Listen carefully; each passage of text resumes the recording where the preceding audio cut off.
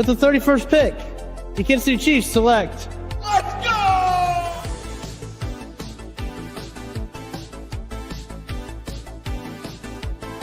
Xavier Worthy coming to the Chiefs in round 1 makes the absolute most sense one could imagine. As soon as I saw the body type and the way he moves, I'm like, I've seen this too often. Like, I'm just moving away from it. That's why I prefer the guys like Xavier Worthy, because you know they're going to be open. How can this team navigate the board to walk away with great value at wide receiver and at tackle?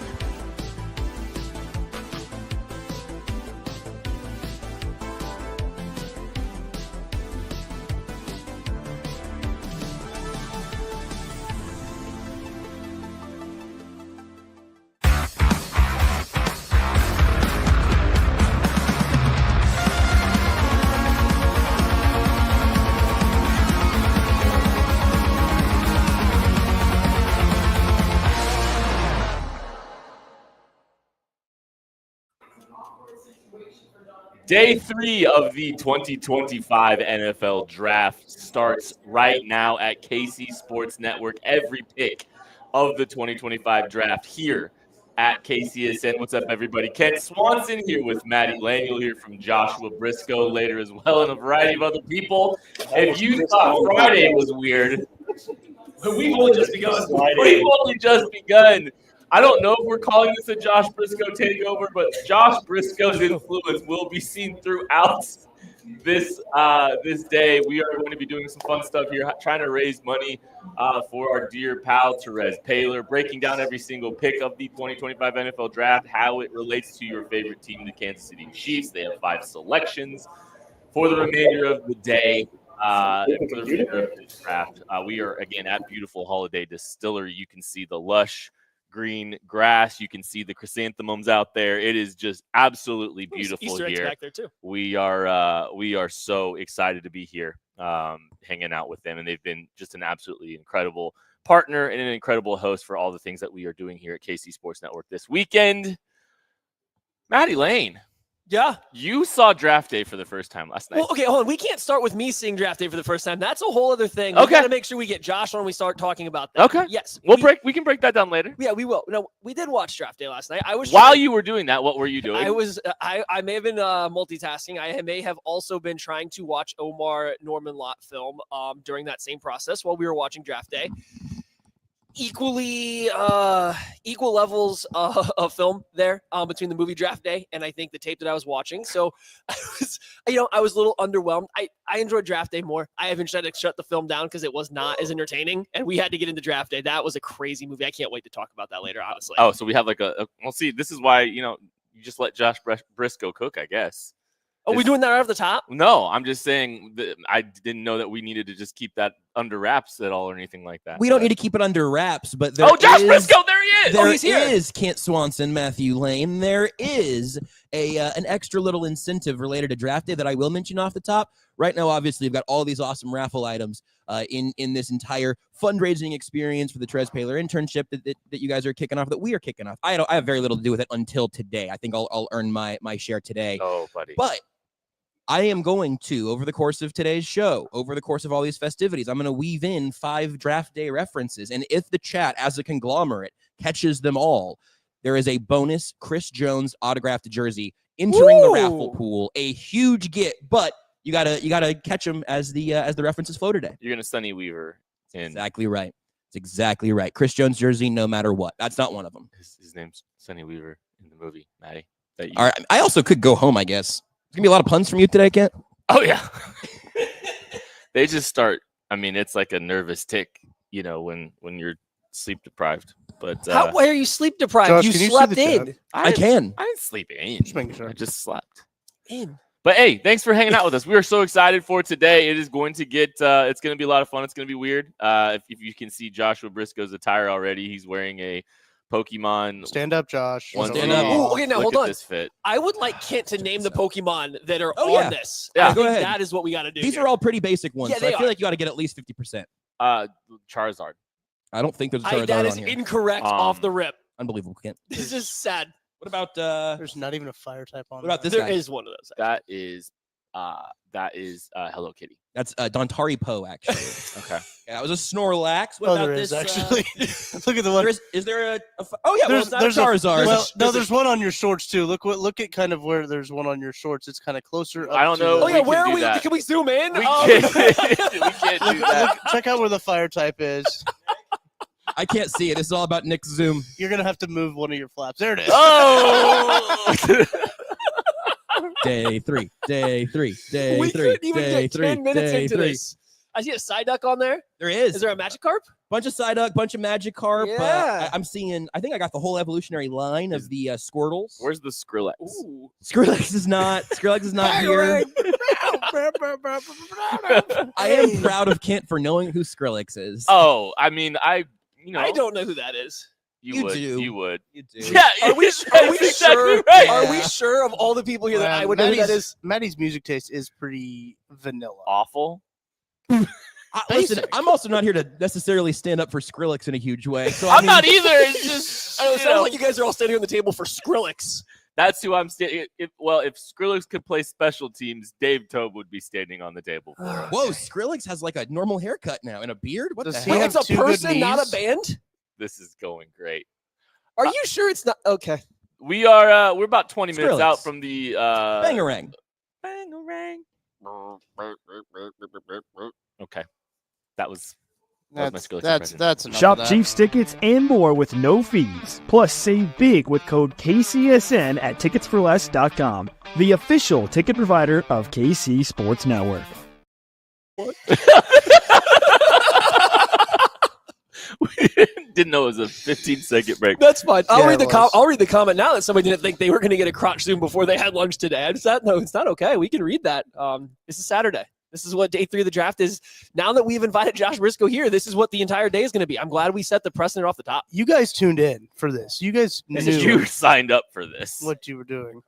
and hit the like Okay. and subscribe button man. if you wouldn't mind. We really appreciate that. I was asked to be here. Like I didn't just I force my appreciate- way into the festivities Oh, this no, I year. appreciate So I'm here to do what I'm supposed to I do. like this. And that's make some splash plays and maybe make some maybe have a few mental breakdowns. It's kind of what I bring to the table. That's Omar Norman Lott. You're trying. I feel it. You're trying to bait me into being super negative right now. No. I'm not taking it yet. I think No. he and I have played roughly the same number of snaps against the run in college. That's that's about true. Listen, Kit might have played more snaps in college than. So, anywho, maybe we should recap a little bit of what the Chiefs did on day 2 of the NFL draft before we just keep going in here. Chiefs had 3 picks on day 2 of the draft. If you guys did not, catch them all, or you just want us to go back through them again now, Catch them all. You got to catch them all.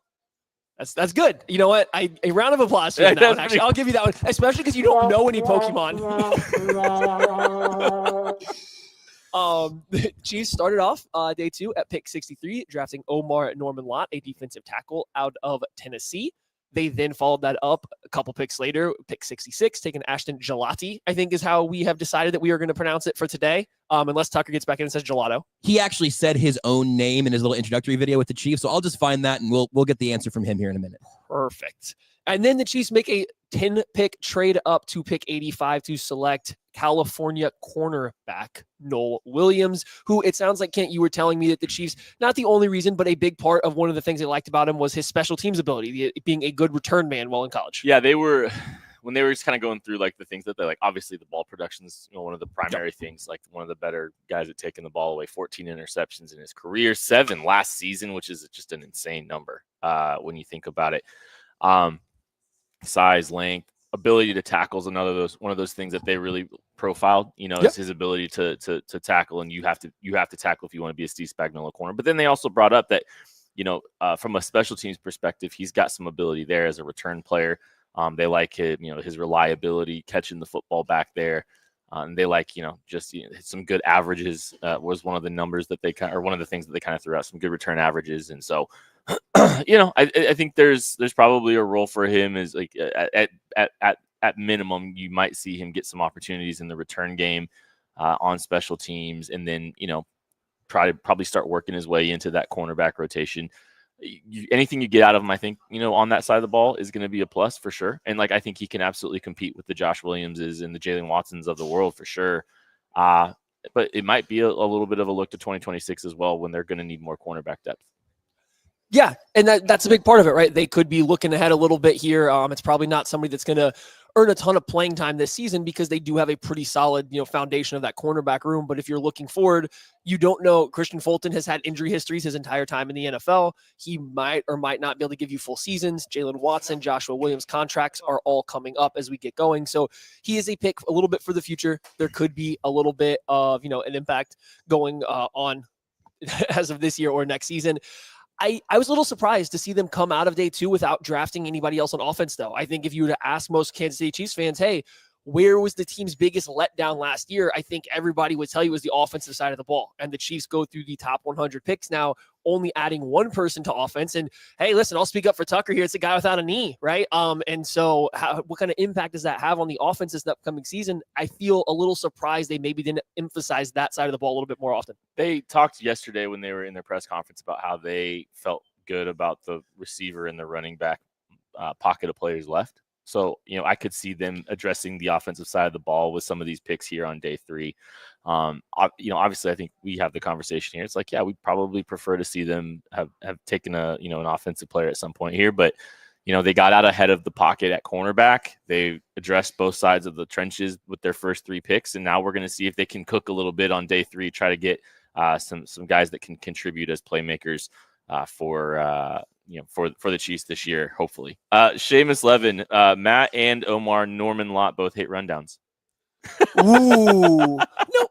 That's funny. I hate rundowns? That's funny. Yeah, you'd rather just not have a rundown. Really? Yes. We sure? Yes, yeah.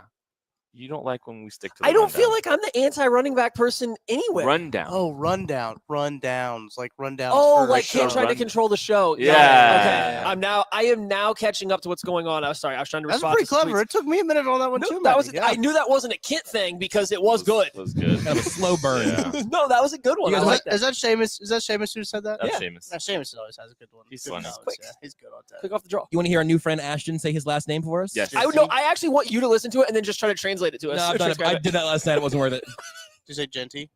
What's up, Chiefs Kingdom? Ashton Gelati. Okay. Gelati. Gelati. Ashton Okay. Gelati. Easy. That's easy. We can knock that out of the park. Gelati. I watched some gelati last night too. Gelati, Maserati. Did you eat it or watch it? I ate some Like there's gelato some while I watched gelati. It was good. Can't maybe go back to reading jokes from the comments instead of making your own. There's no chance that's happening. You're gonna keep getting them. Anyways, Can I sneak peek something just in the Sure you can. this is your show, Josh. No, it's not.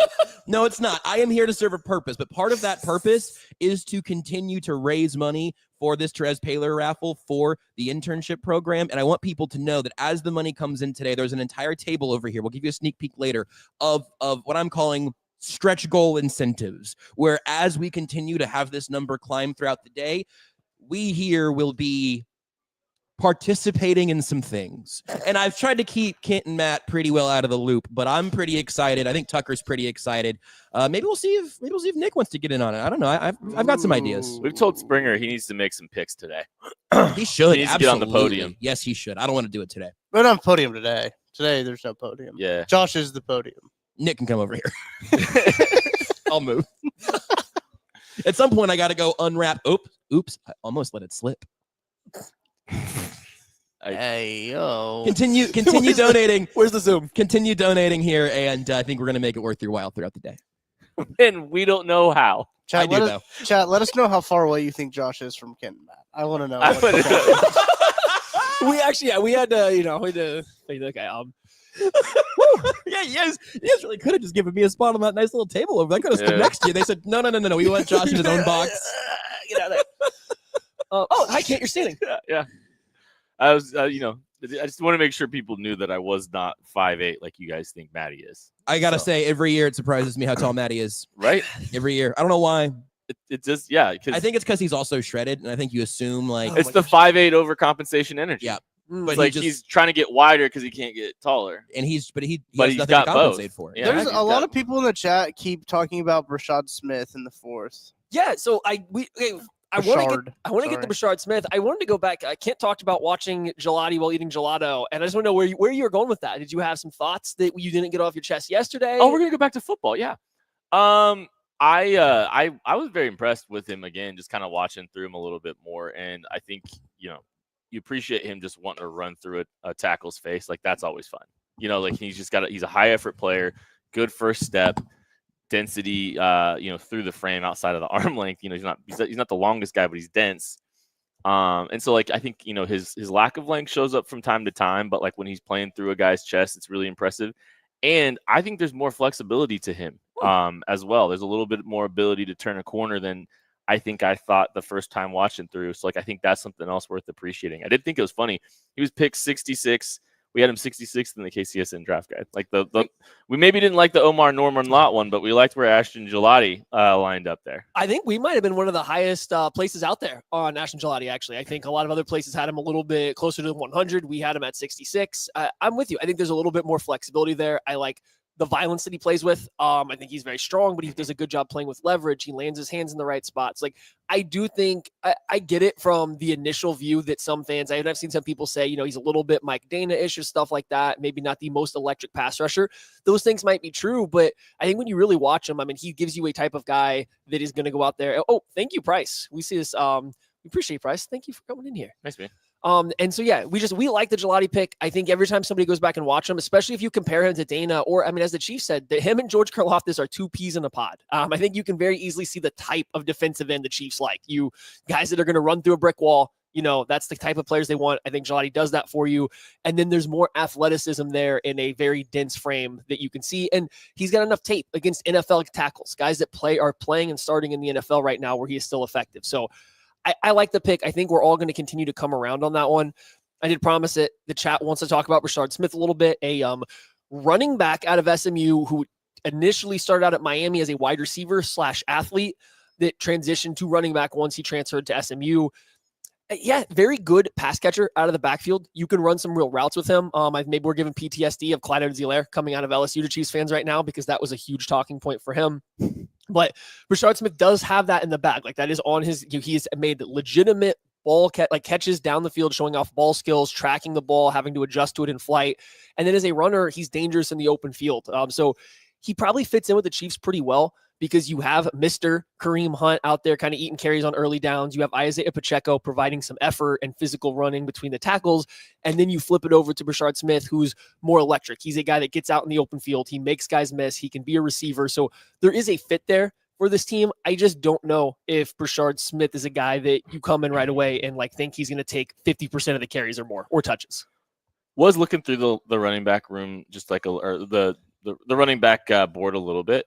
And I do feel like there's a chance that I think there's probably going to be a lot of running backs that fly off here pretty quick here. I think there could be a run on linebackers here in round 4 as well, because there wasn't a ton of linebackers going in day 1 and 2. Yeah, there's only I think 5 linebackers go in the in the first 2 days of the draft. So I think you could see a run. I think you'd see a run on linebackers. I think you could see a run on running backs at some point here too. I'm hopeful that one of those players that we like, a Damian Martinez at 133. How does Damian Martinez at 133 make you feel? I mean, that would probably be their second best pick of the draft. Maybe their best, because again, knees, according to Tucker, he's been told me that's important for playing football. So if you get Damian Martinez at pick 133, I think we would all, we'd all practice our cartwheels if that happened. I'm putting it right here, right now. The Chiefs take Damian Martinez at 133. All three of us, Josh Briscoe, Kent Swanson, and Matt Lane, will do cartwheels here on camera. I'll do a somersault. I'll try a cartwheel. There's not a good cartwheel coming out of me, but I'll do it. I'll do it for you. There we go. Well, it's not for me. It's for the Chiefs getting Damian Martinez, but that's okay. I'll do it for me. I mean, yeah, you got 50-50, share the credit, whatever. But yeah, I'll show out. Also, just to keep the record clear on this is running back day for me. So at this point, any new Chiefs running back, I'm here to be ecstatic with you. This is not. I don't hate the position. I've had some issues with some players and draft picks you alluded to moments ago. Today, give me all the fun players. I will take NFL Street vibe checks on running backs, Ooh. and that's what I need the rest of today. That's also what we need to do today. We need to just have Josh and I talk about NFL Street for about an hour. I can emulate it now in a number of places. We could have been playing that last night instead of watching freaking draft day. Oh, okay. Man, now I'm torn because those are both good options. Do you like NFL Street more than NBA Street? Yes, NFL Street 2 is my particular. I like the favorite. OG more, but I like the second one as well. I'm not going to, split hairs. I spent more time on the first one. So many customization options in Yeah. NFL Street 2 really It's true. played to what I was looking for. Yeah. So like I had every player on my team, had their own chains, their own style point fits. Like it was, I continue to this day. Cole, It's an appreciate incredible you, game. man. Appreciate your Oh, yeah, support, shout out, buddy. Cole. Thanks for having me on earlier last week as well. Appreciate you, man. I love that Josh calls out this is like his running back day. Because we're sitting here, we're thinking about it. Josh is like labeling his importance of like positions in football. So it's like quarterback, edge rusher, tackle, wide receiver, tomato farmers, running backs, Strength coaches, stuff like yeah. that. And so I just love that this is the day for running backs. I'm excited about it. Like it's fun because I don't have to do the thing about they could have probably taken a defensive end. No, today's for running backs. Let's do it. Yeah, there's the if your hierarchy, it's like day 3 running back drafted or undrafted. I know people talk about there's like the argument like, hey, you can grab an undrafted free agent running back anytime.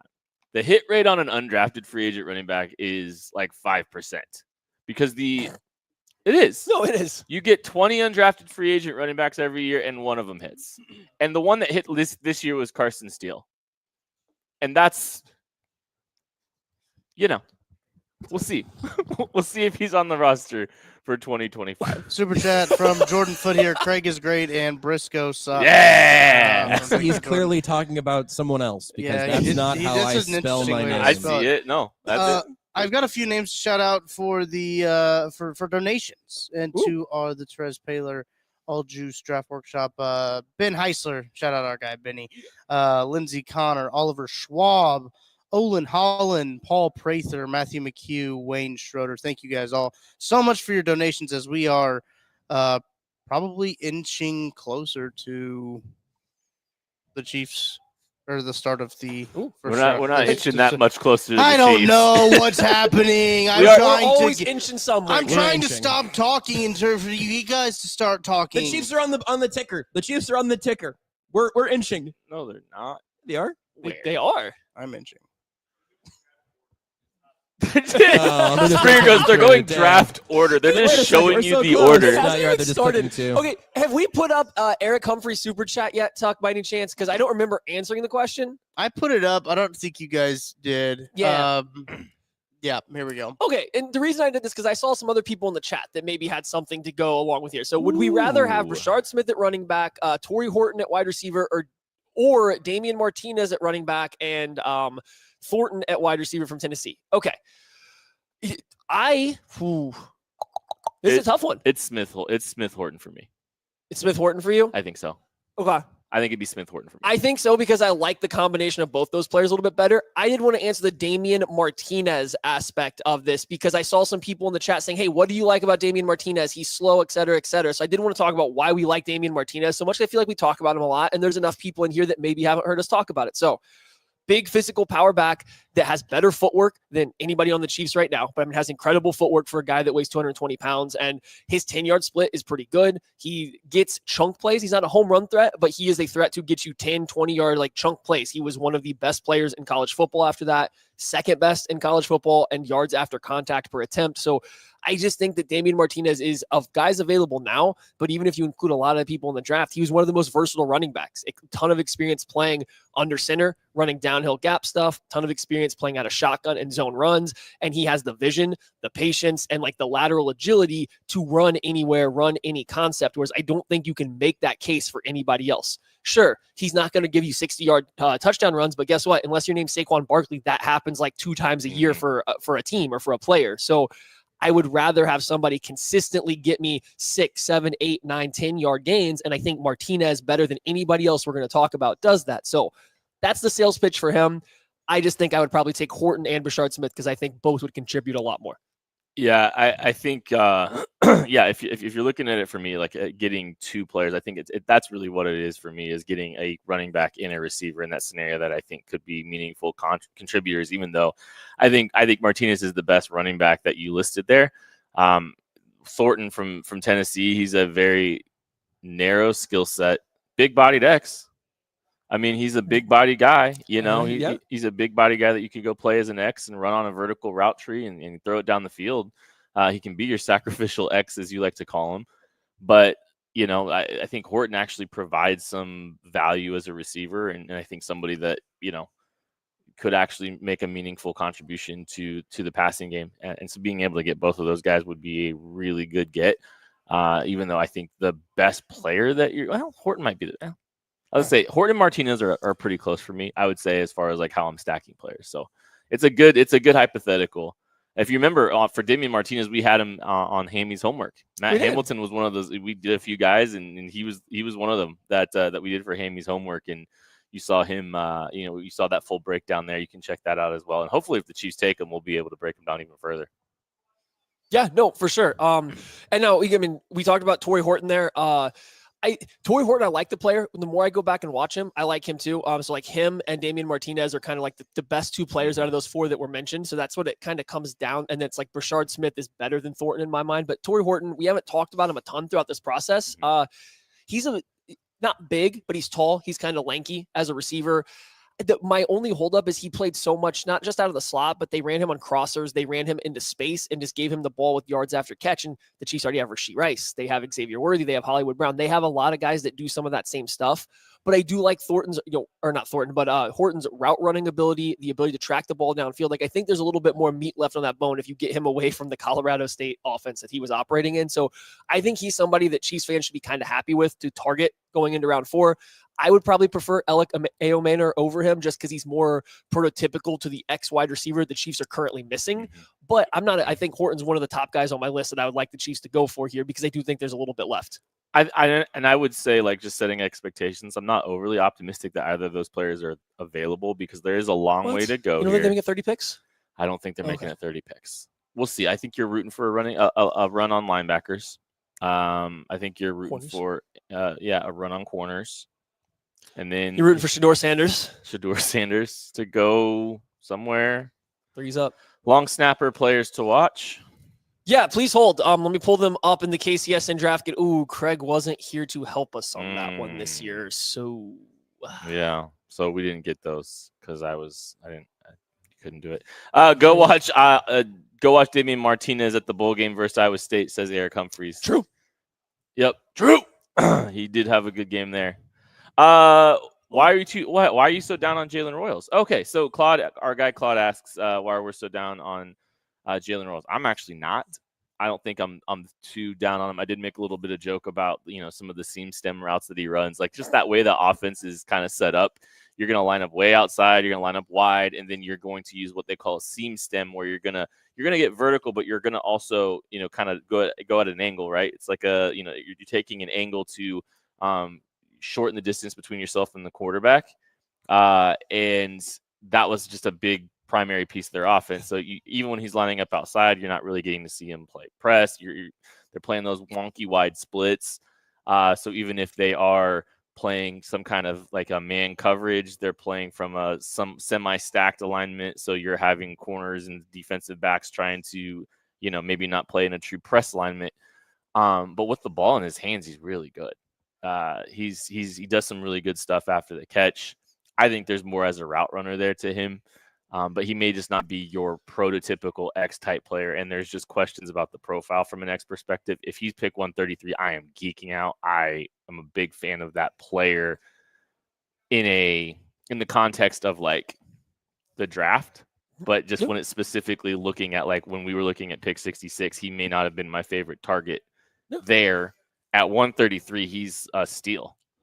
I think this is closer to the range where I think he should go. Maddie's the hater. Yeah, because when he lines up on like 80% of his routes, if this is the sideline, right? Oh, you guys can't see this. If the sideline is this wall, he's this close to it. So he has the entire field to operate with. Like it's pretty easy just to run a route across the field from that perspective.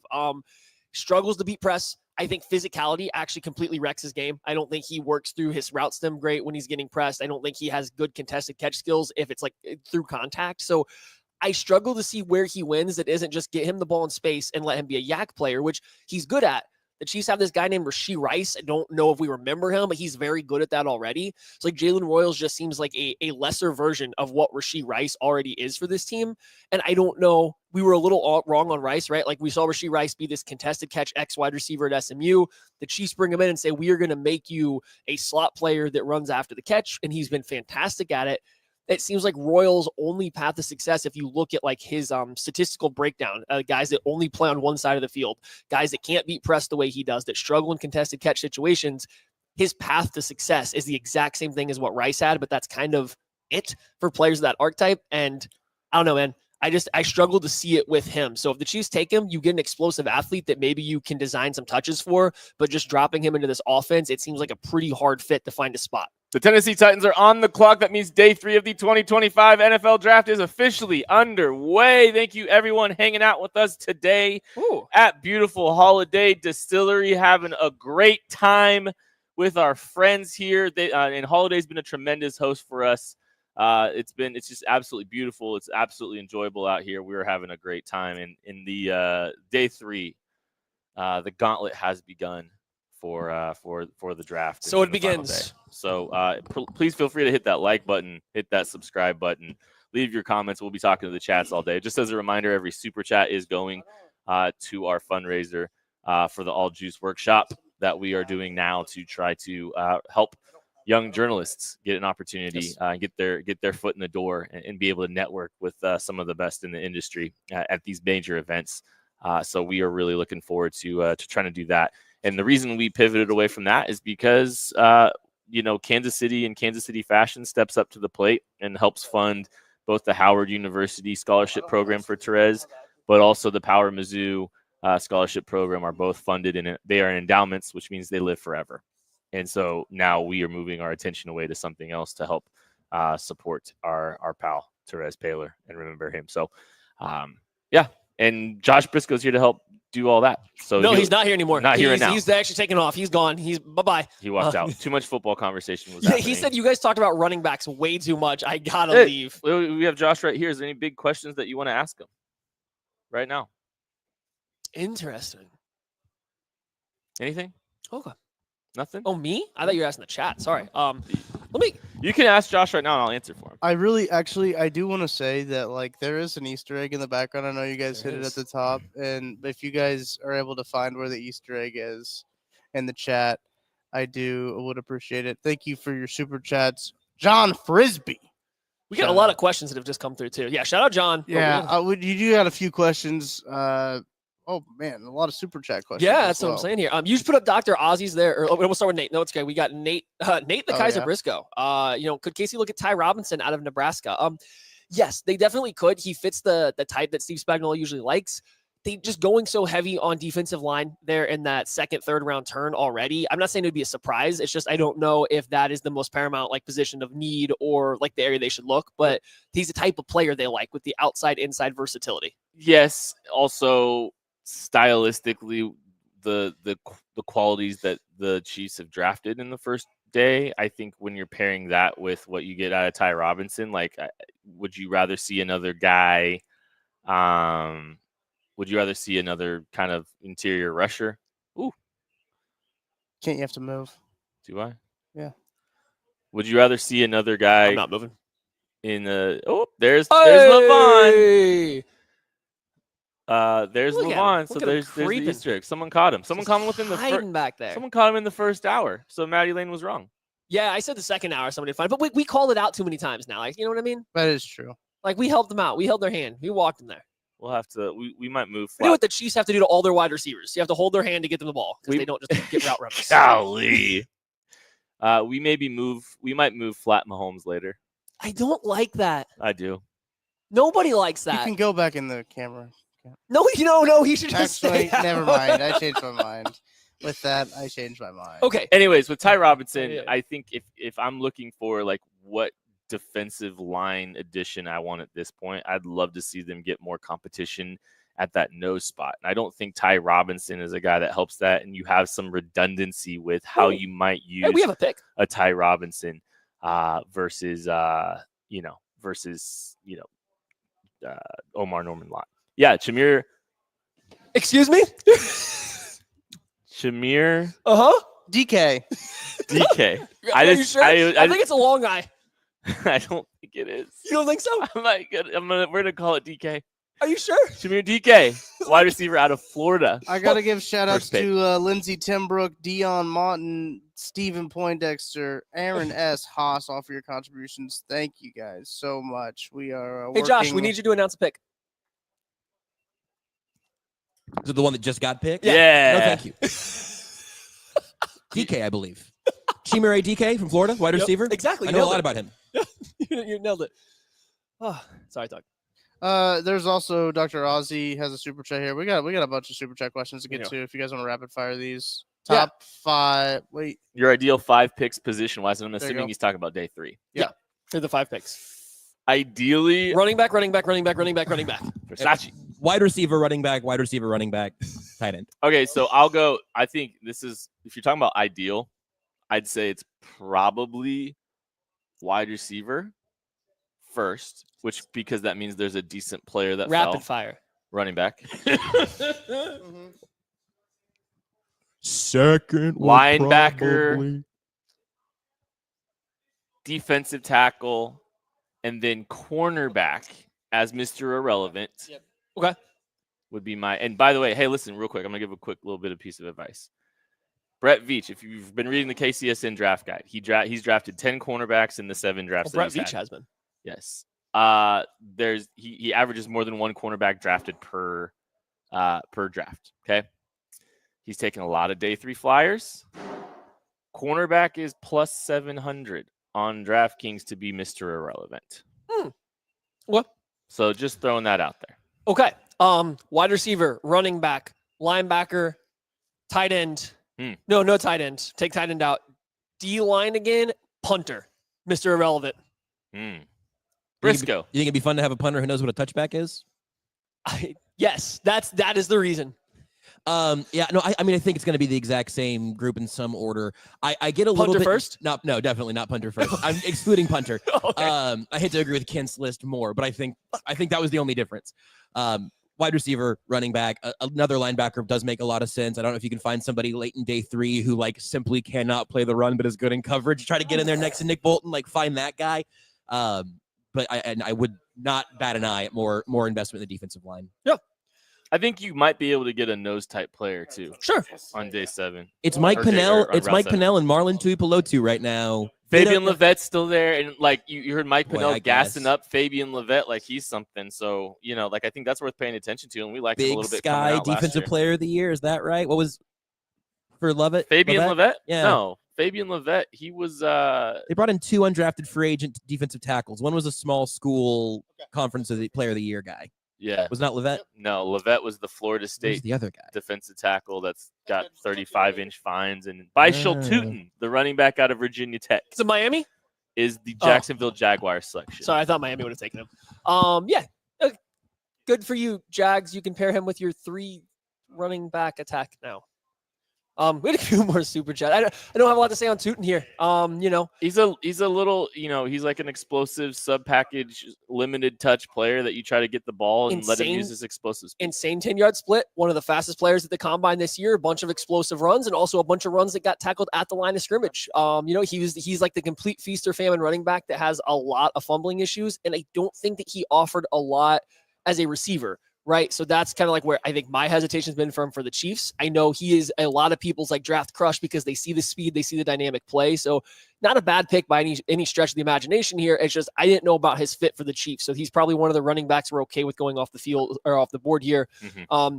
We did have a couple other super chats. I think we were trying to run through. Let me tie off this loose end while Tucker's doing that. Yeah, we'll let him do that. Montana defensive tackle Alex Gubner was the guy I was thinking of. I think the Chiefs signed both of them around the same time. Okay. Yeah. I don't believe he's with the team any longer. But that was the other defense. That's what we're talking about when we go to the defensive tackle depth chart right now. It's guys who has Levette been active on a game day roster at any point? Has he made up ever get a call up or anything? So no. Well, yeah, the Chiefs called him up to sign him. Yeah, that's They important. called him on draft. Did we like Keandre Coburn? I remember liking Keandre Yeah. Coburn. Yeah, we We do. did. We do. like Really him. Cool to like have him. like a young guy on his rookie contract, just kind of in the middle of the defense still. Oh well, Yeah. He's fun to talk to. maybe they like Marlon too. I don't know. Well, I mean, Deep sea fishing? Think they're big they fishing? kept him. God. They.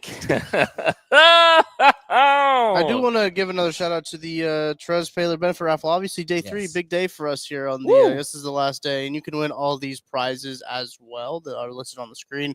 Nick Bolton signed poster, Creed Humphrey signed helmet, Trip McDuffie, Will Shields, Brian Cook, Chamari Connor, Chris Jones jerseys, all signed there. I'm doing a tally here. I'm trying to tally up paper and pen back here with the super chats of what total we're at. And I know, Josh, we've got some pretty exciting stuff planned, but I will get you a number here shortly so we can share the updates of everything we got to do. But yes, very excited for everything we have planned there. One ticket for $10, 10 tickets for $50. GiveButter.com/KCS and Draft. Venmo at KC Sports Network. We'll announce those tomorrow during our live recap show. I think I haven't told you guys this. I think we're going live at 10:30. at 10:30. At 10:30, we're gonna do like 10:30 to 11:15 because the party starts at noon. That's the idea for us. But yeah, that should be looking out there. But thank you guys for all your support into the Appreciate it. raffle. Some sad news for Sun Chiefs fans. Cam Scattaboo, the running back out of Arizona State, is a New York Giant. Good for them. He's off the board. I think that's a good pairing for them to go with Tyrone Tracy. Because now Scatterbo can just be a short yardage back that you give 10 touches a game to just run his face into a wall, and you don't have to ask him to do everything because I don't think that's where his strength lies. So that's a good pick for them. Yeah, I like that. So good pick for them. There's some other running backs. Again, we lose Bayshell Tootin. We lose Cam Scatterbo. Yeah, I'm okay with that. Scattaboo, sorry. I'm okay with that in terms of running backs for the Chiefs to take that are coming off the board. Skill players flying off the board early. Running backs in particular. Running backs and wide receivers. Running back runs here. Running back runs. New England Patriots are on the board next. Yeah. On the clock next. So a couple, we'll get to some of these super chats here in a little bit. Tucker is doing some math right now, guys. So we will get through them, but we do see you guys coming in there. We do appreciate all these super chats. We'll answer some questions. Tucker has an abacus, so just give him a second. Yeah, it'll be a while. Which one do you want to see, Manny? No, not you did not a specific one. I was just still letting people know that we will get through them all. Which was the last one we got to? We did. We are a ways back, honestly. Did you talk? You talked the 5 picks. John Frisbee donated, then asked a question. So I think we're on John Frisbee's question. Sure. Yeah, let's do that one. Yeah, here you go. Any idea if they look at safety in round 4 because of value? So I think the value for safety with me started kind of emptying out on round 3. Mm-hmm. The only safety left that I would even kind of be, not that there's all bad players, but I would be even mildly excited about is Billy Bowman out of Oklahoma. But I think he's more of a nickelback / safety, and I don't think that's what they need right now. They've added enough outside corners that Trent McDuffie should be able to stay in the slot. So I don't think Bowman's like we must have him to play deep or in the box. He would be more for a team looking for a slot like coverage corner or safety for me. So outside of that, I think the safety board got pretty bare. Malachi Moore, Craig Stout's favorite player, or one of Craig Stout's guys. Yeah, would be another name to throw out there. But yeah, I don't know if you're talking pure value, I don't know if safety is going to be the position that I think has the best value. We'll see. Shamir DK going before Elika Yumanor. Yeah, it happened. What's going on with Elika Yumanor? Well, here's this thing. When you play stuff? wide receiver, like step 1 is catching the football, and Elio Maynor may not be the best at catching the football. Now, Josh, I know you don't break down, draft prospects a ton or anything, but would you say a wide receiver that struggles to catch the football, it might be an issue? I would say that it, in my expert opinion, would be an issue. I think Andy Reid might just say, like, it can if it's all behind the line of scrimmage. Can he catch it behind the line of scrimmage and then just, like, take off? No, he's actually better if you just throw him random 50-50 balls downfield and see if he can make an acrobatic catch. Well, the Chiefs don't do those anyway, so totally irrelevant. Does it change your mind if I tell you he used to play hockey and he's a good blocker? Yes. Ooh. I'm in now. Like okay. that. I'm absolutely in. That's what the Chiefs might be in. They need a blocker. Name their best blocking wide receiver they have right now. Juju. Yeah, okay. Name their best blocking wide receiver that has knees, according to Doug. God forbid. Knees are an important part of playing football. Or actually, you can't use Rasheed Rice either. No knee there. No need there. Xavier Worthy technically has at least like 1.5 knees just by mass, and he's not exactly my lead blocker out there. So, no, I think that does make sense. Right, Like, you're trying to fill roles at this point. Yeah, exactly. No, okay, so yeah. I'd like if his hands worked, but does he know about the gloves they have now? I'll tell you what, guys. I don't know if you're watching this silly sport where the ball isn't round. They have these gloves now for wide receivers. Those things just stick on the ball. It's amazing. Listen, hot hands from Little Giants would have been a premier wide receiver. Didn't have to get used to stick them. Didn't have to cheat. I'm so far behind.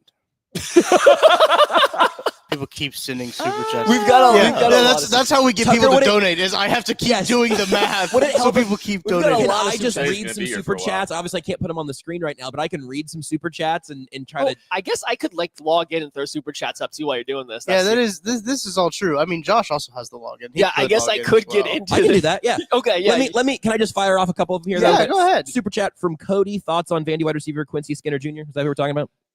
Okay, there you go. Steve Smith loves him. He's a bigger bodied wide receiver. I honestly have not, gone too far down the Quincy Skinner stuff. I did see. I watched a little bit of Vanderbilt. But yeah, he stood out watching them. I just never know if he popped for me as a guy that I definitely was targeting. But I know Steve Smith loves him, so there's that. Also, Nick, breaking news for you here. Ronson Trait has found Mahomes. Again? He didn't fall. Oh, really? Yeah, he fell. We got a lot of like ARGs going on at this point. We got a draft day sneak We in a got phrase so game. We much have a stuff. secret phrase game. We've got Find Mahomes. From Derek, do you think the Chiefs actually use all 5 picks today? I mean, they're going to use all 5. I just Will don't know they if make they're gonna 5 make selections? 5 You absolute man. I'm not gonna start cussing until afternoon at least. So you're upset about someone doing something very literally? This is what I deal with Maddie every single week of my life. I just thought we could put aside our differences for the benefit of the Therese Paylor Memorial Internship that we're raising money for. No. It's $2 asking a nice question. Maddie Lane, do you think the Chiefs will make 5 draft selections today? You could have asked it any way you wanted because I would have understood the question. Thank you. I think that they make 4 selections You're triggering today. me so hard right now. It's so Now, much. Matt from OG Psy here, Yeah. do you think CJ West will be available in the 7th? In the 7th, No. probably not. But I wouldn't have said he'd be available in the 4th. So what do I know? Yeah, if he's available at 133, do you just say I don't care Well, yeah, about you get the offense? better defense. Well, no, I like offense. So you'd rather just draft? I'm conflicted because I kind of like the idea of getting the better defensive tackle in round 4 than round 2, but I also really want offensive players. So now Kent wants to talk. Super chat from Claude. Long live Flat Mahomes. No, Thank you can't. you. No, don't support that. Flat Mahomes. $2 from Josh. Appreciate it, Josh. Shout out, Hilbert. Josh. From the reaction realm, what do you think about Restrepo in the 5th? Terrible 40, but the super chat here is suggesting maybe he's a security blanket after Travis Kelce retires. Do you feel like a security blanket to you?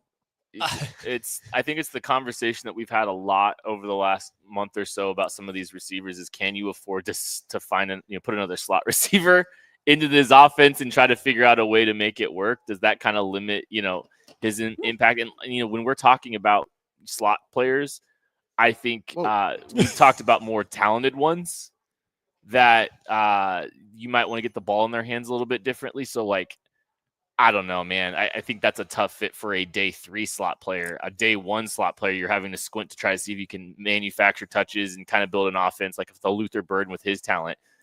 Estrepo, you can't do that kind of stuff with him. So it's it's a tough fit. I'm gonna slip out the Darmine doggy door real quick and take a little break. I'll be right back. Of course he is. Right when it comes up to the super chat where it says that Kent, wants me to give a close up on I need Kent. you to hold it for That's okay. 30 more seconds so You're I can read good this for a next second. question. From Colin, $10 asking, Zoom in on as he walks away. Yes, follow him. Do any of the other AFC West draft classes worry you so far? Also, Tuck, give me a close-up of Kent, please. Thank you, Colin. There it is. Scary. I wanted to say Xavier Restrepo also runs like he's wrapped in a blanket. That's for a 4.85 40 joke. It doesn't work as well now. Look at That's that crazy. Look at that beautiful scenery behind us. It's It is great beautiful. scenery. Am I stepping out the wrong way? I mean, Look at that. there's no wrong way out here. Look at all this beautiful stuff. I just come Sorry. over here Yeah, to get this over here, come in my camera. face. just Sorry, hang out. Josh. Oh, I'm I can't- gonna make my mic this doesn't full reach. Okay, screen. that's I'm fine, gonna we're make done. this full screen. Tuck because said I there's- don't get any more mic cord to move around. Yeah, I gave him all Put the me on a length I leash. had. I can give you the wireless one, let you go outside and do a little jog. That is actually true. You could Get have in a a quick pump Look out at there. that, guys. Look how pretty. Look how You could look do how push-ups out there on the Tuck patio. We said, could- I haven't had enough bourbon yet. Tuck said no more O-line pass sets for you. You were on the cord. gorgeous. You on the court. Look at this beautiful place out here. Holiday Distillery. Wonderful It is hosts. beautiful. Wonderful people out here. That sign is so far away you wouldn't believe Yeah, it. you guys would believe it because I'll do this and it That's goes true. I real. guess you get to see the show.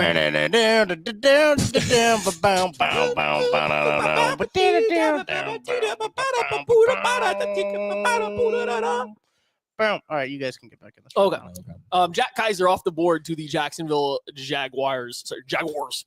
People get mad when I say Jaguars. My Midwestern accent for pronunciating. Yeah, people get mad at me for saying it too. It's how are you supposed to say it? Jaguars. Jaguars. It's almost like Jaguar. Jaguars. No, Almost French probably. That's true. That's where they were. Never mind. Probably French. Any other AFC West Doesn't count. classes do anything for you, Maddie?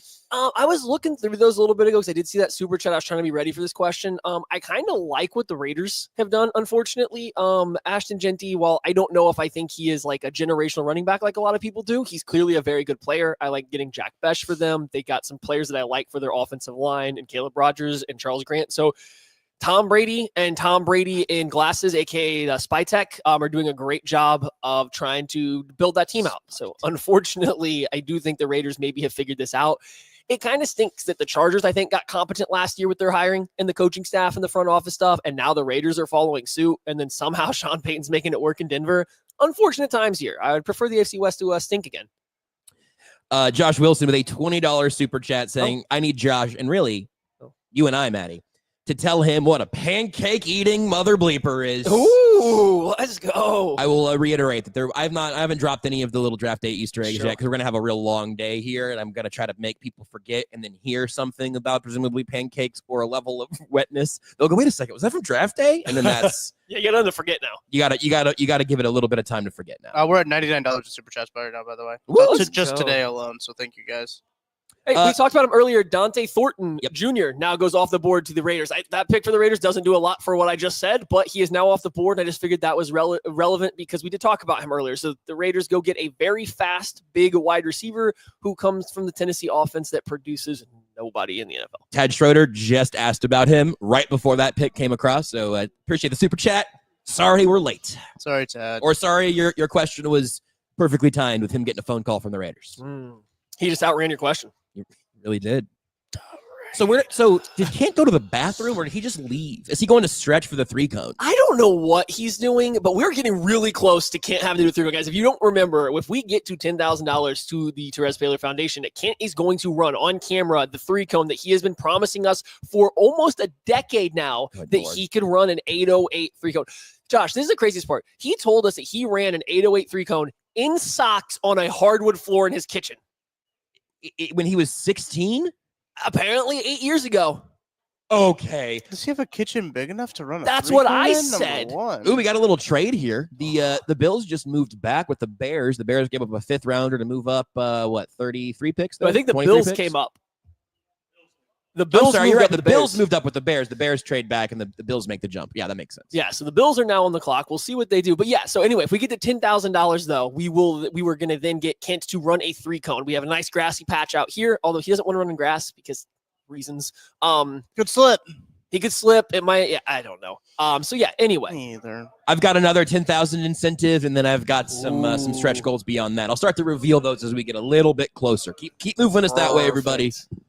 But yeah, so that's coming up here soon. We're getting pretty close to that. We'll have that. Josh has got a whole host of things. Steven just sent another super chat. And adventures and things that we Make me do do more math. that we have to do as we get going. So that'll be good. We're rounding up here. We're not getting necessarily close to the Chiefs pick, but day 3's rolling along right now, Josh. I got another one for you here from Perfect. Steven, the one that's bothering Tucker's math here. CJ West and Martinez are on the board at KC's next pick. Who do you take? Damian Martinez is probably my first choice. I love CJ West. I wouldn't be mad with either one of these. I just really think the Chiefs offense needs some help at this point in time. So please. Tucker, I don't know if the logistics are ready or if Nick has to do that little camera pivot, but would you like me to do a quick little preview of some of our hidden gems that might keep the super chats and the raffle entries rolling in? Yeah, we could actually probably use that mic you have in your hands though too. If I just if I go full screen with Maddie. Yeah. Nick hit the 0.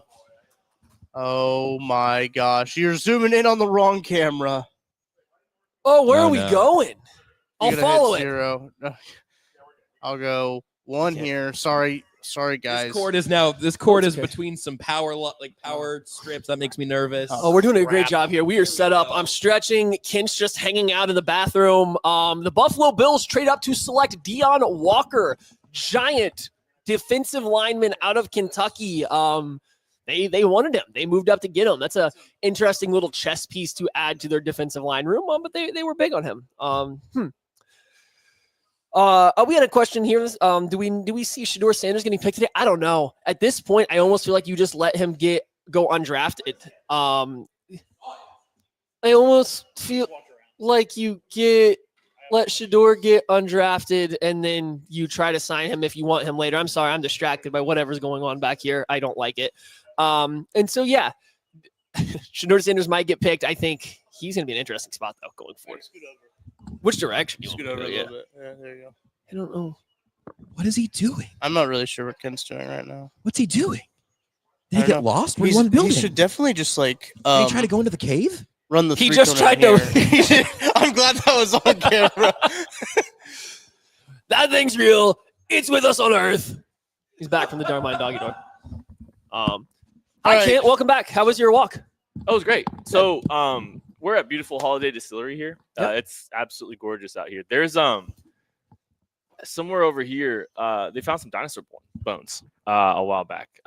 Parasaurolophus bones. So I was just looking to see if we could find them. Well, speaking of bones, let's go ahead and send it on over to Joshua Briscoe to tell us what we have on the magic table. Josh, you're not- Thank you, Tucker. Welcome to the magic table. So here's what I have. Each of these is a different stretch goal as we are continuing to raise money for the Therese Paylor internship through KC Sports Network. Now, as we go throughout the day, I will uncover and reveal what each of these are. And truly, I believe that these are in order of severity. Oh, Let's say severity. no. This one will be the first, and hopefully this will coincide with a $10,000 mark when Kent has to run the 3-cone. Hopefully he will return to have to understand what's under this blanket. And then the secrets really, really get out of hand. This is our second stretch goal under here. I'm going to tell you it's relatively culinary in nature. This one right here, the third stretch goal, this one is an old classic. And this fourth and final stretch goal, not exactly a classic, but I think it could end personally really well for Tucker D. Franklin. We'll see if we get there. He's also an engaged man. I don't know. I mean, you've got a long runway, before you're in like wedding planning territory, it seems, and everything. So yeah. I think Tucker will be eligible to participate in all of these. But really, I'm honestly most excited to make Kent do a couple of the things that are under these right now. So continue to donate, do the raffles, and we'll do this. Speaking of, I got some donations here. Michael Richardson. For what? What am I wearing? Are Hang you on. new here? Josh, you can get to what you're wearing after I can't hear you, Tucker. I don't have headphones. Oh yeah, on, that's so true. I can't quite hear you. I got a couple donations. that I wanna read. Fantastic. From Michael Richardson, from Karen Borgstrom, from Josh. Oh boy, Josh, I'm so sorry. I'm about to butcher your last name. Josh Dobrava. Josh Dobrava just supported us as well. So thank you guys all so much for your donations. We really do appreciate this. All of this money is going to the Therese Paylor All Juice Draft Workshop that we are doing. Yeah. We could probably get in some cornhole over here too if we feel like it at any point today, right? Yeah, I mean, we got the camera for it. We do have the camera. Josh now has the mic for it.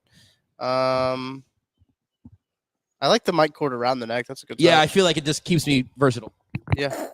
Pull You like the out. sound that made? No. Hang on. I'm excited for what's underneath the blanket. Like that is good stuff. That is Here, let's do a little. I'm gonna do a little 4D audio here. Let's see how this works. Oh, that might actually sound awful. What is happening? I'm What is actually going on? very worried for him to do this. I don't. Oh, I found Mahomes.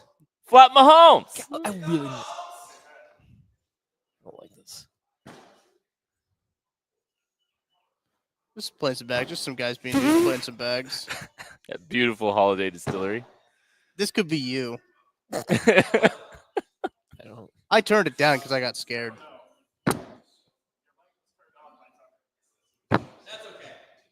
Critique his form. The leg is great. Critique him. Hey, what? That's me. What? Arian Smith is the pick to the Whoa. New York Jets That's something. wide receiver. You can't coach speed, and so Right, you're changing both the I cameras. think the Jets wanted to go You're grab changing both the a cameras. speed element there, so they go take one of the fastest receivers in this entire class. Also, does not have hands. Yeah, that's not, it's not maybe as important as knees, but hands are also pretty important for football. And yeah, he might not have them. That's interesting with Malachi Corley. They have two guys that slightly different athletic skill sets, but two guys that do the exact same thing. So that's intriguing.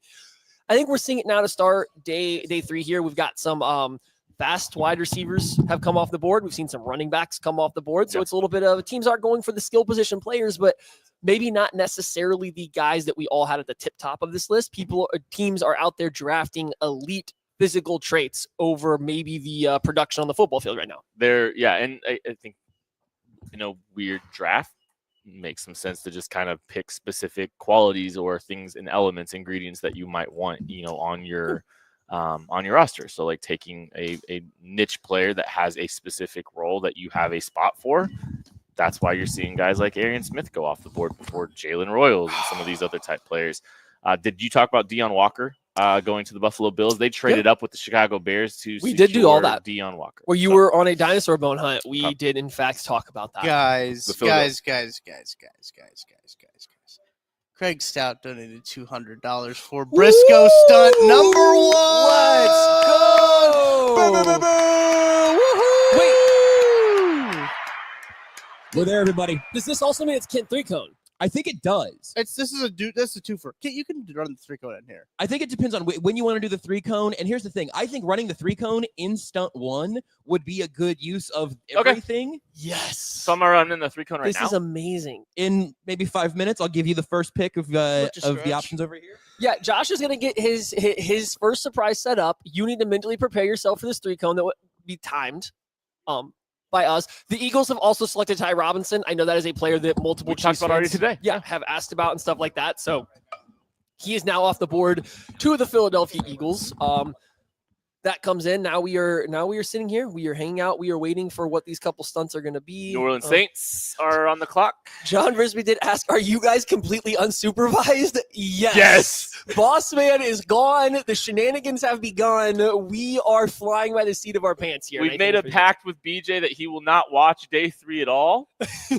He will let whatever happens happen. And I did also see, Josh, we'll put these super chats up there when we can. Josh also said, for a twist on my emoji tweets before day 1 and 2 and the Chiefs pick possibilities left, who are my Reliant K, Switchfoot, and Cutlass picks? I don't know a single one of those words I just said. Ooh, he wants. What? I knew every one of those words. I know he wants. Intimately. I feel like this is more of a me and Briscoe Yeah, question. What's the absolutely. question? Okay, so before players get picked, I always tweet out emojis of like, "Hey, here's a smiley face, a sad face, a mad face." I feel here's short now. a twist. And sitting. So they had said, for instead of that, who are the pick possibilities that would be your Reliant K, your Switchfoot, and your Cutlass? Every Cutlass song is the angry emoji for me. I'm not a Cutlass. Well, they want guy. a player I attached was to a it. huge Cutlass guy. I don't think they aged nearly as well as Reliant K and Switch. Oh, it was That's a the car, upset of not the a century band. that you were a Cutlass guy. Really? Yes. Lost in a sea of faces. Exactly. Do they sing the "Why do you run? Probably. Why That do sounds a you lot like it. hide?" I'm song? so lost right now. It's okay. Reliant K is 1-1 for me, like all time. Reliant so. K is like also number 1 for me all time. They're one Reliant of those. K is not on the board today. They one of the. Yeah. There's no chance. There's no chance. You weren't a pastor's kid, so you don't know this life. But Reliant K changed music for me. They were one of my favorite bands. They were the band that introduced me into a whole genre of musical existence. And then Switchfoot is they put out one of the best banger albums of all time 20 years ago, with the Beautiful Letdown. So hey, by the way, Briscoe, did you ever listen to the Beautiful Letdown remix with all those bands? Yeah, it was unfortunately I did find it to be a little bit of a letdown. I love the original album. The our version thing with all the, it was I listened to it and it was kind of cool, but I haven't gone back to it. I've listened to the originals more, certainly. Adding to the Noise by Dayglow was pretty cool. Okay, I'm gonna revisit it because I think we talked about it when it came out. Owl City did Gone. I think, oh man. Told the girl that you should treat her like a lady. And I love that song. You guys ready to see what's under the blanket? Absolutely. Hang on. Oh, never mind. Almost. We're almost. All right, everybody. Here's Nick what Springer. we've got. For our first stretch goal, as Kent Swanson will eventually go on to run a 3-cone.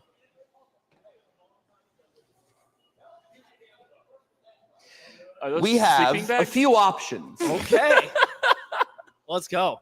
I'm in for this. Someone can be a crocodile. That's me. I'm in. Wow. No, can't. It won't be actually. What's your biggest one you have? Somebody can be a big old penguin. Ooh. I would say Kent should not run the 3-cone in this. I don't want the 3-cone to be questioned. I think the most flexible and frankly fitting outfit for Kent today will be side duck because he needs to know about side ducks. This is All right. amazing. And Kent, if you're unwilling to participate, if you're gonna just be kind of How a many things were in there? unhappy fella all day, you've got options for that too. No, I'm in. Give me the side up costume. I'll go get ready. man. I can't hear you at all. Ooh, this is perfect. I got a Pokemon Go run. Oh my gosh. Do you want to? Are you I willing wish to I run the could do that. 3-cone as Psyduck, or do you need to do that in your natural? Maddie, you have a preference? I'll give you first You pick. literally bring me your choice. Whatever you want me to put on is absolutely fine. Danny Stutzman is the pick for the New Orleans Saints. The linebacker out of Oklahoma is off the board. Is a linebacker. I think my mic's hot. The camera might be here, so just get naked. I'll just turn them off. Has talked about a few times for the for some potential linebacker option for the Chiefs. He had a lot of hype coming into the season. I don't think he did anything wrong or anything like that. Oklahoma just wasn't as good this past year. So you find him available on round 4, and that's a solid pick for the Saints. Oh man, this is a time. I can't wait for this as we're about to get a It's gonna be good. 3-cone. I Tucker is getting donned with a Santa jacket. Oh, I get the Santa jacket. You got Santa'd up. I'm actually so stoked for this. I was actually kind of feeling a little chilly though too, so this kind of works out. Yeah, it's a little. No, cooler. you're not hot. No. You're sorry. Tucker is the only one who I think is current. Tucker and Nick are currently doing actual work of some sort. Sure. So I feel like Tucker is both kind of What, Father zips? Christmas and the Grinch here. I won't make you wear the mask, but I can bring you the gloves, Tuck. Oh, I can't wait to have Tucker have to do math while wearing Grinch gloves. Tucker, you a little cold? Did you like some pants? Grinch sleeve. I think I'm good. I think I might just add the pants. Oh, then. this is going Could I- well. Oh my I gosh! interest I you? just found out that YouTube keeps Could I track interest of you the in some super Grinch chat pants? totals. Nick, Oh, YouTube does it for you. Yeah, so oh, I don't- guys, say listen, you guys can't make Tuck do any more math, So but YouTube on the back end keeps track of the super chat totals. Which no, yeah, I'm which not makes sure sense. if it works. So once we get another super chat in, Tucker can make sure it works. Here for this, How big of an area do we need for a 3-cone? 5 yards, like 5 yards by 5 yards, like an L shape. Does anybody have a tape measure with them? I don't think anyone's gonna have a tape measure, think but that's good. like you can just take like A couple big steps. just take some big steps and you'll be Yeah. good. Just figure it out. just think about how far Kareem Hunt would run on one play, and then Oh, okay, take here a we go. couple more steps. Oh yeah, are we getting penguined up? Yes, let's go. I don't want to mess anything up here when I do this. So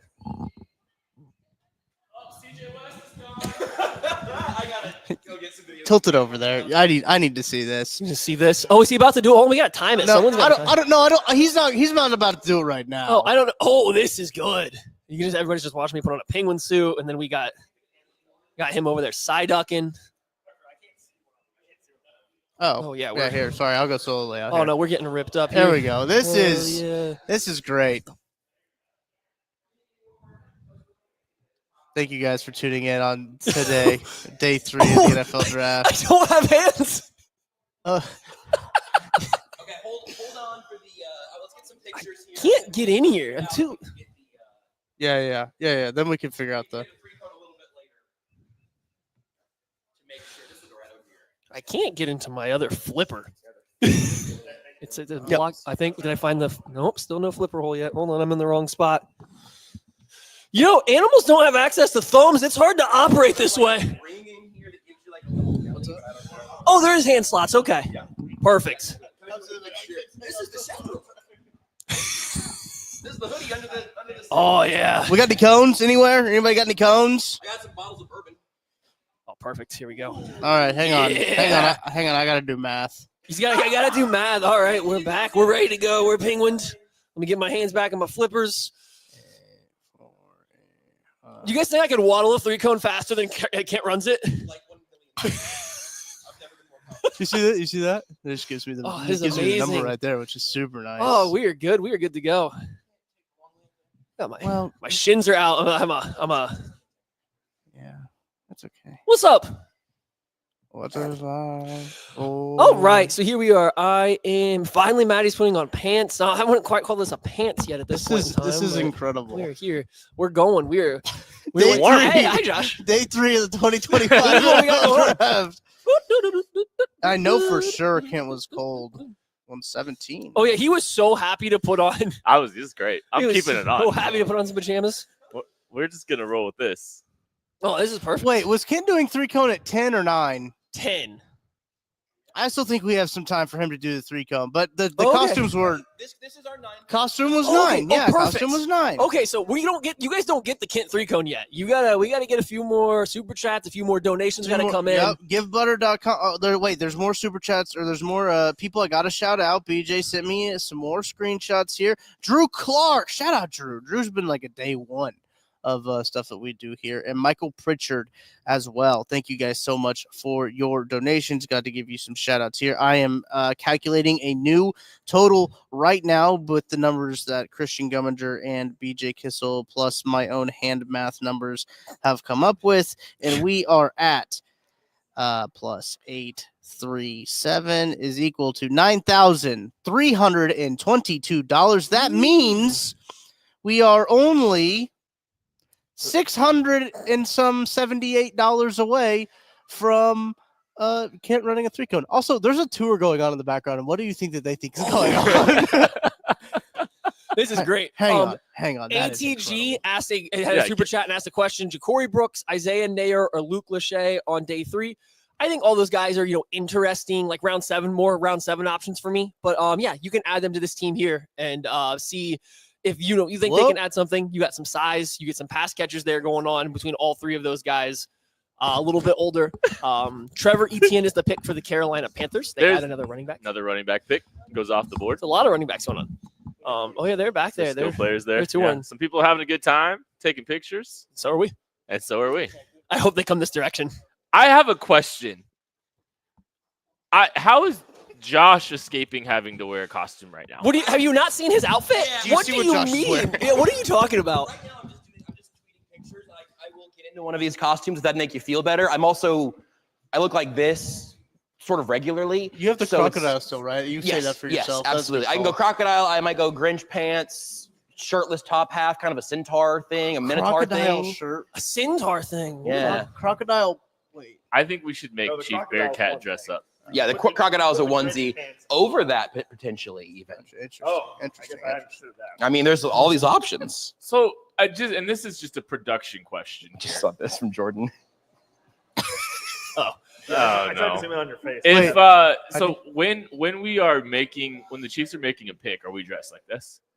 Got to be. Yeah, gotta be. Right? I think that's what the people paid for. Yeah. I kind of feel like we have to wear this. Chat. I need to let us know if when the Chiefs make a pick, chat, do they need to wear this or should they Go to a more professional setting. I feel like we have to wear this until we hit another goal and have to possibly change. I like that. I think at least one Chiefs pick in the costumes is kind of important. Yeah, the most important pick of the day. Yeah, well, listen, I mean, we could have put the costumes at the end, but you got to run a 3-cone. Do you think a single person was going to say that we should not have to wear these? You asked the chat as if anybody would say, oh, yeah, no, let them quit dressing up as various animals. Mr. Proctober said professional setting. No, he said yes. Oh, no. Wait, he said no professional setting. Yeah, they don't want us to be professional. I thought he was saying no, professional setting. They got it. Yeah, it's unanimous. All right. Let them quit. I think you keep wearing them because we will definitely miss the pick wasting time again. Matt Staggs. Did you see Staggs? Okay, here's a good one, and this is a question for Bearcat. Ooh. How much to get Bearcat in a costume? What is the amount of money that needs to be donated to the Therese Paler Foundation to get Bearcat in a costume? We set the line. He said says we set the line. We're gonna set it at $9,400. Good news. No. I've got a lot of things to keep incentivizing. from right with. I now. feel like we could put that at 12, maybe. I don't know if Bearcat will be here at 12. Yeah, what about this? Don't let dude. He's gonna be out of here like. How about 6. this? How about this? Okay. I don't know if this is the general vibe I've done in the past. What if we get one individual donation of $100 That's what I was or gonna go more? with. Yes, and $100. Bearcat becomes the Grinch. If we get $100, we will get Bearcat in the Grinch costume. Or the Gator. Both are very good. I'll do the other. Tucker's got the Santa suit right so now. $100. And if you don't, if it's not a full 100, if you want to say, hey, this is for the Bearcat, get him in a costume foundation, we can add them together. If we're gonna Just do let us that, then know. I want to move it up. You want to move it up? Yeah, I think want to that's say fair. $250 $250. before noon. You have 10 $250 minutes. $250 the next 10 minutes to get Bearcat in the crocodile or Grinch costume. That is what you guys have. And Cody Simon, linebacker from Ohio State, is off the board. And, good pick for the Cardinals. Yeah, this is a good pick. I wonder if we start seeing a run on linebackers at some point We here already pretty have. soon. Yeah, You get some good super chats, too. that starting have to see come through. Danny Stutzman off the board, Jack Kaiser. I Yep. think a lot of the positions we talked about before the show even started is like these are the spots that I think you could see the Chiefs or these positions starting to fly off the board. The Miami Dolphins have traded this pick to the Houston Texans, so they will be on the clock here. Probably to take another Iowa State player. Flappy Lane is incredible. That's a good one. That's a lot better than Flat Mahomes. There it is. From Flashy. Cheddar Boom! Wagon. Oh, Let's go! Cheddar Wagon! Costume Bearcat, time. it's time. Bearcat! Hang on. And he's got to make a pick too. I got another Yeah. one. Oh, I got another notification here from BJ Kissel. This just in. Brent Shepard, thank you for $500. Let's go! Taylor, All Juice Draft Workshop. Thank you guys That probably so puts us at 10. much. Yeah. I mean, just doing crunching some quick numbers. Yeah, that would. Let me change That's 6. Yep. So I forgot how to work a computer. So guys. you need Yeah, to well, go. no. You need to stretch. You don't have to go anywhere. You can just stretch here. Bearcat's gonna put on a costume when he's got a second. and here, announce a pick. and he's gonna announce a pick. Oh, that's why it went to the top. We're done with this round. No, we are not done with round 4. Bearcat, you got to make a pick too. Why did it go Steven around Steiner, three? another 100 to get Bearcat in the Steven costume. Steiner! He's using some Steiner math. Yeah, man. he was. You were using some Steiner math. Over Tucker there. is Steiner math. I am using Tucker Steiner math is right Steiner now. math. There we go. Another That makes more 100 sense. from Scott to get Let's Bearcat go! Scott. Oh man, this is great. Everybody wants this. And you're making a pick. Yeah, the next pick, the Houston Texans pick is Bearcats to make. Derek, shout out Derek, another 100. Wow, Thanks to thank you everyone all who so put much. It in. What do you guys got for Derek? What's your guys' Derek chant? Is Derek a Steiner? Is he? Oh, wait, hang on. Sorry, guys. I don't forgot how to run a computer. Hang on. There we go. Oh! Woo, Scott. Thank you, Scott. Thank you, Steve Steiner. Is that? Do you think I think we call this is Chief Bear Cam. Do you think that's actually Steve Steiner? You think that's their? You think that's? I think that's Braun Breaker's dad. You think he's related? You think he's a Steiner? I let us know in the chat, Steve. If you're a Steiner. I want to know. Cheddar Wagon again. OG Cheddar Wagon. Thank you guys so much. Holy cow, guys! I'm sorry we're screaming all at the same time. No, we're not. And then Derek. A gator costume. Oh, look.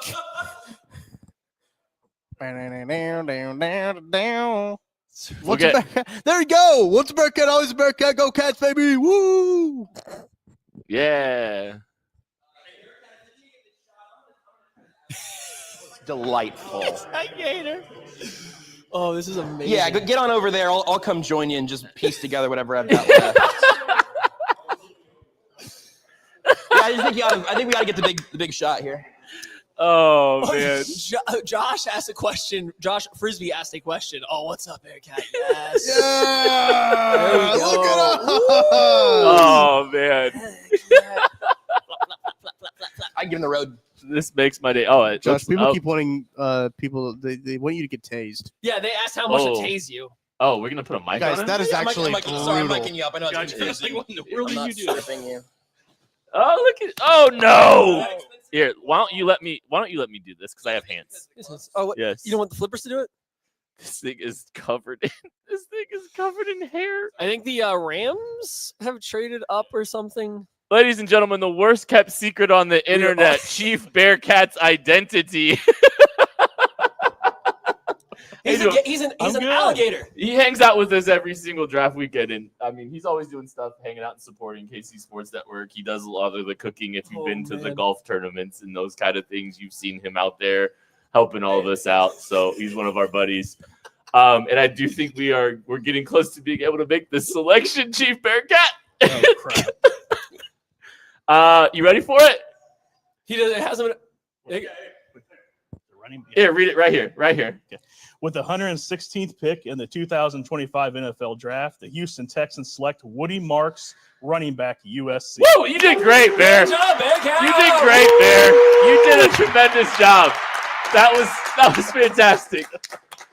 Ladies and gentlemen, Chief Bearcat, the worst kept secret on the internet. Nailed it. Oh my God, this is amazing. Woo! The Rams have traded up or are now on the clock. Are they taking a running back too? Probably.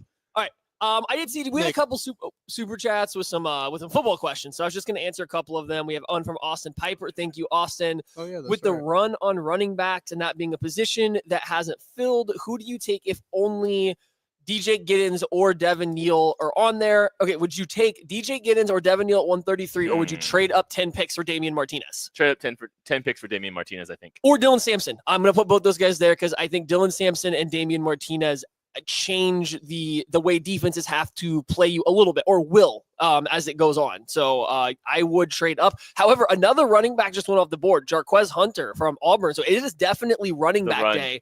And none of the guys that we like have gone off the board yet. So, you know, running of the backs. Thank you, Derek, for your super chat. I missed you during the initial blitz. Thank you so much for your super chat, $100. Thank you guys so much. John Frisbee again. Thank you guys. Austin Piper. Thank you as well. Thank you guys all for the super chats. We've got Wyoder. I just was going through some that had, Wyoder had a super chat here that asked if they select LaQuint Allen, Jalen Conyers, Latham Ranson, and Ted Buchanan, what's the emoji for that string of players? Teddy. That's not Teddy. Of those players, what would you give the emoji for drafting those 4 players? I think I'd be excited for Jalen Conyers and Teddy Buchanan, like super excited for those guys. LaQuint Allen's fun. And Lathan Ransom. Yeah, I'm not as excited about him, but it's okay. Yeah, no, I think it's a pretty good. That's a solid smile on the emoji scale, right? I mean, it's kind of hard to do. Solid smile, not overly excited or anything like that. I got more people absolutely. to shout out. Kenton Gleason. Oh my gosh, this name I should have read before I started going in. Bradley Petzelnick. Thank you. What was that? Well. What was it?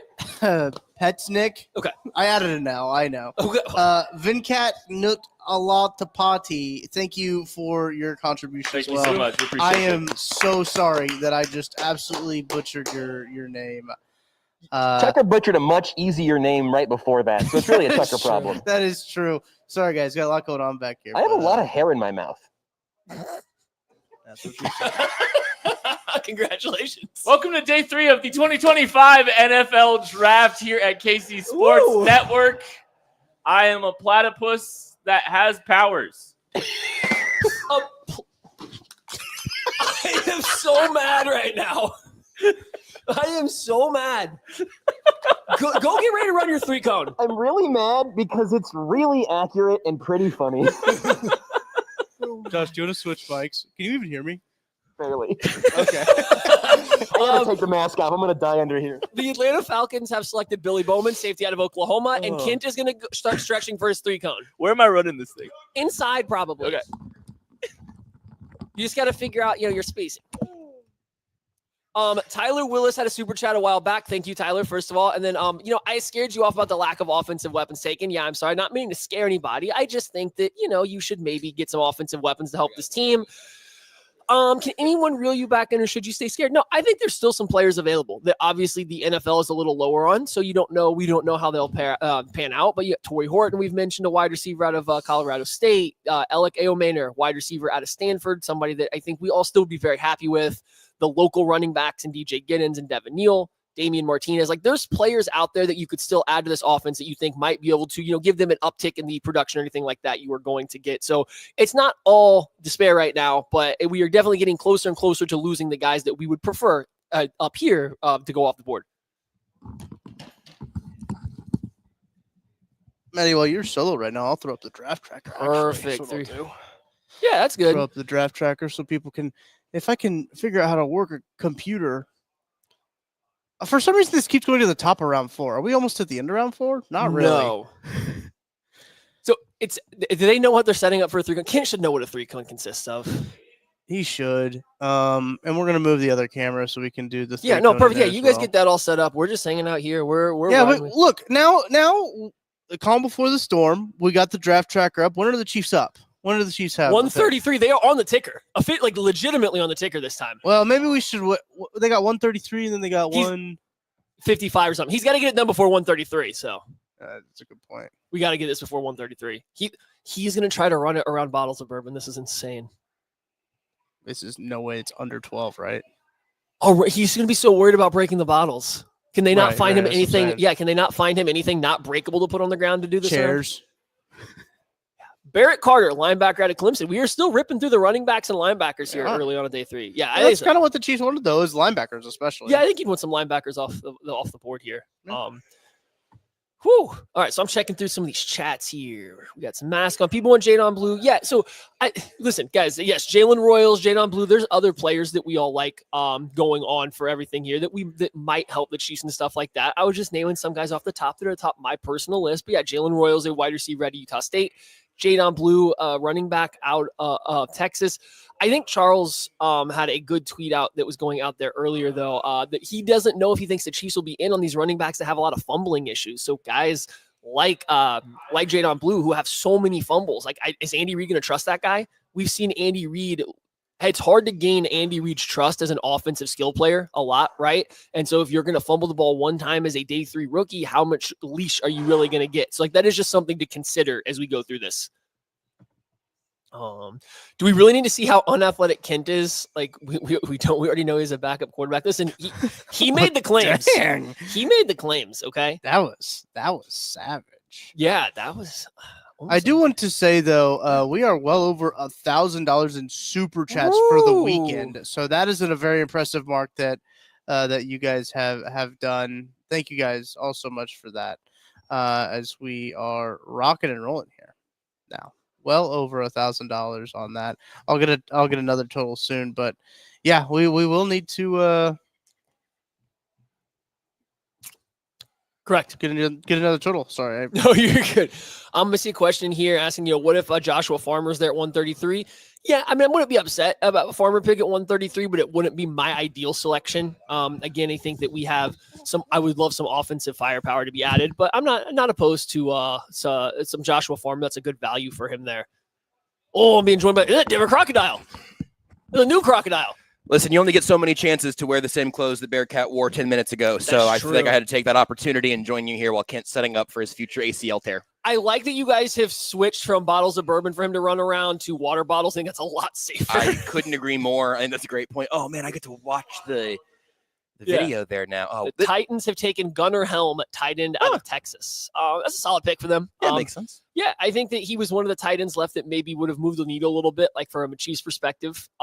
Solid blocker. You get the ball, let him run after the catch. So this has been a big running back and linebacker day early on.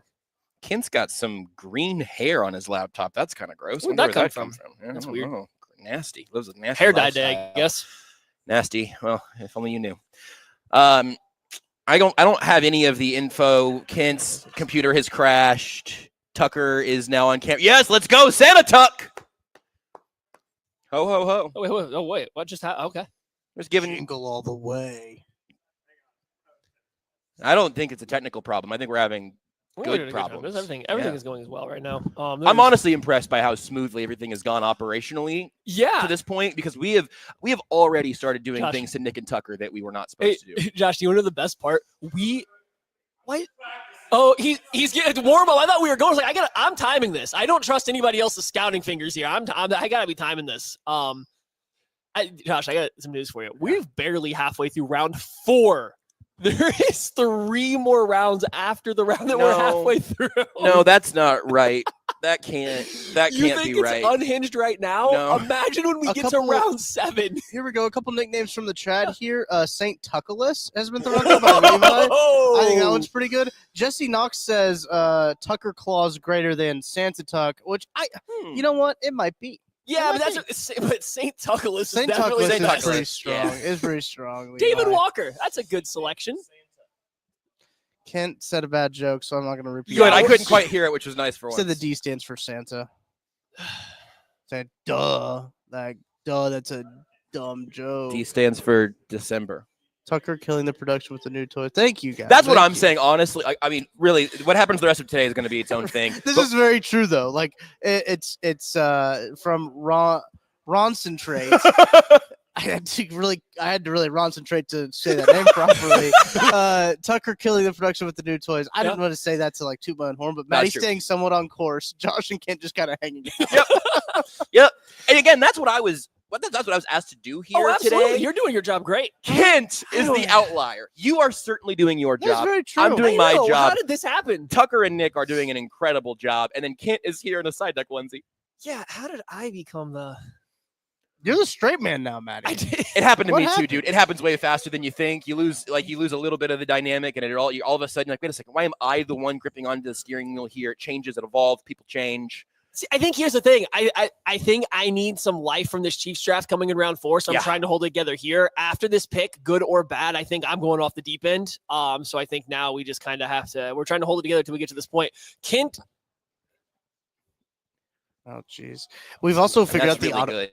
We've also figured out the auto tracking feature on the cameras that they have. So Kent is going to be auto tracked by this camera. Just let me know when we're ready to go, Kent. When you're ready to start. Have we hit our 10,000 threshold? Let me. Okay. I'll come get a second angle of it all too. Oh, can we? We can't hear you. You're not mic'd Can up. we mic him up with the road mic while he's running so he Yeah, hears the noises hang make on. when his ACL tears? Actually, be so good. Somebody said that he's going to move too fast for the auto tracking. No, he's not. That's not a concern that we have. Look, I tried to juke it out and it didn't. So if I couldn't juke it out, Can't juke it. Give me a little juke. Oh yeah, let's see your best juke. He kind of moves like there you go. I think a platypus with magical powers. He really I think does. he moves like a regular platypus. There's no magical powers about what I just saw. I'll tell you what. Hang on a second, guys. Latham Ransom, Ohio State safety, off the board to the Carolina Panthers. He was a name that was brought up, I think, earlier in the chat here. So he is off the board. The safeties are also linebackers, safeties, running backs off the board. Hot start to day 3 if you weren't a fan of those positions. So I got to give a shout out to Jacob Hedden as well for a donation. And oh my gosh. Hey, Kent, real quick, give us your best pass set.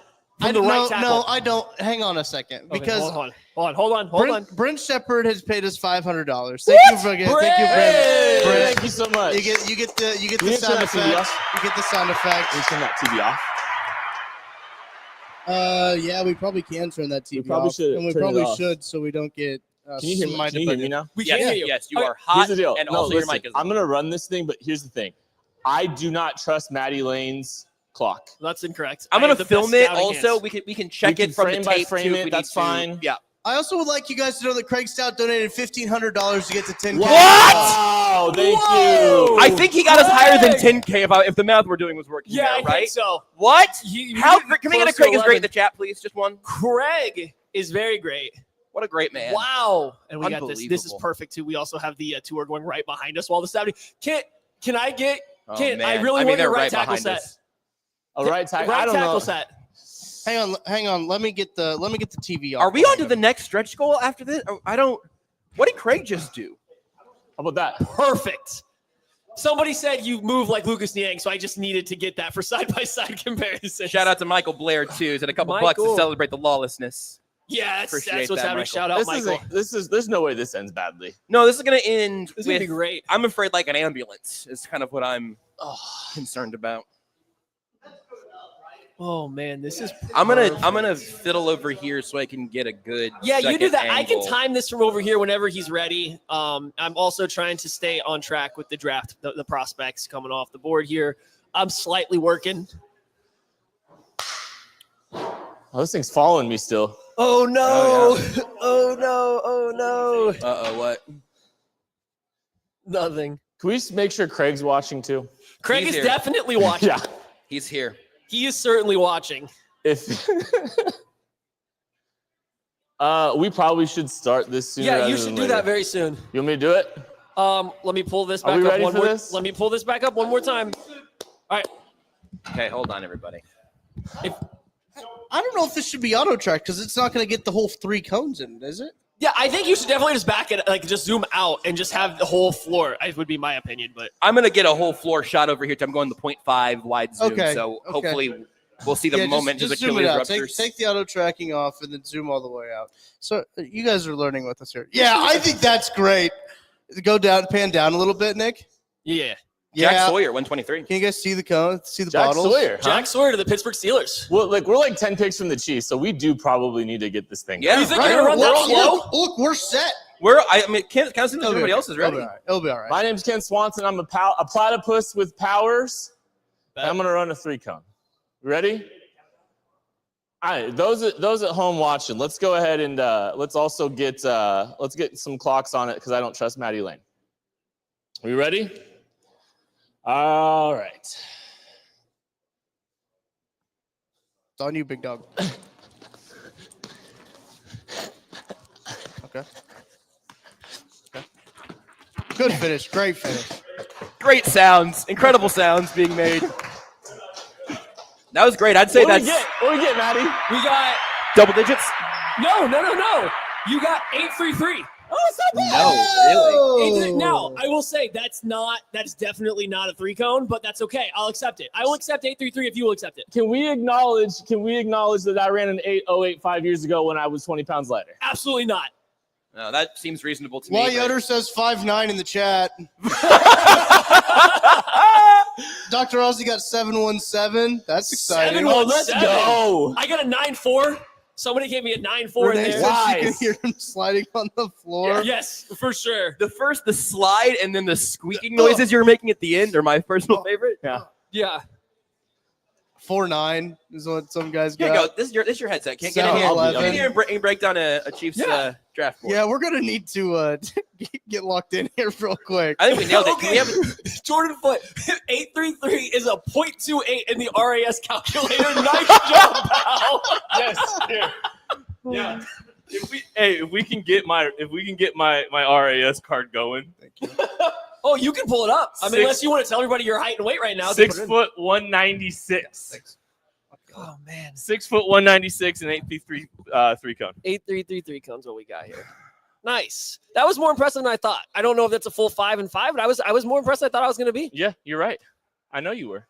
Because I did it. I was sub 808 5 years ago. I don't believe that. It though. 1000% happened. I so don't believe It really that. wasn't even close. I don't believe that.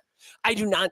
You don't think that? No. You don't think that myself? I think former- maybe if you had those distances that you had there, maybe, but but I don't think you ran an actual. That's actually 6 yards. I don't know. It's not.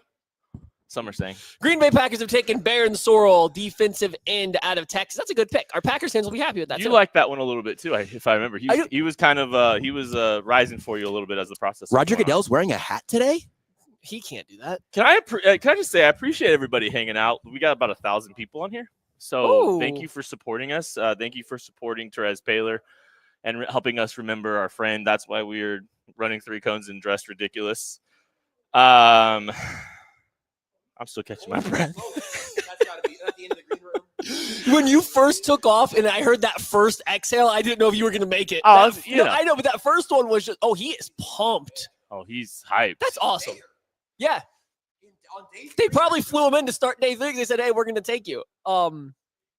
Ooh, that's a good idea. Yeah, the fit's amazing too. I'm not gonna lie, that's a really good pick. He's similar to like Ashton Gelati, just in terms of he's a little bit sawn off, but he's a physical player with a lot of energy and stuff like that. So yeah, he's a guy that like I don't know how the fit would work for the Chiefs necessarily, but I did like the player quite a bit. Ross Sawyer, Kent's best athletic comp is James Winchester. Thanks. Let's go. Woo! I'm a little hot now. A little warm, a little toasty. Oh man, that's great. Do I get exempt from one There of you go, these try it again. punishments later? No. Kendall Gammon also always used to talk about how he was the worst athlete on the field at any given point. And let me just say, Kendall Gammon could kick your ass. Yeah, he absolutely could. Like in all, I mean, all present company included. Sure. Oh, right now. Do you think today. all of us could take him together? Could we all fight Kendall? Right now, I think so. I think he played a long time in the NFL. There's no way his body feels amazing, right? Like Sure. So I feel like if we all ganged up on him, maybe. So DJ should text him. Dr. Ozzy said, I sent the show link to some friends this morning and said that this is where they'd find the best Chiefs draft analysis. I regret nothing so much. The crazy thing is you're right. The funny thing is, you are absolutely right. I can't imagine though somebody tuning in for the first time seeing any of this, and this is what they're getting. Like, it's only downhill from here for them. Like, we can't top this. No. Well, I don't know. I guess we got to see what Josh's next surprises are. I think we can. In between all this chaos, you will get real draft takes. Yes. There's just a lot of I've tried non-Chiefs sprinkling them drafting in. I've tried to talk about Yeah. the draft a little bit. I will say, shout out Brett Veach though for For getting why? that 5th round pick Oh yeah. on us Right. to make our lives so much better because now there's not a 90 pick gap. Oh, that'd be so. All right, I gotta try to go to the restroom before the Chiefs pick, and this costume seems like it's gonna be quite the adventure for this. We're I can't gonna even get my headphones off because I have a hat.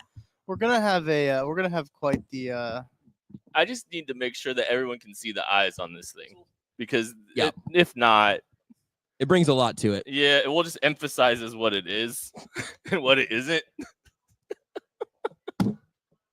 It's a really good look, Kent. You're doing great. I appreciate it. I am sweating profusely now. Yeah, that's a relatively warm onesie. You can give a little It was- unzip, and of course you were chugging out there, man. Yeah. chug a lug. I would love to chug a Powerade Zero that's in that fridge in there if someone could hook me up with one of those. No, there's a Powerade Zero. I can see it through that window right there. The wonderful people at Holiday Distillery have just been incredible. They're so great to us all the time, but they're letting us letting us use this space this entire weekend. And letting us, just kind of be here. They're so hospitable. They take care of us with, all kinds of beverages. Not just, you've got, delicious bourbon, but, they've got all kinds of great stuff. They got Topo Chicos in there for us. They got Powerade. They got flagon Guys, of mead. I have incredible news to share that we are over 12,000. Let's We go! need to do 11,000 and 12,000, but that's gonna have to wait till after the Chiefs pick. Yeah, it Those is. both have After, to. whoa, guys. So after the Chiefs pick, I think. Oh man, we're at 12,000 We're at- already. we That's have great. We have to move some goalposts. No, I mean, I have a steep goalpost for the end, but I didn't think it. Oh boy, we had 20. I don't know if you guys can Was it tell, 20 big but ones, right? Is that what we were doing? 20 G's, I 20 just- racks? hit me, Nick. Never a doubt. Never a doubt. It was not a bad throw. It was wet a little bit, so it was a little slippery. But I'd rather be high than low. I appreciate that. People pay to get wet.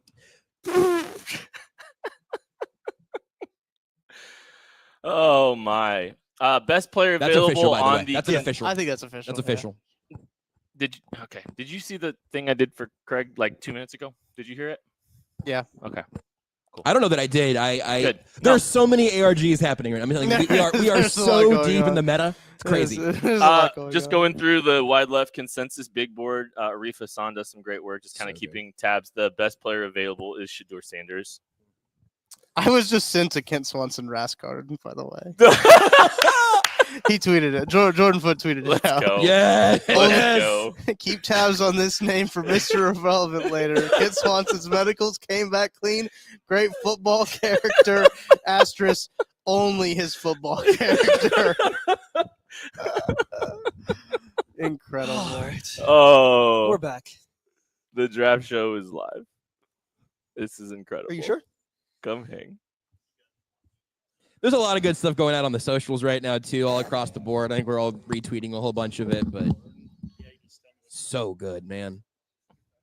Wait, what's happening? There's some stuff out on the social sphere. Yeah, just there's a lot of good stuff from the KCSN account, other accounts. I'm looking at Jordan's Hollywood Swanson, quarterback, Mid-American Nazarene, relative athletic score. Can't believe Math Bomb got you. I got math bombed. Craig tweeted out, confirmed tier 4 Seabass.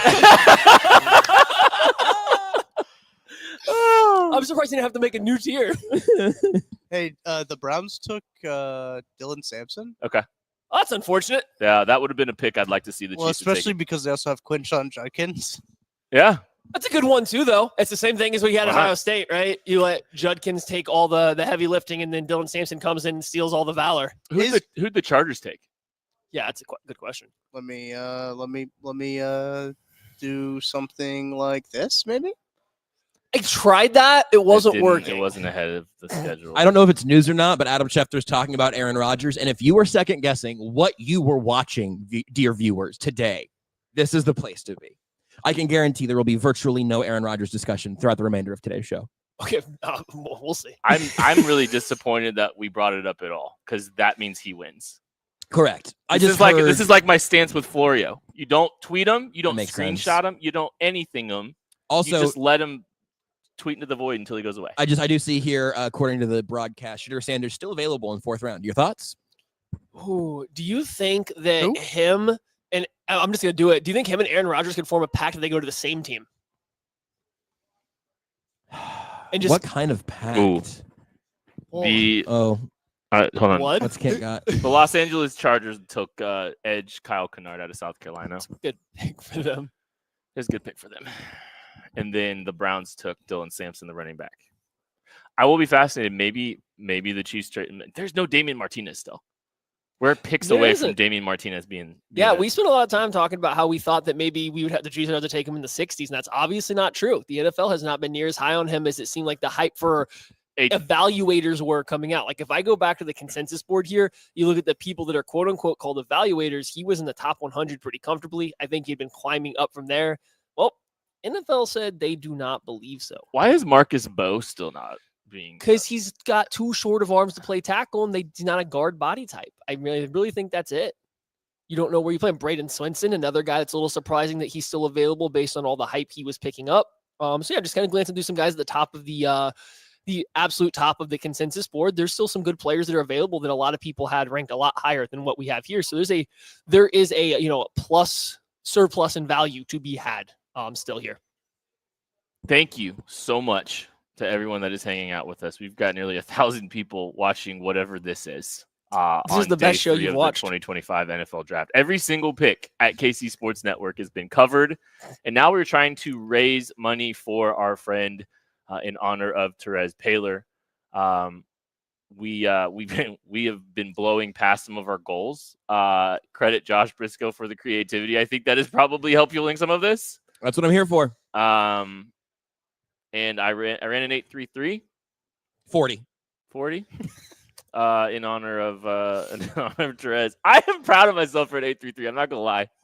That's pretty good. At this point in my life, but yeah, you know, it was 8.08 a long time ago, and that's okay. Yeah, you ran an 8.33 cone.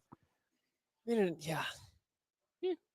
Washington or Indianapolis Colts, Washington Commanders. I feel like these. What if the Colts take Shedeur right here?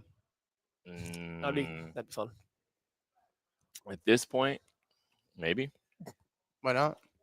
I mean, well, okay. Here's the reason why not. At this point, do you think he's going to be a mess, right? Like he's got to be a mess if you draft him and put him on this team right now. So I could see a scenario where,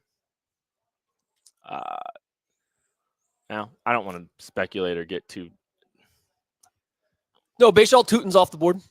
Yeah. Do they take their ball and go home? Does Shedeur and Dion take their ball and go home? Jalen Travis. Tell them no one to draft him for the Indianapolis Colts. I don't know. Oh, that's a very Coltsy pick. Yeah, get a big, pretty athletic offensive tackle. See if you can develop him. They've done a pretty good job with that. I think what's going to be funny is if Shedeur and Dion take their ball and go home, and then Shiloh gets drafted. I still think it's going to be hilarious if Shiloh gets drafted. There's no chance Shiloh gets drafted. Man, a team in the 7th round saying, "Hey, we need a guy that's willing to tackle poorly. They can play on special teams poorly, but it would really be cool to have a foot in the Sanders door. Like, what if you're trying to get Deion to be your next head coach and you just like say, hey, we'll do you a favor and we'll draft your son. And he's like, oh yeah, you're going to draft Shador. And they're like, no, Shiloh. I kind of feel like at this point, I feel like the NFL probably is telling Deion what they think about Deion from a perspective too, when it comes to all of this. So are we sure he's going to be an NFL head coach ever?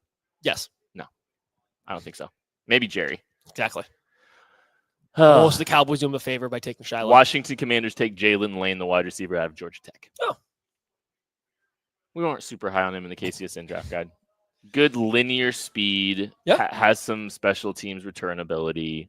No relation. Yeah. No, not a relative. We are getting very close to this pick, though. We're calming down. We've got 5. We got 4 picks before the Chiefs pick. There's 4 teams between the Chiefs and running back Damian Martinez. So I like a guy like Damian Martinez because he might not be fast, but he's got some rocket shoes on him. Sometimes he can really get out of there, and it'd be nice to have that have a guy with some rocket shoes on the team on the offensive side of the football. Did new Craig just drop? Yeah, he called you a tier 4 C-bet. That was the new Craig that dropped. Yeah, I would like that pick. There's some other options still available. I know a lot of Chiefs fans are going to want the DJ Giddens or the Devin Yields. The one was fine. I think both those picks would be quality. Like, I don't want to go out on a limb here and say, like, I think Damian Martinez is clearly the best running back that is available. One of the top guys on my board that I would want the Chiefs to take. And I would say that, like, taking a different running back over him would be mildly disappointing, but not necessarily a bad pick. The NFL is telling you what they think about Martinez right now. And so all these guys are kind of in the same spot. We've had quite the run on running backs, and they haven't gone off the board. Hey, hello. Eliki Yumanor is also still available. Yes, he is. And so is Torrey Horton. And so is Torrey Horton. So is Jalen Royals. So is Joshua Farmer. There's some really good football players that are still out there. Yeah, and we are what, 1, 2, 3, 4, we're 5 picks away. Yeah. So I mean, I'm not concerned about value being there. It's just a matter of positional. What the choice? Well, I mean, it's what the choice they're going to make too here. Yeah. Positional stuff too. The Ravens are about to take one of these guys. They'll probably take Marcus Bowe right now.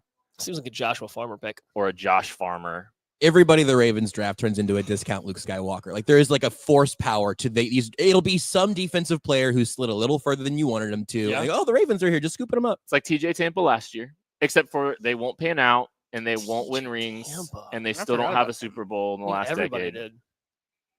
Yeah, remember TJ Tampa? Jets trading up with the Eagles. Ooh, Big Jets. So that means the Big Ravens Jets move. The Ravens have made their selection. Yeah, their pick is the in. pick is in. It hasn't been announced yet. Okay. Don't worry, Kent's on the case. Cy Platypus is on the case. I really wonder what NFL Draft Leaks _346324 says on that one.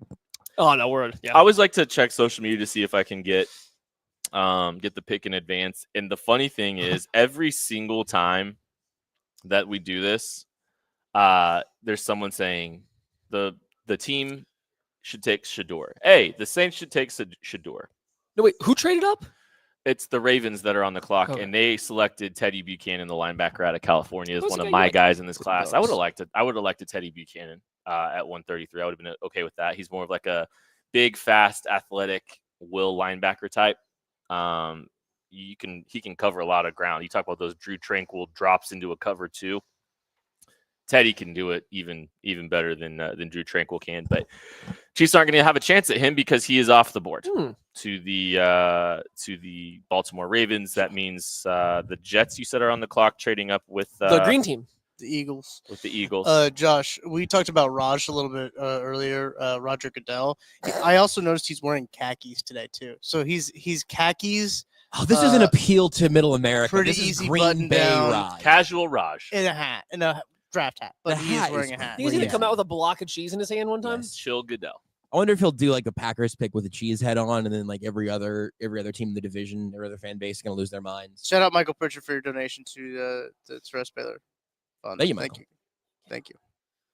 So we're cruising. Let's check into the chat. What's the chat got going on as we get closer to the Chiefs? Yeah, chat. What's the vibe? What's the vibe? What y'all chat? doing? Let us know. I don't even need a Let us know player how you think they're going to feeling. take or anything. I just want to know where are you feeling after this? How Vibe check. you know what? I That's want all some it different. is. I don't want who you want the Chiefs to pick. Who don't you want the Chiefs to pick? Love That's that. what I want you to tell me in the chat right now. Who is going to make you get upset? We got some border goods, people wanting some running backs or wide receivers. I think that's all fair, but I want to know who you don't want. I saw an Isaiah Bond conversation going on earlier. Yeah, we can just pass on that. If we aren't going to take some of the other players that had some off-field stuff, let's not make Isaiah Bond the guy we're willing to, go that route for. Bond. James Bond. Different guy. Somebody doesn't want Alec Manor. I think they're probably scared of maybe the catching or the athletic I profile. see an Omar Norman lot. Yeah, this would be probably the area where we could have a conversation of that pick. Yeah, this is about where we would have preferred, I think, Omar. Don't want a lineman. They don't want any guards. If the Chiefs came out right now and took Marcus Bowe and said we're going to make an interior offensive lineman, how mad are you, Kent? I think I'm fine with it. I get the anchor questions. Yeah. So some play strength through the lower half, like there's some concerns there. But like as far as like the movement skills are concerned, that's something that the Chiefs they like to get their linemen out in space and help them, to try to spring some of these dynamic playmakers. So why not? I love the college war going on here in the in here because we got a lot of no get-ins, a lot of no kneels. And there's somebody shouting that they want Theo Weiss now. So I just love that these guys are all getting into this. You know, all due respect to the Mizzou friends here, stay out of this one. Theo Weiss should go in round 7. And he's a receiver. They paid Nick Bolton. Mizzou fans can relax on this one. Where are your wide receivers going in this draft? Okay. This is about the running back. You gonna make me stand up for the Missouris? Yeah, dude. Just freaking side swiping us. Freaking sorry. Don't call me Matt Swanson. for Whoever did cussing. that, I don't like that. sorry for cussing, guys. Sorry for cussing. Jets. Do we have the Jets pick yet? A lot of my draft okay. references. People want to straighten my tie. I think the problem is the tie Yeah. doesn't stay straight. Is the issue I keep running into here? Yeah, let me see if I can. Josh, is your Twitter profile picture still the big one? It Picture? sure is. It sure is. And on Blue Sky, it's me in the Psyduck costume. I Let's just realized. I think it's because only one side's still like attached is the issue. It's okay. I think that's the problem. I agree, Paul. There is too much Kansas. So I'm players like on a here. drunk penguin. All I right, think that's so- probably more fair for this setting. The Jets selected safety Malachi Moore Okay. from Alabama. Talked about him a little bit earlier today. This was like if Craig Stout was doing my guys, this would be one of Craig Stout's guys. He really liked his tape in 2023. First team All SEC last year. Malachi Moore. Yeah, he's a solid player. He can do a little bit of everything, a little versatile. And there, he got really mad at their team. He did his best Tyrann Mathieu impression for the rest of that secondary all year, where he was just getting pissed at how many blown coverages they had. Craig is pissed. Craig is pissed. He likes Malachi more. Yeah. I don't know, Craig. I can't get over a couple minutes ago that you said casual Raj. Casual Raj is what he is. What's wrong with that?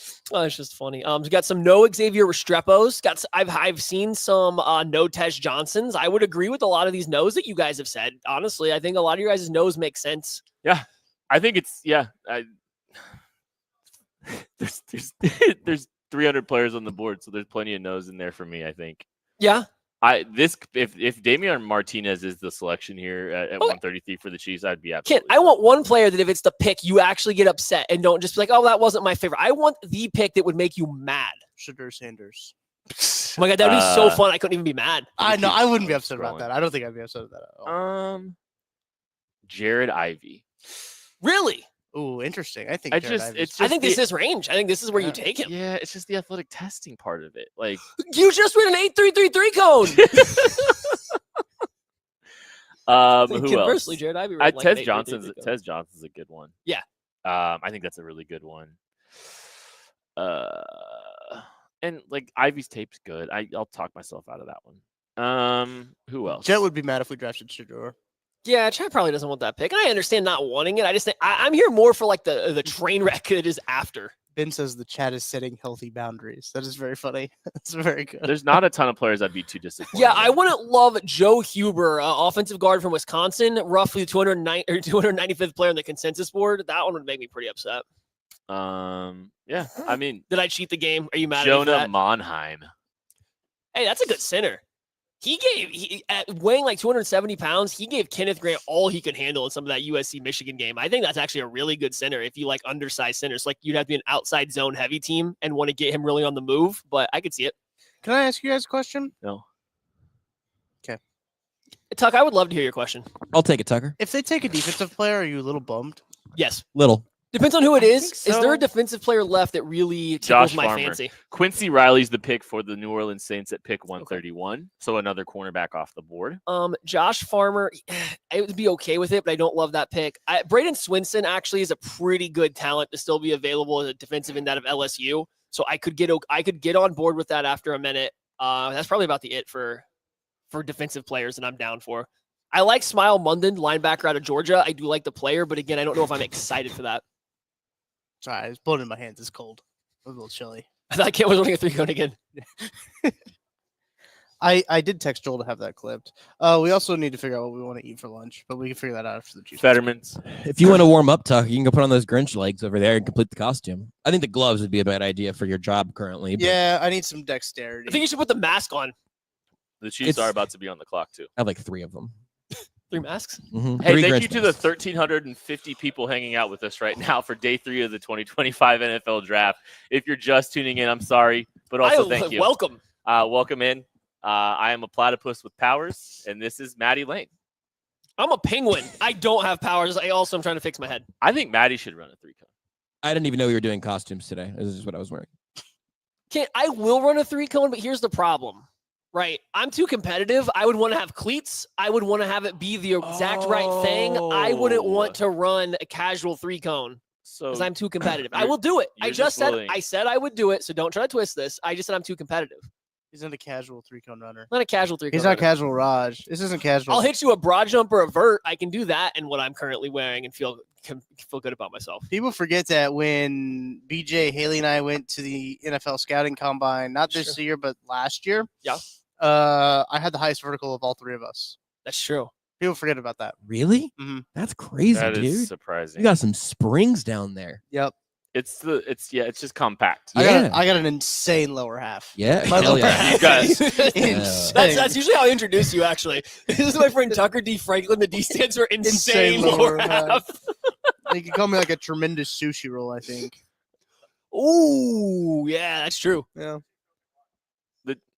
The Chiefs are on the clock. That is correct. I did see that. All but right. I just wanted to keep going. All right, hang on. Let's get set here. All right, here we go. What? You're good.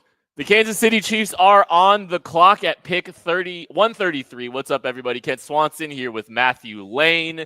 Joshua Briscoe also hanging out with us today. Tucker Franklin behind the camera. We are anticipating the Kansas City Chiefs' next selection in this draft. They do not trade up.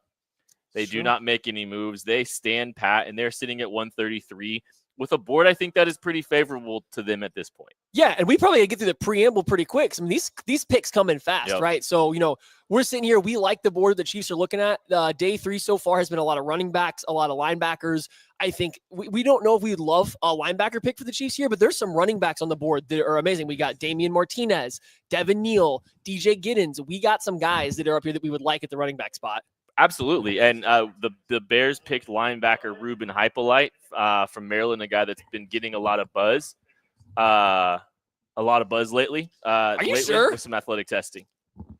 You're good. No, not them. I was talking to Ken if he was sure about that. The Kansas City Chiefs are on the clock. They are. Yes, they are on the clock. So we'll see what they have. So I don't know. What do you think here? What do you think here? You said running back would be a position that has some value here. I mean, I honestly think there's several positions that I would be happy with. I do think I lean offensive side of the ball just because of how many investments that they made on day 2 on defense, all defense. So I would prefer to see it on the offensive side of the ball. When they were talking last night at their press conferences, they said we like the market at running back. We like the board for running back and receiver. So both of those positions, you've seen some running backs and receivers kind of go off the board. I think there's some varieties of flavors here for different players at the spots, but Yeah, I think the board sits pretty for running back and wide receiver. I would like to see one of those positions addressed. Sure. We talked about some of the running backs that we would like. And then now, if we were going to look at the wide receiver position, Alec Aomaner, wide receiver out of Stanford, still available. Torrey Horton, wide receiver out of Colorado State.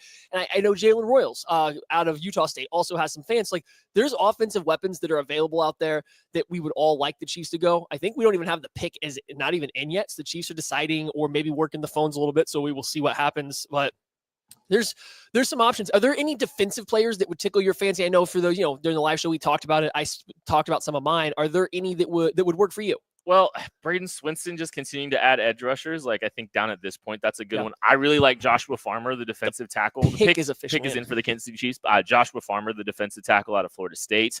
That would be another one I'd like. Some of my favorite linebackers came off the board too. So I don't know if I'm really excited about any of the options at linebacker relative to some of the, the options that you see on the offensive side of the ball. Yeah. So now we're just kind of waiting to find where the pick is or to see when it gets announced. And we're trying to find out here. We're looking, I think we're all scooting and looking around. Offensive defense, call your shot. I think it's going to be an offensive player. I do too. Offensive weapon. I think they're going offensive player. I think they're going to go with somebody that, puts points on the board. All right, go position. Briscoe, what position they taking? Running back. Maddie. Yeah, I think it'll be running back too. I'm afraid of what happens to the board between this pick and their next one, right? You know what? No, yeah, I think it'll be running back, but I'm hoping for wide receiver. And not that I dislike the running backs, I think you might be able to get somebody in the next pick at running back and wide receiver. I think you are going to run out of players quicker. I was going to ask you guys that exact question of where's the pocket of this pick and presumably the next one. From what we've been talking about, right? Like, I think there might be a few more running backs that you feel okay with going later, although they've been flying off the board. Whereas wide receiver, it's a hard 3-man race left right now for me with the guys we talked about, the Aomaner, Horton, and Royals. So after those three, I think it's a bigger cliff than you see at running back probably. I'd be happy about it. There's 31 picks until the Chiefs' next selection. So, like, that's where things get a little bit tricky here too, right? Is like you're going to have a long time until they're picking again. So, and capital as far as being able to move up, all you have left is 7th round picks. So that may not be able to get you as high as you want or high up enough. So that's just another thing to kind of take into consideration as they're navigating the board. It is interesting to see the Chiefs show so much restraint, not trading up. Yeah, they're just letting this board fall to them. They traded back in the first round. They've just kind of been letting everything else. Besides the Noel Williams pick earlier on day 2, they did trade up for it. And I think that's probably where they found a cliff that they wanted to make sure that they got in on. But besides that, they've just been letting the board fall to them. I am surprised they've been kind of keeping so many mid to late day 3 picks in this particular draft. But, we'll see. The board, we've said the board looks pretty good for them right now. So, like, we are just very impatiently waiting this pick to be announced for the Chiefs. It is kind of interesting, like how like we're coming out. The board's it's slowed down so much that you kind of wonder, like, there's like a hint of me that wonders if this is Shedeur Sanders because the pick hasn't leaked and like they're kind of it's been pretty tight here. But I would be very surprised if that was legit. It is currently being announced.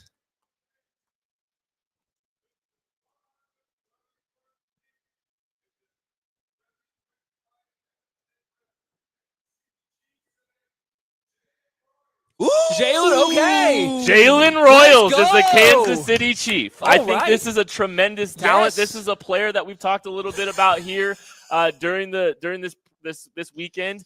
I think he was a player that should have heard his name called on day 2 from a talent perspective. An incredible player with the ball out, with the ball in his hands. This is a value pick if you're asking me. I think this is a really nice little selection here at the end of the 4th round. Yeah, this is a player that a lot of people had ranked a lot higher than this. If you go through everyone's rankings, including us with the KCSN draft guide, like he's a player that a lot of people liked, and 6 foot tall, just over 200-pound wide receiver who played predominantly on the outside at Utah State, which is something that the Chiefs need. He's made dynamic plays for Utah State over the years. You can see him, if you're watching the national broadcast right now, they're showing some of his plays downfield. You're going to get some plays of him winning after the catch. So he does a lot of the stuff I think that the Chiefs look for at the position, and there's going to be an adjustment as you go from his college offense to what the Chiefs have, but they might not need him to play right away given the wide receiver room does have talent across it right now. So, Maddie Lane, you gave us some thresholds of some players that normally eat up a lot of snaps at the receiver position. It's over 6 feet or 6 feet or over. Yes. Over 205 pounds? Pretty much. The smallest guy that has been this X-style wide receiver that has eaten the most snaps for the Chiefs year over year has been, I believe, 6 foot, 205 pounds is the bare minimum. So he's 6 foot, 205 pounds. Correct. In round 4, at the end of round 4, the Chiefs are getting our wide receiver 6 in the KCSN draft guide. Woo. Our evaluator for him, Jake Stack, massive Jalen Royals fan, put a second round grade, a low second round grade on him. And he's wide receiver 6 in the KCSN draft guide. And, we talked a little bit about him earlier. Like, we talked about the frame. The frame seems to be somebody that could hold up as an X-type receiver. And I think, actually, this is one of the interesting things when we were talking about, like, your pure X earlier this offseason in the last month. We brought that up as something to discuss on the lab, looking at, what this team likes, what this team typically has. I don't know if he's like the truest of X's, like we've talked a little bit about earlier. I think there's some question marks about like how he is as a true X, and if he's going to fit that profile. But he might be the Andy Reid version of an X in 2025, right? Where you've got a guy that can line up a variety of spots on the field. He can line up in the slot. He can line up outside. As much as the Chiefs like to play from condensed looks, as much as the Chiefs like to move their receivers around, they Y-ISO with their tight end and all these things. This is a guy that can move around and has some versatility to play X, F, and Z. So like maybe this is a hint towards that direction as well. Yeah, no, it absolutely could be. This is definitely not a guy that I think you pencil in as a traditional X wide receiver, even for what the Chiefs traditionally do with the like. This isn't an MVS or a Justin Watson type of player. This is a guy who honestly profiles a lot closer to Rashee Rice. I mean, that's what his profile in college, I think even what his athletic profile, his usage profile kind of looks like, is a guy that the safe bet is getting the ball in his hands and letting him run after contact. He's physical. He can be physical at times. He can make some plays downfield, but he hasn't been the biggest separator when he's talking about downfield stuff, even against a lower level of competition. So you're going to ease him into this. He has the size profile that it checks the boxes the Chiefs like. So if they get him to buy in on blocking, to live in that physical world, he might be able to eat some snaps there on the outside. Or worst case scenario, maybe they want somebody just in case Rashee Rice's knee does take a little bit of time to get back. Maybe they want somebody that has some pop, some explosion after the catch. It's not just a Juju Smith-Schuster who's more of a possession guy at this point in his career that can provide some of that juice. So I'm kind of intrigued to see how the Chiefs try to use him. This is a guy that none of us anticipated Rashee Rice going from pure outside wide receiver to a slot wide receiver for the Chiefs in that college to NFL transition. Does Jalen Royals go through that same thing, or do they see a guy that they think can live on the outside? It's going to be fascinating to see what their plans for him are going forward. Right, and that was one of the questions when we were, to a degree, discussing someone like a Luther Burden early in the draft, like just a tremendous talent and a player like that. Is like there's two things here, like maybe they aren't as beholden to that X role in its in its purest form, the way you've historically seen it with a Dwayne Bowe. Like we talked about Trey Harris in round 2 is, hey, he's going to be a guy that's going to, be a big frame guy that you can throw slants to. He can catch the ball. He can, absorb the contact that he's going to, take going over to the middle of the field. Is that what they covet? And instead they grab a guy that has the size, has the frame to play a little bit out there. But maybe it's what we talked about is if there's one staff that could probably figure out how to utilize and exploit the strengths of this skill set of this receiver room now, it's the Kansas City Chiefs. So maybe it's a committee approach to playing that X role a little bit, right? Like you're moving these guys and you're moving pieces and parts around. It's a little bit of Rashee. It's a little bit of Royals. It's a little bit of everybody kind of playing that role and just kind of moving around a little bit. That could be the path that we see this team taking with that receiver spot. Now, Josh Briscoe, you look like you got something in here. Let's go. Just something that I think Kent's going to be really mad he didn't get to first. Uh-oh. The Kansas City Royals. It was written in the stars. It's perfect. It's his last name, guys. It's his last name, Royals. Yeah. There's a baseball team here. I get it. That plays. You're going to slow play that pun? You?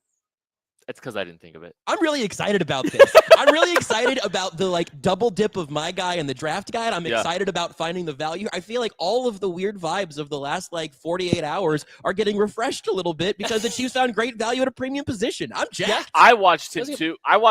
And I let me see where I put my grade when I did my cross on Royals. We both gave Royals. Me and Matthew both gave Royals a high 3rd round grade. Makes So me very happy. when you're talking about from us, like this one makes a ton of sense from like the ability, like the Chiefs love to get these guys after the catch. They like the manufactured touches. They like the manufactured touches to be able to come from anywhere.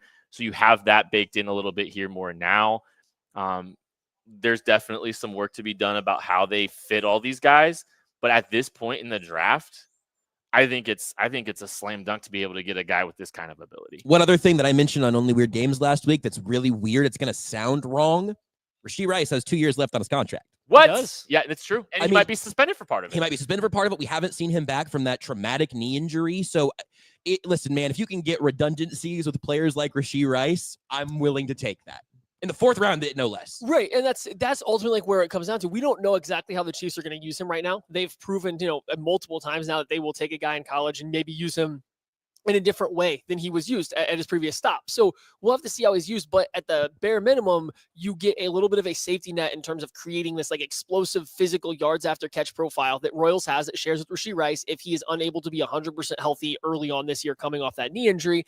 And then in the future, hey, maybe the contract negotiations don't work. Maybe Rashee Rice and the Chiefs don't end up being a long-term thing that they got going on. And now you have a guy that could potentially be that replacement and put you kind of ahead of that ball. So I get the pick. I fully understand the pick, and I think it's a pretty good pick. It's a good value. We've been talking about a lot of the consensus boards. We got to scroll back. We got to go find where this is, but this might be one of the Chiefs' bigger bits of value that they got here by going with Royals here. He is 74th overall on the consensus board, so that's a pretty big bonus. It's not just us that's high on him, right? Like we gave him a high 3rd in our personal grades. We gave him a high 3rd in the KCSN draft guide. He even got elevated a little bit above that as a 2nd round grade.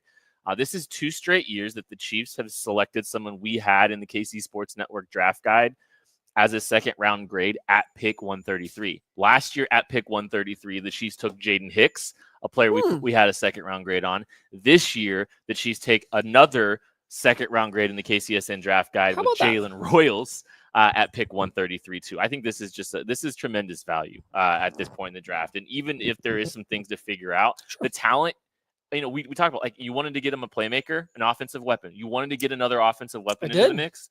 This is an offensive weapon that can give you something in 2024 or 2025. This is a player that has the ability to provide some value in 2025. You think he's hitting the ground running a little bit? I think that there will be a package of plays for Jalen Royals. I think he'll be a package player in 2025, most likely, but it gives you some insulation for Rashee Rice, and it gives you some versatility, a guy that can line up all over the place, which, if you've listened to the Chiefs the last few years, they've mentioned this several times. They like their receivers to be able to play every single position. They like to have the X, F, and the Z. They want them to be able to do that. They want them to be able to know all those positions. This is a guy that kind of is flexible in that regard, where I think you could do a little bit more. So I'm going to throw a little. Oh, look, Alec Ayomin just went off the board too. I'm going to throw a little bit of cold water on this, just because I don't think, and this isn't a bad thing about the player. I think that he might be a more of a 2026 kind of impact guy, Jalen Royals, just because he played almost all of his snaps on the left-hand side as the outside wide receiver. Guys that do that usually have a very slow transition at all to the NFL, because they have to learn not only how to play other wide receiver positions, but they have to learn how to run routes from both sides of the field. He hasn't had to do that so far in college. And then if you go and look kind of like looking at Matt Harmon's reception perception grades, or even if you can find other stats coming out, he struggled against press coverage, right? So if you're struggling against press coverage, you're average-ish versus zone coverage, there might be a little bit of a learning curve in the NFL. And this is in no way, shape, or form saying this is a bad pick or it won't work out. It's just, I think he might be a guy that needs a little bit more of a runway before he's able to hit the ground running.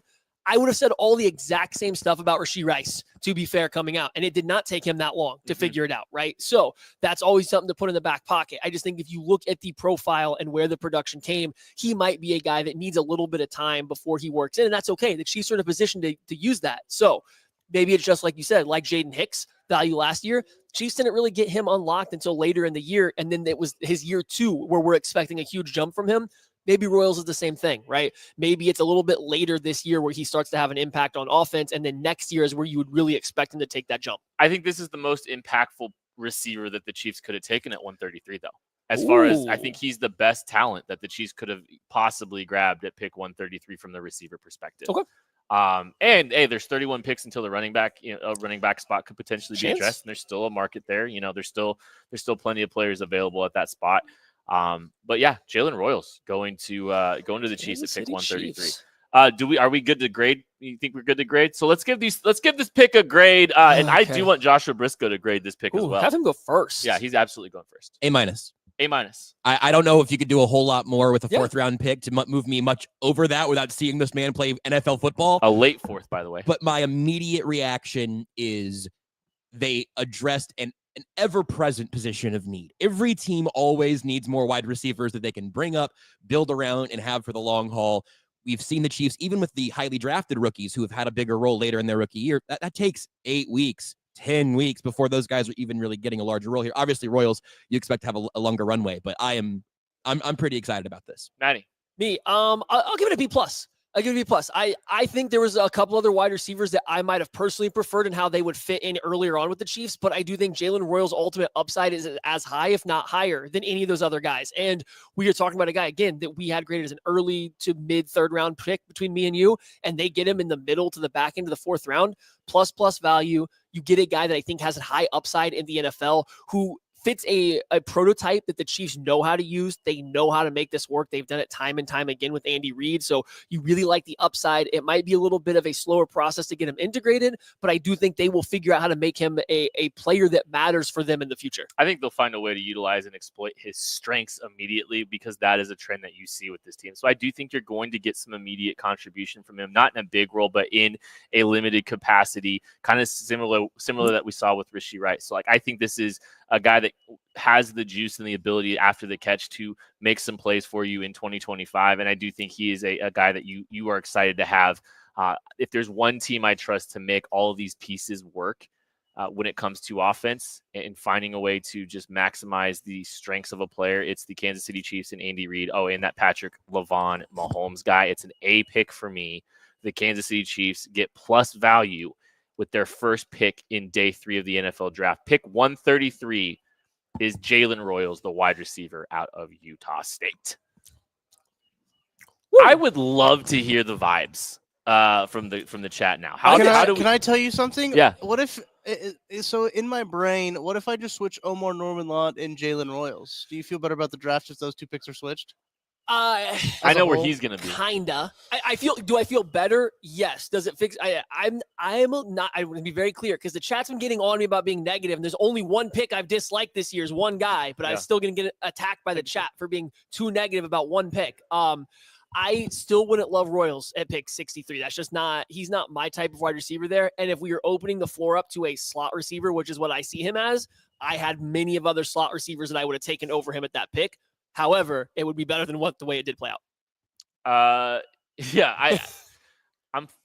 This is getting this kid at 133 is very plus value. I was a little fascinated to see if they would be in on him, like we talked about. I got some highlights. These are fun highlights too. Oh, yeah, no, he's definitely a highlight reel guy. Let me load these up here real quick. I just want to let you know that I had the highlights coming in here for Jalen Royals. And look, it's always fun. The Royals got in on the action too, and they said they liked the pick. The Royals tweeted out. Of course they did. That they said they were big fans of the pick, and they should be. Yeah, absolutely. They're watching the show and they heard Briscoe make the joke. Right. Yeah. They said we got to get in on this one. Jalen Royals, and maybe the offense he was in did not do him a ton of favors as far as getting a perspective on him as a player. Watch him at the Senior Bowl too. Like you can see some of that. The one-on-ones, you're going to get a better perspective on him a little bit. He was still working back from an injury at the Senior Bowl too. I believe he missed the latter half of this season with I think it was a foot injury, not a knee tuck. So we're safe. Good. Okay. But yeah, I think he was still working back from the injury when he was at the Senior Bowl too. I don't know if there was foot surgery. We can get into that.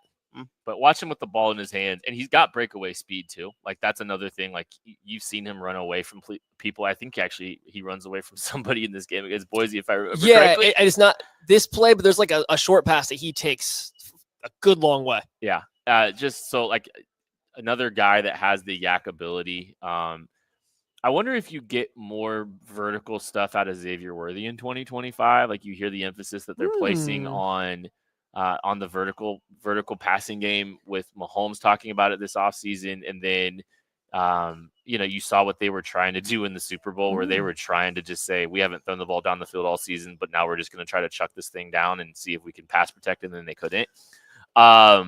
So maybe this helps them fill, let that vertical roll shine up a little bit more for Xavier Worthy, and then they have another guy that can do some of the stuff that they asked Worthy to do a little bit more. Yeah, sorry, I'm watching other highlights on my computer screen too. The cow helmets for Utah State go incredibly hard. Yes. Yeah. Yes, they do. So this was tweeted out by a friend of the program, Matt Hamilton from Matter Days. They had Jordan Love on Up and Adams, and Jordan Love is a big fan of Jalen Royals. Utah State alum connection yes, there. Right. So yeah, I'd assume they did not play together. But they must have been back down there to see him or meet him at some point in time and watched him. And so yeah, Jordan Love, NFL quarterback, is a big fan of Jalen Royals. When you see these highlights, man, watch this wiggle, watch this ability to make people miss. It's fun. Make the first person miss, but then also get back upfield and run. He's got some long speed to him. When we were at the combine, like a 4.39ish or something. 4.4 flat. He was sub 4.4 if I remember correctly. And he might even play a little bit faster than that, honestly, if you're talking about it. Yeah, I'm surprised that he was still available, if I'm being honest. I just understand the process from the offensive system that he came from. And if you really dive in, a lot of his production came against some of the easier teams that he played rather than the Power 5 teams. But how much of that is his quarterback play? How much of that is the offensive system? It's an air raid system, but it's not a good one. It wasn't even a good air raid system. It was hey, you're going to run these same 4 routes over and over again. So when the defense knows what you're doing, you still need to learn to beat them. Well, you don't punish a guy too much for how much do you punish a guy for not being in the right offense? Right. So Jalen Royals ran a 4.42 40 with a 1.49 10-yard split. Is that faster than what Rasheed Rice's was? Or was that the same thing? That might be the exact same. Did he run 4.4 flat? Not the 4.4, the 10-yard split. Sorry. I'm talking about the 10-yard split because that's what we really loved. Yeah, it's the exact same 10-yard split. So Rasheed Rice is 6 foot and a half an inch, 204 pounds, and had a 1.49 10-yard split.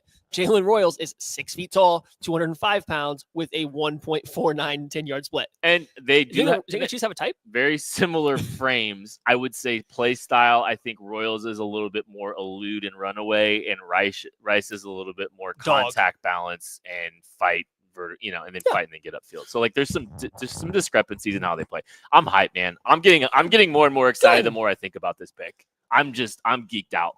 This is a talent that they're going to have to figure out. And I just wonder if it's probably the same thing that happened with them at pick 133 with Jaden Hicks last year when they said the talent just is too much.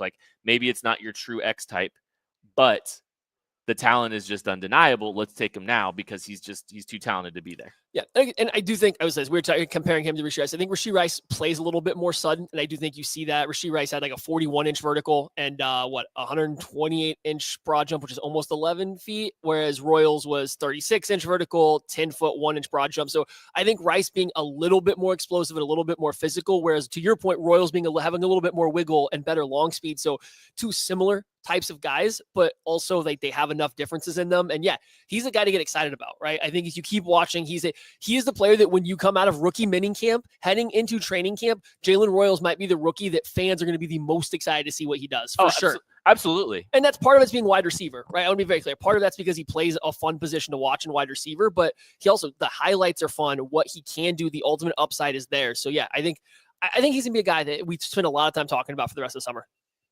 Absolutely. Do you guys want to hop off and order food, and Josh and I can come and sit in your spot? Sure. You guys order. Yeah. Sounds like a great time. Because we got a little bit until the Chiefs pick again. Listen, appreciate everyone hanging out. We have 1,400 people on the chat. We had 1,700 people watching this thing as the Chiefs made the selection of Jalen Royals. You stay here. You hang out with us for the entirety of the NFL draft. The most funny thing about this is, and Briscoe, you probably haven't figured this out yet. We're only halfway through the picks for the entirety of the draft. No, I think you've mentioned that earlier, and that's not right. It's right there. I don't think that's true. We're slightly over now. Tucker, you're going to get about 30 seconds of solo time because I got to go blow my nose. That's not the only thing he's going to blow. Am I right, folks? Whoa! His ACL because he's running a 3-cone. Saved it. That's what I was talking about. I don't know what you're talking about. We'll be right back. Yeah, we will. Hang on. Let me get over there. Oh, no. Do you have the chat up, Kit? Can I see the chat? Do you have it up? But you can't put anything up. No, it's fine. I just want to be able to read the chat. I have it up over here. Okay. We'll be back. Hey, guys. What's going on? You can't hear me. Here's your mic. Thank you, though. Hit the like button, hit the subscribe button. Please continue to super chat, which are going towards the Trez Paler. All Juice, it's not internship. All Juice Draft Workshop. And you can also continue to donate with the Give Butter link in the KCSN Venmo. We are doing a raffle. We will announce the winners at the raffle tomorrow. Yep. We're going to go live at, do we say 10:30? 10:30. Live at 10:30? We'll be back. Yeah, I'm going to hang out. It just makes me realize how much shorter I am than Josh and Erling Kent and Maddie. So that's great. I got the Santa jacket on. Thank you everybody for hanging out. I do think I haven't gotten an update a little bit about money just because like the Chiefs pick and everything like Sure, that. and we already owe the It's kinda people slowed down. a stretch goal. We do. I think we got over 12 grand. Let me look at my calculator. I think we're over $12,000. The goal is 15. The goal is $15,000. Do you want me to put us on full screen, and do you like it? Do you like the big board up there? I think chat. Let us know. Do you like the tracker? Or if you don't like the tracker, we'll take it off and we'll just go full screen. But I think like the tracker on at least makes it look like we're a draft show. That's totally fair. Otherwise, this is a bonkers like Christmas pageant. And like, what is going on? Why is this guy wearing a crocodile? I want full screen, Tucker, Dr. Ozzy. Go full screen. Yes, tracker. Oh boy. So hey, Micah, what's up, dude? Appreciate you always hanging out with us. The D does not stand for draft, Devin Neal. I'll tell you that right now. I like the tracker.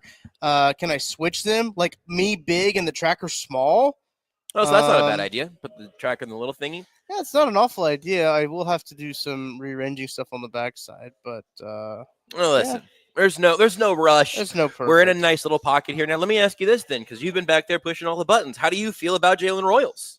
Oh, I like Royals a lot. I think that's a good move. I think we needed some offense. Yep, needed some offense on this side of the ball, on this draft, because there was a lot of defense. And usually when we talk about the draft, you want to get offensive guys in the draft just because of how you want to structure your team and build your team around Patrick Mahomes. You want to have like that cheap, I say cheap, but like cost-controlled talent is probably the better way to put it in the draft on the offensive side of the ball, because you're probably going to be spending some money to do that. So look, the Chiefs have taken the defense a whole lot.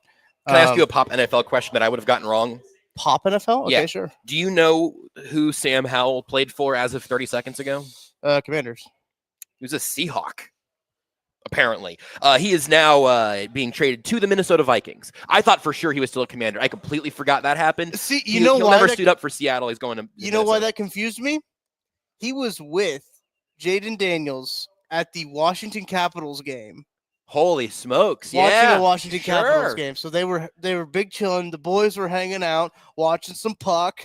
You know, pucking around. They were just pucking around, and that's incredible. Almost entirely draft coverage is what people are calling this now. I mean, I feel like it looks the part. Yeah, I zipped this up and I look a lot more like Santa Claus. I didn't realize I had the penguin hat on. I just kind of put it on. Yeah, but appreciate everybody. I got to tell you, in a continued pursuit to keep raising money for the internship program in honor of Therese, right? I think I owe everybody, like we've already talked about. I think after maybe the lunch orders get in and everything, maybe I'll give everybody a little appetizer. Yeah. Because that's the next one up. And I wanted people to know what's on the docket. So we might just need to do another thing of like, hey, as soon as we raise another $500, you know what? I don't want to show it off yet because I want Kent and Maddie to see the we need to get their reactions on camera. What Yes. if we secretly tell the chat? Like we tell the chat, we give the chat a little secret because they can't hear us right now. I'm gonna go Easter egg. I'm gonna plant the seeds for the real long timers. Oh yeah. Along the almost entirely draft thing. What I have brought, particularly for Kent, Matt, Bearcat, Tucker, myself, is an homage to every almost entirely sports intern we ever had. They all unanimously over the years stepped up to this particular challenge, and I'm afraid that Kent might not. I know Matt will, and if Kent doesn't, he I guess hates charity and internships and supporting good causes. So all those things. I'm telling you again, a little appetizer and an AES tradition is the hint you get. This outfit really makes it look like I'm about to drop a big old load. of presents. Oh, good. Yeah. So I think I don't know if anybody caught the last draft day reference. I didn't have a chance to get all the way through the comment section. I'm going to assume they did. I don't know if people got the one that I said. I don't know. I don't think I've said one. I was counting yours as like. Listen, it's going to be very hard for us to track this appropriately. Yes. There's a little bit of vibes counting going on the augmented reality experiences. Yeah, look, we've got to entertain ourselves as well as entertain you guys at the same time. So we're doing stuff. It's true. And you guys are doing stuff. Everybody's doing stuff. Can I say something extremely genuine? Not to use. You don't have to get it. Don't worry about it. Cool. This is for every person watching right now, not complaining about how silly today has been, which I have seen like no complaints. So that's for no one. But I saw one. That's fine. I banned him. He cannot watch the channel anymore. You sit over there. It is genuinely so remarkable to be able to do a show and coverage like this for people for an audience that we know is going to appreciate what we're doing. It's very freeing. It's very affirming, and I appreciate it a great deal because there are a whole lot of places that I don't think would want the day 3 draft coverage to continue in costumes, and I had no doubt that everyone here would be on board and that everyone watching would be on board, and that genuinely means a lot to me because I've spent a whole lot of time being told to be less silly, I think, and I think today needs silly. So I appreciate you all in the chat and everybody who's participating across the board here. We've got 3 remaining stretch goals. 1 you have already achieved for us, and then the next 2 are, I'd say semi-permanent. Not permanent. That's like the tattoo stretch goal that maybe we'll do next year. I'm open to that for sure. But semi-permanent is on the table. It's very exciting. I don't think I can continue to lose like my entire field of vision to this alligator crocodile snout. It's tough. That is kind of. It looks pretty funny though. So, is KCSN going to be drafting Shador? I'll draft Shador right now.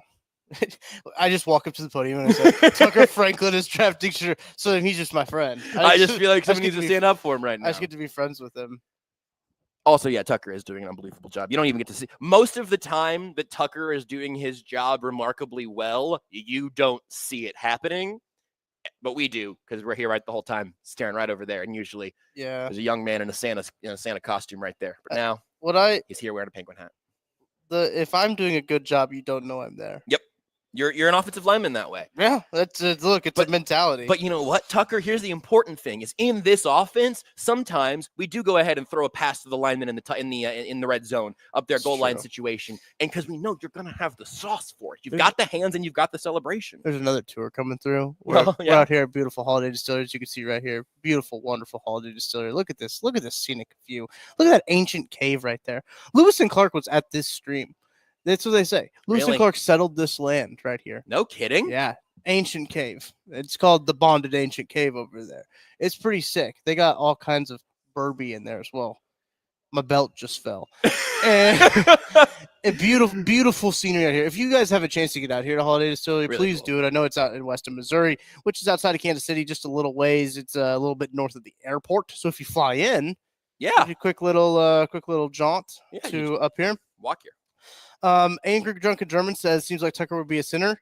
You'd be right. That's what I played. I was a sinner. So was I for 1 year, and then I had my spinal cord collapsed by a 300-pound nose tackle. They call us the quarterbacks of the offense. Yeah, they didn't call me that. But what I was getting at, quarterback of the offense was very funny. Thank you.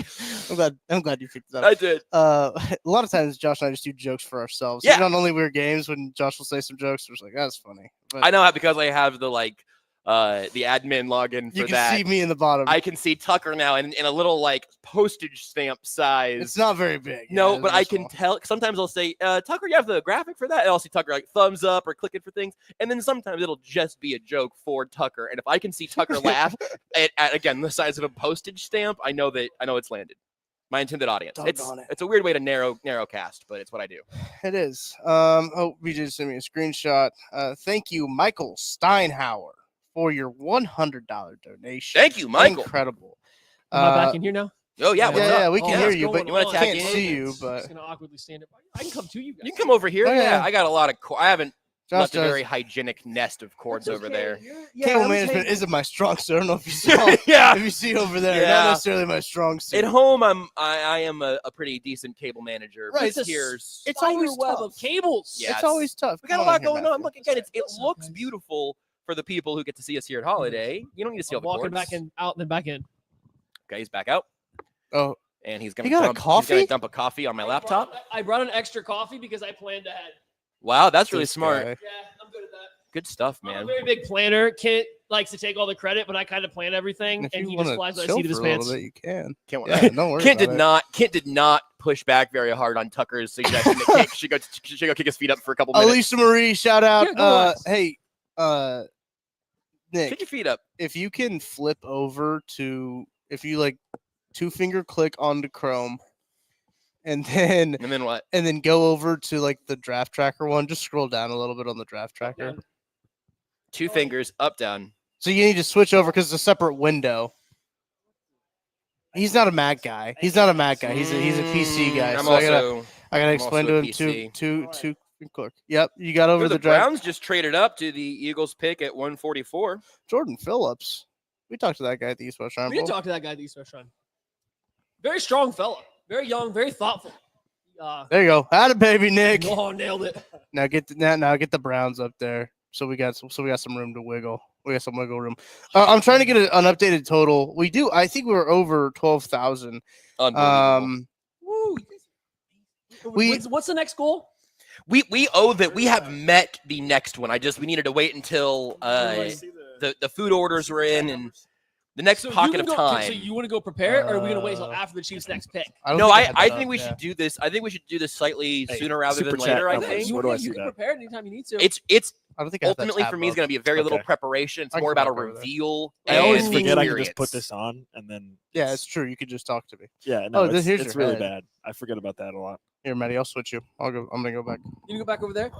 Okay, I might keep this mic for now because I kind of like not having that thing on my ears all the time. That makes sense. And I can hear everything currently. That's Yeah, happening. after like 4 or 5 hours, your ears start to hurt a little Yeah, bit. now the only with difference is headsets. I don't know when you guys can hear Spring. Can you guys hear Spring Dog on the vodcast? Yes. Okay. Right now we Yeah, can. Yeah. Okay. Yeah, Yeah. If it's on the headset, I think we're good. Yeah, if you're, yeah. I know yeah. this is better. Yeah, I'm gonna rock like this for a minute until Josh needs his microphone back because my ears need some. Yeah, speaking from experience, the headphones. All right, Yeah, we are back. after about 6 hours. Is your Shador ears- Sanders a pick? And Brown's moving up at 144 is kind of funny. Kind of a neat. Did they interesting trade? spot. Did Yeah. they trade for Tyler that? Shuck and Shador Sanders Here, you wanna competing look at for a this? job would be fun. God, I forgot they took Shuck. How could you forget the Shuck? I shucked No, off. no. But scroll down and look. I was gonna say like it's good. So just look at everything. Shador. Okay, it's that kind of time. That's kind of time. I can ask you some like general draft questions, or we can Please. sit. Oh, you want to isn't do that that? supposed to be up there? Yeah, we can- I was just seeing that the Browns. I don't think we really talked Oh, about son Harold of Fannin a- at all. And the Browns took him yesterday at some point early. Yeah. Is there anything from this tight end class that particularly caught your eye? I feel like it was one of those position groups where like, maybe, but you're also waiting on Jared Wiley to Oh, come so back it's off like his this. ACL.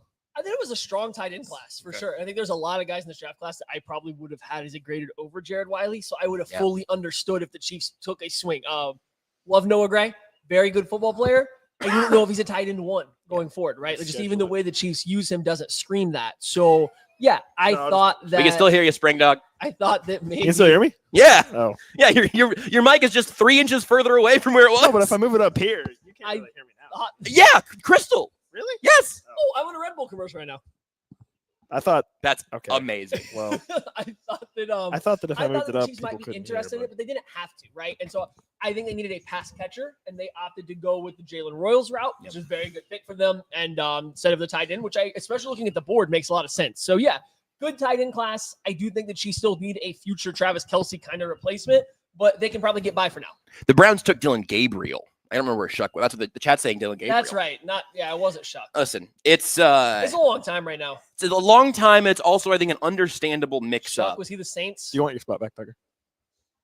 Okay. I think Shuck may have been the same. I'm not reading the chat right now. Yeah. Shuck, okay, so it's just Dylan Gabriel versus Shador Sanders. Well, that's a lot more winnable for Shador. Versus Joe Come back in Flacco. here? Yeah, I am. Wait, the Browns took Shador? I don't know. Yes, Chat's everyone's on it. saying they have. I think I so. believe that PFT So is the Browns? PFF announced it according to the chat. So is the I Browns' would strategy weird to just that too. have as many quarterbacks and hopefully one of them works? Do you guys want to hear their quarterback room? They drafted two of the like. Wow, they they have- are doing it. so Mary they Kay have- Cabot. so they have- Physically impressive quarterbacks. They have Joe Flacco, right? Still. That'd have been sick if they had Travis Hunter, but they traded him out. Then they away, have- too. They have who? Who's next? The next, these two guys they drafted. Uh huh. And who's the other one? The the guy that's not going to play this year, right? Wait, why not? Does he have no knees? Yeah, he has nothing. I don't think. future. Oh, I don't- Deshaun Watson. Yeah. Oh, yeah. No, yeah. I mean, I forgot his name. How could I forget? But yeah, that guy. Oh man. Surely they Man, have what a somebody weird else, right? vibe. James Paul. Okay, so everybody announced it. Oh, they have Yep, Kenny it's Pickett. out. They have Kenny Pickett They too. have Kenny Pickett. So it's Kenny Pickett, Joe Flacco, Shador. How many Dylan quarterbacks Gabriel. are they rostering? Because they can't get rid of Deshaun. No. They still They owe can't him cut too him. much money. Yeah, they can't cut him. I mean, he'll probably be on IR, I Flacco will guess, probably right? go, But Kenny Pickett's your safety net. for Joe Flacco? Well, no, because they now got Dylan Gabriel and Shador. No, I know. They have too many quarterbacks. I know. They had 8 quarterbacks. I think I would probably ride with Joe Flacco. Is Dylan I mean, Gabriel going to make in that that team? room. As crazy as it sounds, Josh, I agree with you. I don't. I agree. It's a Joe bad- Flacco? It's I mean, a bad. It's crazy to think about bad Joe Flacco group. in 2025. I mean, it was crazy to think about Joe Flacco in 2017. They traded back and took Mason Graham, right? Yeah. Huh. Hey, good for them for not Hey, taking but- Shador hey, at but- pick hey, 2 but and Miles- No getting- kidding, man. Hey, but Myles Garrett wants to win a Super Bowl there. Yes, yes, and also make what $40 million a year. Hear Yeah. me out. Different quarterback every drive. Defense gets no read. It almost You couldn't know- be worse than what they've been doing, right? It honestly might not be that terrible of a strategy. That's right. And they did take 2 running backs. Yeah, this has been a bizarre draft They for the took Browns. Quinshon Judkins, and then they followed up with Right. Dylan Sampson. They took 2 running backs, 2 quarterbacks. They took Fannin. Have they Hold taken it a up. defensive player since 5? I'm guessing they have, but it doesn't jump to mind to me. I don't. Maybe I don't know. It's funny thing out there running like a duck, right? He kind of runs like a chicken jockey a little bit. Like a chicken jockey. Is Matty kind of quiet? We have a. What am I- a little bit on the compared to this, but I probably seems- We have wouldn't our- sit around too I think much. you need to eat it, probably. Hang on, our fearless leader's in the chat saying something. Uh-oh. Let me find the message. He said something He said- about. He said, "What's up?" No. He said What's something up? He else. said CG Barbosa with a nice Yeah, 11 there you go.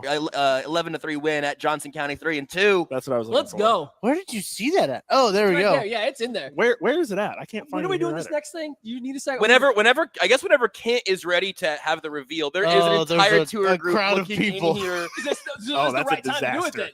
Yeah, I don't know where Kent is took his emotionally, physically, computer. or spiritually. Yeah. I'm guessing he's grinding tape. But if you want me to look He's for right him, there. I can. He's over here. He's over here. Let me see what I What can. pick are we on right now? 1. 2. Pick number 2. What I think pick we're are- 145. Eagles. I mean, the We're- green team. The green team at Uh-huh. 140. So the Chiefs are at 155. Do we have enough? Can we do this in the next 10 picks? Probably. Okay. Yeah, Okay. I think so. I know what it is. You know what? Have we named any Shout of out the to players this that have guy. been selected since the Chiefs So he picked it all played by at any 3-2 chance? back in the day. That's pretty cool. Have we? You think Josh and I named the people who were being taken in the draft? Okay. So since the Chiefs have picked, we have gotten Q Robinson, edge out of Alabama, Tonka Hemingway. Tonka Hemingway, South Carolina, Alec A.O. Maynor, wide receiver out of Stanford, good pick. Joshua Farmer, D tackle out of Florida State. Jordan Watkins, wide receiver out of Ole Miss. Please hold. I got to scroll to round 5 now because that was the end of round 4.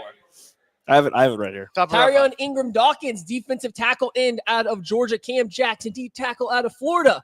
Carson Vincent, offensive tackle out of Alabama A&M. Riley Mills, defensive tackle out of Notre Dame. Jordan Phillips, defensive tackle out of Maryland. Shador Sanders, quarterback out of Colorado, retired number. Let's go. And Mac McWilliams, cornerback out of UCF. Yeah. Bye, All guys. right, we're now caught up. Good news, Here's a fellas. pick in for the Pats. So Well, you can care about the Patriots pick, or this is you got a shorter court over here, that's Danny. what I'm You were on a saying. They're shorter putting me leash. on lockdown. Yeah, that's unfortunate. So That's how you use it, though. approximately where are we in terms of the donations here, Tucker? We over the $12,000 mark already, or approaching it? Brother, only Lord knows actually truly where we're at. What was our last checkpoint? That the you know last of? the last checkpoint was over 12. I know that I was sent a message that we have surpassed yesterday's total on Give Butter already today. Oh, Wow. smokes. So Thank thank you you so guys much. so much for that. We have also I don't know the total for that. But super chats today, coming into today, we had $720 of super chats. Today alone, we have $584 in super Unbelievable. chats. So thank you guys so much for that. If you are doing the math at home, that does put us over. The last check that I had before the Chiefs did pick, I had us at just over $12,000. Wow. So that is two separate little party favors, little what are they? Checkpoints? Is that what we want to call Yeah, them? little checkpoints I think is good. Little And checkpoints. This right here is my secret extended stretch goal for the $12,000 mark. Oh no! I'm excited. And What's Tucker in the box? Tucker knows what's in the I've never bag. been more excited. This is a Open secret. Saturday. Do not open until Saturday. Envelope and good news, ladies and germs. It's Saturday. So what I have brought for us to share today is actually a couple of things. One is one of my favorite candies, Nerds Gummy Clusters. Truly just a delightful love snack. them. Great We had 'em. candy. I don't know if Great this is too candy. much sugar for you. I'm the diabetic one, but you're Yeah. shredded, so I understand. Elite tier of candy. And I thought that that'd be a nice pairing. Let's get a little bit of a zoom out here. I just want to make sure. Oh, zoom Kent's- out. I want to Okay, make sure okay. Kent's face is in. Yeah, no, for sure. Because- For sure. We are we're really taking this moment. Tucker and I just gave the chat a little heads up a few minutes ago in a real homage to the interns of Almost Entirely Sports. We always did sort of an introduction into what they should expect joining the show by eating bugs. Oh no! Let's go. I've brought 2 bags of bugs here. I have 1 bag of mixed bugs. You can go and zoom in if you want the picture now here, Tuck. Yeah. I believe we got some crickets, grasshoppers, and larvae of different sort here in this one, and then 1 bag of just pure grasshoppers because I wanted to make sure we all Let's got go. a leg. The grasshoppers are big crunchy. I remember those. Yeah. I'm really excited about this like silk bug larva kind of thing. Braden Swanson's off the board. Grasshoppers, house crickets, silkworms, field crickets, sago worms, salt. So I think you're going to get a nice little salty crunch out of this too. So these dried bugs. Yeah, freeze dried, I believe, is technically the made in Thailand. So got them in before the tariffs, and I feel pretty good about what we're going to do here today. You guys excited? Thailand, do you see White Lotus? I haven't seen White Lotus yet. That's good. I did see somebody wrote that Walter Goggins looked like someone skinned the Grinch, and and when we were out here with Grinch costumes earlier, I was thinking about that a lot, thinking I get it. Oh. Wait, so can we get a Yeah. can we get a zoom in again on these? Yeah, let me give you another zoom. We got I'm gonna go and rip one of them here. we got Let's- mixed bugs and we got grasshoppers. Which one? Which In one's fact, your Maddie, would you poet? take the middle And- here so I can Absolutely. Yeah. slide a little bit? This I'm going is, to Ken, are you going with grasshoppers? Is that gonna your deliver you. that- No, I'd coffee rather here go with the also, other so I one. can- I'd I'm gonna rather go with the display other some one. bugs here. Ooh, Oh, get the bugs out. You'll sample both. I just want to see if we can get right here. I'm just gonna dump some of them. Cameron- Tucker, obviously you're in. Cameron Jackson, Daddy loves you. Oh, it's I good. miss you. I'm so excited that you picked right now. Oh, this is the best Uh, time for this. Who am I wearing right now? What is this? That's a side duck. I'm wearing a Psyduck. I'm wearing a Pokemon, and I'm about to eat bugs. And I love you, and I'll see you later tonight. Aren't you proud?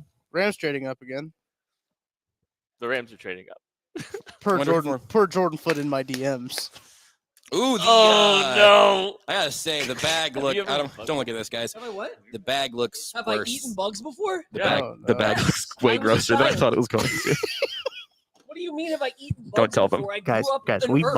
might have messed up. Have you never eaten a bug? Tucker, could you grab me one of those plates that we had for the pizza over there, so I don't have to dump these directly? Or Nick, would you mind? Thank you. I've never had Bring these 2 bugs, just for but I've kicks. definitely had bugs in my life.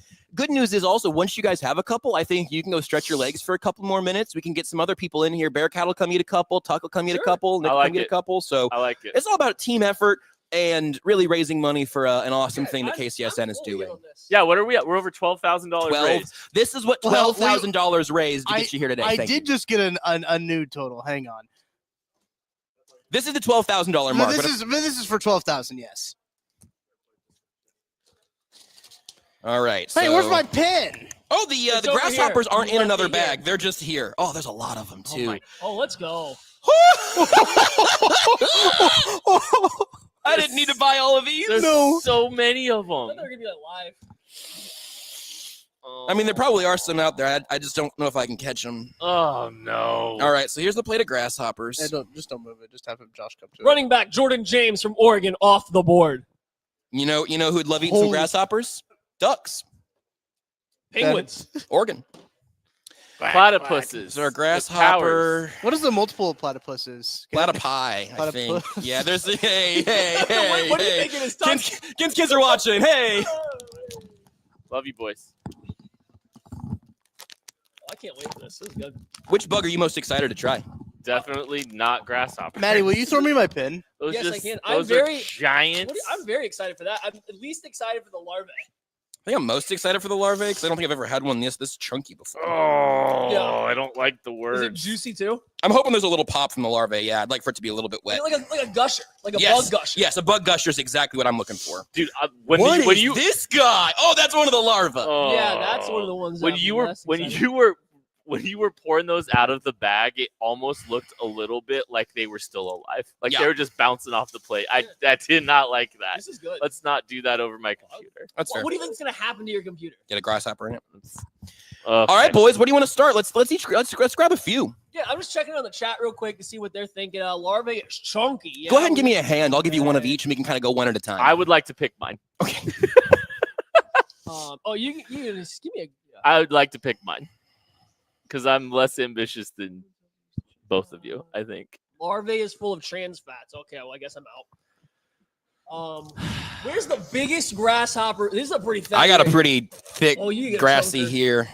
I got one right here. This guy. His All right. eyeballs are looking at me. All right, let's start with the grasshoppers. Hey, listen, to an incredible cause, to giving opportunities for people in the name of Therese Paler with KC Sports Network, To a bug's life. and to a weird Saturday. Oh. Like Cheers. those veggie straws. Mm. The Mm. crunch on those. Mm-hmm. It tastes like a veggie straw. I mean, worse for sure. That is. It gets worse. Now it's getting buggy. There's like an earthy texture. All right, let's do a larva. Oh, What's man. I a need some larva? power. I need some Powerade after that one. The three of us are going to take the biggest 3 larvae I can find because Yeah, I the feel like larvae is that's. Oh, I don't know. the one I'm least excited I don't know, Josh. for. Here, hold on. You keep that one. You keep that one. Are you really? Yeah. I'll keep eating bugs. That's cool. There you go, Kent.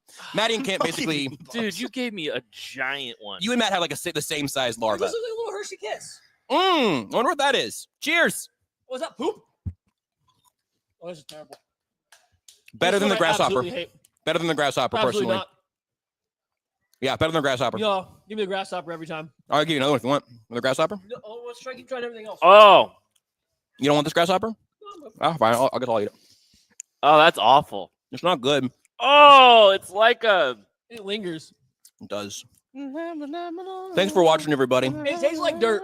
It tastes like. Don't look at this one too close. It tastes like what I think a moldy towel would taste Ooh, like. Here you that's go. good. Don't look at that one too closely. It's What is this gross. I'm not sure. Well, I want to know what it is before I eat it. House cricket or field cricket. It's a form of cricket for sure. The form of cricket for sure. Yeah. Oh, okay. Oh, I don't like the texture on that one. I didn't mind. Mine wasn't bad. Decent crunch. What else we got? I think we've got probably the other type of cricket. Okay. Oh, there's 2 different types of little worms, It tastes actually. like a pet cage. Yeah, that's right. This tastes like the bottom of a hamster cage for sure. Yeah. That's real. Here's one more little. Did I see sawdust? I don't know what this is. I don't want This it. is another one of the larvae of some sort. I don't. Okay. Yeah, we're back. We're just ripping them now. Best so far. Yeah, that one tastes like nothing. Best that so one was far. Easy. That was like a Cheeto. We are $3,000 away from $15,000, by the way. Holy bleep! I got some don't stuff want to planned. know what 15,000 What else we does. got? Ken's doing a great job right now. I want to see what else we got in here. I'm good. I think we're near the end. I don't think we've had. What's We another have a little green grasshopper? guy we haven't had. Grab whatever you're seeing. Take We a. haven't had these little dudes. Okay, let's Here you do go, it. Kent. Oh, that One of was these look- oh, you're right. This must be nasty. the other type of cricket. This looks like a Wait, house you're cricket not to me. getting I've out seen of these in my this. All basement. right. This isn't the end either. Oh, yeah, this is a little baby cricket. You won't even taste it. That's so fun. It's So like okay. It's like a Traeger pellet. I No, don't it's, think I ate it's so anything. good. It's so good. All right. I thought I might get you to Did we gag. get everything else? Yeah, we did. I don't think so yet. Dehydrated grasshopper, house cricket, silkworm, field crickets, sago worm, salt. Those are the ingredients. This one's just grasshoppers. Have another grasshopper. Yeah, we can rip one more grasshopper. Oh, that was everybody. crunchier. Why was that crunchier? Good. Here you go, Kent. Yummy. Oh, this one's. The reviews are rolling in. People are having a great time. Is everybody enjoying it? Reviews are in, let's call them mixed. Oh, yeah, these are different. I don't know what that's from, Okay, but just sure. I'll give you a couple. These And are like little mealworms. I'm gonna Oh, rather that's have bad. Here, Kent, have one of these. I'm No. gonna Kent needs that. here's your last one, Kent, and then you're free. Okay? This No, is I Kent's- almost threw up. Good. Here's your last one, Kent. And then I'm still hosting the other people. Oh, eating this. no. Jadon Blue is off the board, guys. The Dallas Cowboys have taken Jadon Blue. I'm good. Good pick, very cowboy. Kent, one more for me. No. One more for me, no, Kent? no. All right, get out of here then. You I big baby. cowered out. I almost threw up. You're done. You're tapped out. Swanson children, don't be a quitter. Oh, you did it for the kids. Fine, give it to me. For the kids! For the kids. Cameron and Jackson. Don't puke on the camera, please. There's two things you can control: your attitude and your effort. I had a brief moment where my attitude was not good enough, and I responded here with this. We got handfuls. We got handfuls. Here we go.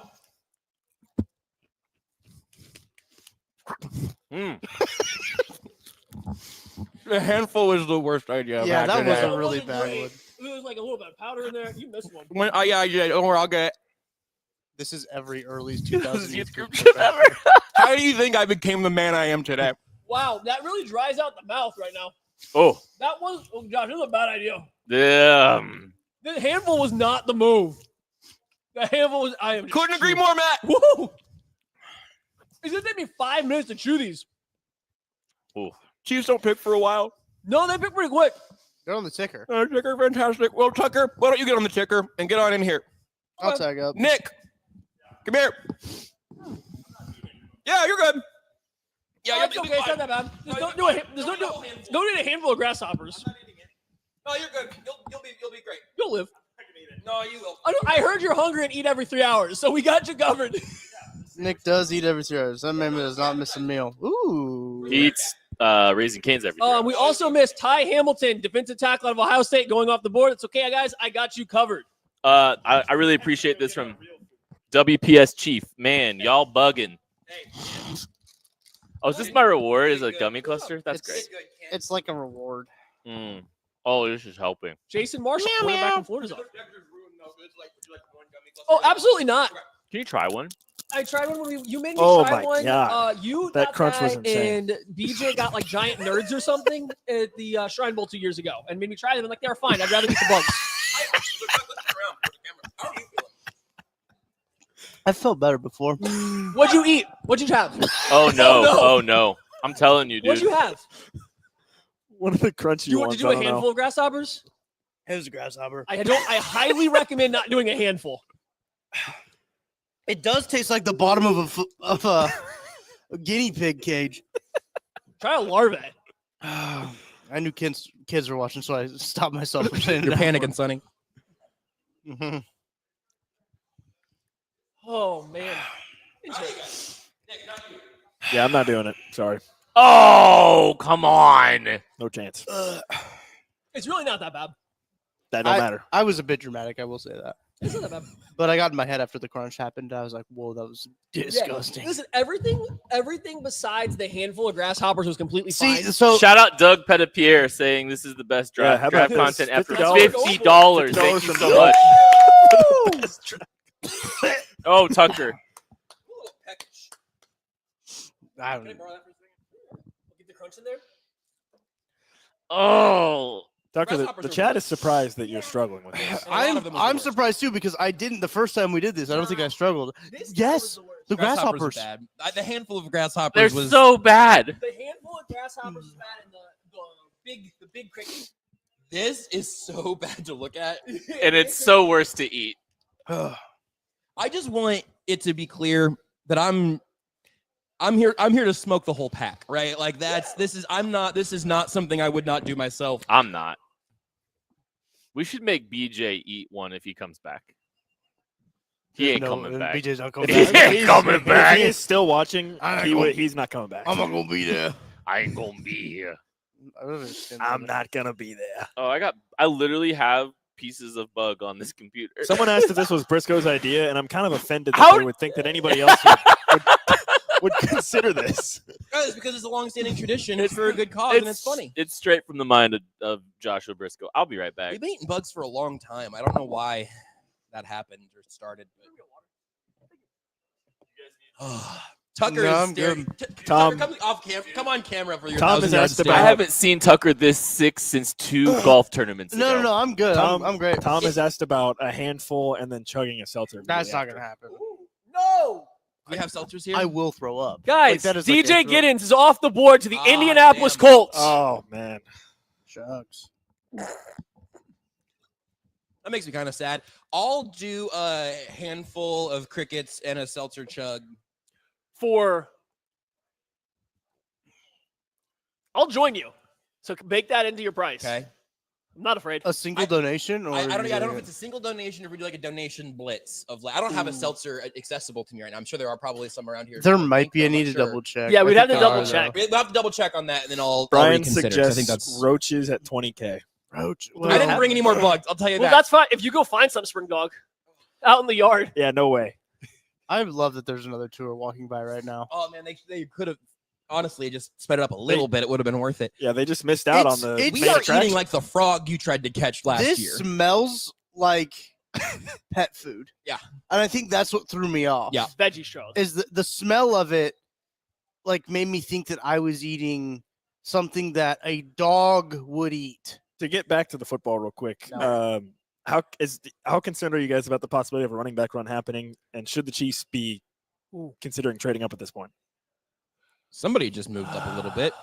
I mean, I would, because I clearly think that Damian Martinez is by far the best running back that is available. So we just had how many running Dallas backs were just traded taken? back up. We've got a handful. Yeah, Just Jadon big. Blue, DJ Giddens. I don't know if there was some others that came across in there. There's some that have come off though. Jadon Blue, DJ Giddens, Jordan James. Yeah. I mean, the numbers are getting thin. But the guys that we like So you're looking at Damian Martinez and Devin Neal, basically, right? pretty much, or there's some other guys that people like later on. I know that Ollie Gordon's still available if you really want to rely on that 2023 tape. I know the Chiefs have, the Chiefs had a visit with him. LaQuint Allen still available, I do believe. Rashard Smith, the chat was a big fan of. Josh, Renee is suggesting she could go find some backyard worms for tomorrow. If you're, If you need some more. Oh, yeah, we could come in for the party tomorrow potentially. Yeah, I think so. I yeah. did grab a couple of big worms last time it rained. We could throw those in the mix. I do think, Renee, though, don't worry. I think I'll probably be bringing home leftovers for you, so don't even sweat it. Nice. Oh, Taj Brooks, Matt. yeah, mentioned I as saw well. that. Rashard Smith is still available. Oh wait, this is Maddie's. It's okay. I want the mic. You're good. If you want an update from my kids, one, my oldest said he has no words, and the other one apparently just covered his eyes. Honestly, Go I on think the that's a backyard good right call. now and try this for themselves. I wanted to cover my eyes. Hey, Yeah. your mic is off, by the way. I Matt. almost threw up. I did almost throw up a little bit, just a little bit. I didn't think it was that bad. It wasn't as bad as I thought it was going to be. Yeah, the freeze dry, like sprinkle the salt and stuff. Like, You they're can just crunchy. get past the idea that it's And a you bug. just don't look at it as fine. Now, the handful of grasshoppers together was rough. You're getting wings stuck in all your teeth, legs, antennas sticking around everywhere. So, if the Chiefs are not going to draft a running back, what would you like them to take at this point? Torrey Horton's No. still available to my knowledge, and he's a good wide I think receiver. I think they should just take a running back here. I think they should take Damian Martinez right here. Well, they should, but he was asking if they don't I'm saying take if I they know. don't take, yeah. I Jared think Ivey is still available. We can get his pass rush. Jared Ivey's pass rush. So we still have Why did you say it like we that? still have what, 10 picks? What was Shamar that? James, the linebacker out of Florida, goes off the board to the Dallas You Cowboys. kind of liked him. I did kind of like him a little bit. Oh, Jason Marshall went a little bit earlier than I Did thought he would as well. I mean, and Jaden Blue, very niche player, right? You know, he's not a every Yeah. down back. He's, got a very defined role, but he's fast. One of the So I fastest, didn't get a but definitive Any answer. If defensive it's tackles if it's that not we running see? back, what are we thinking? maybe there is no answer. The defensive tackle room's honestly real thin. I don't know if I love what's available at D tackle. So yeah, you're probably looking at another defensive end. Cameron Williams, the tackle out of Ooh, Texas, Wait, is has, still available? has Marcus Bowe been drafted yet? No. Okay, we're now at the point now where I don't care you where I click that, play him. it That just- guy's talented enough. I'm putting him out there on this team. Okay. I would draft Marcus Bowe, offensive lineman out of Purdue, and just figure it out. Unfortunately, I don't think that the Chiefs would ever even give him a chance at offensive tackle, but boy, should they, because that team is pretty good. You need to talk into your mic. I am moving it all around right now. Yeah, and you keep Oh, I'm everywhere. yeah. Let's see who else. Smile Munden. He's like a wanna go linebacker. Jared Ivey's there. Yeah, we mentioned him already. Jeffrey Ooh, Bossa. Aronde Gadsden would be a fun pick. I like Aronde Gadsden. Jalen Conyers, the tight end out of Texas Tech, would also be another one that's of interest. Elijah Roberts, the SMU defensive end, big kid that can play inside, outside, had a really good Shrine Bowl. I'm kind of surprised he's still on the board. Logan Brown, If you want to go, offensive tackle. JJ Pegues, my guy here. Another defensive tackle. Not defensive tackle. That's a running back. That's an offensive weapon. Yeah, so there's plenty of options available. I would love Kobe Bryant still available. Jalen Conyers is like a dream round 7 guy. I just don't know if he's going to get there. So if you take him here, I would totally be okay with it. But yeah, there's plenty of good players. Another name to keep an eye on. Nebraska cornerback Tommy Hill is a very Steve Spagnuolo cornerback as well. I don't think he's a cornerback. I could see, and I think he still can. I think he's a safety. Yeah. I saw too many guys make him move, and it didn't look pretty. He's like maybe helmet scouting a little DiCaprio Boodle-ish. Oh, okay. Where you have to kind of move his position a little bit. Okay. Josh, would you like your mic back, and I can put a headset back on? It's really okay, Matt. I'm okay. I've eaten a lot of bugs.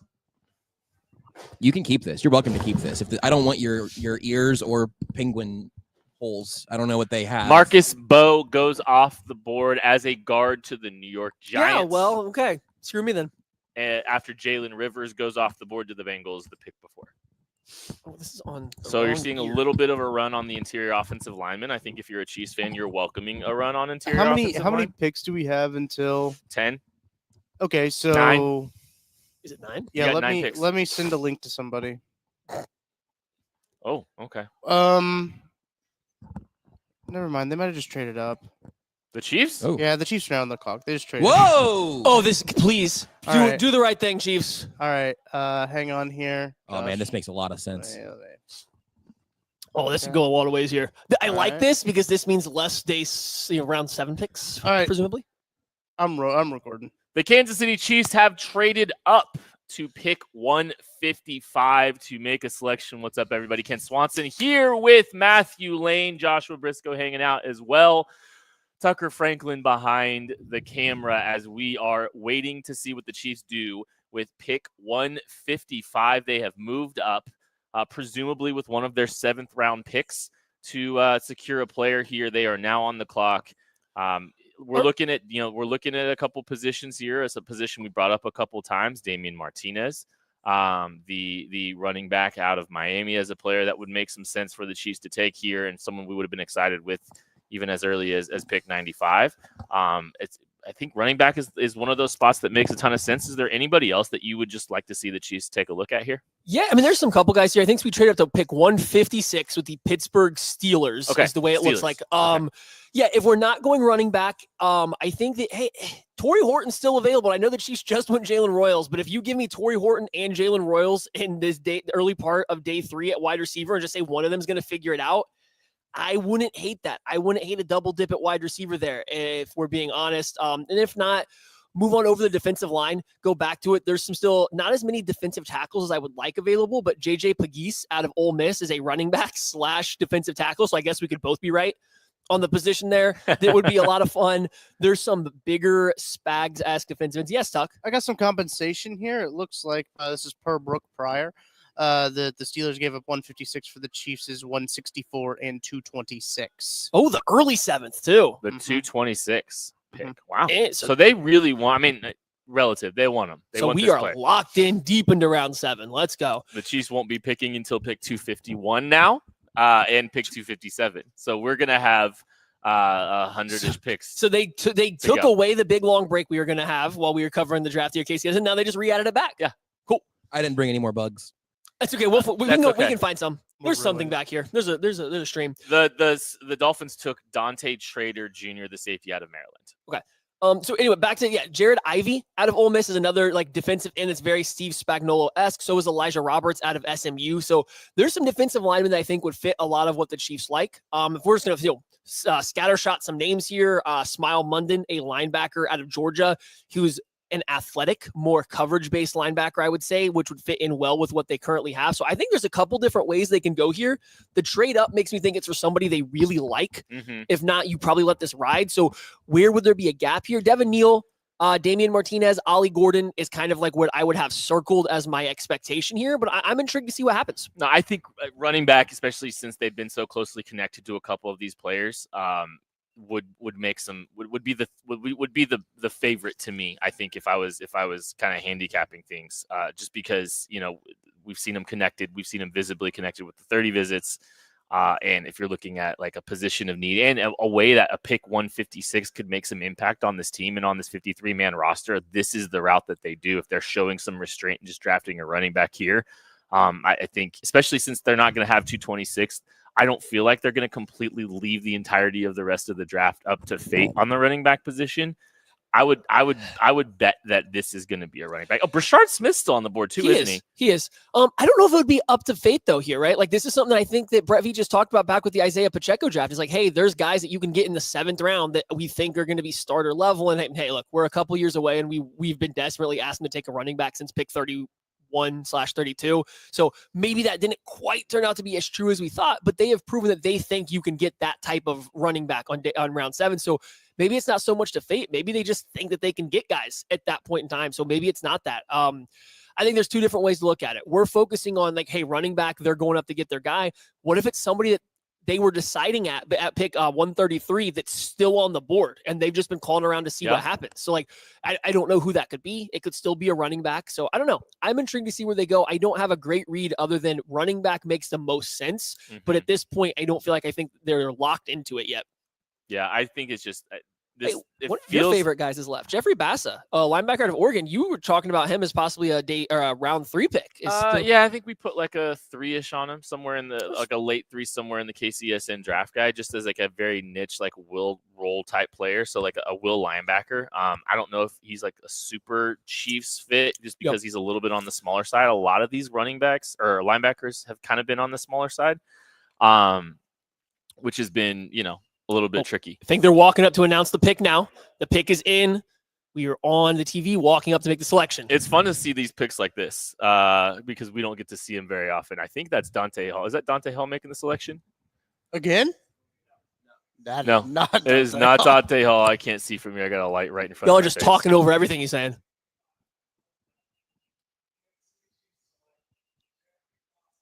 Hey! Wow! They just did that. They took Jeffrey Bassa, the linebacker, out of Oregon, and I'm a little bit fascinated that they went this route as far as maybe just the prototype for what they typically prefer. But this is an athletic player, a player that you're finally getting some of that that juice, that athleticism into your linebacker room.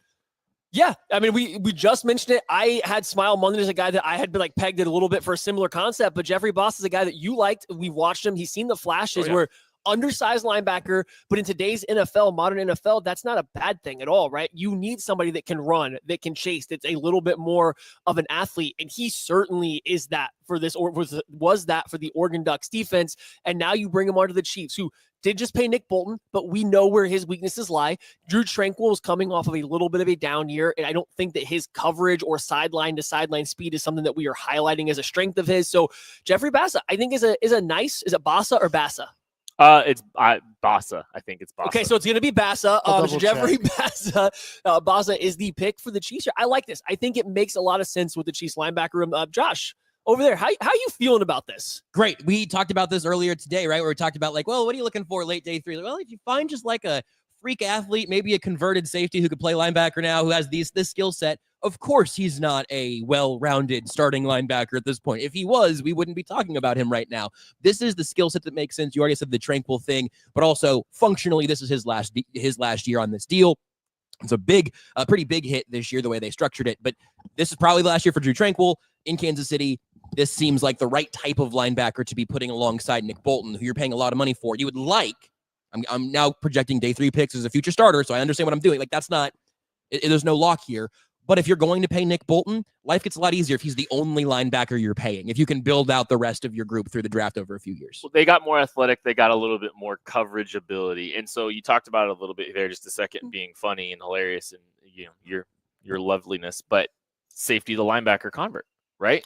That is one of the things here that you like about Jeffrey Bassa. He started as a secondary player. So you're thinking a little bit more coverage first as a linebacker, and he plays a little bit more coverage first as a linebacker. When you're watching him play from the second level of the defense, more of a chase player. He's not going to take on blocks as consistently as some of these other guys are. I do think it's interesting though. He's a little bit bigger than some of these other linebackers that are sitting out there. There's a large amount of backers that are playing or that we're measuring in the 220s, and Bossa is still playing. He measured in at the 230s and still did all the athletic testing at 232 rather than playing at in the 220s.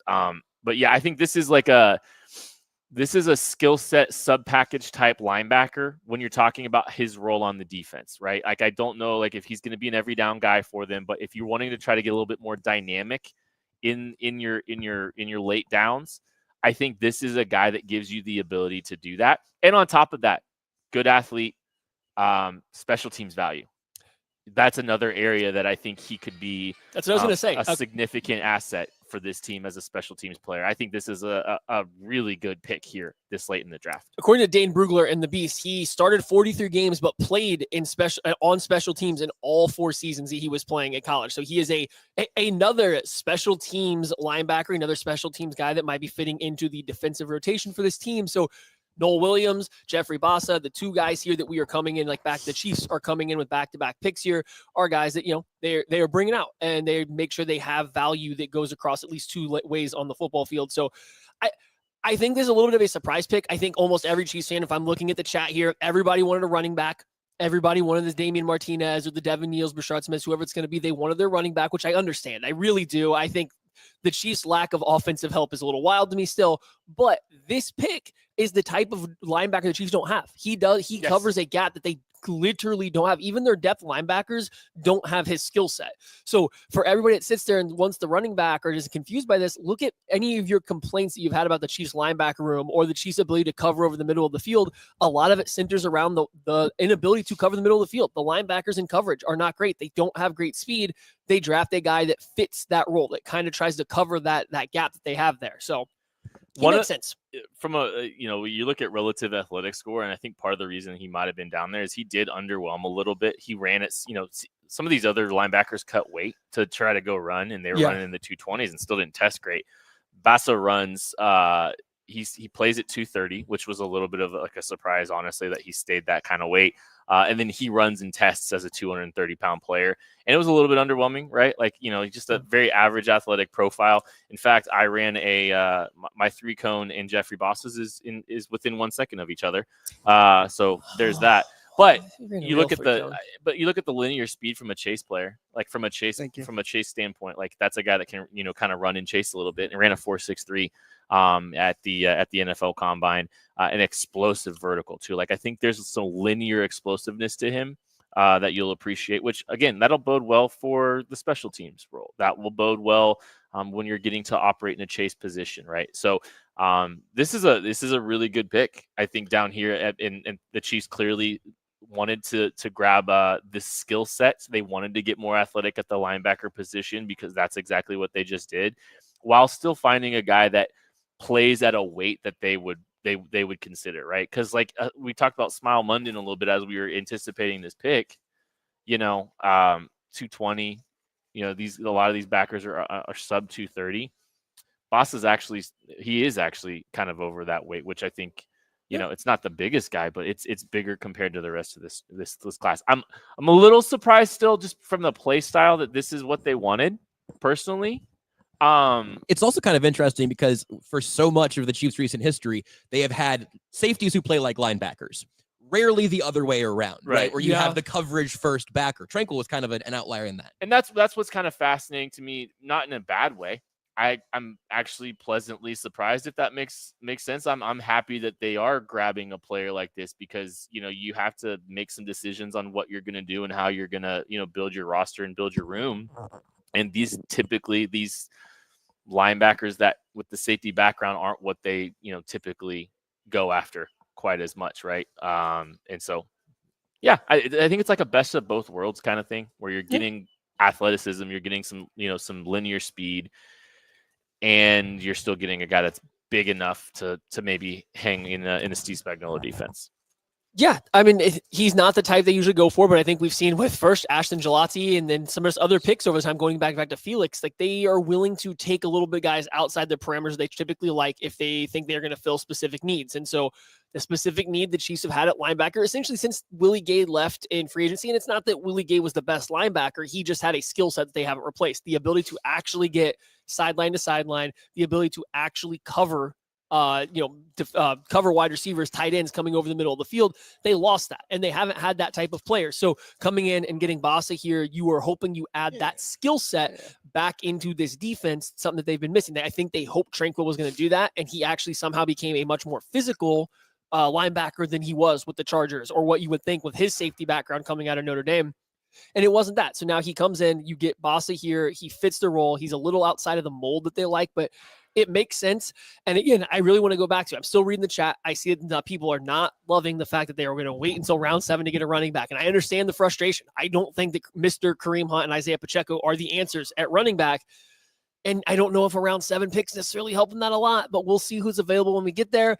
And I think the Chiefs, honest to goodness, feel good about their ability to identify and bring in a running back at that part of this particular draft. And we'll just kind of have to see how it plays out again, or if we're back in the same shoes next year. We can spend some time talking about that, and we'll see what they do at 251 and 257 as well. And we can focus more on the linebacker or the running back spot, kind of after we get done breaking down what we like at a Jeffrey Bassa.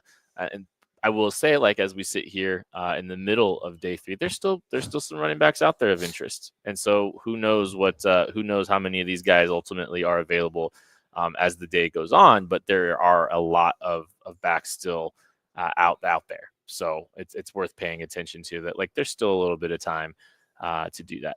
Jeffrey Bassa started games as early as a true freshman, and so he was recruited as a safety. Makes the transition immediately, actually plays as a linebacker in his first year with the program. So he got some starts as a true freshman. So you're a guy that's played a lot of football, has a lot of experience. It's little top down now, going from safety to linebacker. I'm disappointed. I brought a bunch of my college team shirts out here to wear if the Chiefs took these players. And then we got to day 3 and I said, oh no, there's no Jamari Caldwell's off the board. I thought all of the Oregon players were off the board they might take, because I really didn't consider Jeffrey Bassa a player. So back at the Airbnb, I have my Oregon shirt that I was supposed to don. I would have put it right on over this Penguin suit, but I didn't bring it because I failed you guys, and I apologize for that. But Kent is dressed as a duck, a side duck. Oh, that's true. We're good. He's ducked up. A platypus. And you're in green. Boom. And I'm bird adjacent. You are a bird. So bird adjacent. You are a bird. Nope, we're going adjacent. Penguins barely count. Can't fly, don't count. I know they're a bird. All right, here we go. Here's another thing from Dane Brugler, though. Bassa wore the green dot in 2024. I did not know that. Just based on the experience and stuff of that room, I would have guessed it was, I forget their other running linebacker's name, the walk-on that also is a good baseball player. Yeah, I would have assumed he was their green dot, but no, apparently according to Dane Brugler that Bassa wore their green dot, and we know the Chiefs love having their leader linebackers, guys they can call the plays and stuff. So that's a fun little bonus tip here. All right, before we move on from Jeffrey Bassa, let's grade this pick. Okay. I don't know if Sandwich Boy Joshua Briscoe is going to be able to do it. B for not bad. I was going to say B for Bassa. Yeah, absolutely. Makes a ton of sense. The running back room is scary, but this makes a ton of sense. Maddie Lane, give me a grade. I like the player, like the pick. It's good value. I would have still preferred more offensive help. So give me B-. And again, it's not related to the Bassa pick whatsoever. It's just, I think that this team needs some offensive help. A- for me, and it's just I think value is tremendous here, and I'm never going to get disappointed at value. And I think we've talked about linebacker as like a sleeper position that this team could draft, and they took a talent that I think is, one of the better players at the position. In Jeffrey Bassa, we're going to find out exactly what that one is. Yeah, it's not on the beast. But I think it's the only little knock is just like, it would have been nice to see the Chiefs take Damian Martinez or Damian Martinez or a Devin Neal or Damian Martinez. But I think Bassa has a lot of value here, special teams, and giving some athleticism to this linebacker room, which is desperately needed and potentially will need more bodies to be ready to play as soon as 2026 from a starter perspective. But Jeffrey Bassa is the linebacker for the Kansas City Chiefs at pick 156. we're looking through some of these grades here, seeing some B pluses. Yeah, more fun facts. He didn't play football until high school. He was a basketball player before that. I'm sorry, I could have got all this into the the rest of the show, but I'm just kind of looking through everything that happened for him. So Yeah, I'm mostly scanning for a pronunciation of his name, and I think Dane's like, you guys should be able to figure this one out. Like, nobody should be I confused. think that's literally exactly what happened. I did the same thing. I was like, well, he didn't do a phonetic spelling. Maybe we should just know. He does have his high school longest javelin throw in the Beast, though. Skymore RB3 incoming, says Nate Dogg. Maybe Jalen Royals plays running back. Stop. He's good at it. Couple of names we've talked about that, since coming off the board. Elijah Roberts goes to the Tampa Bay Buccaneers at 157. Keandre Lambert-Smith to Auburn. Colin Oliver to the Green Bay Packers. Marcus Seigel, a Kansas State kid, Omaha kid, goes to the San Francisco 49ers. Smile Munden Jr., linebacker, goes to the Philadelphia Eagles. A Georgia linebacker going to the Eagles. What? Oh, sorry, the green team. The green team, yeah. Thank you. Mm-hmm. I'm going to have some highlights here in a second. Bassa? That's great. Look at us. Bassa. I don't think Boss's arms are almost 35 inches long. I see that. Someone's saying that they're 30. They're like sub 32. I don't think. Maybe. Can you trade both sevens for a running back in round 6? No, I do not think you can use both of your very end of round 7 picks to get to round 6. You might be able to use both of. We may not have. There's a chance we have a Mr. Irrelevant situation where someone's willing to just take 2 picks in round 7, though. Yeah, it's possible, I guess. You might be able to get up to where the Chiefs were going to pick at 226 for a running back. But I mean, you're looking at this. You got 60 picks before the Chiefs are picking this. Yes. Like, I'm gonna go grab a drink. You guys want anything? My sandwich. I think that's over there. That's why I was eating now, so I can tag you out here in a second. Well, we can eat here. Do you want a soda? We can eat here. The Oh, same. yeah, we can eat while we talk. We can It'll eat be while we okay. talk. It's we maybe. You know what I know? Ken just saying. I don't want a GD soda, Rich. Ken just saying he wants his food and he wants it now. I would like a Coke Sorry, that's Zero. an ARG hit. I'd like a Coke Zero. Thank you. Because I'm skinny. Oh, do it. I believe that I'm going to go to the restroom while Kent holds us down. That means you have to talk. Yeah. You want to watch me eat, everyone? We gave him a medium fit in the KCSN draft guide. I'll just read you just kind of the fit perspective that we gave. And Just read the I draft thought Kent guide. was talking about my t-shirt size for a second. Yeah. Bassa has a skill set that shines in coverage, and the Chiefs don't have that kind of ability that he does currently on the roster. He doesn't play with the kind of physicality that they like against the run, but as a sub-package player, he would have value. Bassa could fit for Dave Tobe's special teams with the athleticism and could boost his value to the team. So that's kind of the perspective that I have. I think he played linebacker sometimes as a safety. He's more of a chase player, but I do really like him. Again, like premium on coverage ability, and if the Chiefs felt like they wanted to get that, they got it. People are upset that I'm positive about that. I don't know why we would be upset. I think he's a top 100 player for us. So it's just positional value. Like if you're upset about the positions, I get it, but this team has done a pretty good job taking really good talent falling to them all over day 3, and I'm not going to be disappointed in that. Love taking guys with J names. We can hear you on the mic. Just so you know. We'll say it on the mic then. The Chiefs love taking guys with J names. Joshua Simmons, Jalen Royals, Jeffrey Bassa. Jadamian Martinez. Huge for the J. Yeah. That's what you pay. That's what I get paid. That's what I win the awards for. Shane Torrey bringing up, the Jets just took a linebacker too, so the Chiefs got out of ahead of a linebacker run. Yeah, Francisco Mauigoa, another linebacker I really liked as a late day 3 option going to the Jets. So I don't know why. I legitimately don't think anybody should be upset. I really like what the Chiefs have done on day 3, if I'm being honest with you. I think they've done a tremendous job just getting good value and guys that can contribute. Down in round 5, here in this range, you're going to be hard-pressed to find players that can contribute. Round 5 is a cutoff for like maybe this player gives you something, or maybe he doesn't do anything for you. And so like this is a worthy swing to me, and this is a good football player to be getting down here. I think at minimum you're getting a special teams contributor. Like at minimum you're getting a really good special teams player. But like this guy has coverage chops. He's got chase ability, like to sideline to sideline range. and pairing him with, pairing him with Bolton, like I think you're gonna get an athlete that can kind of run and play and make plays that maybe Bolton couldn't.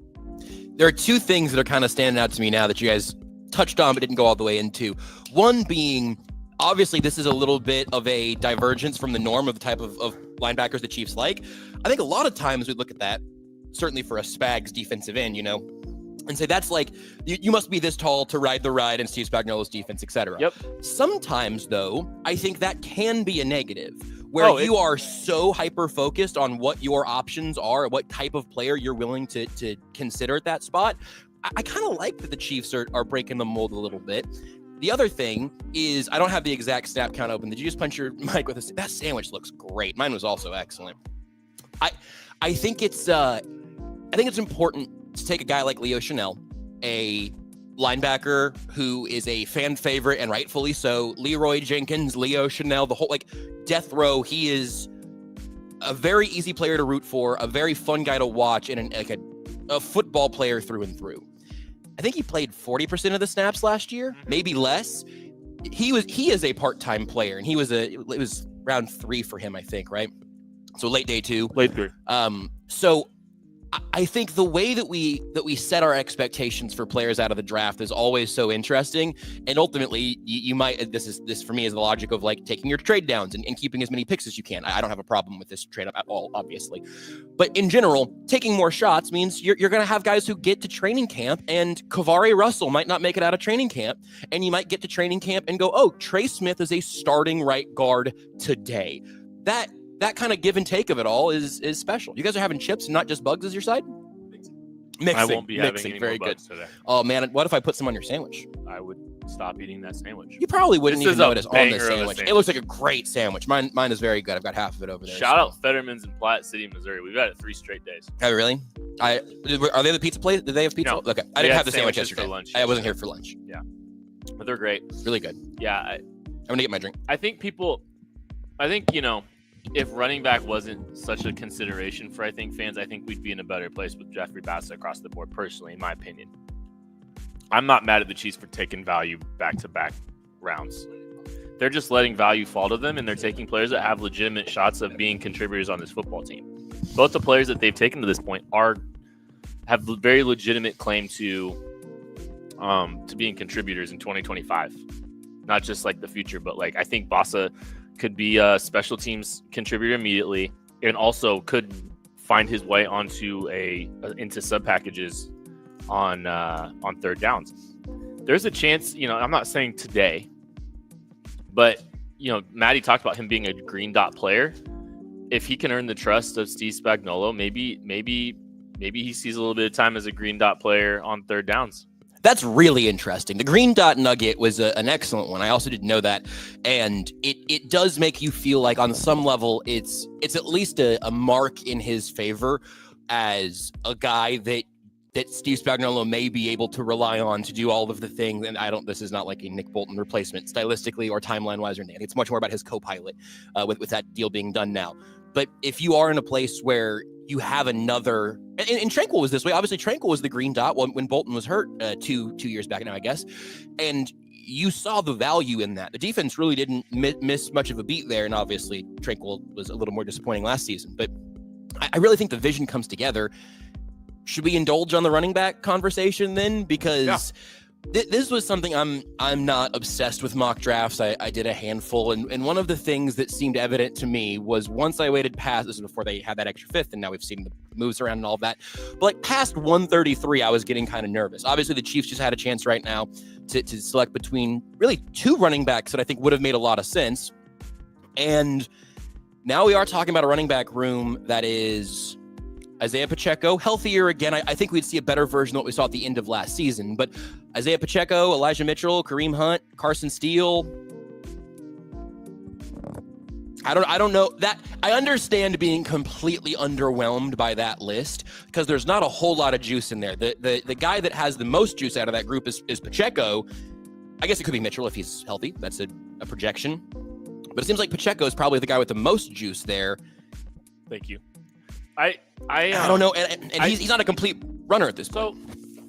So I think there's some when it comes to the running Nate back, Dogg says we drafted a sub-package player at 63. I think that's kind of the. we I did. don't think you ought to be having that conversation right now. Maddie is nodding his head at the sideline. I think that's the one. Okay, so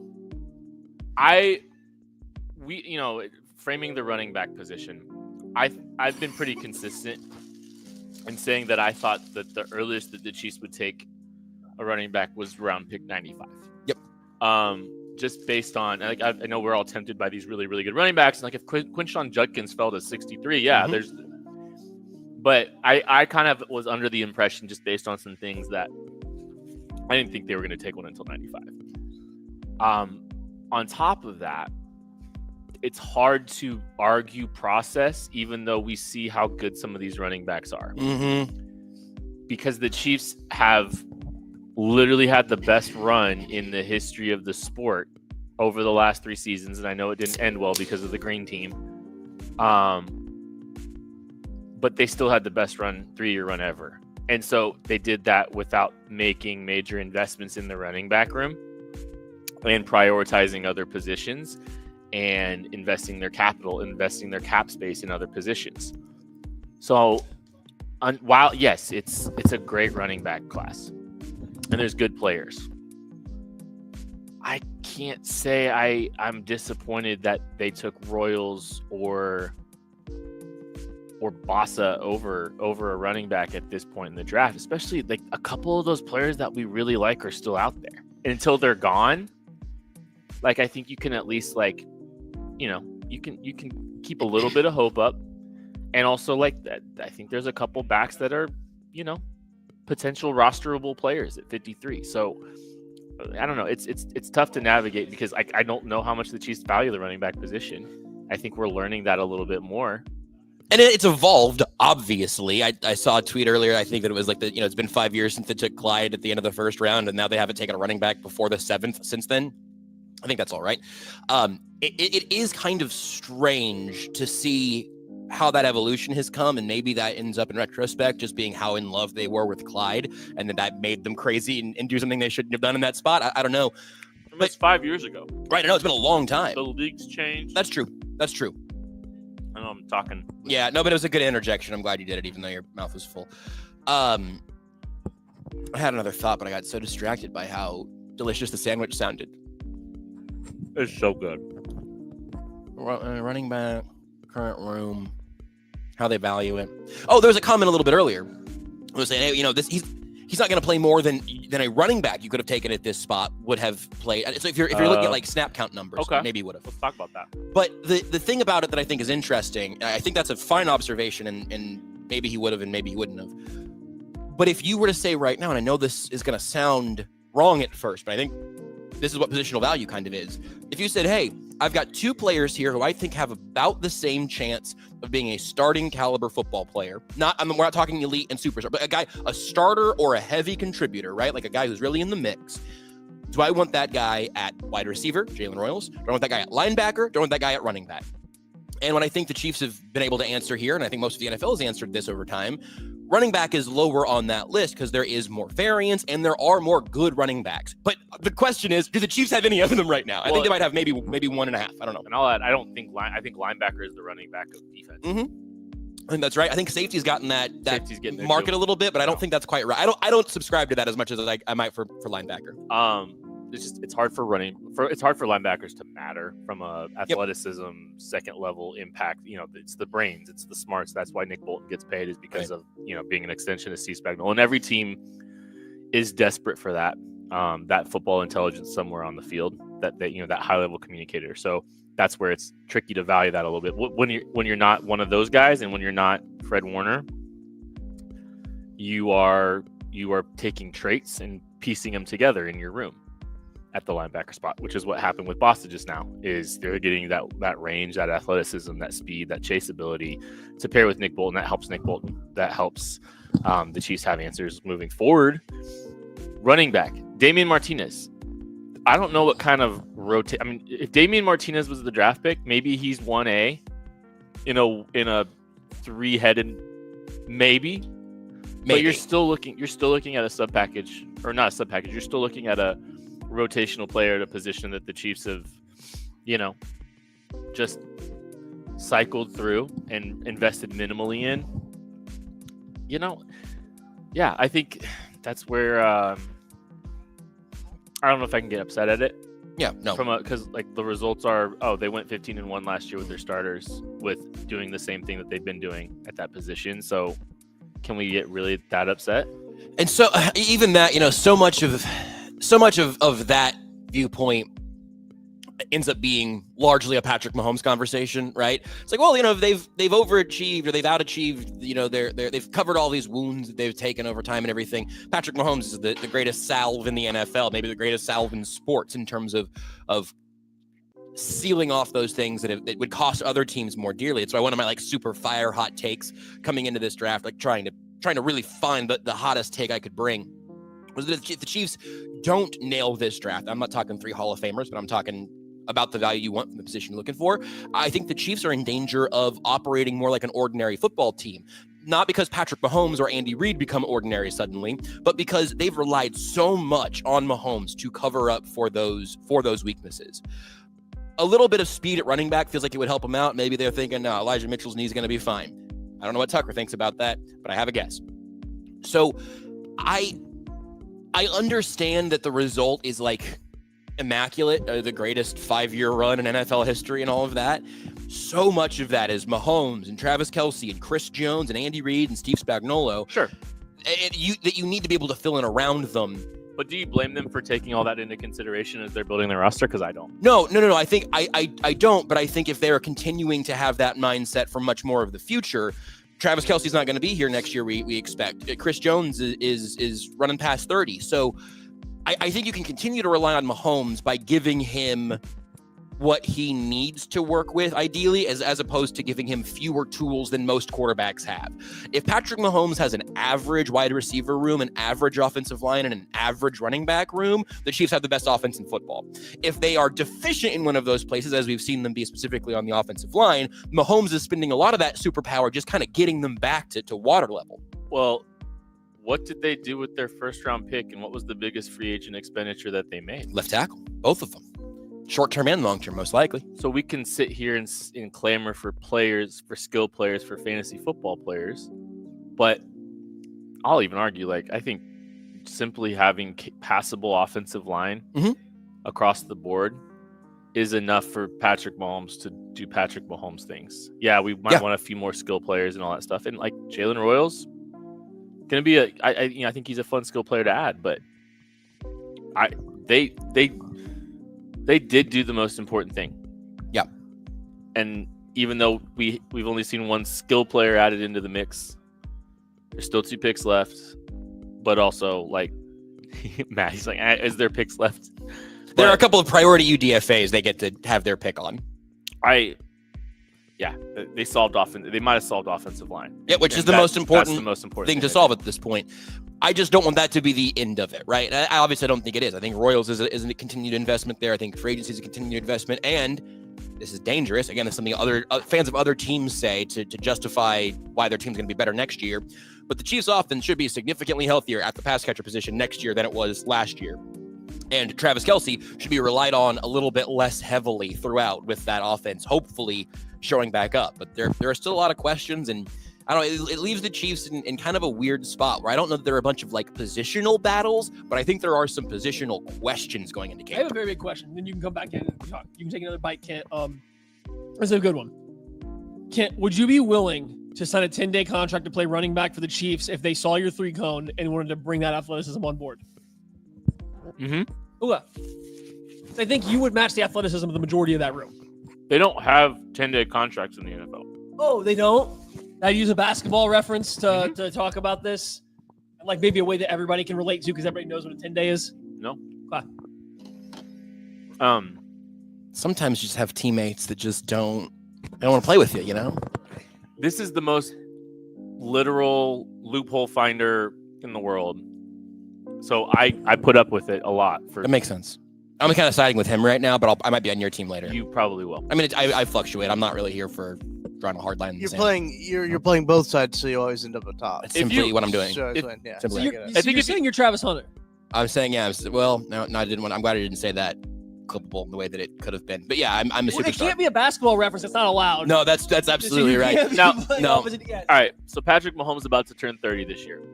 Yeah. And if you're asking Patrick Mahomes, hey, would you like to get another skill player, or would you like us to go out of our way to try to, shore up that offensive line? What do you think Patrick Mahomes picked? I think Patrick Mahomes picked offensive line. I agree. I would agree, but I'd also think he says, why does it have to be either or? Why does the defense need another 18 new players? Well, but yes, I think he would say, hey, please let me stop dying in the pocket. Yes. Let me get somebody that can protect me. So if it's, and I know that it wasn't an actual either or, I think his preference would be, please get me a left tackle and shore up the offensive line. I can make the wide receivers and running backs and tight ends work. We didn't get the full reveal of the Chiefs offense in 2024 that we anticipated because of injuries, because the offensive line stunk out loud. Now, well, just the left tackle spot. Now, and left guard because of left tackle. But now we're anticipating some more stability up front on the offensive line. And if you get that, now you get to show everything that you wanted to show in 2024 in a different way, with everybody back, with everybody healthy. I think that involves Xavier Worthy going down the field a lot more, like we saw in the Super Bowl. The Chris Paul hits a 3 down 42 meme. I'm familiar. Rashee Rice looked like he was about to be an all-pro before the injury. And, I don't know, maybe if I was Mahomes, I think I'd say, I really like the guys we have. I think what we have and what we had cooking and what we were ready to show was exciting. Just get me a better offensive line. I think this will work. And if that was the line of thinking, this kind of seems like what the line of thinking is. And maybe this will put me at odds with you a little bit, Maddie, where even coming into this draft, I thought a defense heavy draft class made a lot of sense. The problem is we were all really looking at defensive tackle, and then we have been severely whelmed by the choice of defensive tackle. And then edge isn't one of the top few tiers of guys, but I'm totally cool with them spending maybe even air quotes here, excessive amounts of picks on defense, in large part because I think we've seen Steve Spagnuolo and obviously Dave Merritt in the secondary and Joe Colin up front across the board. We've seen them develop players and find some of these guys who do find roles relatively early and then with a relative frequency develop into a little bit more than that too. So I'm cool with that. I also think it makes sense to spend money on the offensive side in free agency, which they did. I think, right. I guess more so than they did on defense. Not a lot to spend, regardless, I guess. But I'm good with giving Spags just a rotating run of young defenders for him to work with. It's just now it's literally for me just the running back room feels like it's missing a type of player that. And again, they have Mr. Irrelevant. They will have their pick of all of the undrafted free agent running backs. Right now, I think I'd probably bet on that being the pick there, unless they think, hey, we got a great argument for an undrafted running back. We're going to go ahead and take another defensive end here who might not come voluntarily. Or a punter would be fabulous. So I don't think that... He might not what voluntarily? Yeah, Matt. That's it. Okay. So I don't necessarily disagree with the idea that they could be a defensive heavy draft or they needed that. I thought they had enough holes on both sides of the ball that this team wasn't as secure as I think it had been in years past. Yes, I think agreed. they were coming up on an area where they needed a lot of turnover anyway. So it's not specifically that they went defensive heavy. I think that makes sense. Get Spags, get Merritt, get these guys, Colin, get all these guys, new players to work with.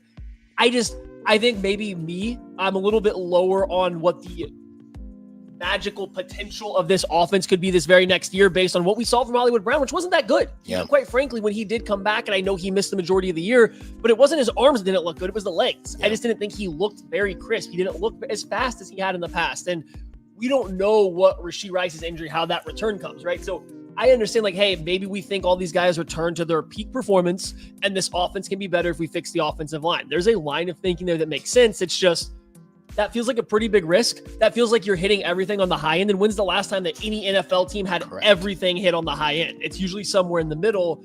And it just feels like the middle of a lot of these problems or questions come back to say, hey, maybe the offense should have a little more juice. Right. Been talking about it a little bit over off camera with Bearcat, though.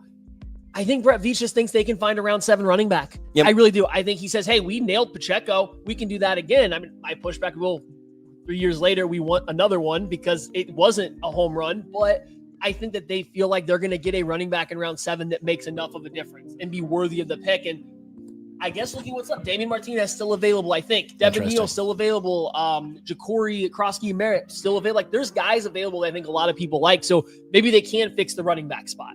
It's just, I thought coming in before we got to round 7, we would be like, okay, we see the vision for how this gets better. And right now it's just a lot of maybe the guys that weren't great last year get better next year. And I don't know. I kind of buy the we'll find a guy who fits what we want to do argument at the running back position to some extent. And again, I think Pacheco was a win in every sense of a 7th round pick. Absolutely. And I also, again, I expect him to look better next year than he did when he came off the broken ankle this year. But I would ask, if we're talking about Mr. Irrelevant maybe being the key to all of this, Carson Steele was never that guy for you. Deneric Prince was never that guy. You went and found veterans and guys like Keontae Ingram and LaMichael Pirine before Samaje Pirine. There have been, I don't want to call them all absolute whiffs, but there have been other guys like that. Hey, we like what this guy brings to the table. And then Kareem Hunt was your leading rusher off the couch. Yeah, no, and I think this goes back to Kent's point when everyone talks about undrafted free agent running backs, you can find them. And I would say this extends to round 7 guys too, right? Yeah. Yes, there are hits that are available.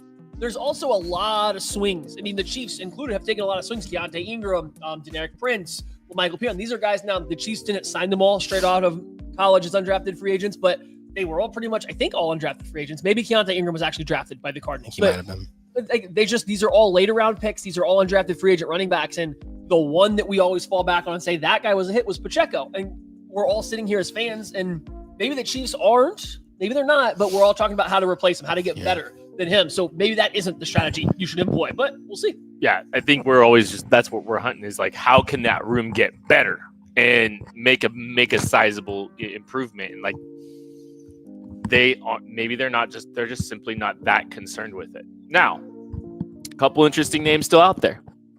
Damian Martinez still out there. I'm starting to question that one. I'm starting to question medical. I'm actually same with Devin Neal. I would actually question medical as well with Devin Neal potentially right now too. I know there's some shoulder injury issues with him, so that could be a reason that he's falling.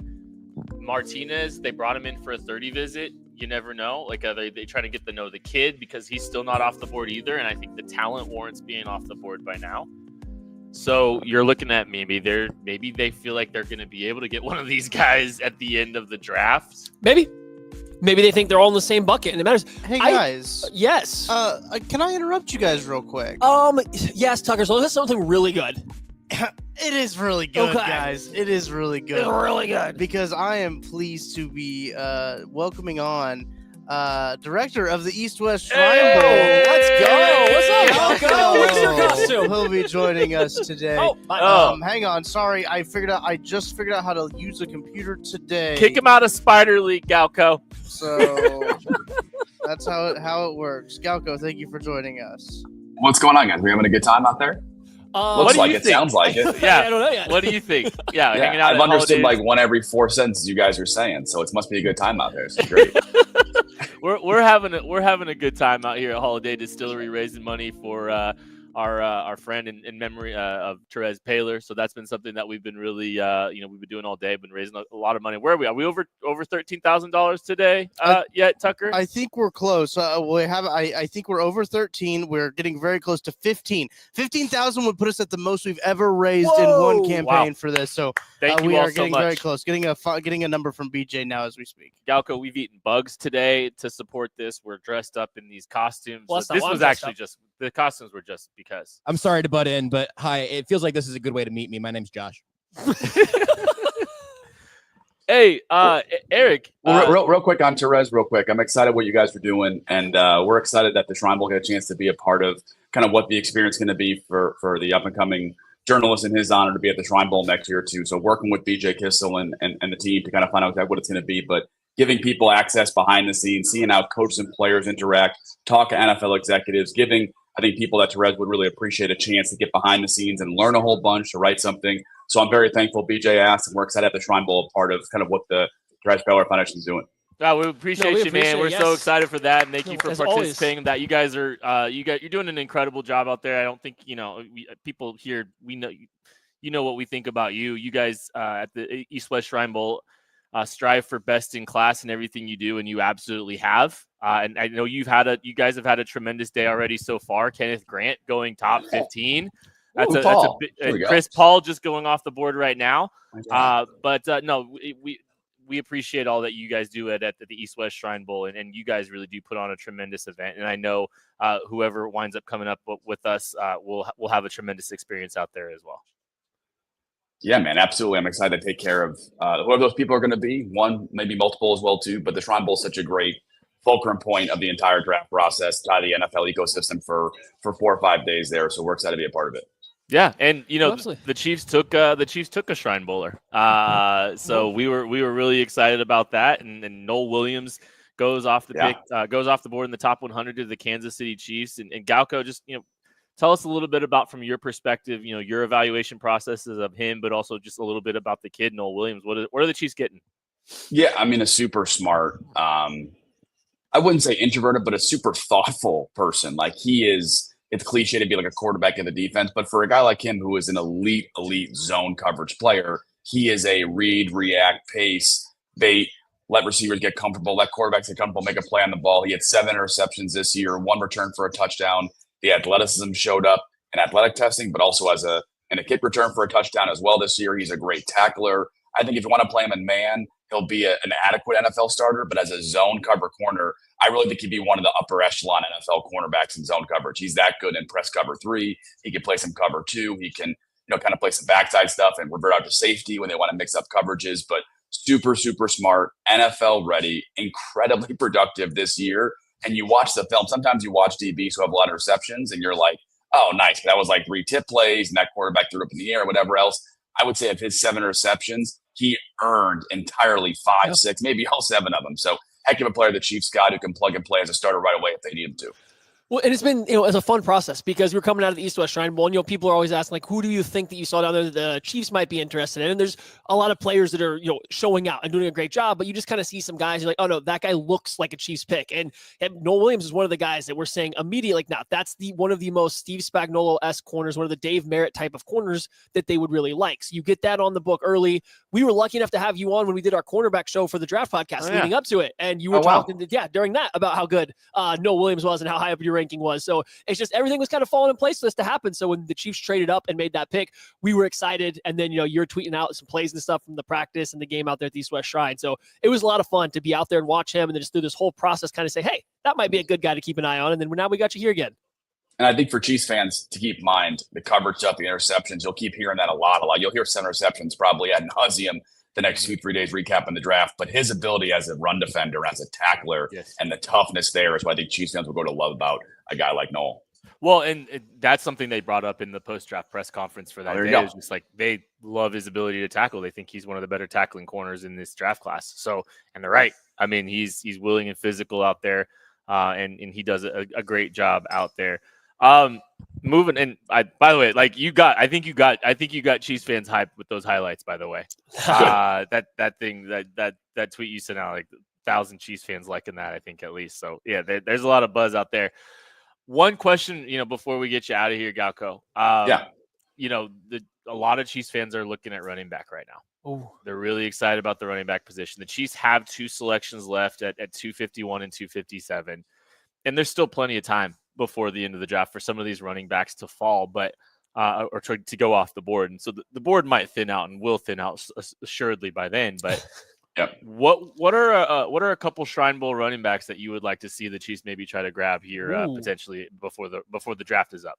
Yeah, a couple. I'll give 3, and then one guy who's not a Shrine Bowl guy, but I think is a really interesting fit for the Chiefs. One, I don't know if he'll be there. I don't think he will, but if not for injury, Phil Maffa is off the board by now from Clemson. I mean, a really powerful plus athlete. He just got healthy about 2-3 weeks ago, worked out for NFL team, showed that he's ready to go a rookie minicamp, but obviously not having a draft process. We've seen in the draft so far that, hey, if you don't have a full draft process, teams are not necessarily always comfortable taking those guys in the top 4 or 5 rounds. So I think if Phil Maffa happens to be there in the 7th, again, this is a guy that can be explosive, 3-down player, can be a workhorse, and even to be like a really, really good running back that I don't expect to get to the 7th round, but he'd be a great one. Rocket Sanders of South Carolina, another Shrine Bowl running back who I think is one of the top 2 or 3 goal line running backs in this entire class. Like just that skill set, I think he's better than almost every guy that's gone so far. Maybe Ashton Genty and a couple others can could argue there, but he can do that tomorrow, and he's shown he can be a complete running back as well. Keep in mind, a couple of years ago, he was a 4-star running back recruit who was destined to be a top 100 pick, if not for a couple injuries. Ja'Cory Krosky-Merritt of Arizona. I think you guys mentioned him earlier too. Shrine Bowl MVP. Great story. You guys have covered him quite a bit. I know you guys are both a fan of his game. And I'll give one more, not a Shrine Bowl guy, but Kyle Monangai. Yeah. Tucker's guy. Yeah, the Chiefs have had success with running backs from Rutgers in the 7th round before. And, Mungai was a little banged up to play in an all-star game this year, but still love Kyle. And he's a lot like Pacheco, a little bit different style, but tough as nails, will run through contact and can finish. I think if you're looking for a change of pace guy as well to help Pacheco out, that'd be pretty fun to have Monangai as well. But this running back class is loaded as people expected. A lot off the board in the 4th, 5th round, but a lot more still to come in this draft class.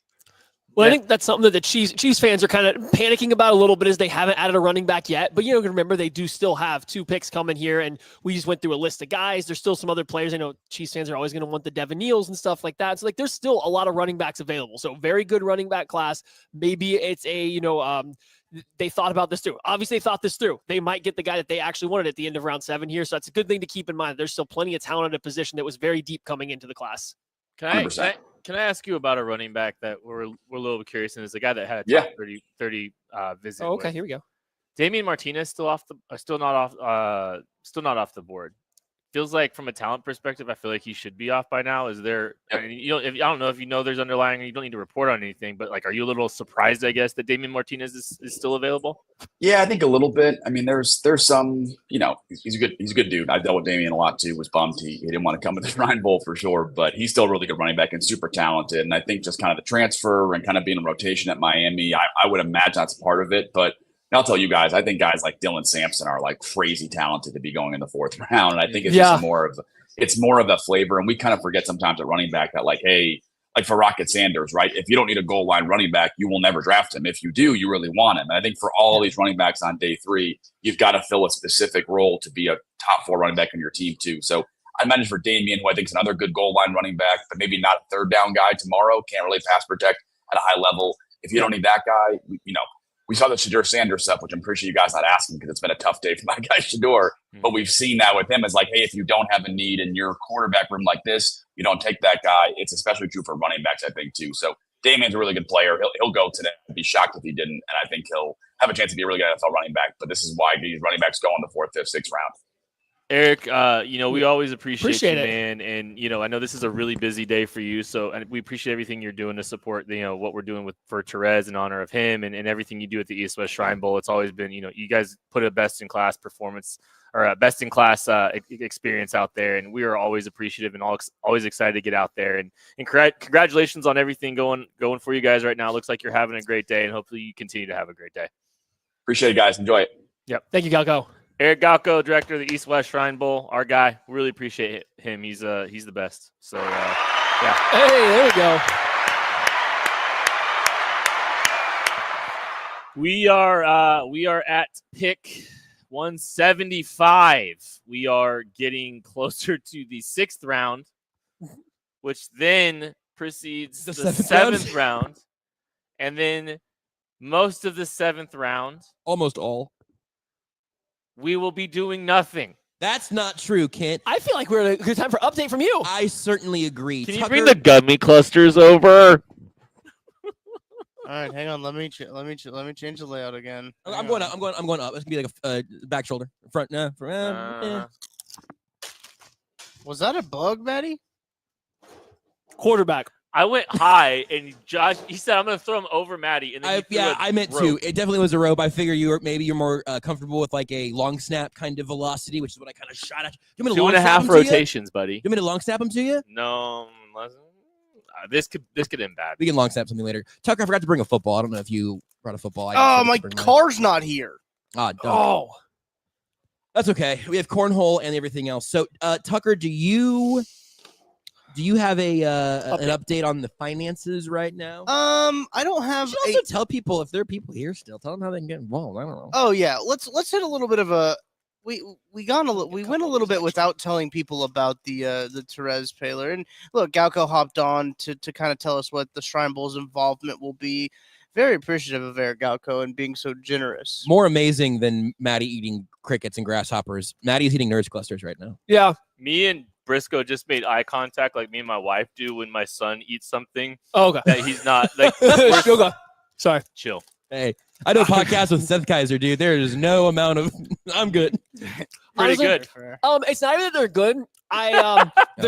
You're bored. The chips and the bugs kind of have like the same seasoning They taste do. to them. Yeah, they And so really I'm do. trying to get the seasoning, not even the bug taste, or the seasoning taste out of my mouth. And I figured a fruity Nerds cluster is probably my best bet to do that. So this is not an enjoyment. This is a survival thing. You're allowed to enjoy the candy you're eating. Anyway, Thank you, the Terez Paler benefit raffle that we're doing right now, supporting the All Juice Draft Workshop. You guys did just hear Eric Galco come on and talk about the Shrine Bowl's involvement in that, what they're going to do for the beneficiaries of the KCSN benefit raffle for the All Juice Draft Workshop. Glad that Galco is a part of it, and you can help be a part of it as well if you want to give $10 to get one raffle ticket, 10 tickets for $50. You can Venmo that at KC Sports Network. You can give butter.com/KCSN draft. We will be giving away these prizes doing a nice little spinner. Christian Gumminger will send me a big old fat list of all the names. We'll put it in that big old spinner of names, and we will get them. We'll get it out. We'll get it out to everybody, and as we do it on our live show tomorrow, probably around like 11:15, I assume, will be towards the end of the live show. But you can win a Nick Bolton signed poster, a Creed Humphrey signed mini helmet, Trent McDuffie signed jersey, Will Shields signed jersey, Brian Cook, Jamari Connor, and Chris Jones signed jerseys as well. All of those proceeds will go to benefit the All Juice Draft Workshop that we are putting on as well. So very excited for all of the things that we have. Obviously, we are wearing costumes. I can add something here too, Tucker. Go ahead. That we've got these draft day references throughout the show. We need the comment section to catch them all five of them. To unlock, gotta catch them all. You got to catch them all. Yeah. To raffle off a bonus Chris Jones autographed jersey. And I asked BJ Kissel, I said, "Why do you want to do this?" And he said, "Just because I effing feel like it." Woo! That's a bar. I don't know if the chat's gotten any of them. Actually. I don't know either. It's Yeah, not I going don't- great. The chat has not gotten any of them. Chat hasn't watched draft day. Well, Josh, within the it's last time for a 12 detour now. hours. Like, we got time to burn. We haven't talked about draft day yet. So, that's true. And so, Tucker, are you close on a number right now, or do you want to talk about draft day for a No, little you can while? talk about draft day. I'll just straight up interrupt you guys when I. That's give a perfect. number. Fabulous. That's what this show is. I'll unveil what the next stretch goal is after Tucker gives us the number we're at, and then we'll set the number and hopefully do the thing. I'm gonna clean up your guys' table though. LeQuint Allen.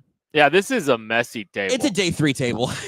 It is. That's a day because 3 draft there's table. chips and bugs and gummy clusters. And they kind of taste the same. Maddie's coffee cup. The Maddie, gummy clusters can stay. Maddie, to your previous topic opening. Yeah. Draft day was genuinely worse than I expected it to be. And my expectations were so low. So low. It was so genuinely horrendous, both in the macro and the micro. None of the details were right from like a sports guy's perspective. No. None of the football players look like football players.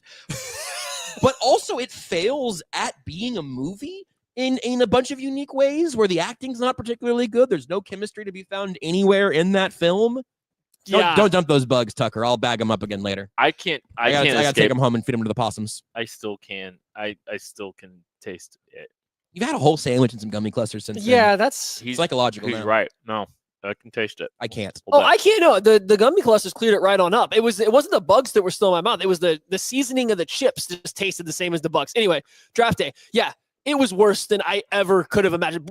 Josh and I hadn't seen it before, so we were watching it for the first time ever, and everybody else had seen it. So like they were trying not to spoil it, but they kept the theme of it was, oh my God.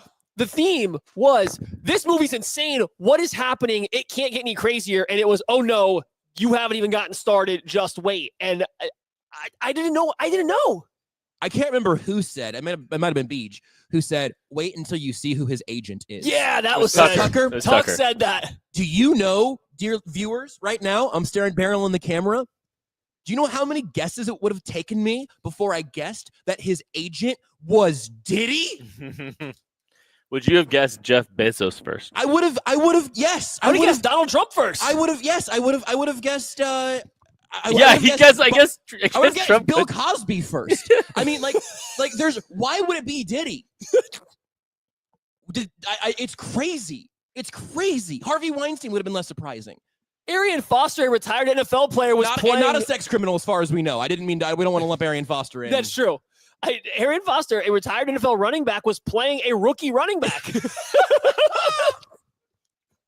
I don't understand. Whose dad was Terry Crews? Whose dad was a 6'4" running back, apparently. I don't think I realized how generous people were being even when they were dunking on the movie. Right. 'Cause, like, here's the whole like Bo Callahan, nobody went to his birthday party. Mac, no matter what. Like, Yeah. It's actually beyond what I expected it to be from like a mimetic approach. Oh my! It fails both as a football movie, at football, and at being a movie. It failed at everything besides Everything. entertainment. Yes. I think the problem, like, It's not even a spectacle, by the way. It all happens in like 12 hours. And the time jumps are wild because like a lot happened in an hour on the clock, and then nothing happened for like 6 hours on the clock, and then everything happened And again. now we're back on the clock, and I want all my picks back. Plus, David. Spoilers. I had it spoiled for me, and I was still surprised many times. I didn't know how we got there. Watching you guys watch it was a joy, and I told you guys, like, I didn't think I was gonna stay up because I was exhausted. I took a shower. I was like, I'll come down for like 5 minutes. I finished the whole movie because I could not stop watching you guys watch this movie for the first time. Mind-boggling.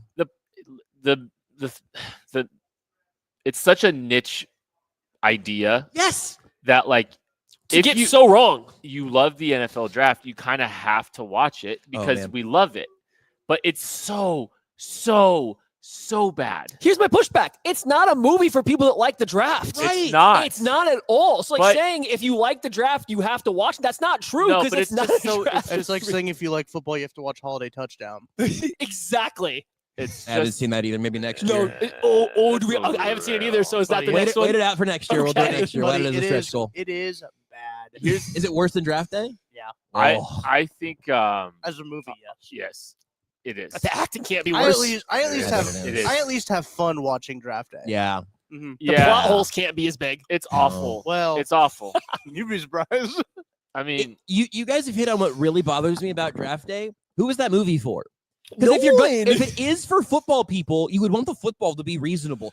Somebody maybe should have asked for 4 years worth of second round picks because that's legitimately not allowed. That's a quick Google search. If somebody made like a really like high octane indie movie called Draft Day, but because they're huge football and film nerds, there is a great movie that's out on streaming now called EFIS. It's like The Pitch, and the entire movie takes place on one baseball field where a bunch of guys predominantly in their like 40s, 50s, and 60s are playing the last baseball game that's going to get played on this field before it gets bulldozed.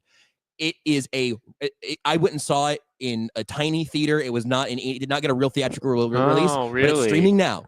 Did you go to Costco Fabulous. Yeah, I can't. Yeah, that's no, that was we went and saw same theater, different movie.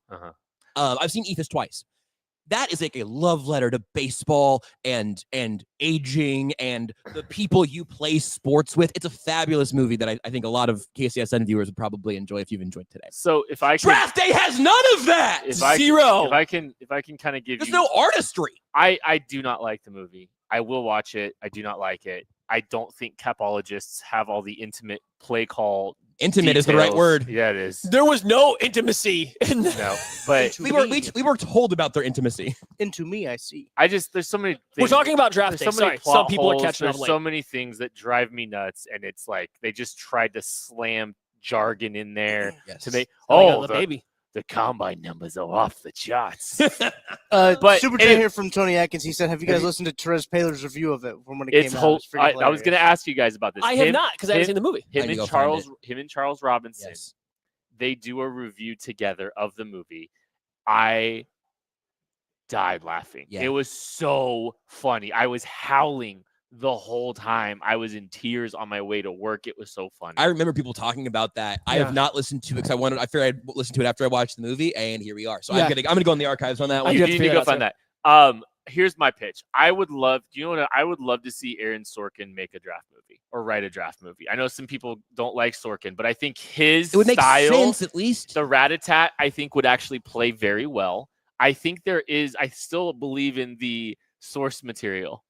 I still believe in it. Do you mean the concept of the NFL draft? Yes. Okay. Okay, Yeah. you believe in the concept of the NFL. I think they can make a good movie about it, and they don't have to make it funny, and they don't need Costner. Fine, I'll do it. Pushback. I don't think you can make a good movie about it I do. because the entertainment value for what we want to see is what the stuff that none of us will ever know because the NFL will never share. That's the problem is like the NFL's never going to let you in to see how they actually do it. So how are you going to make a movie about something you don't know about? There's plenty of scouts that know how the sausage is But they're made not that going to would share that for a consult. movie to No, be made. here's can I give you a premise I've thought about? Yeah. I think it would work, and I'll tell you, I think it would work more if you focused more on the players getting drafted than the actual teams. Let's go spend some time with the 5'7", 112-pound linebacker that went first overall. I think Let's go hang out with him for a little bit. I think you tell a story about an NFL draft room and you have the strategy and you have the drama interwoven in between the selection of the pick, telling a story, a human story of the pick itself and how they got to that point. I like it. Draft So day it's, too. it's sequential. It's like, hey, the first Electric round pick, Boogaloo. here's the story.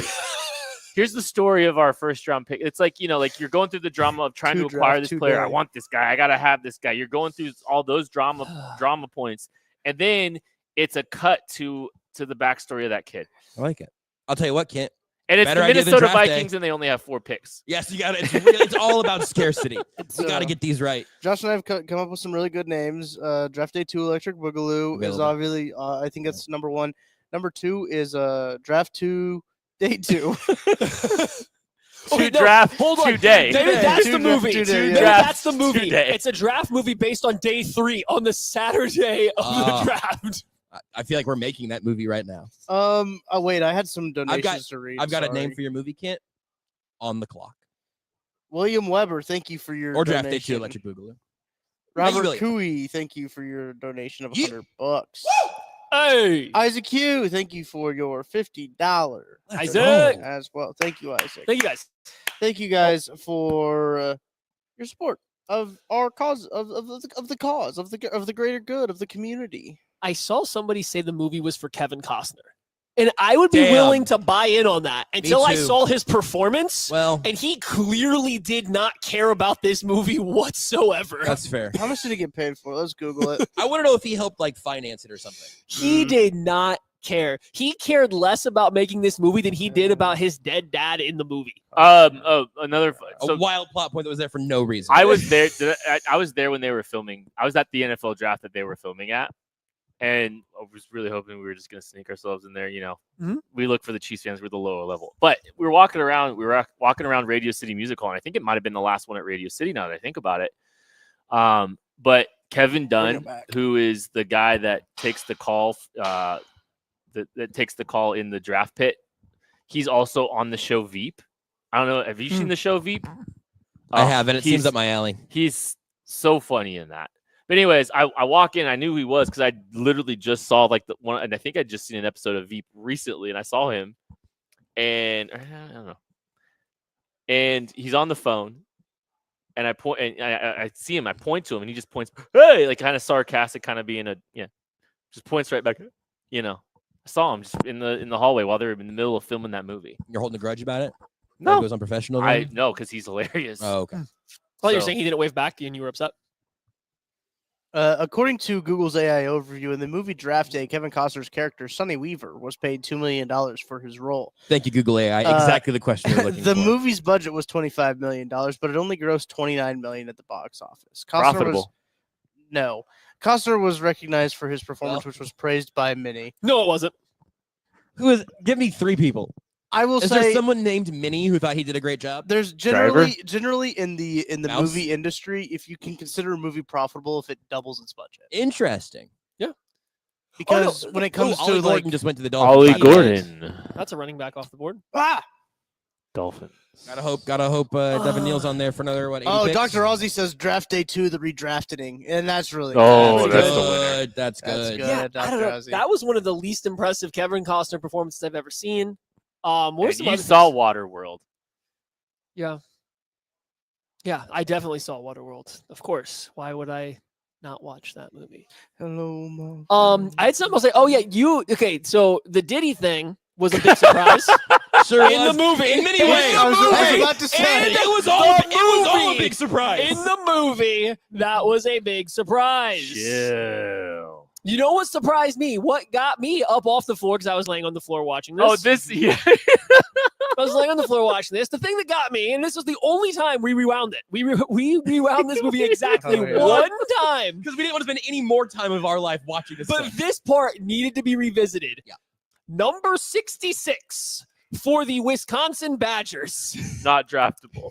has never, not only has he never played a down of football in his life, he has never put on football pads in his life because this man went to get down in a stance, which he could not put his hand on the ground from the way he was standing.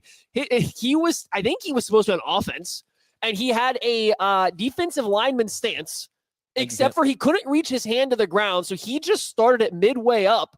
And then when the play started, he just starts waddling like his pants were falling down instead of running. And it was supposed to be a play going on behind us. It was the craziest thing I saw in the entire movie. Me throwing that Nerds gummy cluster bag from me to you was kind of like the cuts in the film cuts that they had in the draft day movie with the hard line. That was cool. You were more athletic than anyone we watched. Yeah. Your 3-cone would have gotten you #1 overall. in that film. He's that guy for Wisconsin. Like, I couldn't believe what I was saying. I think Kyle McCord just went off the board before Will Howard, and that's a long-standing battle between Kent and I, so suck it. Green team, Kyle McCord. Green team. Oh, yeah, it's a good pick for them. New quarterback controversy. Okay, I got another one. Steve Wilkinson. Thank you for your donation. Oh, do Thank you, we Steve. have a current number? Thank you, Steve. Do we have a number right now? And I can introduce what I think we got up next. I haven't talked about this with Kent or Matt, but I believe Kent has actually referenced it in the recent past. I think we talked about it at Costco. Oh, no. Yeah. We also received an anonymous donation. Thank you for your support. Thank you. We got a super chat from Joe. He had a real question. Oh no, he just put it on here. Okay, it's cool. He likes this draft class because it's a solid and high. It's a solid and high upside. He likes the positions targeted. Take a swing at a running back. It is an A+ for him. So shout out Joe. I'm glad you're enjoying the draft. We are as well, and thank you for the super chat. Oh, I got a good stat. You want to hear a stat? If it's the amount of money, yes, we've gotten. Have you been counting this whole time? That's not the stat I have. Can I have that stat all after? As a freshman, Tyler Shuck, who will turn 26 this season, He's my age. backed up Justin Herbert at Oregon. Yes, Oh man, that's correct. I think he's in the same draft class as Trevor Lawrence. He is. That is also correct. Or recruiting class. Recruiting class. Yes, they were at Round 6 is underway. Dorian Strong goes to Virginia Tech. Dorian Strong, the cornerback out of Virginia Tech, goes to the Buffalo Bills. Bilal Cohn, the Western Michigan cornerback, going to the Baltimore Ravens. Kone. I think we got him in 2012, actually. JJ Pegues, defensive tackle / running back, goes to the Las Vegas Raiders at pick 180. That's a great pick for them. And at pick 181, Kyle McCord, Syracuse quarterback. Where are we at with the monies? Guys, I think we'll get an update when Tucker is ready. Quit stressing him out. I can't see his God, face, so I dude. actually can't tell what his status is. So Well, I don't have access to all. The right. only stuff I have access to is the super chat totals. So then I gotta ask 2 other people what they have on their end, Sure. and then I gotta do More math. Then I gotta carry the 1, and then Niner, 12. the super chats are at $666.69. what? Nice. Yeah. Nice. No Evil way. nice. Evil nice. Nice. 13. That's So nice some call the outside- Devil's 69. The That's- Devil's nice. That's outside the confines of a loving marriage. Yes. Right. We're over $1,300 on super chats for the weekend. So thank you guys so much. also Wow. much, Yes. Really do. for donating. Tyler Shuck was born before Y2K. Tyler Shuck is barely younger than I am.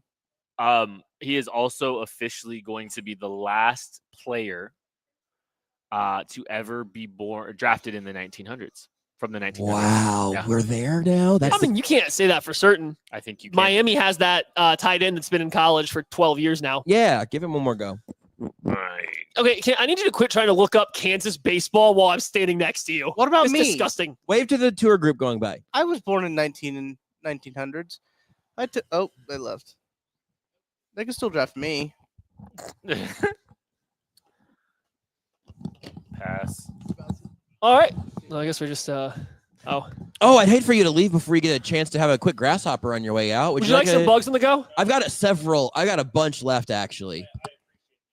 I don't know if you do it because it feels like you're turning it down, which you wouldn't do if you really, really appreciated my offer. All right, folks. Here it is. I got the number, folks.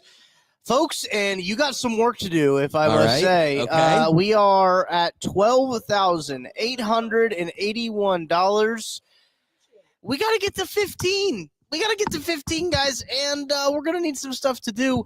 Josh, shall we entice the people with What was the number? I think we should. I didn't hear where we're at. 12,881. So we got some ground Are you to going make to yell up. at them again like you did at the end of yesterday? Yeah. Well, we're behind our goal. You need to reprimand them again. Well, we're behind, and you guys are behind. you are behind. Bearcat's leaving, so we had to. You can just bring it into the shot. Yeah. Do we have to eat anything else? I don't think any eating is required for anything. I don't else. want to eat anything else. Yo, we got the first specialist off the board. Andres Borregales You from Miami. cannot do that. It's not allowed.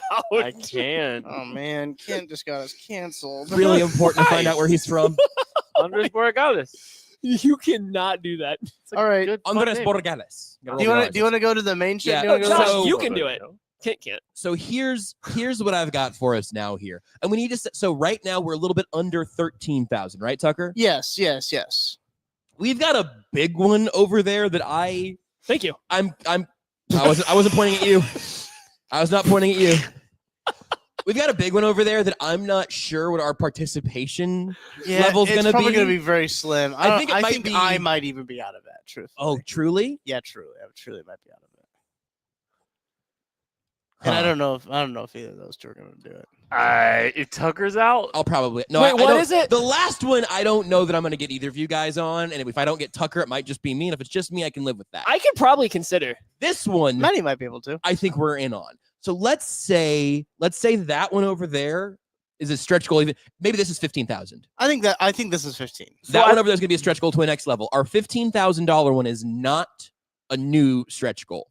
This is something that has happened many times here in the past. At least one time. I think many times here in the past. It's happened at least once. Oh, You guys have done this before. okay. So this is not scary. Yeah.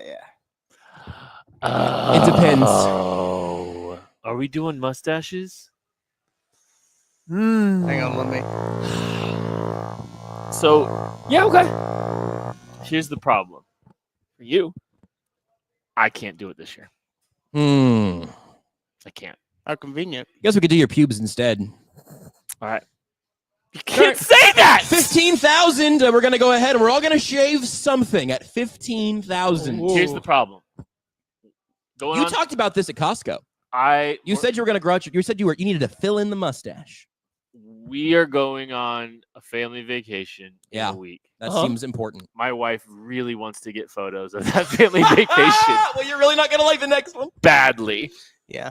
Um, Kent will definitely be out of the next one. so She doesn't love you with a mustache? no. Oh yeah, everybody keeps asking about the taser.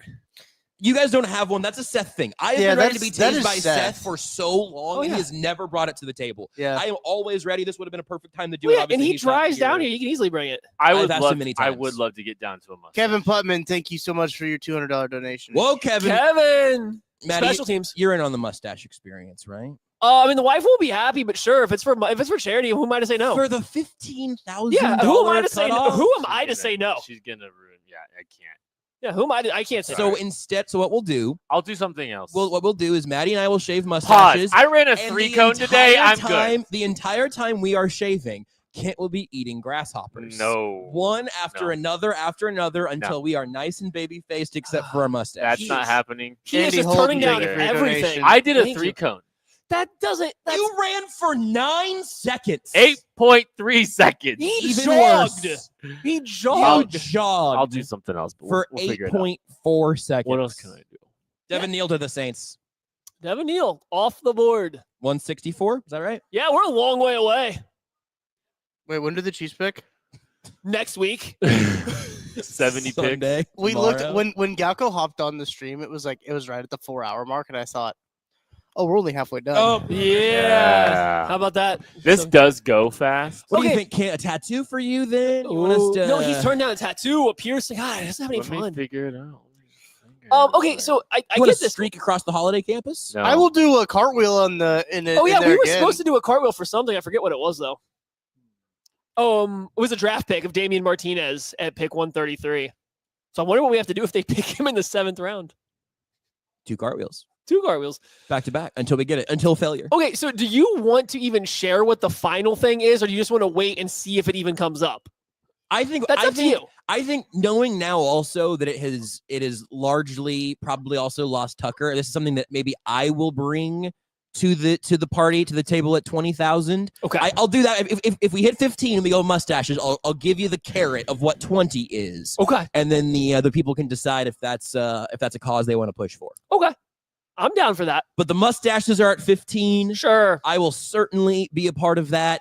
We can do it on stream, pull a couple of trash cans over here and drop our beards into a basket and do it in the name of goodness. I don't have a mustache. You got a little bit of one. Yeah, a little bit. I don't have a strong mustache either, but we It's can make it also happen. not my strongest part of the beard. You have a very thin mustache. Yeah, we're not. very None thin, of us yeah. are Craig Stout, so No. like it doesn't Yeah. work. We've all Might as got well- all of our mustaches are a little blonder than the rest of our beards. Oh, yeah. It doesn't do us any favors that way. I don't think I have a great mustache, honestly. I mean, I can't think of a way I'd ever get to find out. At this point, Galen, so. and thank you for your your super chat. Appreciate it, or not your super chat, your donation. Thank you. Thank you. That's Nick, will you shave into a mustache? Will you do a mustache since you didn't eat bugs? Kent won't do a mustache. It's not that I don't want to. Me and Maddie are gonna. What shave. if I make you a deal and I shave down to a mustache after a vacation? Not as satisfying to me. Yeah, same. So that's 15,000. We're doing mustaches. I'll do that. Kent has opted out because he has like family pictures and stuff happening a or week. whatever. You can grow it back by then. No, I can't. So, This is like a month and a half because I Yeah, shaved but it all no up. one, listen, none of us showed up with mustaches today. I don't know if any of us are thinking that it's going to be a great look for us. You would look good in a mustache. I can pull it on. You look like Hopper. Yeah. Just at all times. Yes. Really though. Someone said that in chat earlier today. Like I almost Is dropped my Renee whole still fit. on with us? I think so.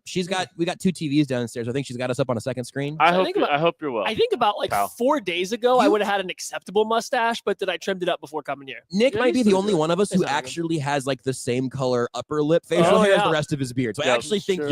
you're gonna have this fare the best. I'm afraid Yeah. for People all of us. are desperate.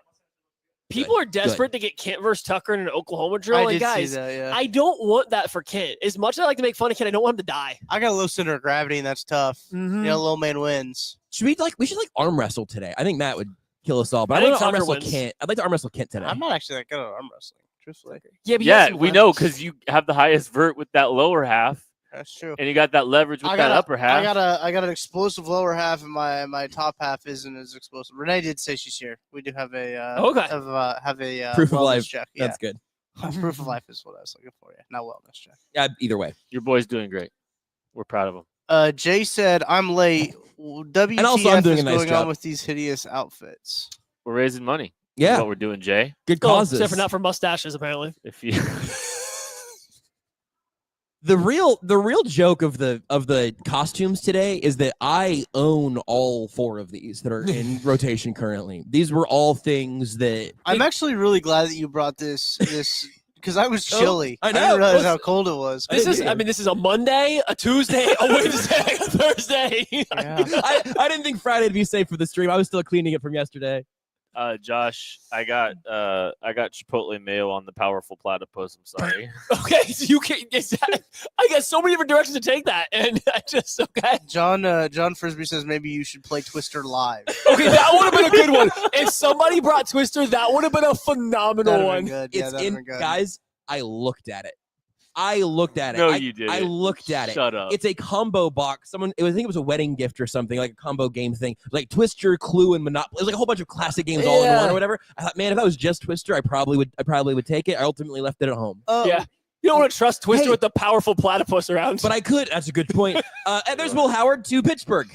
Oh, that's okay. So he went after Kyle McCord, huh? Ronson Trade says Tucker gives me Kirby energy, and is that like Kirby the Yes. animated Yes, thing? I get it. Yeah. Kirby more, or No. is it Kirby Smart or Kirby Joseph. Joseph. Video game Kirby character. Joseph or It's the video game character. or maybe kinda get it. Maybe the little car that was fully loaded.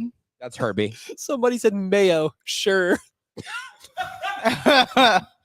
He said Well, Chipotle mayo, so I gotta It's tell you. Chipotle mayo. Hey, So you got I- more questions I- if it's I not. think you should go to a doctor. Hey, Yeah. Josh, you should check your phone when you get a moment. I'm looking at it. Oh, no. man.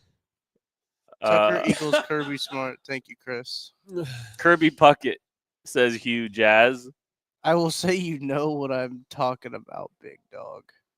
Kirby Puckett actually would be I would go for Kirby Puckett. Of Yeah, all the you ones you would. got, that's the one you want. Yeah, That's I the think one he's so. hoping for. I think Kirby Puckett's on that one.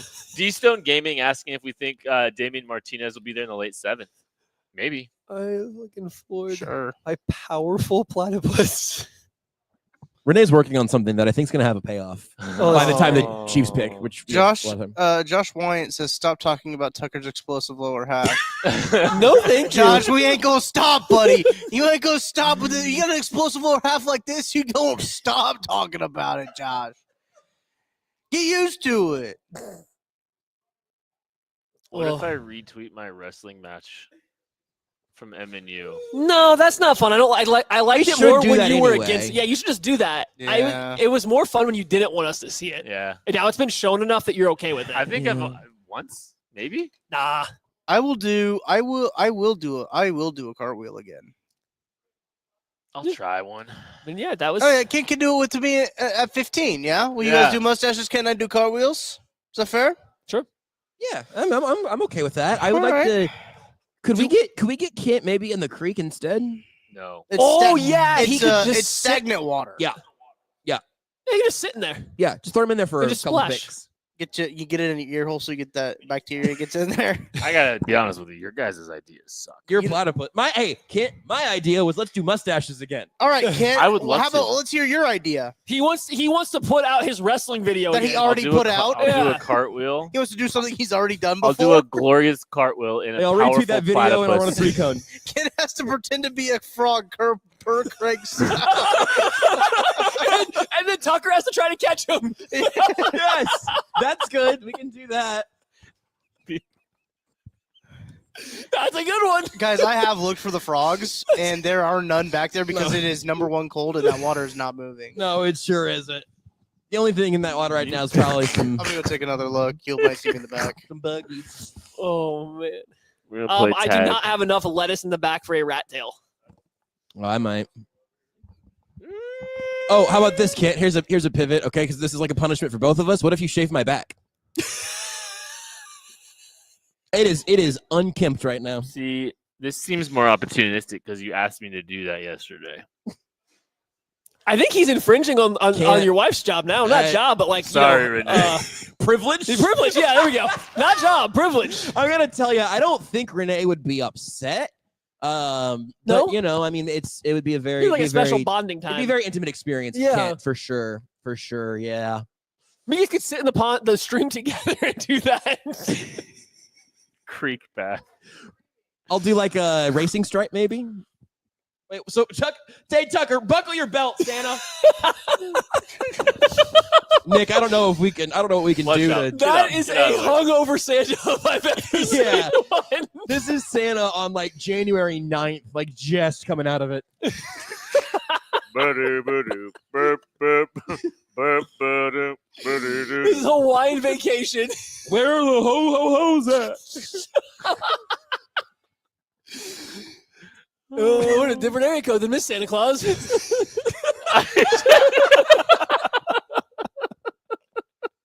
He's wearing like a wrestling belt.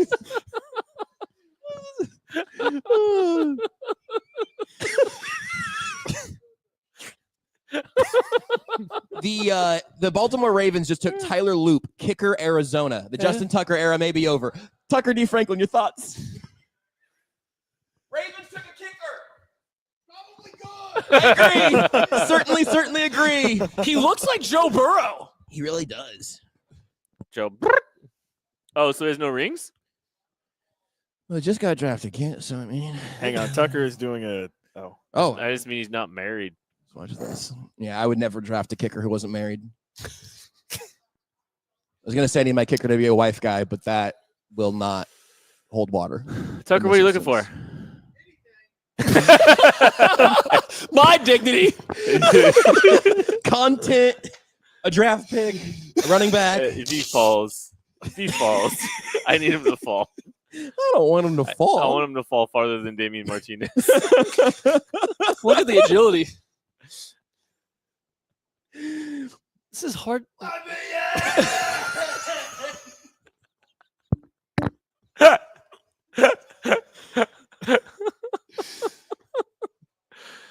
Okay. This is day 3 of the 2025 NFL Draft.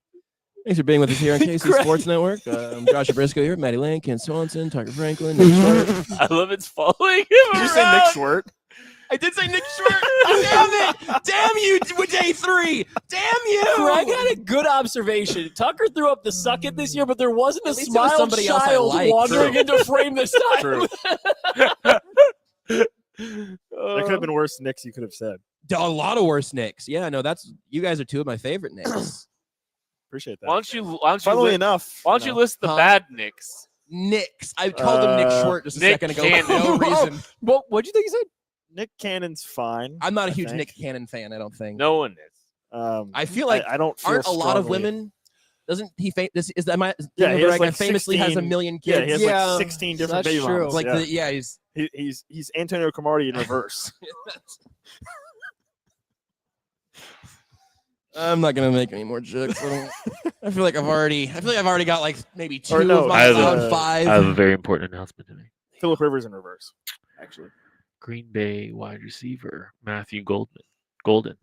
Green Bay wide receiver Matthew Golden will be wearing number 22 this year. I hate that. for the That's Green Bay Packers. worse than Sky Moore 24. That's horrible.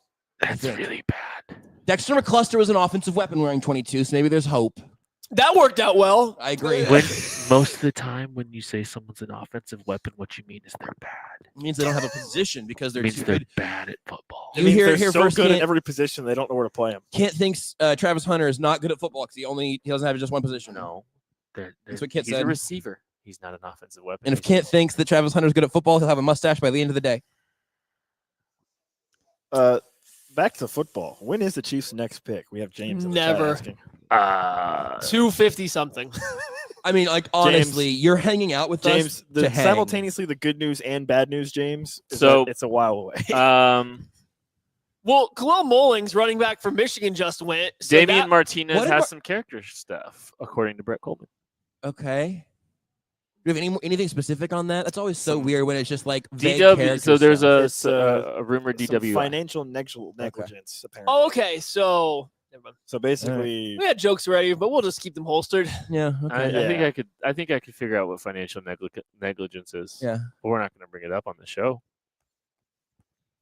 But you can put 2 and 2 together. I can.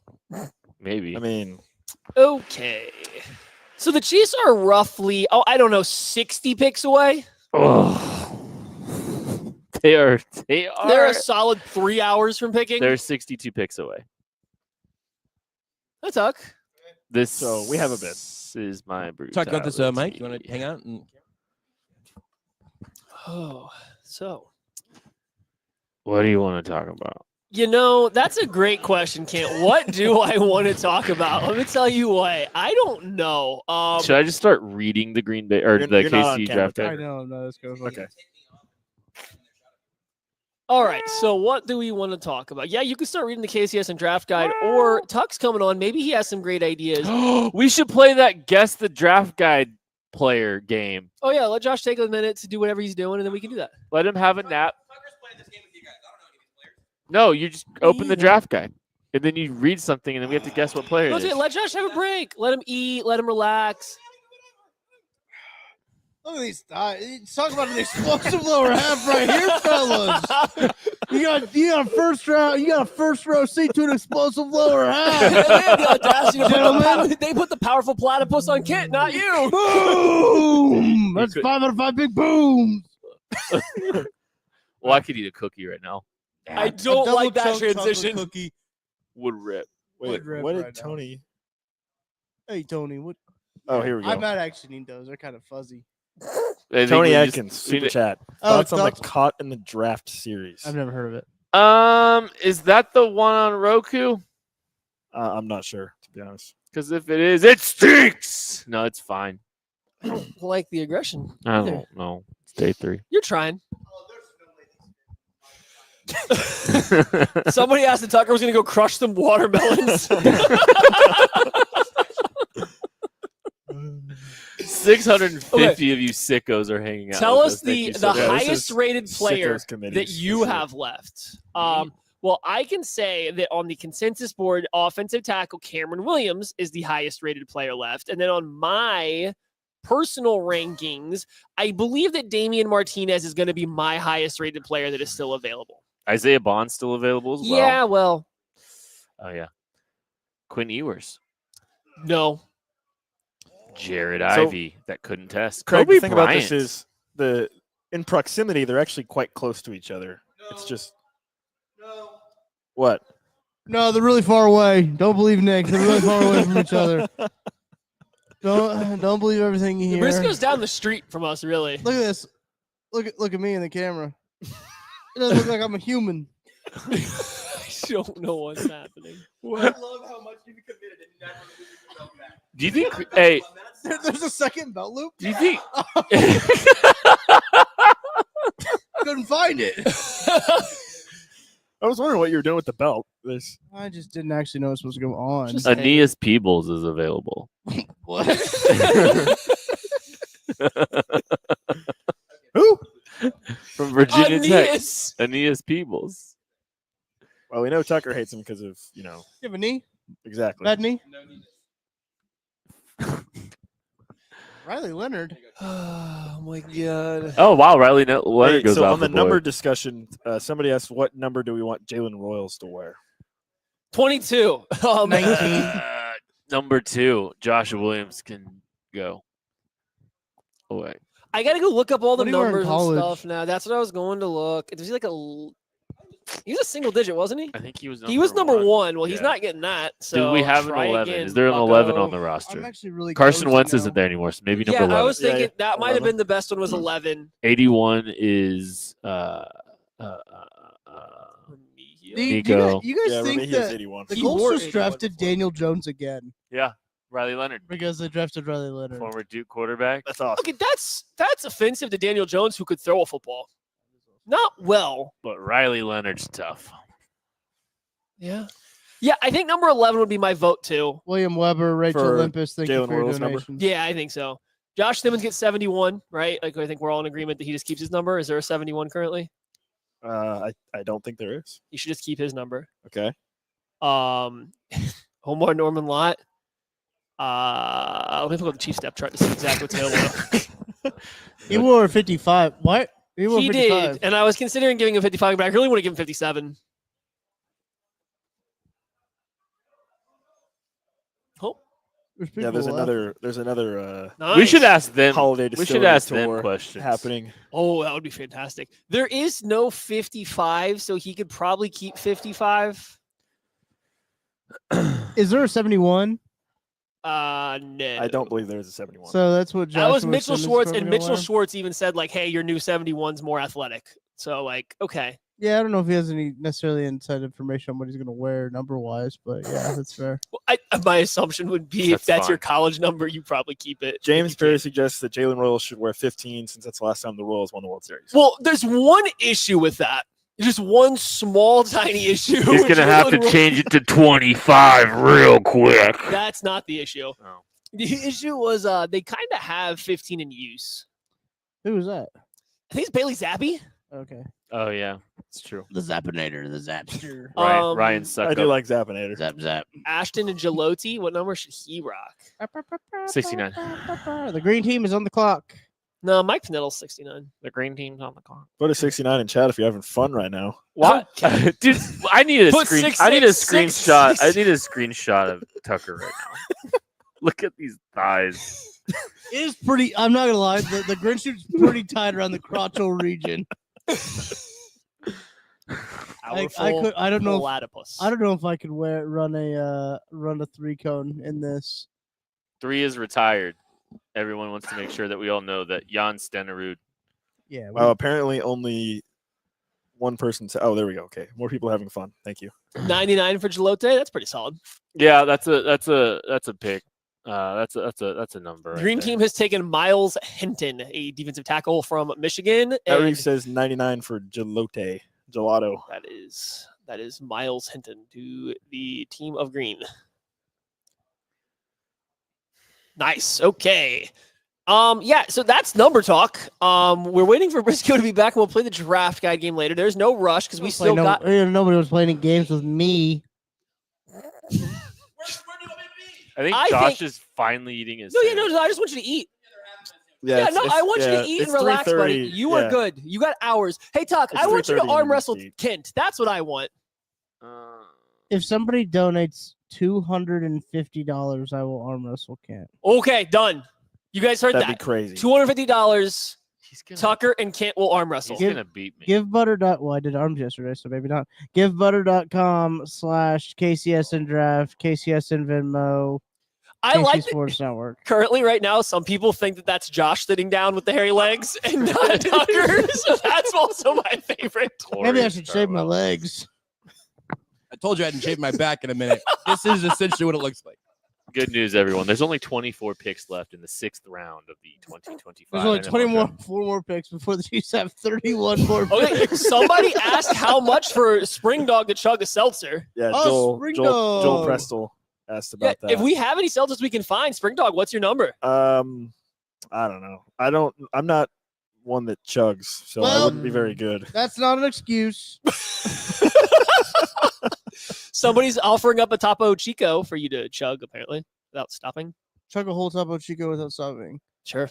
Wouldn't that be like impossible? I do it all the time. You can try it. Oh, okay. Okay, tough guy. Kansas. Oh, yeah. Bryce Cable do. Wow. Rock Is Chalk. that the first Jayhawk? No, Devin Neal was Devin Neal's selected already gone. with Seahawks the take 184th. Bryce Kobe. Cable do in the 6th round. He's been picking up some steam in the back Yeah, half. he had a very, very good He pro had day. a very good pro day Yep. at the Big 12 Pro Day. Also had a good Shrine Bowl. Played tackle at Kansas, was a 4-year starter, contributor. Kicks inside to play guard at the Shrine Bowl. Looks fantastic. That is interesting because Kobe Bryant and Devin Neal both still not drafted. yet. DJ Giddens is off the board. I see this question coming in here. Yeah, Giddens DJ off the Giddens board. got drafted in the 4th round. He been off. yeah, He the Colts took him with came the gone. 151st pick. Semi-surprisingly, Chase Lunt is still available. I know a lot of people were Honestly, fans K-State of them. had a really good draft. Yeah, Jacob Parrish got drafted early, Seigel. and Marquis Siegel and Giddens both You went in always the call 4th him round. Seigel, and I don't know why. Well, because like in my brain, Siegel is spelled, I don't know, Seagull. No, I was talking about Kent. Okay. Taj Brooks off the Hey, board. there's more than one way to skin a cat. Another running back. How many do you know? Oh yeah, how many ways are there? I mean, I never tried, but You can't say, once you have a mustache, you can't say that again. yeah, I probably also shouldn't offer anybody any candy either. What about bugs? Or if they Jared wanna, Terry, or if they wanna thank you come for hang your out in my van. donation. Samuel Norman Roberts, thank you for Let's your donation go. as well. And 125 now, 25 now, 25 now, 20 now, 35 now, 35 now, 35 How now. about Tucker, 40. does Right Missouri have leg. anybody else? Oh, I guess Brady Cook, right? Johnny Cook, we got Walker, Johnny Theo Walker, they got Weiss, Theo Weiss, Dominic Lovett. Oh wait, Okay, so a bunch of guys I don't care about and are bad. Got it. Marcus Bryant. What's Caden Green up to? Well, Caden Green's still in school. Okay. Mm-hmm. He's about to play left tackle for the University of Well, Missouri that Football Tigers. Seems like a good idea. Matt, Tad has a question specifically for you here Oh, boy. about the largest farm animal that you can block. Well, let's see. Not a horse. That's for certain. We're going smaller than a horse. okay. Okay, I'm I'm assuming you could block a pig. Yeah, pigs are strong, man. They're built. I guess it depends on the size. They of the have pig. You were talking about explosive lower halves. They've got that. pig They've has- got that low center of gravity. Hell yeah. Yeah, pig would be a pretty difficult one, honestly. We would have to go for hard trap technique on it and just collapse and just hope to slow it down, I think. Maybe. Definitely a ram. We've done the ram. I think we can do a cow. I think I can do a cow. Okay, could you stop a sheep? Yeah, oh, been there, done that. Oh, okay. Okay. Done that one before. We got that. Yeah, I You think could stop cow. a cow. You think? I think so. A Not a full-grown bull. cow. Yeah, I think so.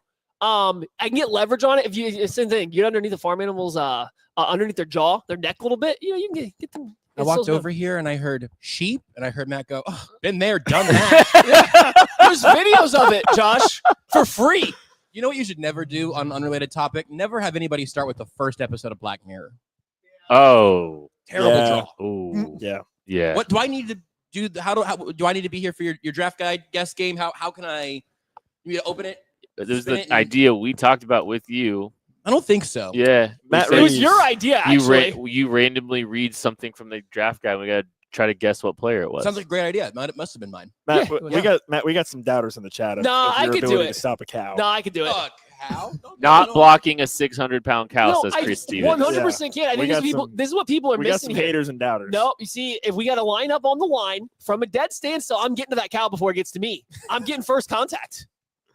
Chief Yeah, Bear- and Chief- last contact Chief of your Bearcat. life. Oh wait, I'm doing it. Chief Bearcat has also chimed in and said, "There's no way you can block a cow." I 100%. Bearcat doesn't know. we He also left. just got a Bearcat super knows. chat from John Frisbee. Every $10 donated, you all do a round of shot. Buddy. No, Does John want us to 10? survive? I will not. See, I think I'm people. being a wet blanket I today. think with this a farm wet animal- blanket power platypus. I think people with this are like assuming the cow like understands that it's supposed to be rushing a passer. No, the cow's just hanging out. I just got to block it for 1 second. We're good. We got this. Luke Newman is the. I mean, if the cow Michigan isn't State trying, tackle sure. If taken by the Godzilla wasn't Chicago trying, Bears. I could Yeah, block Godzilla. Yeah, I'm beginning so. to doubt too. Oh, no, Matt, I got actually. Get a cow. Go get a cow. Go Oh, get a cow right now, okay. Spring Dog. Go Do you- get a cow. We'll do do you- it. I won't even require Do you think our $15,000. gracious hosts here at Holiday Distillery have a Find me a cow. on? Todd, on you're looking site? for something to do. Go find a cow and bring it back. I did just hear Nick say, "Do you think our gracious hosts at Holiday Distillery have cows?" They do. They have a field action. Yeah. I mean, how All hard of would it the be? stuff that they Oh, brew, really? Camera. Maybe this is what we Oh. do Take for. the camera. Maybe this is what we do for 15,000. Let's We get go a right cow now. and for we- $15 million. We will go and Wrestle a flip cow. cows over. Matt can block a cow. I will 100% block that cow. We got it. Oh, yeah, you like got to the old, set very clear uh, stipulations on what blocking means, because Maddie will be like, "Well, look, I stood in his way for." I will. Yeah, that's what blocking Oh, is. I blocked him. Someone I will also 100%. suggested Kent shave his legs Okay. for whatever we get. I think that's a good whatever idea. number. Maddie, your legs are borderline hairless. It's just blondish hair. Okay. I'm not judging you. That's fine. I've shaved my entire body. It kind of once. sounded like you were judging him, honestly. That's okay. No, I just was like realizing it. I hadn't really. I It's mean, just I'm blonde definitely hair. not trying to instigate, but it sounded like you wanted to just fight him and say that his legs have I've never no seen hair. a on penguin them. with some No. legs like this before. Though. No, that's what I'm saying. It was jarring.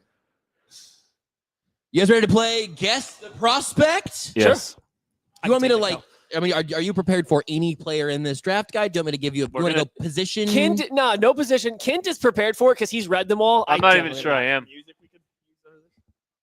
Oh, yeah, I'd love a we're ready. little. Just pick a page. This is like stump the truck, but you're gonna stump us on every one of them. I so could kick a cow on. You could definitely not take a cow. I don't so- think that's right. I think I definitely could. If the cow doesn't have a 10-yard running head start, I don't got to stop all of its momentum. I just have to stop it from getting to its highest momentum. I can do that. Are we doing like an ASMR voice too? This is not Yeah. giving me game show vibes at all. That's okay. It's kind of. I It's could vibey though. I kind of wanted game show. I could though. chop Well, that cow's legs out from under it too. Dog, you gotta understand. Most of the time when this music comes on, we start talking like this, and that's real. But Craig Stout's not here, and Maddie wasn't. No, man, here I for give you this credit. part If you last could time. take its legs out, then you'd win, obviously. Yeah. Well, two of them, you gotta take four of them out. No, if you just chop them at the front Yeah, legs. the cows don't have the greatest of balance, Kent. I don't know if you know this. You're gonna try I to don't tear the know. cow's ACL. I'm going back. our and chop, forth. our chop block's illegal in this scenario. I'm going back and forth on this. I can so do it. Which section of the draft guide? Do you want strengths, weaknesses, how he fits with the Chiefs? What I what would feels best do to you? height, weight, or do the background. Do background. All right. 6'5", 247. Tight end. A 4-star recruit who committed Oh, to never play mind. his Me. college football at Oregon. He played in every game. Terrence Ferguson. On to the next one. Yeah, that's good. Okay, was tight end was right. Yeah, this is fun. So Kent's up 1-0 right now. Oh, Yeah. Oh, Kent's gonna win this because I have not read these all. I definitely skip everyone's background. you would be surprised if Maddie could read based off Correct. the write-ups. A former 5-star recruit that chose to attend Texas out of high school. He immediately won a starting job at left tackles in 18. Kelvin Banks. Me. Yeah, I was really close, but yeah, I mean, you guys are both right there. Matt, the chat is still very upset about your cow. I'm 100% winning. I mean, Bearcat they're- said you would get destroyed. Okay, you know what, They Bearcat? are Donate cooking. us the money and we will go find the cow right now. I mean, you're getting cooked in the chat. They're wrong. Four-star Jalen- recruit that chose football over basketball despite Division I offers in both sports. I'm gonna start just pausing like after each sentence and give you guys a chance to buzz going. in. Started his career at Georgia Tech, playing in 9 games as a true freshman. I should know who this is by now. He earned his starting role as a sophomore before transferring to Ole Miss. Georgia Chris Tech to Paul Ole Jr. Miss. No. After a significant role in the defensive line rotation as a Jared junior, Ivey. Jared Ivey, point for Matt. My position group. That's why I know that background. That makes So sense. it's Ahmed Hassanin so it's from 1-1? Boise State is an edge rusher. Oh, that's good. Was it 1-1 right now? Yes, interviewed him at the East West It's Shrine Bowl. He goes to 2-1, the Kent? Detroit Lions at pick 196. Why Yoda brings up a good point. Also, I mean, we may have some issues with PETA here if we continue this cow Yeah, conversation. well, because he's gonna try to break the kneecap of a No, cow. I'm not even gonna chop it. I just said it's an option. A 3-star recruit who decided to stay in Pennsylvania and play for Pittsburgh. He immediately The was linebacker, I'm out. Wait, starting hold on. tight end for the Panthers. Gavin Bartholomew. I got the first name right. I got Maddie the didn't. last name right. You're So wrong. He doesn't matter. His first name doesn't matter. Okay, Gavin 1.5 Bartholomew. points for both. No, That's no. fine. I think that's right. I got it right. I knew who it No, was. half He point doesn't for know both. the name. I knew it was Bartholomew. I got both sides of the name. Who cares? When they hang start on. putting first names on the back of the jersey, then it matters. Hang on, The we're Denver- doing half point for both. The Denver Broncos trade up. Thank you. with the Houston Texans. 1.5 for both members. This is bad. I think the Texans traded up. Yeah. With Denver. Sure. So, I think Yeah, to the the opposite. Texans. I don't know. Who cares? I can stop the The Texans. Texans have traded up. 3-star recruit who earned quality playing time as a true freshman. Despite still being part of a rotation as a sophomore, he led the team in sacks and tackles for loss on his way to all ACC second team honors. I missed the team, so I'll have no idea. No team yet. I'm giving it. Ooh. After a down junior year, he bounced back as a senior, finishing second in all of FBS in sacks. Donovan Azaraku. Boom! And Point Matt 2-2. takes the lead. It's 2-2. 2.5 to 1.5. 2-2. Yeah, I agree with that. All right, I'm retiring. We're about to get out of my position group, and there's just no chance after Yeah, that. get out of his position group. Yeah, Josh, we Yeah. need to mix it up. a I'm little bit. bouncing around. Hold on. I'm bouncing around. This is what Kent just said. Hey, Josh, go to the sections that Matt hasn't read a single time, so I have a chance. Is what he just said. This is what I call Maddie. Former 5-star recruit ranked by ESPN as the top offensive recruit in the class of 2022. Okay. 24/7 Sports and Rivals.com ranked him within the top 5 nationally. Luther Burden? Luther Burden, I was just making sure you were awake. Oh! So there's only so many people that could be the top recruit. I agree with Kevin. He says this looks like one weird dream right now. This is a really weird dream. Former 3-star recruit, initially committed to Tennessee before ultimately signing with Memphis. Became the 5th player in Memphis Chandler history Martin. to amass 1,000 receiving Rock yards. Taylor. Rock Taylor. Wow, Oh. you're bad at this. I received a message from BJ Kissel. We also might have a special guest joining us here shortly after the game. Yeah. Wait. Wait. Yeah, after we're done with this game. I think the game's over. Mercy rule. The idea that anyone would be waiting on us to finish playing this game is what made me laugh. I think the special guest is enjoying this right we now. had If I like were a to guess. set amount of time. We are $1,800 away from our goal.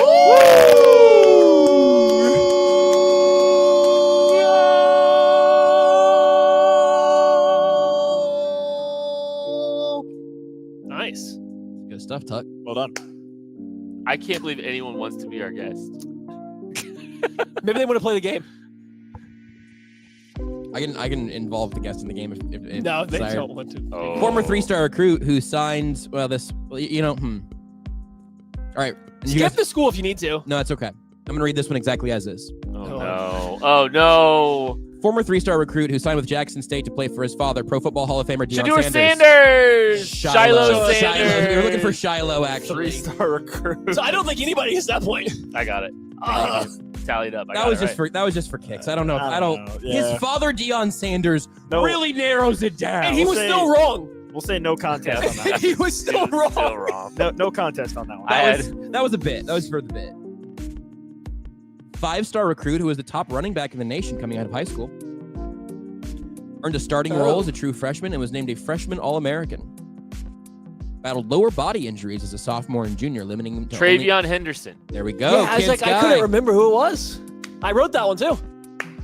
Yeah, you did. I couldn't remember. I was like, Genty wasn't the highest rated running back. Hampton wouldn't have been. Is the guest ready? If I make this the final one, I got like a good. Yeah, I think it's the final one. I am one? not under the impression that the guest is Okay, well, this we can do lots. This still gonna be the final one. is Isn't it? ready. I don't know unless Tucker. Guys, they're showing Tom Brady's draft card again. Where's the underwear pick? About that time, a 3-star recruit who committed to play at Maryland played in every game during his true freshman season before taking over as the starter for the Terrapins in his second year. After that season, he decided to enter the transfer portal. I know who this should be. Yeah, I don't have it. He was the immediate starter for the Crimson Tide and helped them win the SEC championship, make the college football playoff. Is it the tight end? CJ Dupree? It is CJ Dupree. Got it. That was me. Give me that point. Ah, 8.5. okay. He couldn't get a single piece of the name right. Yeah, I just knew the player. So it's 3.5 to 3.5, I think. I guess. Right Fine, now. last one. Tiebreaker. I like how Kent says I like to find all the loopholes, and he's just trying to steal all the points from me because I don't know everyone's first and last name, but I know the It's player. the game.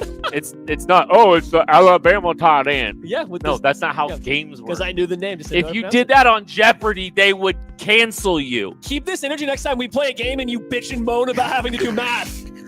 Well, Matt, it wouldn't be very Kent of him if he had the same response every time. In this case, it clearly benefits him. This player played at Edgewater High School in Orlando after transferring in as a sophomore. He played wide receiver and cornerback Travis for Hunter. Edgewater. Not Travis Hunter. No, I'm just throwing out names now. And was deep. You should be. I am. You should just be like Yeah. Abdul Carter. No, I don't think he was wide receiver cornerback. He committed to play for the Arizona State Sun Devils. In 2022, he would transfer to Nebraska, playing defensive back and occasionally moonlighting as a receiver. He'd be named honorable mention Big Ten after the 2024 campaign. Tommy Hill. Tommy Yes, Hill. that's your guy. You should have been a lot quicker on that. I didn't know he played wide receiver for them. Thomas Hill. I did. I was gonna say, yeah, I didn't know he played wide receiver for them. Well, let's do one more. Sure, if you got a fun one. I'm winning. He played at Sumter High and chose to stay home and play for the Gamecocks over offers from Syracuse, Kansas, UCF, and Colorado. He'd play 5 years for the Gamecocks, appearing in 44 games and making 24 starts. He was named O'Donnell Fortune. Oh, there you go. O'Donnell You're in Fortune. the right position. I was going Tonka Hemingway. Tonka Hemingway is my absolute favorite name in It's a this great draft. name. It's unfathomable how good that is, and it Still Upton- hasn't been drafted. Upton Stout. Yes, he has actually. O'Donnell Upton got Stout drafted. is on the Stout. board, Let's go. and I still think No, Tonka's Upton my Stout favorite got name. drafted. No, I mean Favorite names. Favorite names. Oh. Favorite names. Rock Taylor's a good name too. Great name. Great name. That was Yeah, I was thinking of 5-year South Carolina players, and I had Tonka Hemingway. Because Rocket Sanders So- transferred in. I think the Texans just picked Taj Brooks. Wait and see. No, the Taj Brooks has been off the board. Taj Brooks was? got drafted 5 picks ago. Oh, okay. My bad. 20 picks ago. 4 picks ago. Who Was it really cares? that quickly? Yeah. Yeah, I was gonna say. It Did they wasn't- slow down? Because I saw that name. Okay, well that's my bad. No, you're good. Yeah. I'm really upset now. We can't be given false information like this on day 3 of the draft. This music's making me. Wow, Graham Oh, Mertz Graham to the Mertz. Texans. Mertz. Good for him, It's a man. good Blue Valley North. shout out. Yep. I think I need some coffee. Ted says Yeah. that if you chop. Ted says that if you chop the cow and it lands on you, it might. Matt could lose a long. Maybe you, not me. We can So only different. So hang on. If you chop the cow and it lands on you and you're like incapacitated, does the cow technically win? The Did it rep? get a sack? Yes. I don't think he gets a sack. He went out doing what he loves. If the cow, Stupid games. if the cow incapacitates you, does that not say that the cow wins the rep? Absolutely not. I think if you die, you lose the rep. Oh no, I lose the war, but not the rep. Fair enough. This is a true O-line mentality. I did a quick research department from KCSN Research Department. We do have seltzers, so we can chug seltzers. That's probably good. We hit our That's goal. So we were $1,800 away from our goal, right? Of 15,000. Stretch the penguin. 15,000 stashes, cartwheels, seltzers. Cow blocking. Hey, All three. does somebody want to explain to Keith how donations are made? Keith, I am Keith, glad you said that, Keith. Keith, we're so glad you Keith, asked. I cannot believe that you asked me that because I can tell you just how donations We're are so made. glad you asked, Keith. You can go to your Venmo app, you can do that. KC And Sports KC Network. Sports Network at KC Sports Network. You can donate there. You can go to givebutter.com/KCSN draft. Right. You can get one ticket for $10. Or if you want 10 tickets for our raffle, you can donate $50. That'd be very appreciated. Thank you very much. Great value. There you go. There You can also as well. go to givebutter.com/KCSN draft. Venmo, as Tucker said. You can give a super chat here on the YouTube live stream. Lots of ways to Keith, we donate. appreciate you being with us. And Keith, thank you so much for joining us today. It is not always If like you have this. not already, please subscribe and like. Yeah. And Keith, if you want to put your opinion on if I could block a cow or not in your donation, you could. Should we vote? Should we vote? Listen, with, the 41 with votes. Donations. Chris Stevens has a great point. The cows aren't going to be trying to go through me. They just won't do it. That's not what they're built to do. Tucker, our special guest has arrived. He says, and I quote, "None of my cows would try to get through him. I would scare them backwards." We have a special. They guest. weigh 1,000 pounds, Matt. Yep. Cows are pretty Not big afraid. dogs. The I big didn't say you're dogs. afraid. I said I don't think you can move 1,000 pounds. I don't have to move it. I just have to not move myself. Warren Brinson's the pick for the Green Bay Packers. Matt, I was under the impression it would work like we would stand behind the cow and scare it into you, so that way it would. Guys, You the guys Tom could try to do Brady's that. pick. The Tom that Brady was my picks up. understanding. You could certainly try that. But Oh, we're yeah, meeting it Tucker? head on. Is that you? Yeah. Rip it, dude. I was gonna run it around the arc. I was gonna control it. We have a guest? We might.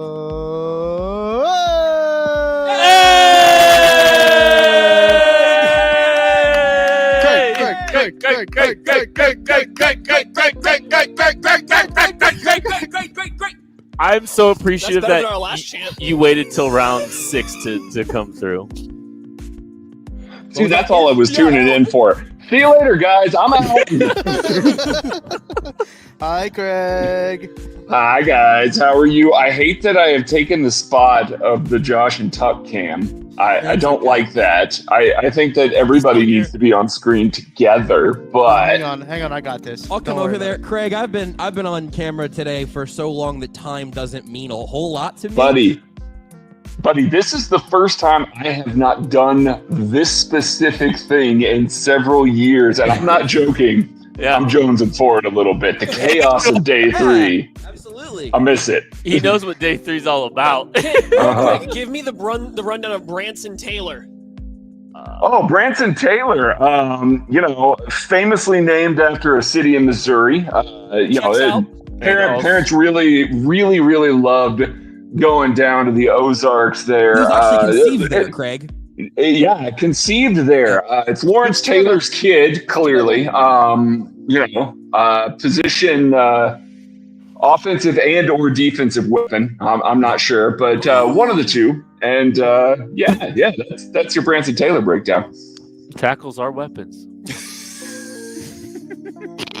They are if you're going up against a cow, apparently. Isn't that right, Craig? Craig understands. Craig, I know you've watched several hours of this. Have you watched the whole Yes, thing? I have. No, I've been listening. You guys have been in my pocket as I've been moving things around here. So I've been watching and listening where I can. I've been giving you guys things to say during the broadcast. Yes, you have. Yes, I You want to have. reveal a few of those now that Craig's here? Some of the ones you've worked in? Parasol Office. Yeah, everyone knew that. Parasol Office. Parasol Yeah. Office. I think everyone's Chrysanthemum, Tomato Farmer. Craig, I literally led the show with the chrysanthemums are blooming here at Holiday Distillery. Explosive sushi roll. I did call my lower half an explosive sushi roll. Tucker also dropped a load of presents. Yes. Yeah, when I saw Tuck in the Santa thing, I said, I'm going to need you to say, hey, I'm about to drop a load of presents. And I just knew it would come out of Tucker's mouth perfectly there. Yeah, I can't remember some of the other ones. I should get more. Yeah, you really should. Well, and people can get in on it too. But Craig, we're here for the draft, right? So one of the questions I do want to ask you while I have you is, which costume would you rather wear? The Grinch legs. You don't want to wear the powerful platypus that has Chipotle mayo on it? Nah, Grinch legs. Grinch legs, I get it. Yeah. They might be ripped. That's okay, buddy. They're okay. They're fine. That's They're okay. fine. They're not. It's okay. I've got a lot of good use out of those already. I do love that, like, we intended to wear this, I don't know, for maybe not the whole thing, but now there's no way we're not. Well, I'm just holding on to a cartwheel in it, really. It's warmer. It's warmer here. It feels good because it's been a little nippy in here. We've got this screen door kind of situation, so I wasn't even thinking about the elements. Now I'm just cozy. Yeah. I mean, you guys keep signaling to each other there. How are you able to do that miles apart? I'm not sure. Well, here, I'll go walk over to Josh, and then we'll That's see. a Give me a great second. question, Okay. Greg. Oh, see, there are some delays, between the three of us. He's walking. I could see. I like that the way that this is happening is Maddie is passing behind me and through my house Yeah. to get to Josh. That's actually how far away I am. Hey, man. Whoa. Oh, man. Dude, good to That's see a long you. way to go, guys. I can't believe I made it. That's been really. Woo. You've been doing a great job over there. Yeah, I take a knee. I feel like Kent after, jogging for 8.3 seconds. Do you think next year BJ will let me do it from inside? There's another building. He might have to move down the road even farther. Should I be in the cave? I should be in the cave right now. I should be in the ancient We cave. have to. The cave has been brought up every single year that we've done the draft out at Holiday. Yeah. All right. Ryan Lane, I feel more Navy safety. I feel more drunk today than I did yesterday. And yesterday I had a lot of bourbon. And today I've had like a Coke Zero and a Powerade. Craig, we missed you yesterday. We needed your expertise. They told us we messed up. Well, how? Okay, so we did a barrel pick of 8-year Ben Holiday, which is incredible. We got to pick the barrel that goes to the barrels that go to North Carolina.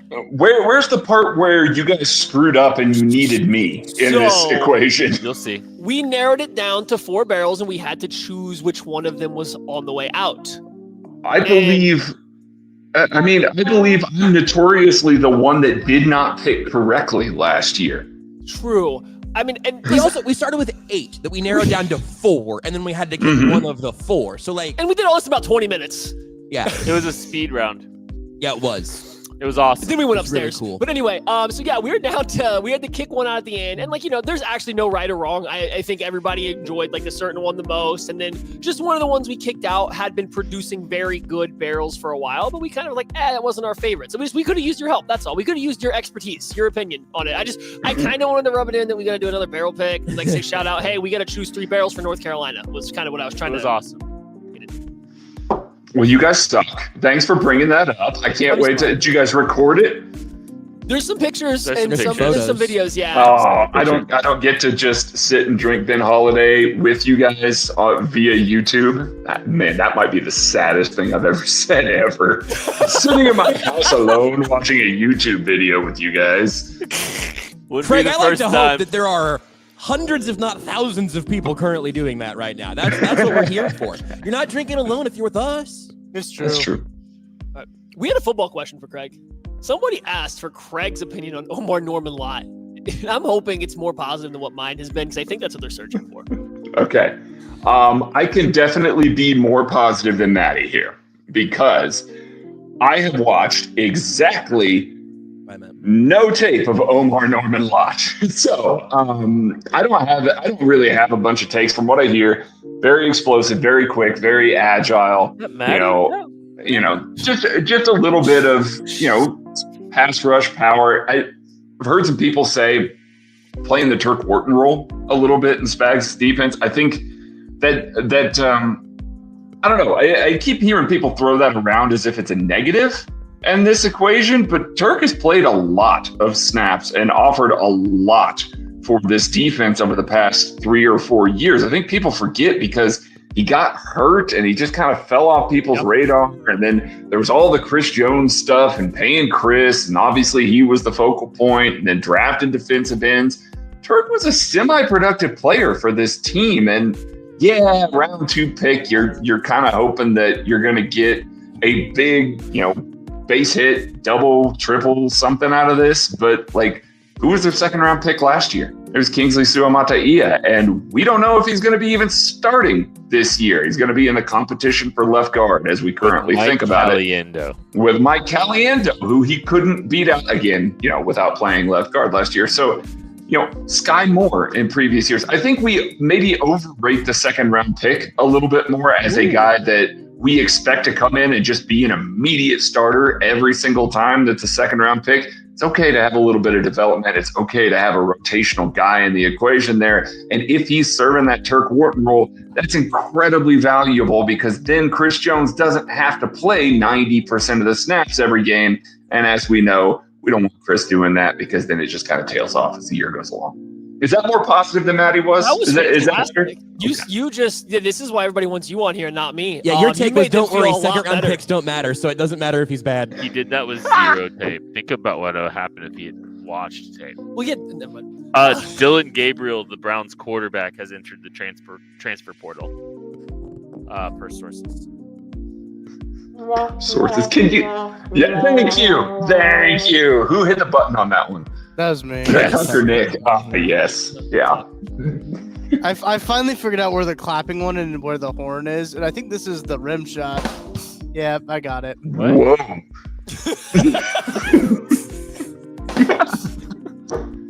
I'm glad I was on for that one. Yeah, that's a good one. Good. Day 3 vibes. I swear Kent is 0 for 100 with his dad jokes this week. It's not just this week, let me tell you. It's all the time. It is all. Tanya wants to know what Craig's hope for 7th round pick from a position perspective. So, tight end or running back or both. I would be very okay with those. It looks like I haven't gotten to look at the board very very recently here, but it seems like there's a little bit of depth still left at those two positions from what I can see. I'm a big Krosky Merritt fan, running back out of Arizona. I really am a big fan of him. He's going to be in a platoon regardless, but I like his vision. He's a hard runner. I would be completely on board with that. I would get legit excited about Krosky Merritt getting added to the running back room because I think it does make it better there. Who's BJ's tight end from Texas Tech? Jalen Conyers still hanging around here? Has he been drafted yet? I believe he's still available.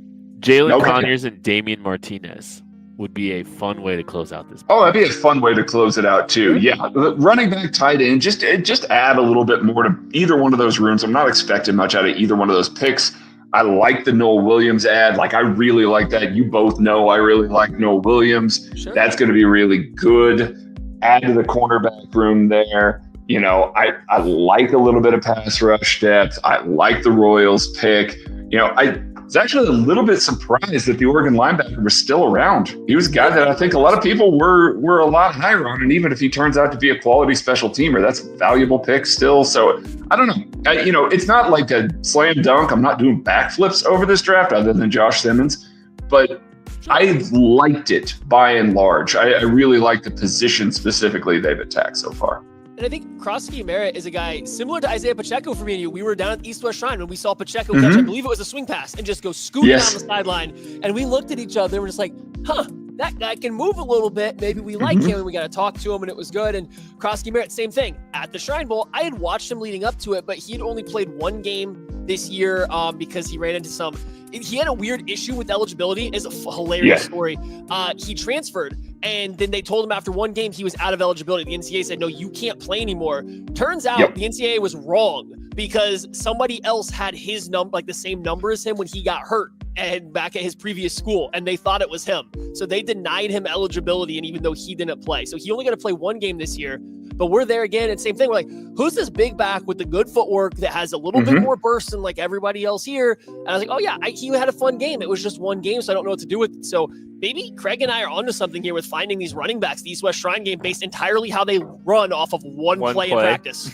One play in practice. Why did we like Carson Steele last year? Because I personally was a big Carson Steele. That's what it was. It was his thighs. When he sat down to interview with us, those are short shorts and giant thighs, and we went, that guy. Let's see. I'm gonna give you a few names real quick. Kobe King goes off the board to the Minnesota Vikings. The Penn State linebacker, I think, is a nice little pick at this point. Gavin Bartholomew, the tight end at Pittsburgh, he also goes to the Minnesota Vikings. LeJontay Wester, the Colorado receiver. Craig can give us he had a good shrine point there, actually. Baltimore. Yeah, he can actually. No, he had a good shrine.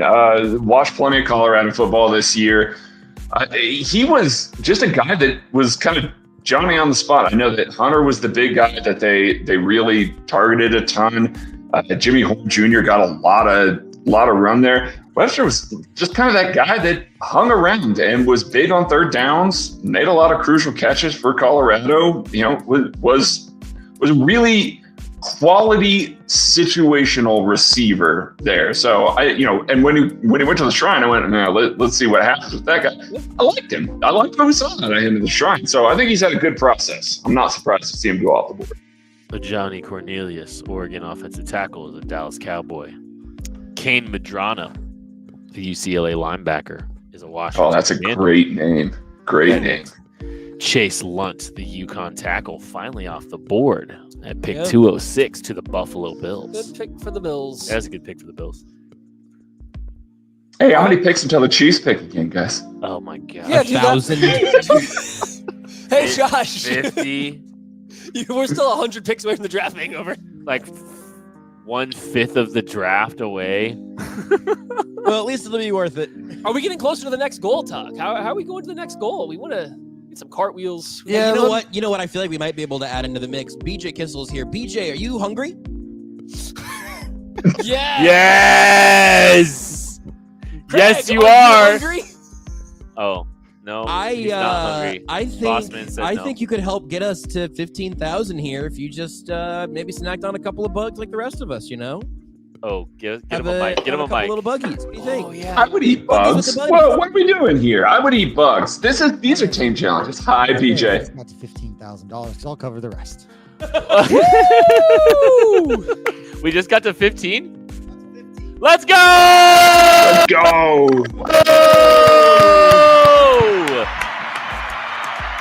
Thank you so much, everyone that was part of this and helped donate this money. I have to do a cartwheel. I had to do a cartwheel as well. Cartwheels. We got some mustaches. Got some seltzers. Celsius. Ooh, There's a lot happening here at 15. That's a big number. It's a big number. Good thing we got some time to do it all. I gotta get suited up for my cartwheel in the Grinch suit. Yeah. You Oh, do. yeah. I took it all off. I gotta get I'm naked back here. You know what? We can just do a nice, slow, sensual session of me and Matt shaving. Maybe we shave each other's mustaches At the same time? I only brought one trimmer, Okay. so that'll be tough. Oh, wait, hold on. Are we shaving each other's just mustaches or into mustaches? Into Whoa, mustaches. whoa. Into for sure. Yeah, I don't want to do the Abe Lincoln whatever. I don't think that's gonna be a good look for me. Yeah, so we can kill some time now. I think we could set this up. We're tucking. What order do you guys want to do this in? There are 50 picks left in the draft. I should probably cartwheel before because I'll take the penguin suit off to shave my beard probably. Yeah, I'd appreciate that. I guess. Yeah. I think we might like that. So we should probably cartwheel before. Oh, guys, the most Eagles pick just happened. Oh, green team. Hey guys, The most green team. You guys, pick he just happened. ruined it. I've done it. Is twice that the already. first one since I told you guys not to call him screwed that one up. and just go What? with the green What is team? Patrick Mahomes doing? Mahomes on the move, dude. He's running because his arm's looking a little Josh loose. Simmons isn't at tackle yet. Because Josh Simmons only has one knee, he's still on the run back there. He's looking for any running back to hand the ball to. He's trying to find a running back. Cameron Williams, the tackle out of Texas, is a green team. Yeah, that's a very green team pick. That's super green team of them. I'm coming back up now. So, whoop, bye, Patrick. Well, I can get out of the way if we're zooming in on him, but okay. Well, gents, I have more moving to do. Oh, we I appreciate you letting me jump on and hang out with you for 10 to 15 minutes. It's a good time as always. I don't think it's a coincidence that the second you come on, we hit $15,000. That's a good point. No, that's definitely a coincidence. Hey. 1,000%. Greg, All right, gents. Love you too, bud. Craig. Talk to you later. Let's get some Craigs in the chat, everybody. Oh, Craig, come back. Oh, did he close? No, did he close the? dipped. He fully dipped. I can't. I tried to have BJ. I Remember? just said I just wanted to tell my friend I love him. Oh. And saying it to Kent certainly wouldn't hit the same. Yeah. Love you, I love you too. buddy. That hurts. I'll go FaceTime, man. I'm gonna go FaceTime. Do it. Seriously, go do it. I'm going to go get ready to do a cartwheel. I did a 3-cone today. Did you really? Yeah. I wondered what has I told happened. Joel to clop it. And it wasn't. Clip It I'm was not the drunk, clop I it. promise. I promise. I'm not drinking anything We today. I really haven't. I I'm have no- dehydrated. I'm That's not why. gonna lie, I told my son Carter's with me, came from his baseball tournament, and I came here and I was like, when we walk in there, there's gonna be grown men. I don't know how loud they're gonna be. They're gonna be in costumes. It's gonna be weird. I'm just telling you, they're good people. I don't know what's going on though. You know these people. You've met these people before, but it could be a little weird. Carter, would you I'm like? surprised are you you- guys haven't been drinking. Is he hungry? Does he want to try? He's not gonna try the plate of food you had over there. I'm gonna go talk to him. So I'm gonna. Does he want I'm gummy gonna clusters? Is it like cool if he's on stream? So I knew it BJ, was is gonna that be like weird. okay, right? What? We can like bring him on stream Yeah, and everything. absolutely. Cool. Does he want Yeah, gummy he wants to clusters? be a YouTuber when he grows up. Yeah, you talk about Minecraft with him for hours. Look, I got the Tucker will get going with I got the- the perfect website for it. Chunkbase.com. No, we walk in, and there's this giant table behind us. You could actually pan to it. Yeah, I you can. could show what we walked into. There were 3 plates. There was a bag of chips that said like extra hot or extra spicy chips or whatever, and then 2 plates that you could tell were bugs. Like 100% right over there. You could tell. Hey, there's Carter. So you could tell that one of them was bugs, and then like one normal thing of chips. Well, he just finished his game. He's a little hungry. It's like, hey, you can have some chips, but I thought they may be like the hottest chips in the world because they were literally sitting next to the plates with bugs. I'm zooming into Terrified I the was gonna- bugs. Yeah, there's just 3 plates, 2 with bugs and 1 with chips. I thought they were like the extra They were super pretty hot spicy, chips. but yeah, totally So I was random, gonna but those were- give Carter the plate, be like, yeah, go eat some Go chips. down. He was like, cool, delicious. Not paying attention. He's gonna be Well, losing it in turns the out, corner. BJ, Yeah. I hate to admit it, seems like Anyway. you're a good father. He does not want to eat bugs on camera. So Yeah. That's Too good. bad. He takes from his father. Ugh. I'll write a check. I was telling him I've been eating bugs What since a I was his mistake. age. I'll write a check. No, but awesome. I have been following while I was coaching in the dugout, sending screenshots of all the payments coming through so Tucker could relay them. Yeah. But thank you so much to everybody who's donated. We're doing it a little bit differently this year without just donating it straight to the scholarships at Howard or Mizzou. We weren't sure how it was going to go. We know the spirit of what we're doing and the spirit of those who know Therese and what he would be about know that it was a good idea. Wasn't sure how it was going to come across. Blown away that we're going to be able to do some really cool stuff with a lot of people.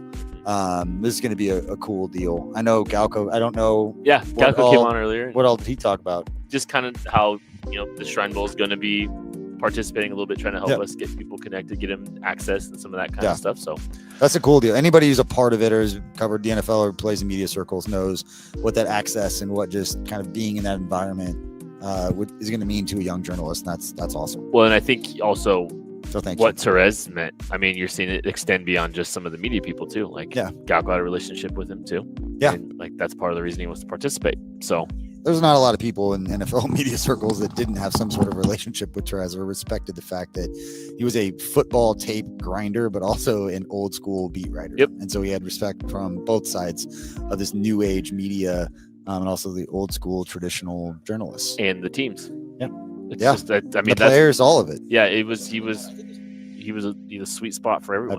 I've shared that story. I know James Palmer and I have talked about it. The Marcus walking over to Marcus Peters in the middle of the kneeling stuff, not to get into all that, but nobody was going to talk to Marcus. And then Trez walked right across the room. I'll never forget it. It's just old school. It's almost like a standoff, like media's on one side of the room, all the players on the other. And Marcus was sitting by his locker and none of the media were going to approach any players at this time. It was a weird time. And Therese in front of everyone, players meet everybody, just walks right across, goes and talks to Marcus for 5 or 10 minutes. And Marcus, the only guy he would have talked to because of the way he went about his business. So, yeah, ecstatic to give the opportunity for more young journalists in the spirit of what Therese would have wanted, that opportunity. And it's because we'll get credit for it. People say, congratulations on what you've done. Like, we used our platform to be the conduit of love of what you guys and what Therese meant to you. You were the ones doing this. It's not our money. It's you guys doing this through us with a good idea that we promise you we will do everything in the spirit of exactly what Therese would want us. When I talk to him one day, he's gonna love this. So thank you for allowing this to be possible. We were transparent with all of it. One of the cool things I thought about this that was really important to me is you know I get weird about certain things is like dressing up as Pokemon. Nah, not that. You know what I mean. That I wanted this to not be something that was some sort of content. He's coming to do content for anyone. or whoever's coming on this is coming and getting a chance to hang out. So we're going to take care of the Uber receipts and the food and all that kind of stuff, so they can get around, they can eat, worry about nothing but soaking in that environment. So I'll quit waxing about it. We got much time do we have before pick? Probably an hour, maybe more. All right. We got a little hike up here. Wasn't sure I was going to be walking. Like I said, wasn't sure when we were going to get here or what time, but second game ended early, so. We are actually only 41 picks away. The picks are starting to fly off just a little bit. So how do we feel about today? I know you guys have been talking about it the whole time, but I've been trying to play catch up while being at Johns County 3-2 at a 10U baseball tournament. So for 2 straight years, the Chiefs draft a player that we put a second round grade on in the KCSN draft guide at pick 133. So last year it was Jaden Hicks at 133. At 133. This year, Jalen Royals at 133. All right. He's not one of the guys that I watched. So Jeffrey Bossa was Dane Brugler's linebacker 4 and our linebacker 5. And we got him at 156. Okay. So pretty happy. What role? He's gonna be a will linebacker. Okay. So he'll be like your chase player. He's big enough, I think. He's 230 pounds, so he's like big enough to play from like a chase position the way that they like him to. He's not these 20-pound players. He's got great special teams value. Okay. Is it instincts or athleticism? I'd say more athleticism than instincts, but not bad instincts, especially from coverage. He's not great from the box, but he's pretty good in coverage. Okay. So he was a safety, and now he's not. You see what Carter's doing? Yeah. Dude, Cam's been doing that too. You got to get extension, Carter. Here, turn the camera around. This has nothing to do with NFL. This is just my son. See if you can spin the camera around and you can catch him. See if you can catch him. Yeah. I have no idea. He does this all the I do it too. Oh, he caught it. Yeah, he saw it. He saw it. Can you hear me? Yeah, we can hear you, Tuck. He's working on his pitching. Well, we're gonna go outside to do cartwheels and chugs. Okay. All right. For Therese. Are you taking the camera with us? Hey, Carter, we're trying to catch you doing your pitching mechanics. Yeah, I could. We can have 2 of these. We were trying to catch you on the stream doing your pitching. Do you want to use both of them? That'd be kind of cool. All right. We're going to go do cartwheels and chugs, I guess. You guys go do your thing. Are you not going to do it? Any chugs? Or any of it? I don't know. Okay. I missed all of it. Can you do a cartwheel? It's a solid point. I'm going to break my elbow on. I mean, I'm not trying to throw from a glass house because I can't do cartwheels either. I got it. Tucker, what preset is the holiday sign? Nick, if you're talking to me, I don't think we're gonna be able to all do it simultaneously, are we? Wow, I guess we kind of was the idea, wasn't it? Okay. I think we should all chug as fast as we can, cartwheel as fast as like just from the start. It's all one action, one motion. Crack, chug, cartwheel. Should we? Wait for everybody else, or should we just go? I think we should just go. What preset is the holiday sign? 8.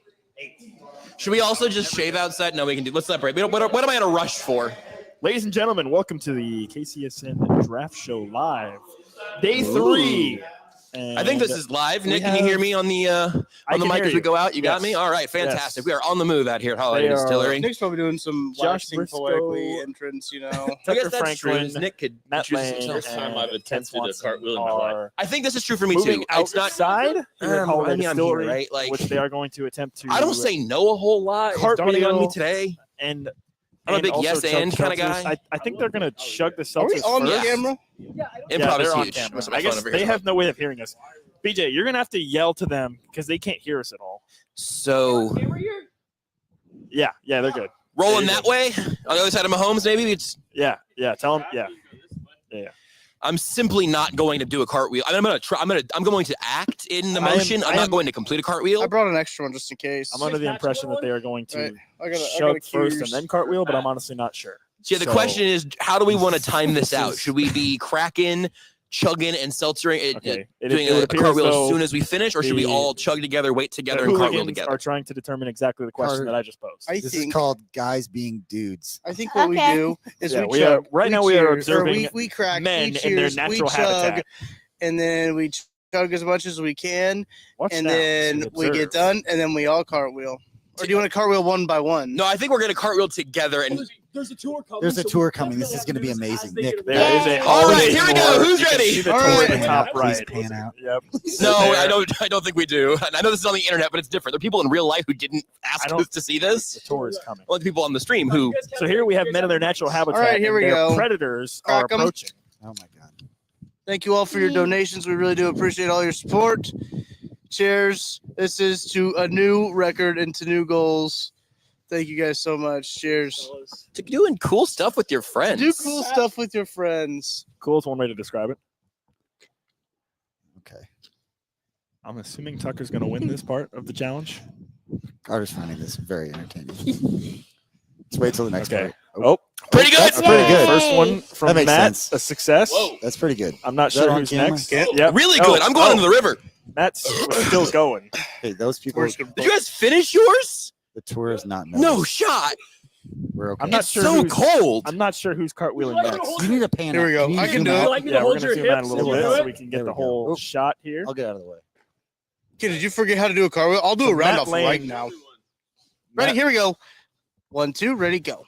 A little bit of a. Oh, he's gonna. Oh, don't go in the water. Oh. Came off. That would have been a YouTube issue, I think. He stuck the landing. Are you free falling under my Grinch In pants? case What's going anybody on? was watching that and hearing We're gonna cut away from We're Tucker in taking the case his shorts pants with fall him? down. But Carter's loving All right, this. I haven't done. I'm not doing it that close This to is the what water. you do for a living. I don't know how. we're cutting away Hold from this on me. Tucker until Hold we this are on me. until we Am are I the sure camera have that to get credit for doing this? Swear I go that way. Step with your toes pointed. Those are shorts, right, Tuck? Lean down. Yes, this is not mine. Step. yeah we're keeping Tucker off screen for Those are not posterity boxers. purposes. That's a good. Maddie's got a good cartwheel. Great cartwheel. I'm not. Yeah, Matt has Cartwheel.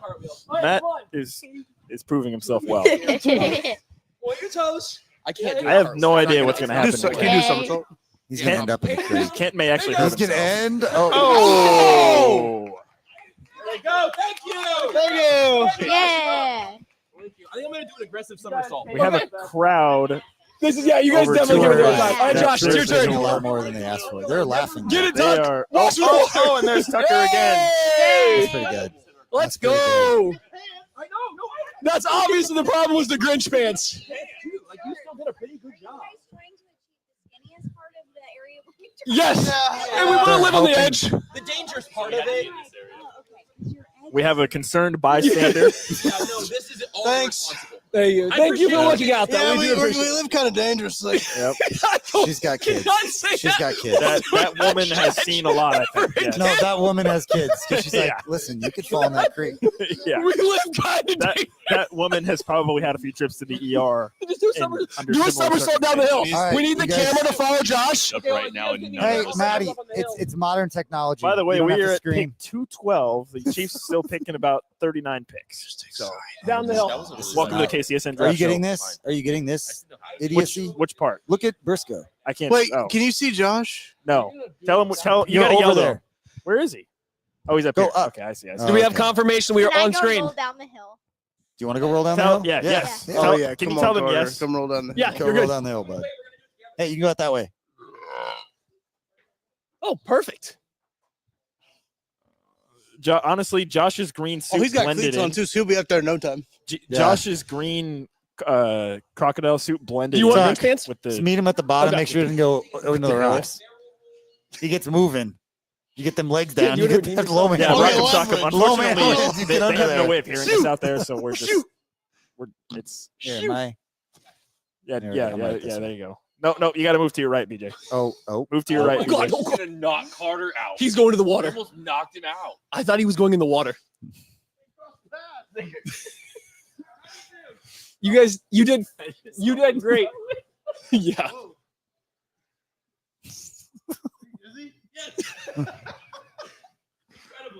So as we pan out here, you can see just how close Josh was to the rock bed creek that he could have rolled into. Hence why that very kind lady was worried about Smoked him in the head. our well-being. Yeah, we'll break down here, Nick. You can come to us. We'll break down what's going on here. Well, I got to stay here to control the camera. Oh my god! I guess I can control the That camera. was from great. No, I'm Thank saying you guys for your Carter support. and I- You made us do this. We appreciate it. I got you. All right, you want to give some takes? As All right, let's go to the they post. make their- Let's go to they the make their way post game back. show Hey, after bud. what we just watched. Good job. Thank you. All right. How do you feel about how the Chiefs have drafted? Good. Take Josh Simmons. Pretty good. Yeah, I think that's good. Pretty good. Yeah, they picked up a receiver while you were playing baseball. Yeah. Was it while I was pitching? Huh? Which game? The first one. Okay, How'd that go? good. We won. You did win. Won one, lost one today. Yeah. That's good. Say hi to all the people watching. Hi. What do you want to be when you grow up? I want to be a YouTuber. Yeah. You're What kind of doing YouTube fantastic. content? What? What kind of YouTube content? Just stuff. Just stuff. Just whatever. Yeah. Minecraft I mean, stuff. I They were think talking you about Minecraft last night. You and Tucker could talk about Minecraft. They were talking about the movie. Yeah. It's Tucker's favorite There was a movie. lot of Minecraft discussion happening yesterday. So Chicken jockey. Chicken jockey. All right. Hey, the real football people want to come back here. Well, I mean, can you hardly call them real football people at this point? Listen, they know all the people being picked. That's true. They have takes. That is true. Tucker, you got any takes? The Chiefs, by the way, are still 38 picks away, I believe, from selecting. I'm gonna go back and drink my Sprite. So okay. Hey, we still have a good bit of job, bud. time. I think that was your We debut. so appreciate people hanging out with us. KCSN debut. Carter Kissel Carter just made his KCSN debut. wants to be a YouTuber. Josh Briscoe nearly rolled into a bed of rocks. That was close. And yeah, I wasn't worried about Josh hitting Carter. oh, your mic's not on. Yeah. They did cross paths. Yeah, that's fine. Yeah, I was keeping an He's eye big. on it. He's a big boy. He'll be all right. Oh, I think he would have definitely been able to hold his own in that. And I think he would have been able to hold his own. Craig has chimed So are in we? with the, How are? chicken jockey. What's the difference between how we feel about these picks, Maddie? Thumbs up, thumbs down. How are we feeling about this? Feeling good about? We're feeling pretty good. Yeah, We're we got feeling pretty linebacker. I know we got good value based on where you guys had them in the draft guide. Yeah, no, I feel pretty good about it. I mean, I wish they would have gone onto the offense a little bit sooner. But like I like the Jalen Royals pick and the value, and I feel like the Chiefs done a pretty good job of getting plus value at almost all their picks so far, right? Like it's pretty easy to get excited about all the players that they have taken so far. It's feeling pretty good, and I think if you're looking at it from just trying to be excited for the next year, they got like playmakers, they got dynamic players and stuff like that. You didn't get a whole lot of singles. You get guys that have a little bit higher upside. So I feel like this is gonna be a fun draft for us. Yeah, Damien McIntosh. Did I see he's still available? Yeah, Damian Martinez is still available. Oh, excuse me. Yeah, Damien McIntosh. That was a few years ago. He's a Georgia running back years ago. Yes. Okay. According to Brett Coleman, there might be some off-field just character stuff, maybe like a DWI or something like that in his background recently that maybe teams are still trying to vet out. We don't know, but Brett, I do think, had something about there might be some off-field stuff. So maybe that plays a role, but you know. All right. As far as like impactful player, like week one, is there anybody left with any sort of role outside of special teams, like a skill position player that they could take that could still make any kind of an impact, even obviously limited snaps we're talking, but Martinez is probably right at the top of that list. Jared Ivey, defensive end out of Ole Miss, is very Steve Spagnuolo-like, Spagnuolo-like with like long arms, a very dense player. I think he could probably come in and earn snaps relatively quickly as like a run defender. He'd be fun. Yeah, Kobe Bryant's another guy. Like I know they went one corner already with Noah Williams, but I think Kobe Bryant would be more of a slot guy at the next level, just weighing 170 pounds. The amount of trash he talks is phenomenal. At bare minimum, he can just talk trash from the sideline. Yeah, just give me a shit talking DB. Like, I'm That's all sorry. he It's needs. just, it's what it is. Ooh, here's a fun one. I didn't realize Brashard Smith, running back out of SMU, had not come off the board yet. So he played wide receiver at Miami, legitimate like downfield wide receiver route tree, but as a running back, he's good in the open field. So he would be another really fun running Tez back Johnson. maybe target. Tez Johnson, yeah. If you we're going for the lightest wide receiver room, I know. yeah, no, there's some running backs left that still make. How about a my difference. tight end? How about my guy, Jalen Conyers? I believe Jalen Conyers is still available. Let's go.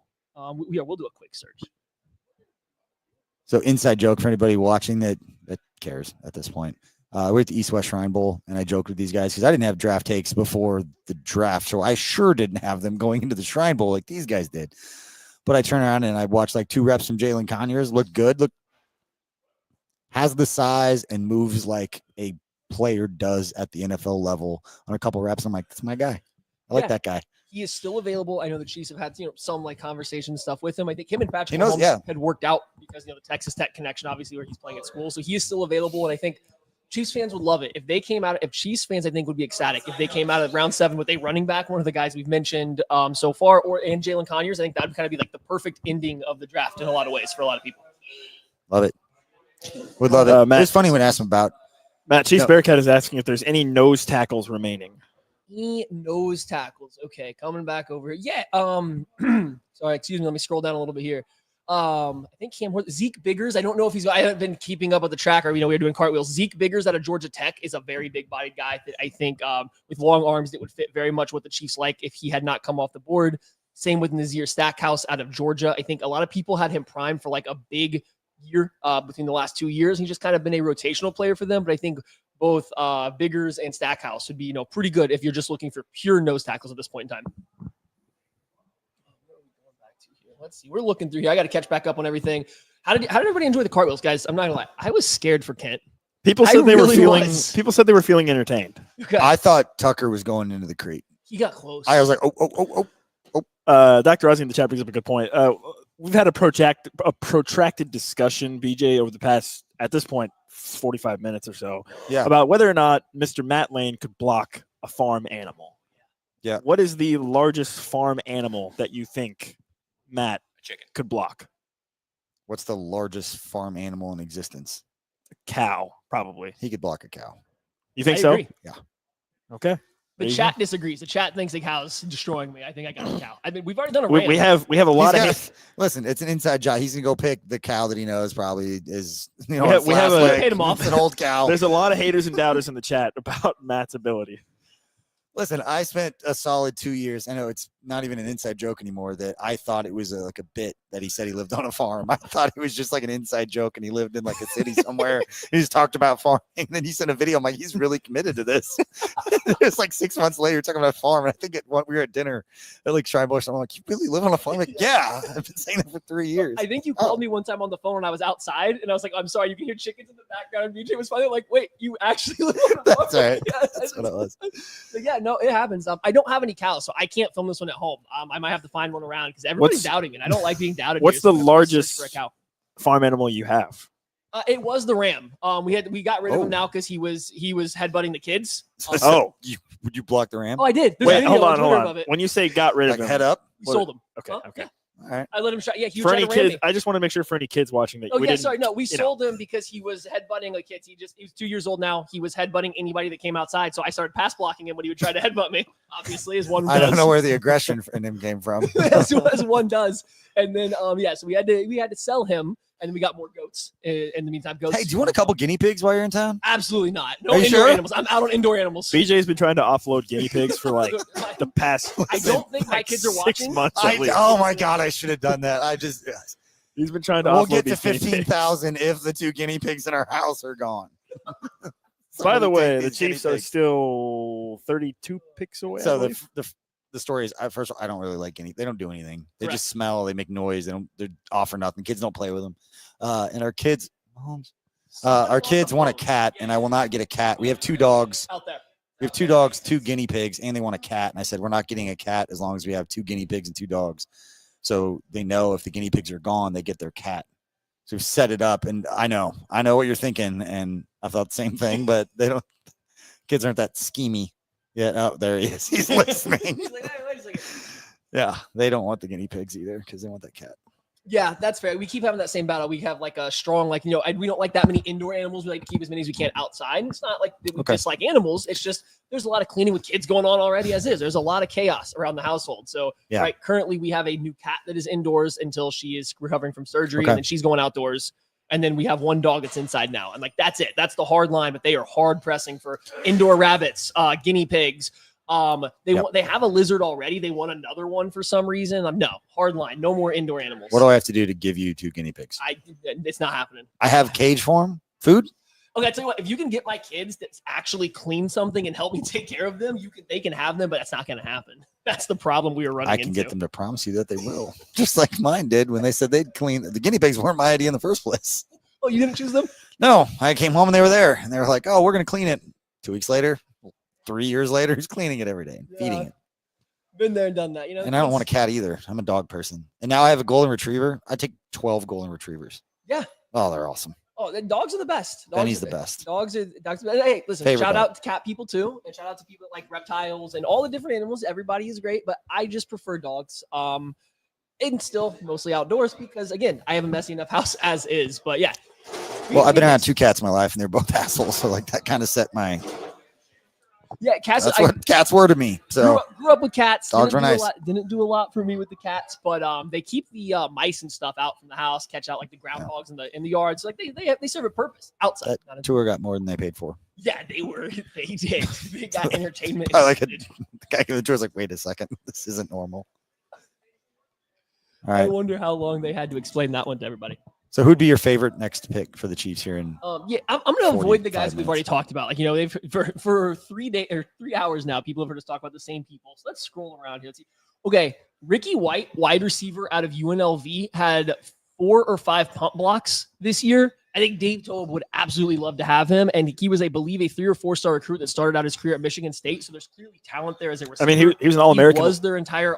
He was an All-American level wide receiver. Nick is right. And so like there's skill and talent there as a wide receiver. So he's still available. That would be a really fun pick. As we look through here, who else do we got that we would really like?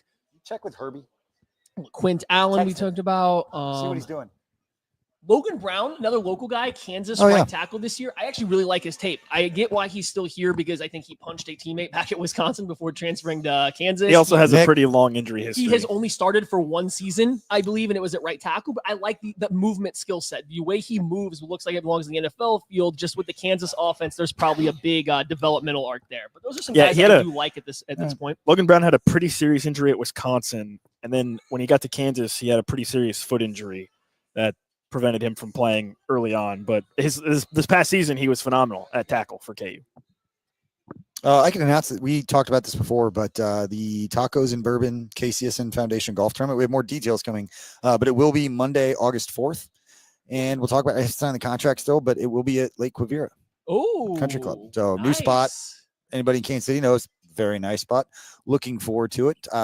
Not going to be any more expensive for everybody to come play. So we'll have more details, but Monday, August 4th, make sure you hold on to that one and come golf with us. Raise some money for some good things we do throughout the year. Excited to share some more news regarding the foundation and partnerships and all that stuff soon. But yeah, Monday, August 4th. We've officially entered the 7th round. Ooh, by the way. are in. You know what my favorite thing, Matt? I don't know if you guys have talked about this That's before, my punter that just went off the board. but and this is still somewhat relevant. Jeremy information Crawshaw. Ooh. Is it Crawshaw or punter? Crawshaw? 6'3", 205. It's a big punter. The Bama punter is a hot, hefty boy. He's going to go off as I think he's like a 240, 250 pounder. Is it really? Like a Reggie Rowe? Yeah. Just, dude. But yeah, when I worked at the Chiefs, I was always fascinated with processes and not like which player do you like this year because it's not going to help me next year. It's not going to help me in 2 weeks. We don't take that guy. Which is what does the process look like? And I loved finding out that right now, beginning of the 7th round, most of the scouts and the people within like the draft room are focused on calling UDFAs. They're not even barely paying attention to what's going on in the draft right now. And a lot of the players don't want to get drafted at this point because they want their options on where they can go, where they could get 3 or 4 teams that are calling this UDFA, get teams to kind of bid more, get more of a signing bonus, but then you can go to a situation in which you have a better chance of making the roster. Whereas you get drafted in the 7th round, you have to go to that team and you may be the 4th quarterback. You want to go, if you're a quarterback, you want to go to a team that's only got 2 on the roster and stuff like that. So it's just fascinating to me that if you're in the draft room for the Chiefs right now, most of the focus is on getting a hold of UDFAs and convincing them to sign with you once the draft is over. And especially, I guess, with the Chiefs situation this year where they're picking 2 times like the last 10 picks, 7 picks of the NFL draft entirely, right? Like figure out as many UDFAs as you're going to get. And then anybody else you still like that didn't agree to you, that's who you draft. Just, I guess, collect their rights. And it could just be they pivot back to the draft at that time. Like, okay, who's available? Look at the board and just take whoever's there. I found this look at our interesting roster. from Ryan Fowler. The first undrafted free agent deal has been, I assume, agreed to. It can't be official, but the Jaguars have already agreed to an undrafted free agent deal with somebody. I don't know how that's that a would work. weird thing to put out because now any team that knows that likes that player is be like, well, if we want him, just draft him. We have to draft him, right? So send that Send to the Chiefs. Yeah, it's just- we like this guy's taken with the last pick. Be like, no, you didn't. Yeah, you did You're not. our guy. Yeah, I just thought that was crazy because you were talking about that. I was like, I saw that just a second ago, and I was like, wait, how did they argue? Yeah, I didn't think they could announce. I mean, I would assume like there's an. they would agent never push- call or talk to people when they're not Would an- supposed to. Would an agent push But- that out to get his guy drafted? I mean, like you would think that they Maybe. might want the undrafted free agent deal because you get more control that way. You're not locked into it. I don't know. It's just weird that I saw that. And then we were I'm sure you talking get more if you're drafted, but if the real money, like make a team, and you have a lot more options if you can choose the 4 or 5 teams that you're going to, if the money's all pretty similar, to the best opportunity to make a roster or to do something with it. B Megs asks, how many of these last two picks is a Dave Tobe decision? It depends. When you look at the depth chart, like Dave Tobe will have his own depth chart based on like the punt team, like the 4 core special teams and where everybody lines up. He's going to know where he's comfortable right now and where he's not. And so, yeah, if there's some areas on the special teams, if it's like the number 2 spot, like however the lingo for those positions, it's like, hey, I wish we had more guys that could have this skill set. And it could just be a fullback or a line, you know what I mean? It could just be a skill set physically that you're looking for in an athlete, not necessarily a specific position. I feel like it would be more a situation where if there's a couple players that have similar skill sets that you're interested in at this point, but one of them has proven, like you talked about earlier with Ricky White, if one of them has proven that he can also contribute on special teams, you probably go with that guy instead of if you have 2 players that you're deciding between that are similar players. Yeah, and definitely uses a tiebreaker for guys in certain tiers, right? Like, Yeah. I think that's the way I would look at it. But I'm thinking back at it now, though. I mean, we can go all the way back to round 3. I think Noel Williams' special teams value. I'm not saying it was a Tobe decision to go get him, but I think Noel Williams' special teams value played a part in a little bit of that. I think that Jeffrey Bassa's ability to play on special teams played a role in not the selection itself, but like the end result of that. So I think Tobe's like input has already been involved a little bit with some of these plays, some of these picks and stuff like that. So I don't think you're going to get anybody that's picked entirely for Tobe unless he says, hey, my punter isn't good, my kicker isn't good, I need that specialist. But in terms of guys that have special teams, like part of what they can do, I do think that it's just part of the equation here that we're looking at. Welcome back, Kent. How you doing? I'm doing fantastic. Great. We are into round 7. We have achieved round 7. Congratulations to everyone. Ken, how was the cartwheel experience? I'm really bad at it. First cartwheel I've really ever tried in my life. Really? Yeah. I just didn't have the feel for it. I didn't even know how to set it up. I honestly, I'm right there with you. I don't think I could do one. Yep. But I did a 3-cone. So there is that. Appreciate everyone hanging out with us today. And this entire weekend, we really do appreciate it. There's just so many people still out there. Over 600 people watching still, which is just absurd. We appreciate you. And I feel it's one of those things like you start, you kind of just got to finish it, right? Absolutely. If you start, you just got to kind of finish it. Awesome. Eric asked if the Chiefs should consider some developmental guards at this juncture. They already have 4 of them. Yeah, I think they took think their they probably will. I think they took their swings on guards last year, and because they took Hunter Norzad, they took C.J. Hansen. They've got some bodies Halligan there. is one of those guys. Kings is kind of one of those guys. Kingsley. I thought I was joking. They're actually 4. Yeah. So no, I don't think they should. I think they should go D tackle and Jay Toya, a defensive tackle and nose tackle, would have been fun to have. Just came off the clock, So we were off the board. BJ and Matt were just talking about like UDFA stuff. At this point, would you consider just that being the case with the running backs? Like, do they need to still draft a running back if there's? I mean, okay. So let's look at it real quick. While you pull it's that up, I'll say, basically- I think strategically it's probably about who you think you can sign. You're going to have the last pick in the draft. So if they think they can make a good argument to an undrafted running back and say, hey, we'll give you a $10,000 signing bonus, you can get ready to take handoffs from Patrick Mahomes, and there's not a whole lot in front of you, that's a good argument. If there's an edge rusher that might rather go to a thinner group somewhere else, you take him with your Mr. Irrelevant pick, and you get both of those guys. Do you at want this point, Damian Martinez is pretty much the only notable running back still available. Do you want to leave it up for? Well, okay. So LaQuint Allen is still available, right? I believe so. Rashard Smith still available. Rashard Smith is the other one. And then you've got Ja'Cory Krosky Merritt, Marcus Yarns, and that's it. That's it. That's it. So you got 4 left in this final round. Thomas Fadone, the linebacker or the tight end out of Nebraska, goes to the New York Giants. He's a fun one. Good for him. Yeah, Jack Caleb- Nelson, offensive tackle of Wisconsin. Caleb in the chat asks about Rashard Smith, just generally, I guess. What do you fit in with the Chiefs? You think? Yeah, I don't. He's not an every down player. I mean, he's a defined skill set player, but he's got some long speed. Has a receiving background, so like there's an interesting one there. That's the same thing with LaQuint Allen. Maddie was really high on LaQuint Allen. So that's a receiver skill set. You can flex him out into the slot. He may not be like your every down player, but like he's like he's a versatile chess piece. Damian Martinez is your early down runner.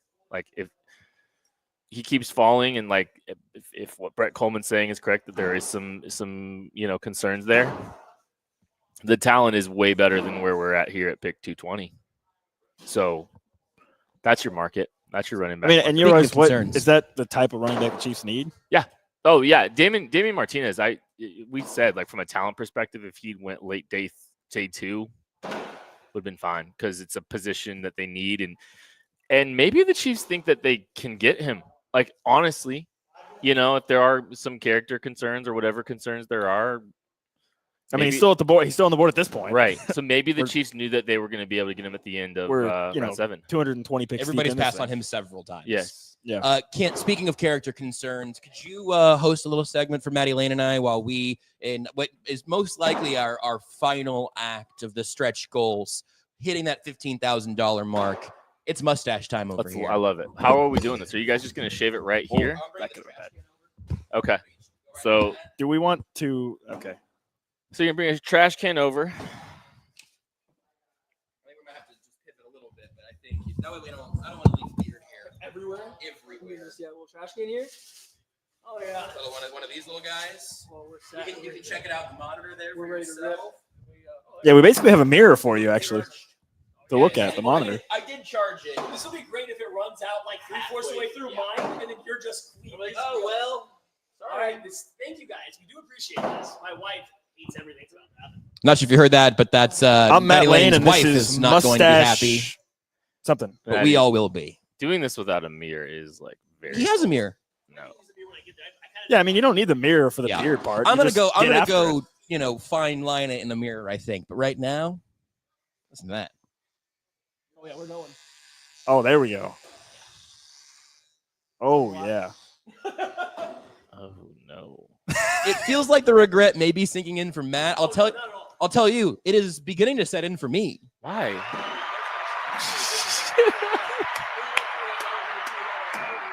The crowd's loving it. You know what? Shaving ASMR. Yeah.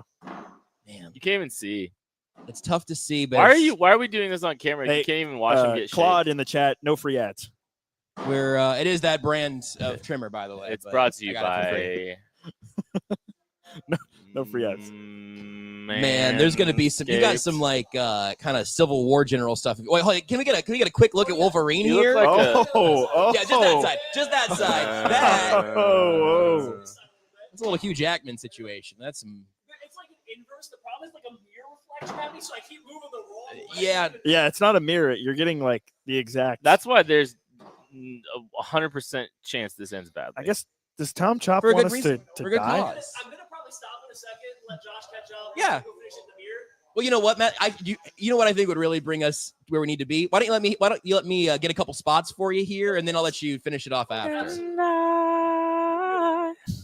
do whatever needs to be done right here. Just like go to a barbershop. Exactly. You know what? It doesn't look too bad.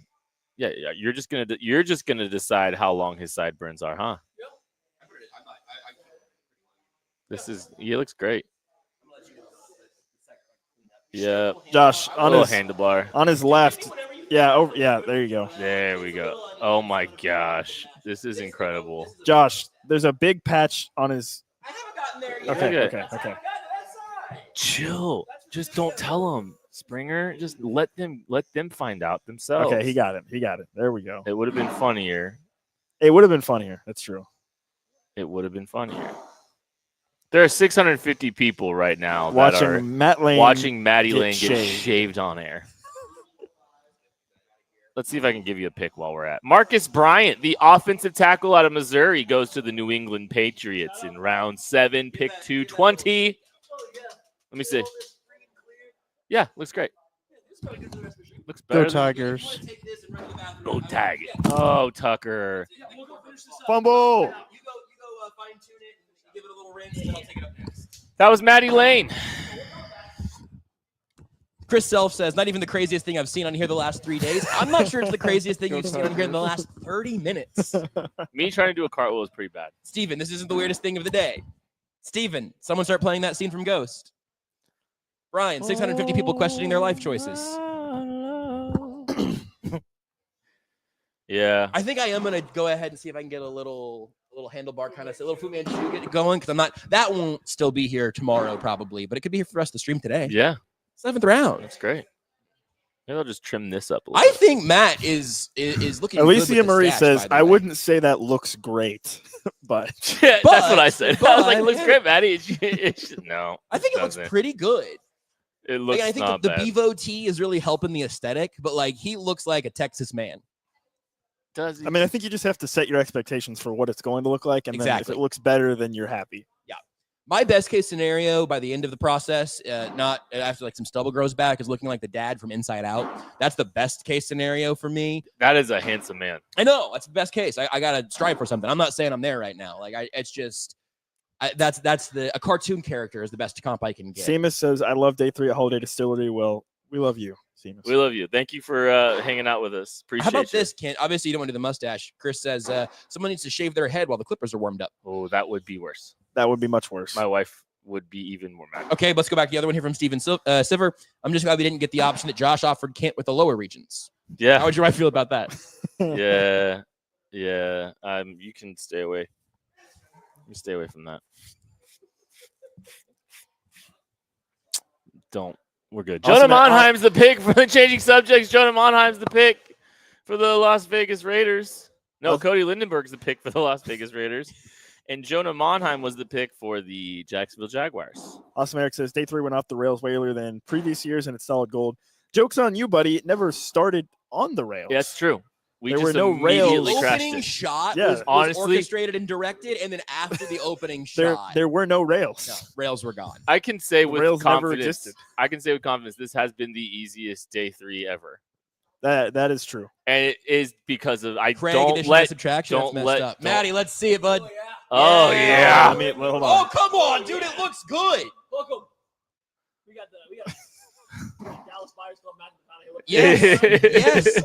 I think it looks good. I don't think we'd agree on many things in real life, but it looks good. Again, yeah, that honestly doesn't look that bad. It really doesn't. It changes your demographic, but it still looks Kent, good. somebody in the chat is saying that Damian Martinez is gone. I don't know. Can you confirm that? No. Nick, can I get a tight frame so I can shave my beard Oh, on yes, you stream? can. Thank you. I'm sorry for Damian that. Martinez is still there. Unless he was drafted. Apparently, this. Yeah. Okay. There you go. It was the Seattle pick. Hey, the Seattle Seahawks have Just picked now. Damian Selected There it Martinez. is. Martinez. They There it were is. shopping some running backs earlier too. Oh yeah. How close do you want, Josh? Okay. Well, now he's gone. Do you need a better zoom? Computer enhance. Great.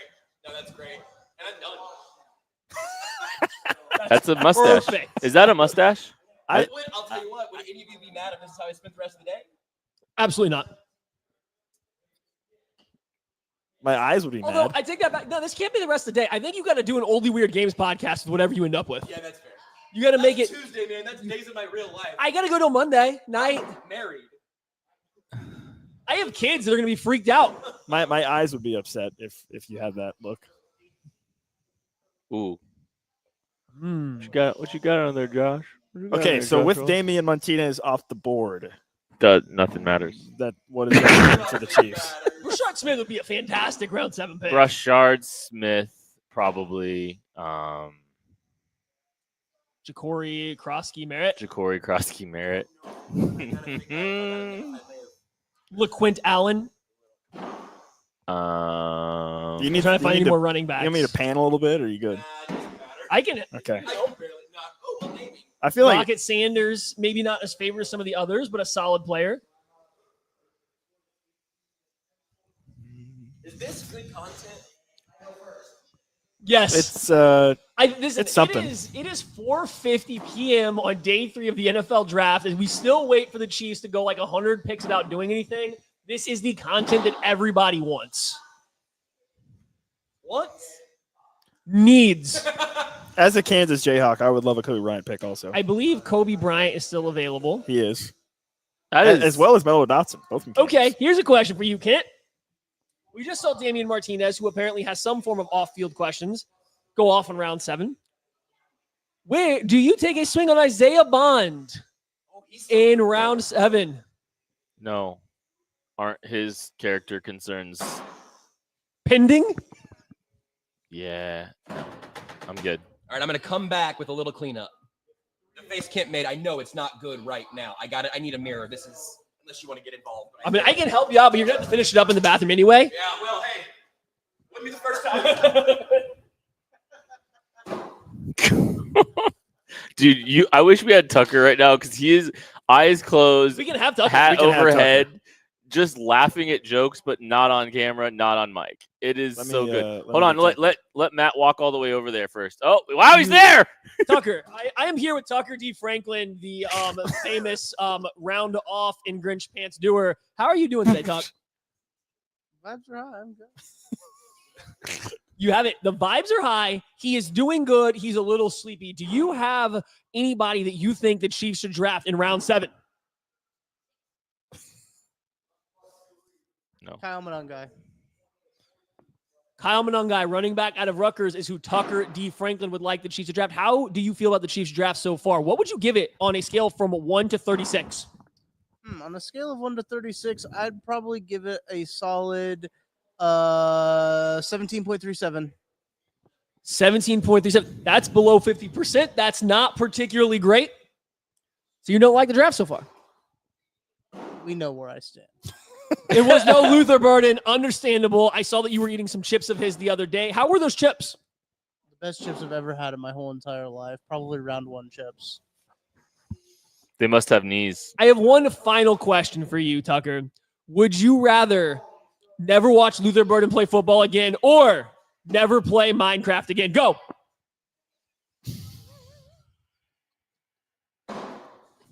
Never play Minecraft again. Oh, Wow. Tucker D. Wow. Franklin. The D stands for banned from Minecraft for life. I don't believe it.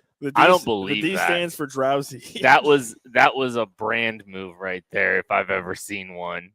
I didn't use my best. Chris to Anderson Luce's asked, voice. have I we did picked miss out on yet? that. We have not. We are still, 20? How many picks do we have until the Chiefs? We have 24 picks, 25 picks until the Chiefs select. Thank you for hanging out with us, Allegedly. Chris. I'll be right back. You don't got to change the cameras. I'm just going to grab my sandwich. What's up? Oh. I will say, Mahomes, though, unfortunately, it's a bit more breezy today here in beautiful Western Missouri Holiday Distillery. So the Flatrick Mahomes has been struggling most of the day, but Carter's going to go fix him, I believe. I think that's what we were told here. Oh, there goes Carter. Oh, he's on the move. There he goes. He's on the move. Look how fast he was going from one side of the literally distillery to the couldn't other. even see him how fast he was. Jumped zip codes that quickly because he's so fast And and athletic. Poor Patrick Mahomes is down for the It's count. the cleats. Matt, we need you to just take a few steps to some direction. There you go. And we are getting Mr. Mahomes set back up. Yeah, he has a broken arm. I hope not. That's what Yeah, happens when not you don't in- fix yeah. left tackle for 4 Yeah, I guess years I straight. don't think I should just say Patrick Mahomes has a broken arm. Yeah, you so, really shouldn't. Well, earlier So- first day they so said Patrick loosely. fell down. I'm like, what are you talking about? Like, oh, the flat Mahomes. Now lean back. he Mahomes is back upright momentarily. He's That leaning. arm is struggling. All right, Maddie. I'm gonna ask you a question. The Chiefs are about to pick at their original spot, 226 or 226, a pick that they owned heading into the draft. They have 2 picks left.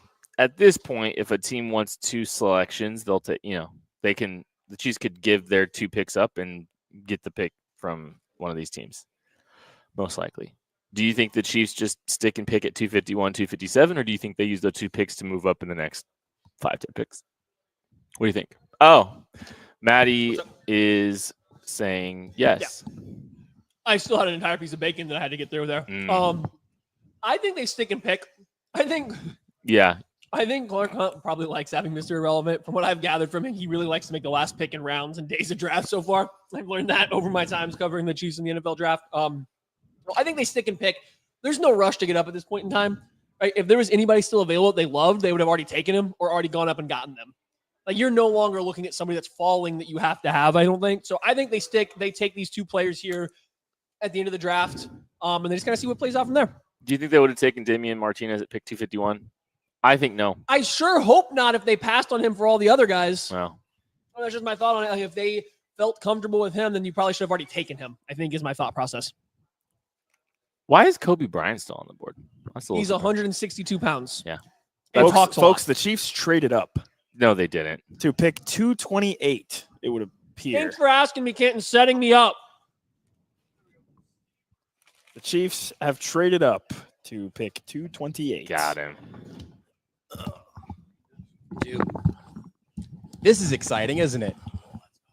Assume the positions, gang. Assume the starting positions. I was about to fall asleep, so that's great. Well, good thing I was correct. It's a cool thing that I wasn't in the bathroom and that we shaved exactly when we did. Yeah. All right, you guys ready? Yeah. The Kansas City Chiefs are on the clock. They move up to pick 228 in the 2025 NFL Draft to make one final selection. No, they still actually own pick. Oh no, now it's fixed. They traded 251 and 257 to move all the way up to make a selection here at 228. Kent Swanson here with Maddie Lane, also Joshua Briscoe, looking to see who the Kansas City Chiefs are selecting with their last pick in the 2025 NFL Draft, moving the Mr. Irrelevant pick in 251 up to get somebody here in the middle of round 7. Wow. We were just talking about, like, do we think they're going to stick and pick? And you specifically just said, yeah, I think they're going to stick and pick. Yeah, that's what I said. I thought they were too, candidly. So I know that a running back recently came off the board that they really like, Damian Martinez out of Miami. The running back seems like the one position that I could see them taking. Sure. But who knows? I think it could be a variety of different at this point. Yeah, let's just real quick, since you alluded to it, Kent, it is officially 228 in exchange for 251 and 257. So this will be their last pick, barring even weirder things. Let's just cut straight to the chase. I think everybody wants it to be a running back. We've thought they're going to take a running back for a long time here, and they haven't done so. It feels like running back is very likely in this particular pick for the Chiefs, right? So under the impression of it's a running back that we know for a fact the Chiefs have been interested in, like they had met with Devin Neal. He's gone off the board. DJ Giddens, I guess, and Devin Neal could have had a chance for a local pro day spot with them. We think they might have been interested or at least met with both off the board.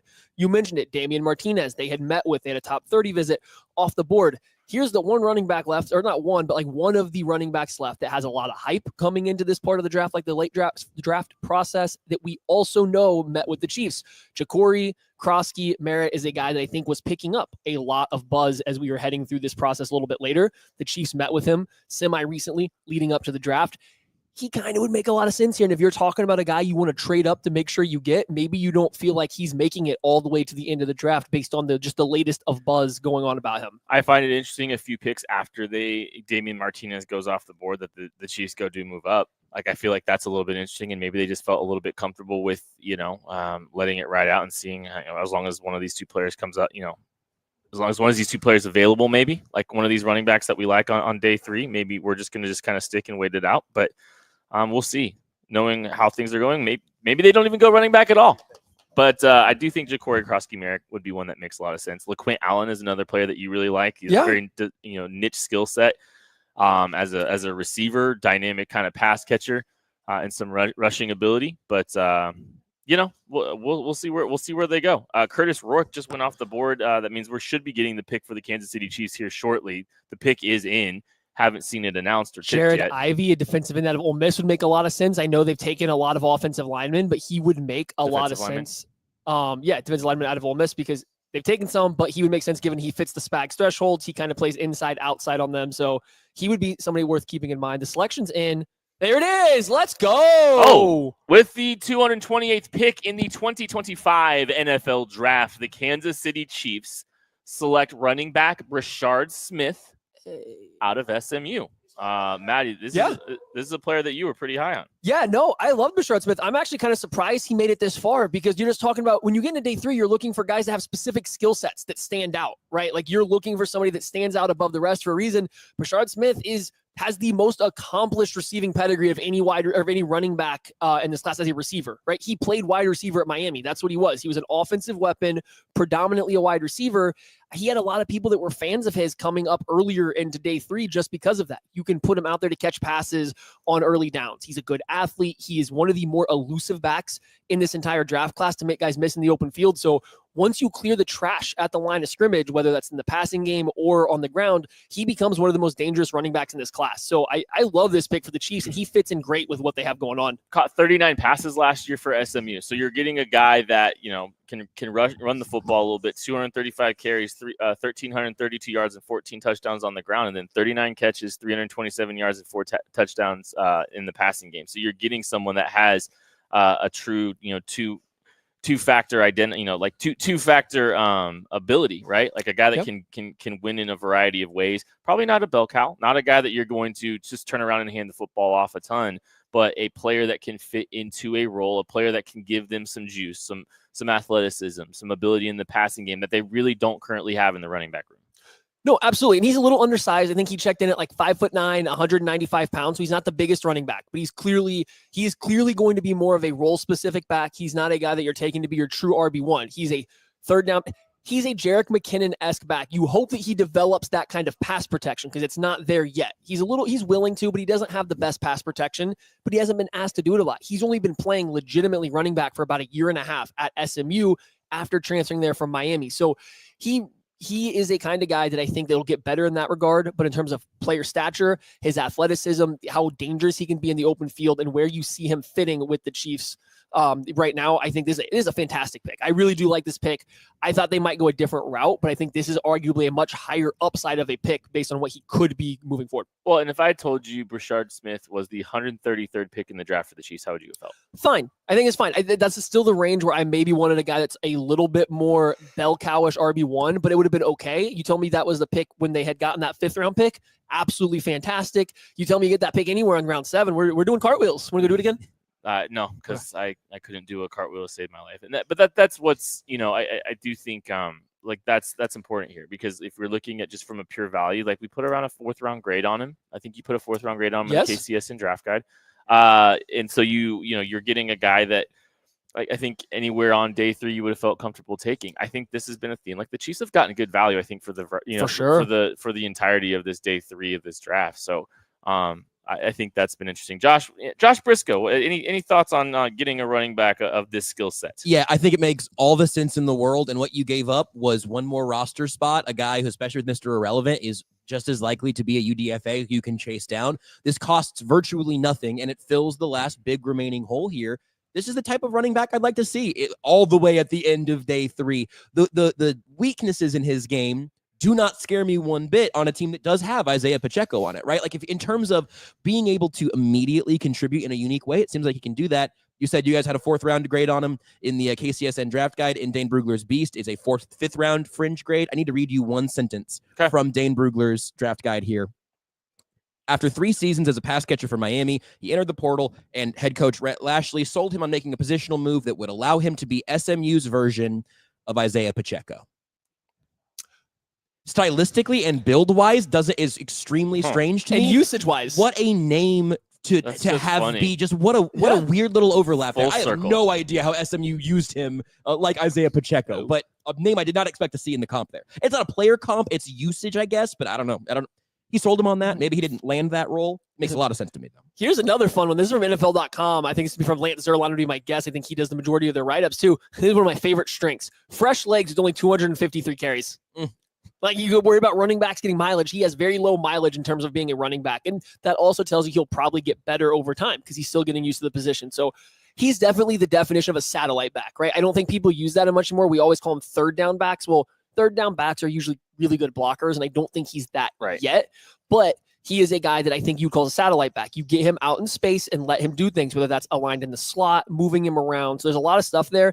And I do think he did play some special teams here. I'm looking at it too. He showed some kick return and punt coverage talent while he was still at Miami. So Brett Veach in particular, when talking about wide receivers and running backs, mentioned return ability.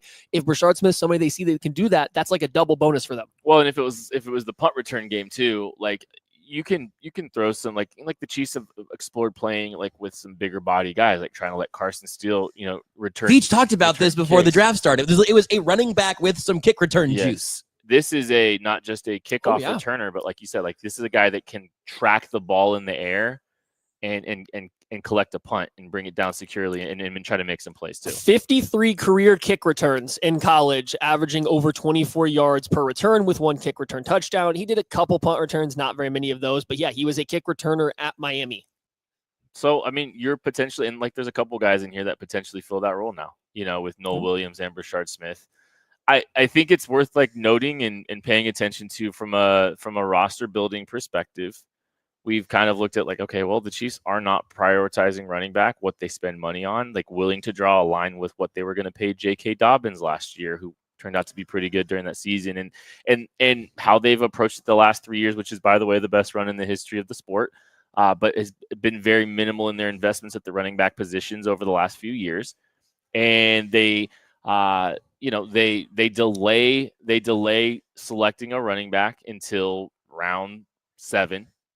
Now, it's a little small trade up, which I like. I think when Damian Martinez went off the board, you saw them go up and get a running back, which I found just at least a little bit interesting because of the connections between Martinez and the Chiefs over the last month or so. But getting a good back of this quality this late, I think it proved them right on how they approached it. They prioritized a lot of positional value early on.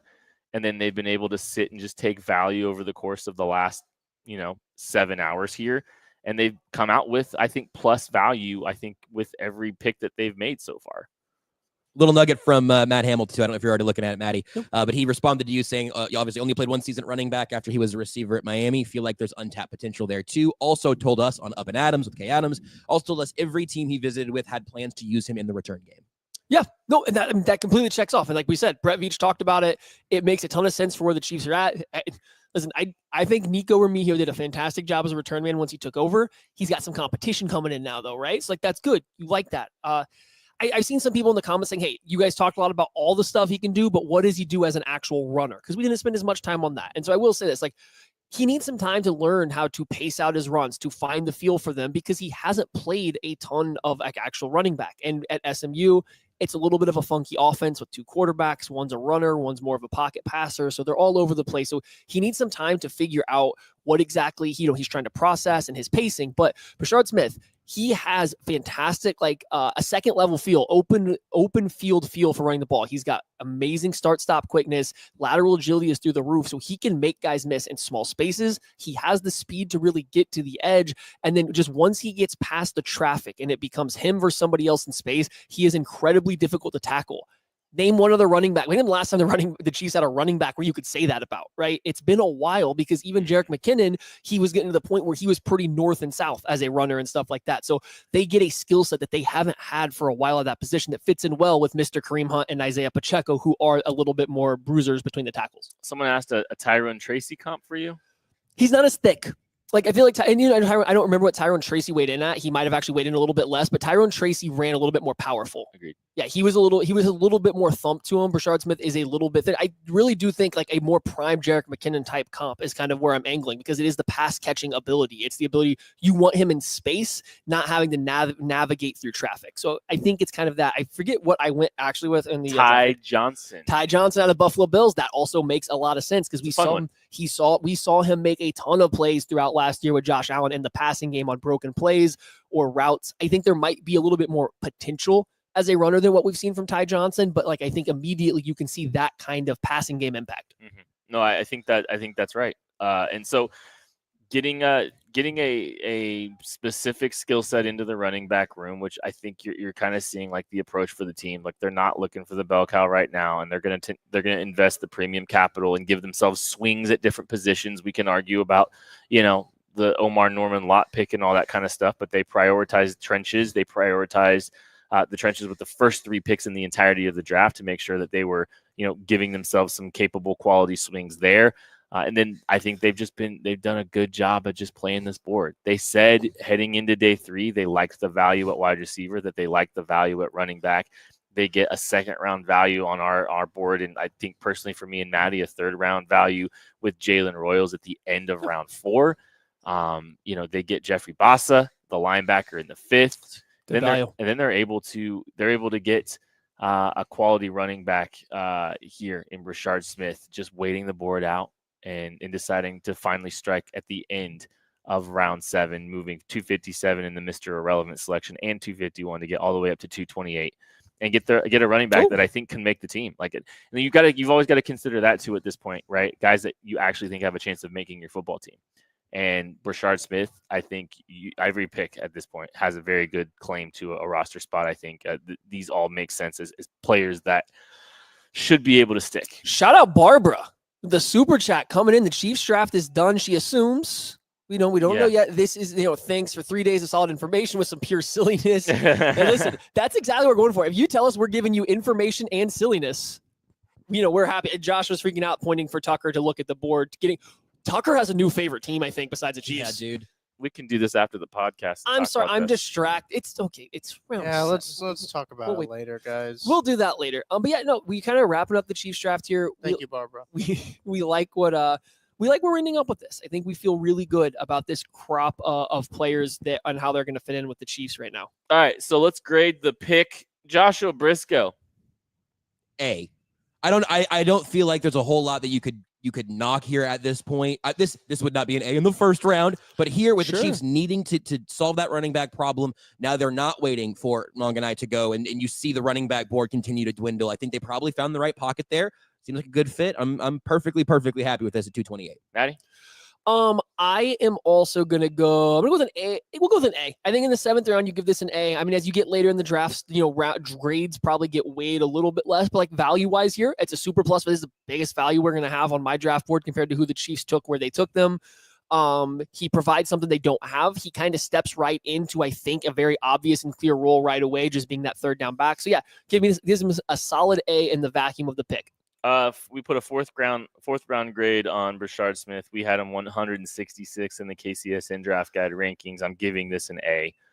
Getting value at the running back spots late in the draft, playing the board perfectly. And I think getting someone that has the skill set to make this roster both, as a dynamic piece out of the backfield, but also a potential for the return game. So I think this is a tremendous move by the Kansas City Chiefs. They are presumably done unless they trade a 2026 6th round pick to get back in, which I don't anticipate. I will say the Chiefs Twitter account did just tweet, that's a wrap for now. As of now, that's a wrap. That's what they said. Yeah, you can never you never can tell with Brett Veach, but we'll stay on alert. We'll be on here for every single pick of the 2025 NFL draft. But for now, we are closing up our conversation on Brashard Smith, the newest Kansas City Chief, a running back out of SMU. Now, I know we just closed off the podcast about Brashard Smith, but I did see a comment that I wanted to, just talk about. I'm not going to pull it up here, but I saw people talking about like our wheel routes back for the Chiefs. Yeah. Like, yes, they are, but I want to be very clear. Like wheel routes, I think are like basic running back routes are flats, check downs and stuff. I'd say next is Texas routes and wheel routes, and we're not even calling those advanced. Those are intermediate level running back routes, right? Brashard Smith not only gives you that, you can put him in the slot and have him run and act like a real options route, an option route. He can run you a slant or like a square in. You can have him go run this like a seam. Like we remember Kareem Hunt ran that seam route versus New England Patriots like back a few years back. Like stuff like that should be potentially back on the table. Now, Brashard Smith kind of has the same thing that Clyde Edwards-Helaire did, where he doesn't have a very big catch radius because he's smaller. I will say, though, his ball skills are more wide receiver-like, which you would expect from a 4-star, wide receiver offensive weapon. So I'm going to say, yes, wheel routes are back on the table. I just think you should be able to access even more than wheel routes because of his ability as a true receiver in the past. No, that's a good question, and I would appreciate the 1,000 people hanging out with us today. So Kent's 5'7", Josh Decker is asking. You ready to have your mind blown? No. Maddie's 6'2". Oh, he's standing on his tippy toes. No, I'm just sitting in a chair. I'm just sitting in a chair because it's day 3. But yeah, no, we're good. We're all doing good here. We're doing great. We're the tallest podcast in KC Chiefs history kingdom. Some are saying. All right. Get some questions in there too if you want. We still have some time to fill until the draft is over. So you guys send us questions, and we will be here for every single pick. And again, a thank you to all of you who helped us achieve $15,000. It's supporting Therese, our friend, and honoring our friend Therese, and the All Juice internship program. Or what? What are we? I got it. All Juice. What? What's it called? Huh? All Juice Draft Workshop. Sorry, I've gotten the name wrong a couple of times. The All Juice Draft Workshop. So we're going to be helping support young journalists getting their foot in the door at major events like the East West Shrine Bowl. So if you didn't know, and we'll just give you that recap and that heads up, the Therese Paylor scholarships at both Howard University and at Power Mizzou at Missouri are both fully funded, which means that they're endowments. They'll live forever. And they don't need more money because they reached the threshold of $100,000, which makes them an endowment that goes on forever. So instead, we've pivoted, and since we've helped support those, now we're moving on to this initiative that we're kind of just doing here from KC Sports Network. And so you helped us achieve $15,000, and we really do appreciate that. Really, seriously, just that means a lot. Noah asking, who should they prioritize in free agent? Luke Lachey, Jaden Ivey, Isaiah Bond. I think those are a couple names that I don't know about Isaiah Bond, but yeah, I think that one would make sense. A lot of tight ends. I think bringing in a tight end or two in as an undrafted free agent would make sense. Whether that's, I think Jalen Conyers still hasn't been drafted. I haven't been keeping up with my board. Jalen Conyers would be a great one. I haven't been keeping up with my board as much anymore, so I can't promise. Consensus. Logan Brown is still out there. What about Benjamin Eurosek from Georgia? He's still available? Yep. LaQuint Allen just came off the board of the Jaguars. What about the UCLA tight end Moliki Motavao? Yeah, that's a big inline type player. You guys, I'd be intrigued in. There's some interesting tight ends. Zy Alexander, the cornerback out of LSU, still available. That would be an interesting one as well. Thomas Perry. I loved it. I actually really liked watching him down at the East West Shrine game. Now he's got a pretty stout, interior offensive line group right now, but I wouldn't mind bringing him in. Tommy Hill out of Nebraska. Yeah, that's your guy. He's a massive 6 foot, 213-pound corner, tackles the way you want him to tackle. Good on a linear plane, good in press. Ooh. I got a question for you, actually. Okay. The Chiefs came out of this draft without adding a defensive tackle that helps versus the run. And this isn't an Omar Norman Lott thing. It's just they didn't add somebody that helps against the run. They didn't add somebody to play next to Chris Jones. It's still just Mike Pennell and maybe. How do you feel about that? What's your thought process coming out of this draft without actually any help to the run defense? They technically lost better run defenders on the interior defensive line than they have right now coming off of last season. I think that they look at that position the same way we look at that position, or the same way they look at it at running back. So I think that's a position that they're kind of telling us that they're, not prioritizing with a lot of draft capital or with high draft capital, or even this year with draft capital at all. They like Fabian Levette. There's some love for Fabian Levette there with Mike Pennell. They've got some lesser known names, Marlon Tuipulotu. They have some, less popular names that haven't necessarily seen the field, but they might like those guys in that role a little bit more than we do. Siaka Ika was a very coveted player coming out. I believe it was his junior year at Baylor. He went back for a senior season. It was a little bit of a down year, and he didn't really catch on there with the Browns, I believe it was.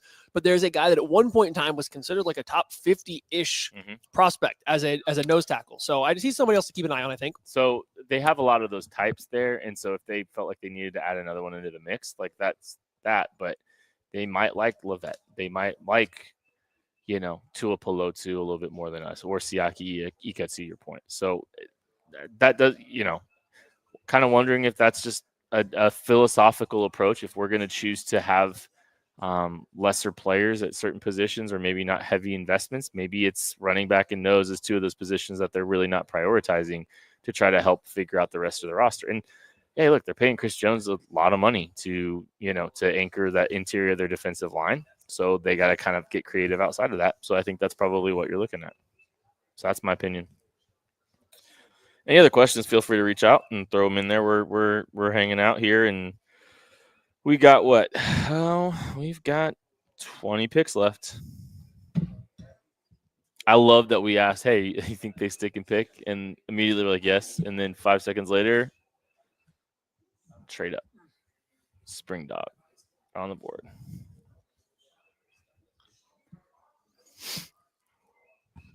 That yeah, so Aaron Haas says now let's get that Trey Smith deal done. Yeah, please. That'd be nice too. D Jones throws out Ricky White. I mean, I would obviously love to. Similar to Damian Martinez, I feel like something's got to be going on there. Like, I think when you sit down and really watch Ricky White, you realize, okay, maybe he's not like this top 100 type of draft pick, but he is going to help a team on special teams, and he's going to compete for a wide receiver spot. So him still being available this late makes me wonder if there is an injury flag that we're not sure about, if there is something off field, you don't know, but he's too talented to still be available, I think. John Frisbee, what do you guys think about Brady Cook as an undrafted free agent? Sure. I mean, bring him into the mix. I think his, if you're looking at someone to help you run your scout team and do that, a really good athlete at the position, like that makes some sense there. Like Ricky White's off the board.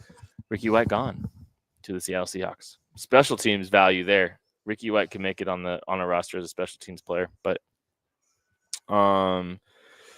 Mello Dotson, UDFA. I don't know if he's a perfect fit for the Chiefs. He's got the size. The tackling is a little bit up and down. Likes to play off and with eyes on the quarterback more than he likes to play from a press alignment. So, like, there is that you got to take into consideration with his fit. So I don't know. I don't know if that's the move there.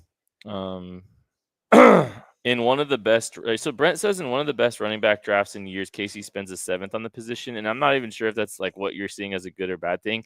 I actually think it was a good move, and the reason is because I think the talent that they got in round 7 is very, like, it's 4th round talent in round 7. So if you're talking about how they played the board and they said, hey, look, we think the running back and receiver rooms are available players is deep at this point, like, they were right. And they played it well that they were able to get, Jeffrey Bossa at 160 or 56 or whatever they traded up for him. And then still got a running back later in the draft. So I think they actually played this quite well. I think they did a very good job of navigating the board and getting a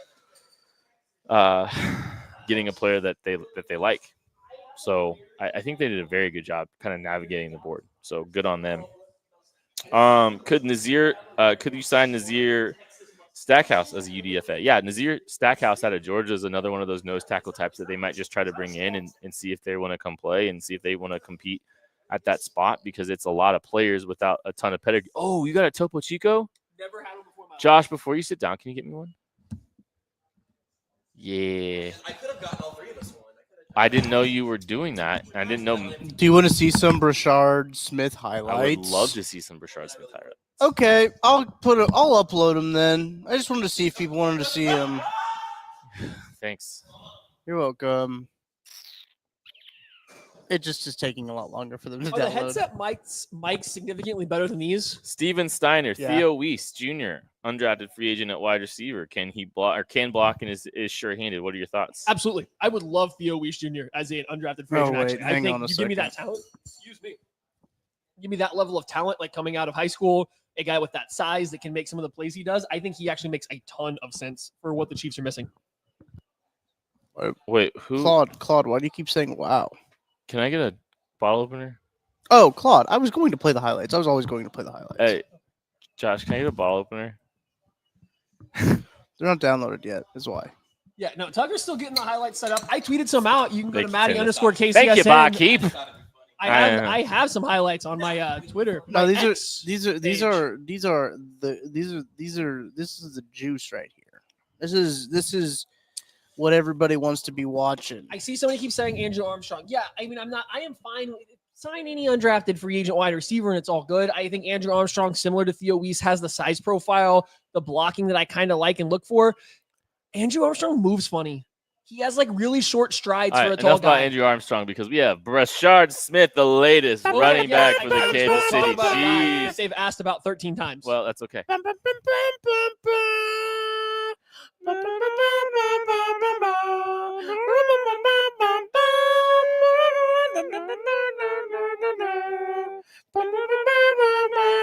They better have the downfield catch. Oh, look at that contact balance against Nevada. Ooh, kill him. The He pack. ain't afraid. Wolf pack.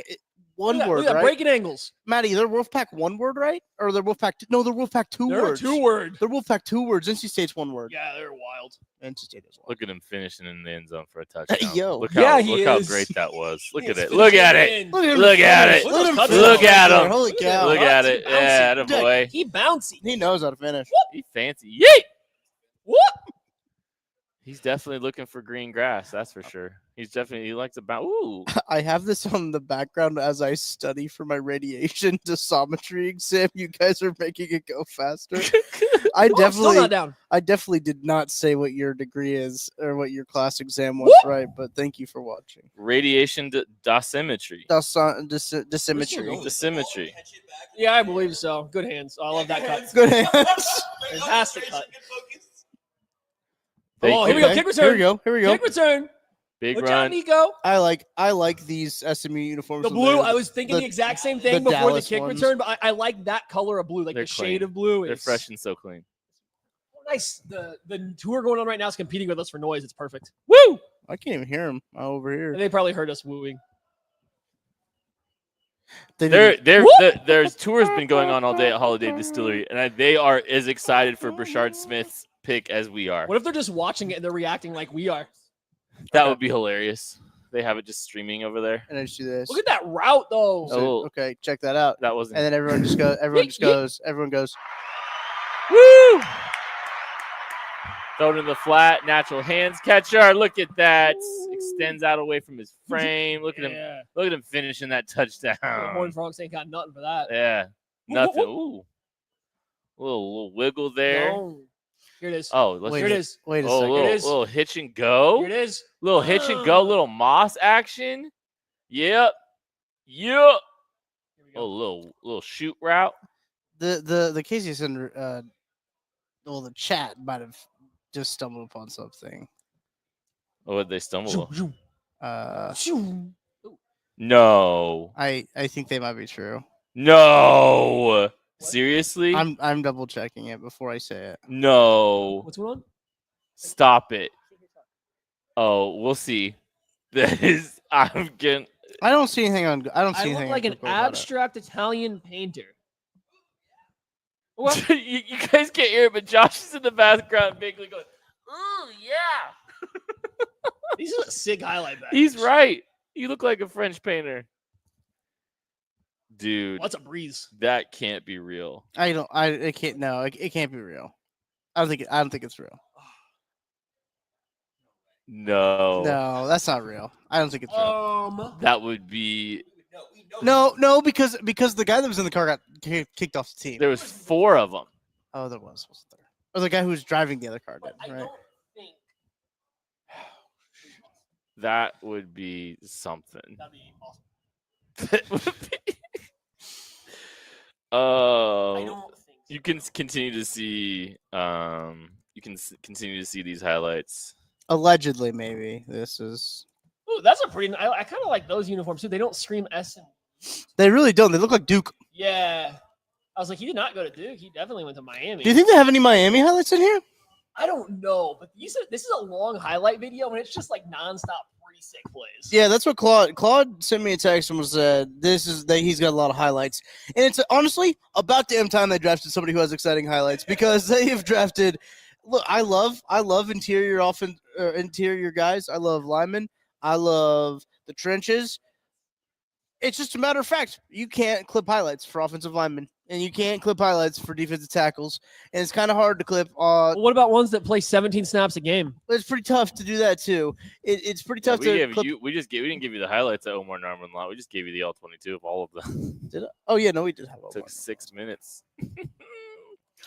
Hey. Yeah, we're just running through the we'll run these for the rest of the time. I love it. Yeah, and then you can just we don't Dude, even have that's to say pretty much. sick. Yeah, good ball player. That's what I'm saying. Yeah, I don't think I watched him a ton, truthfully. But no Miami highlights. That was the end of it, Maddie. No Miami highlights. Him going off against the pack though. See ya. See ya. Ooh.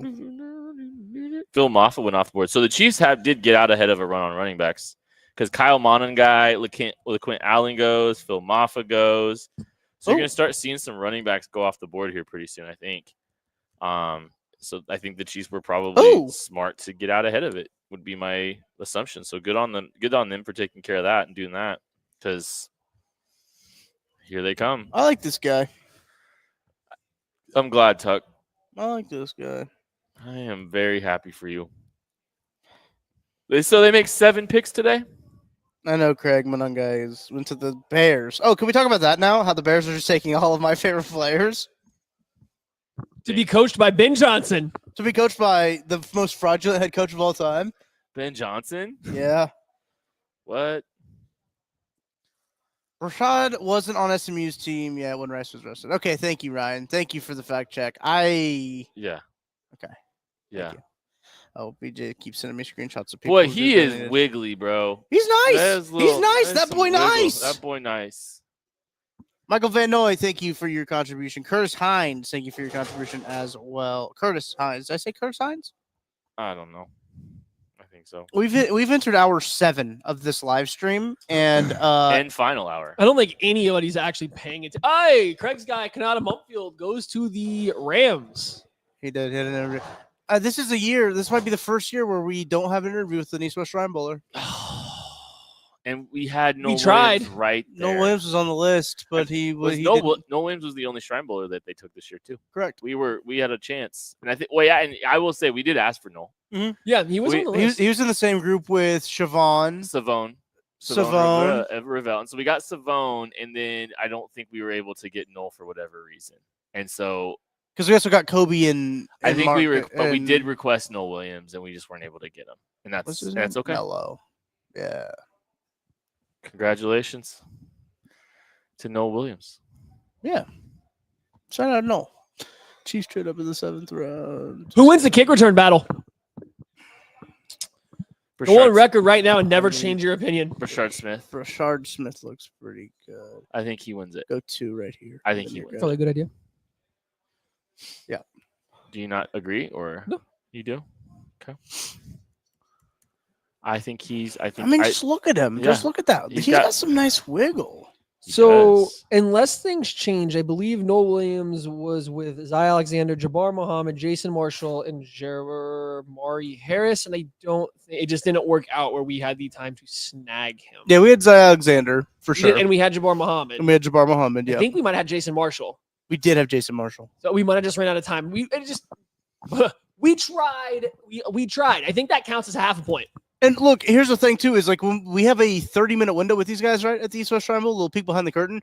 We have a 30-minute window and they give us a group of players, and we want to get at least 10 minutes with these guys. So if we have 30 minutes and we only have 10 minutes to sit down and talk with each of these players, it kind of limits how long you go. And sometimes you get to talking with guys like Maddie will sometimes sit down with a defensive lineman and they'll get to talking pass rush moves, or sometimes some groups guys go longer, sometimes guys go shorter in terms of their interviews, and that's just how it goes. But yeah, no, I like the Noel Williams pick.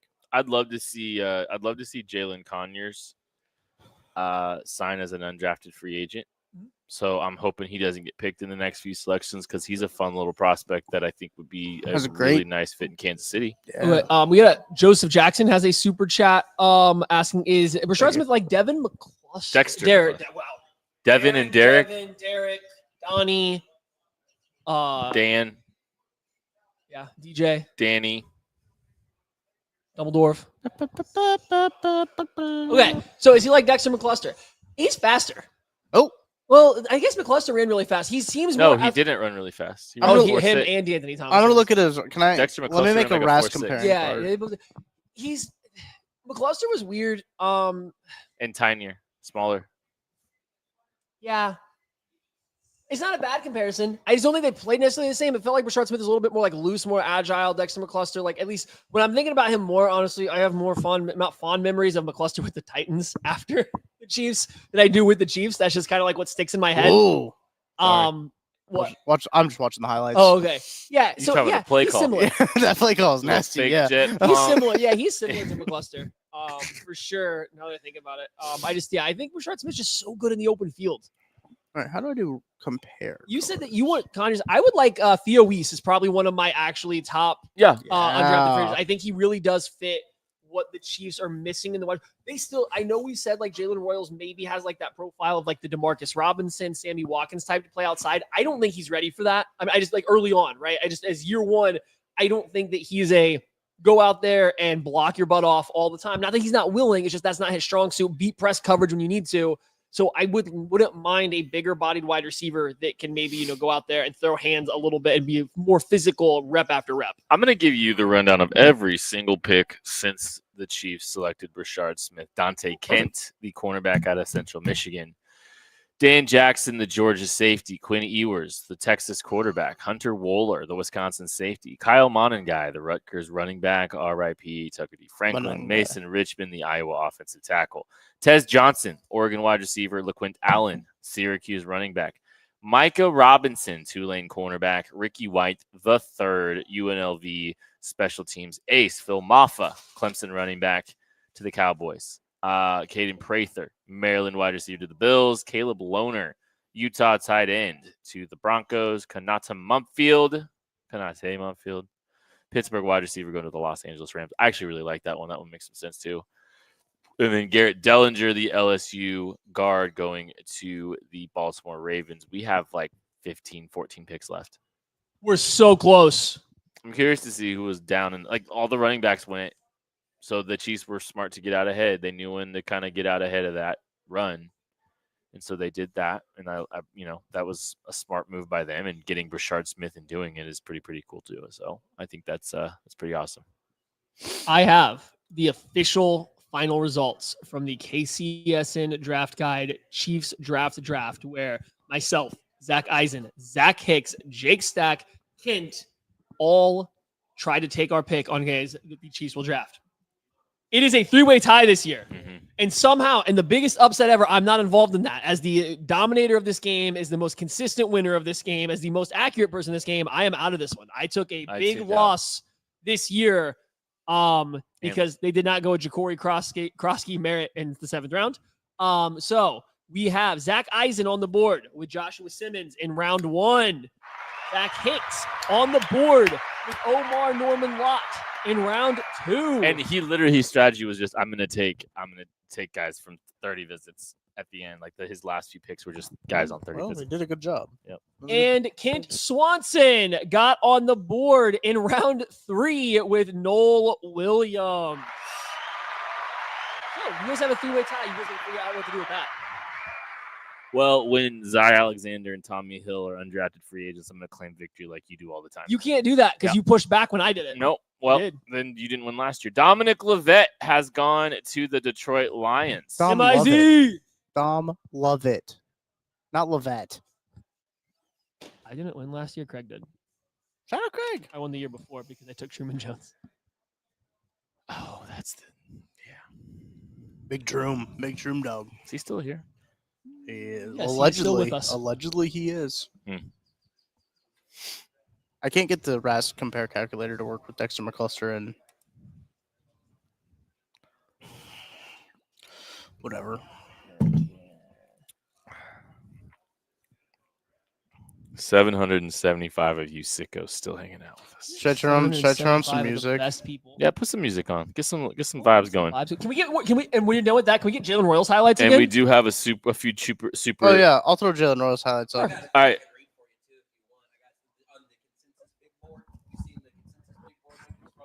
Josh, where's your mic? Yeah. Oh, grab a mic. Put your headset. I'm here to give you some content. Put your headset on. Because Price Carter tweeted out the Chiefs draft selection rankings on the consensus big board. I saw a lot of people talking about how this is a good draft for people who like to judge it by where you got value on the consensus big board. Josh Simmons, 26. Omar Norman Lott, 78. That's an overdraft. Ashton Gillette is 92. Then Noel Williams, 98. Jalen Royals, 76. Jeffrey Bassa, 136. Rashad Smith, 145. So a little bit, certainly value with Simmons, and then most really everybody today.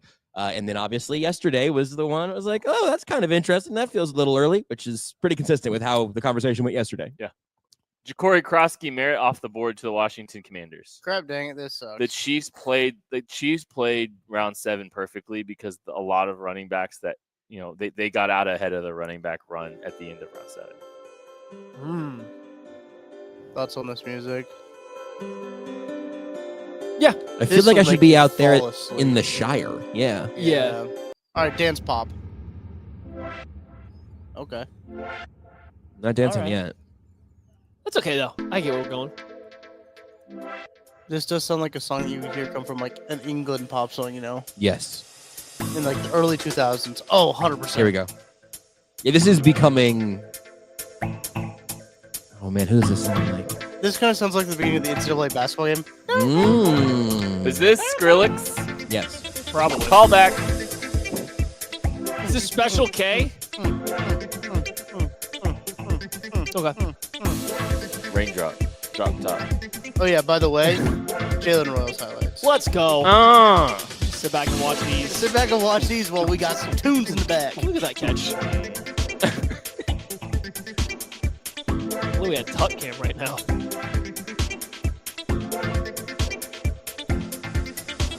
When Jalen Royals signs a contract extension with the Chiefs, I'm going to call him Jalen Loyal. Oh my gosh. You're going to say these O's ain't royal?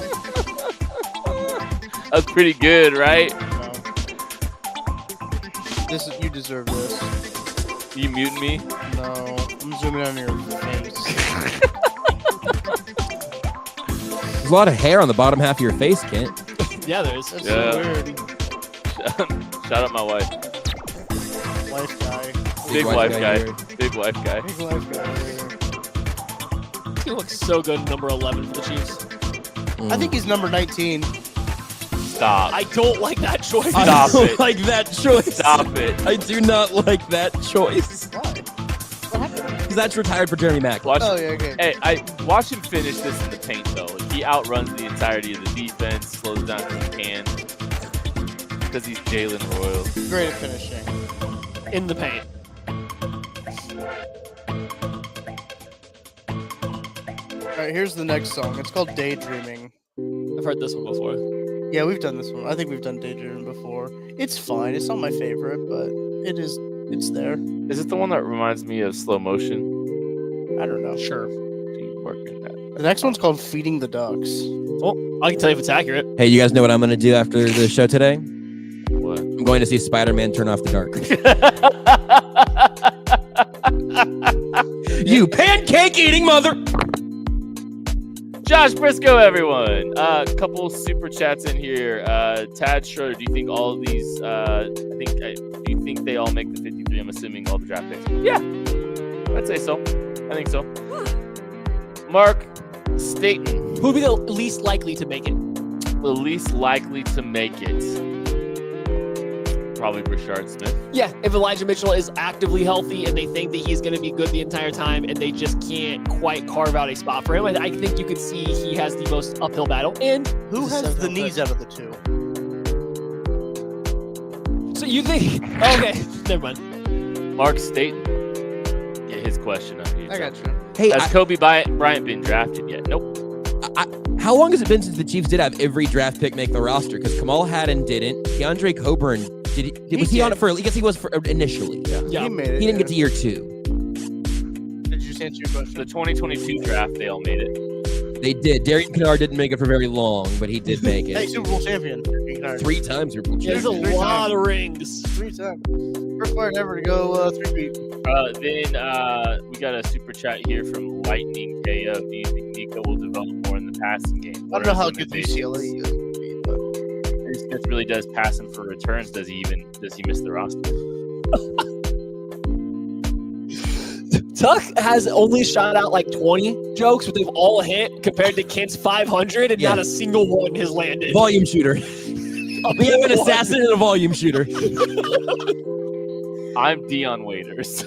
You're current Russell Westbrook. No, there's defense there.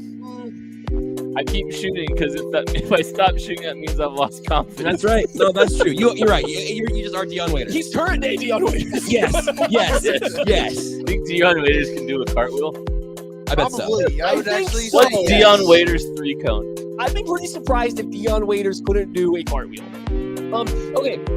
He's 33. I bet he can do a cartwheel. Nico Remigio, not the UCLA quarterback. I think I don't know if I have a lot of hope for him in the past game, just because it's not that he's bad or anything like that. Just when we have seen him in the preseason play as a receiver, it's looked a little off. He kind of has the same, like, his role for where he'll win is where a lot of other guys in the team already win, right? It's going to be hard for him to find space, I think, with what they have.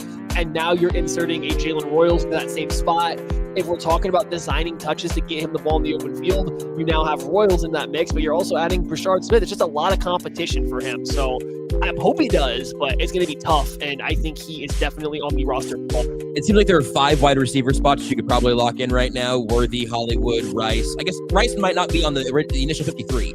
So that could wiggle out a little bit. Suspension or injury, we'll see. And then Juju and Royals, and then Sky Moore, Justin Ross, Tyquan Thornton, and Nico kind of seem like the next guys trying to fight for that 6th spot. But maybe that's the 5th spot if Rice isn't available. They have the smallest wide receiver room I have ever. I mean, it's typical year over year, right? But like, especially if Rashee Rice isn't available, like, woo, that's a little wide receiver room. Are you guys ready for the next song? Feeding the Ducks. I would love to hear Feeding the Ducks. Oh. Yeah, this is accurate.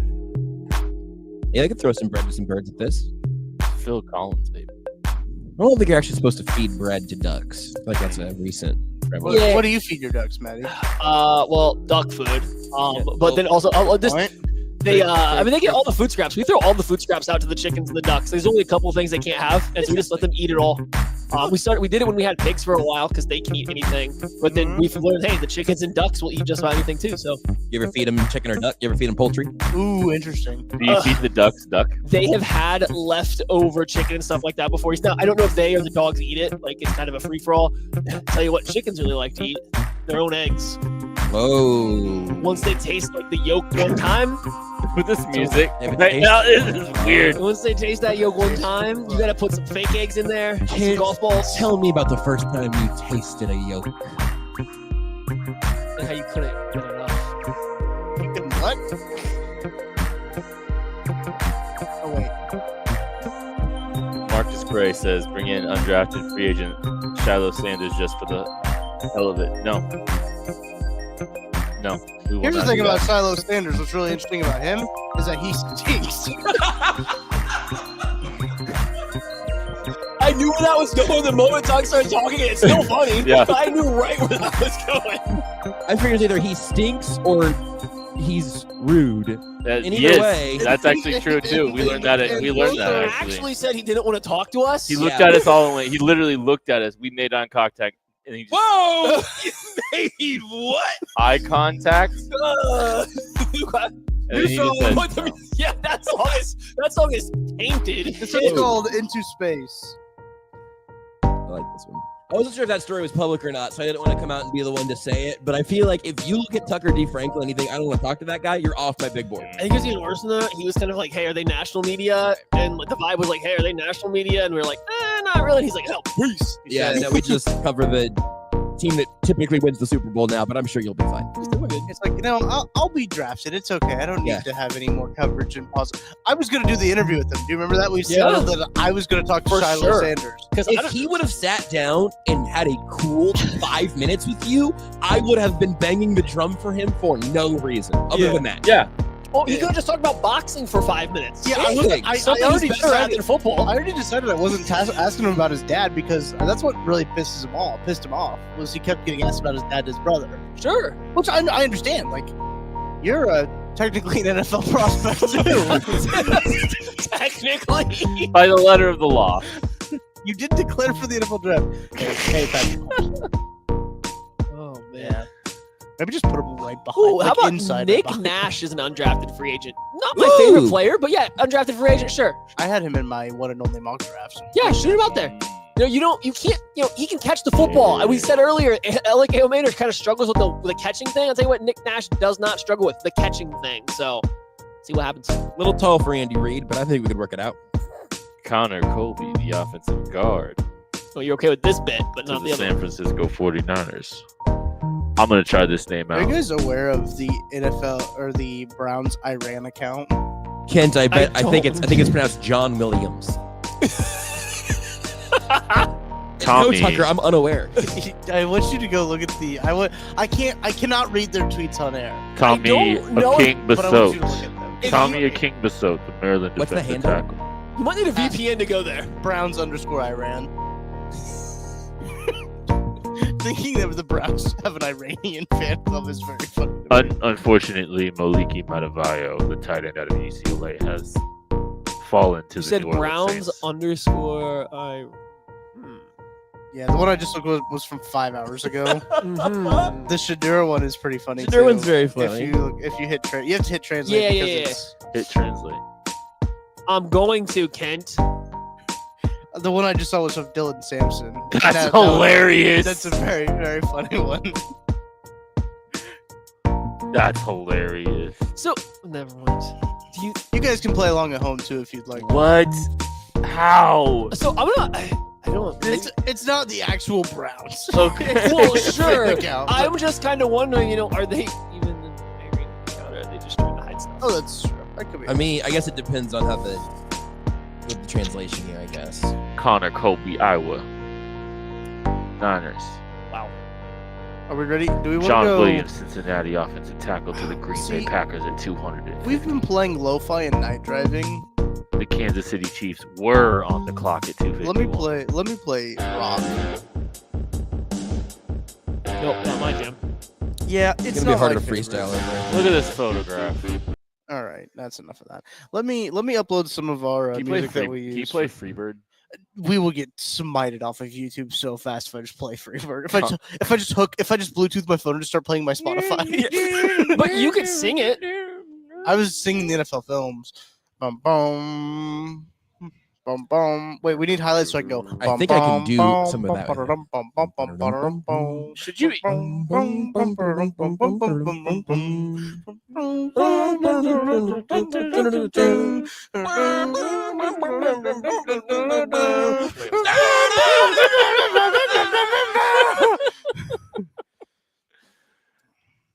Okay, so I have a Julian folder. Ashby, the long snapper for Vanderbilt, is the pick for the New England Patriots at 251, where the Chiefs were going to be picking. So, Josh, I have a random folder full of just like music I've downloaded from our Epidemic Sound account. That's when we do like different edits for stuff and everything like that. Let's see how many I have. I have 35 in here. So pick a number between 1 and 35. We're just going to randomly upload it. 69. Well, okay. Yeah. The FBI storms Holiday Bourbon asking questions about internet surfing. 15 for Patrick Mahomes. Let's do it. 15. Okay. Now I have to count to 15. 1. Okay, that's. Hang on. Jalen's favorite toy is a slinky. I call him Jalen Coils. Oh my gosh. That's not me. We can't Don't. do You're that. making I fun of the know. chat. I know. Let's just. I mean, they knew what they were bringing to the table. Yeah, with but that one, listen, right? nobody That's a else kid was joke. nobody else was gonna read that. Nobody else was gonna read that. He also said something about Jalen Toils, and I didn't read it because I was like, "Holy jeepers!" Christ. Next kid's gonna say something about how he cooks spaghetti and its name is Jalen Boyles. I was gonna do a crawfish, bro. Yeah. Yeah, all right. This is called knocking on whoever's door. Is what this is called. Are you guys ready for this one? I think Kent's pants are Jalen soiled. I was gonna go with that for farm. That's good. Okay. This is I'm at a distillery. When vibe. you're buying a truck, you need to know 3 things. First, how big a bed you need. Second, it got a Hemi. And third, is it built Ford tough? Welcome to the new Big Bed, Big Back Ford double Hemi truck engine. When you drive Ford, you drive hard. The Ford double Hemi Big Back, Big Bag, only available now. Terms and conditions may apply.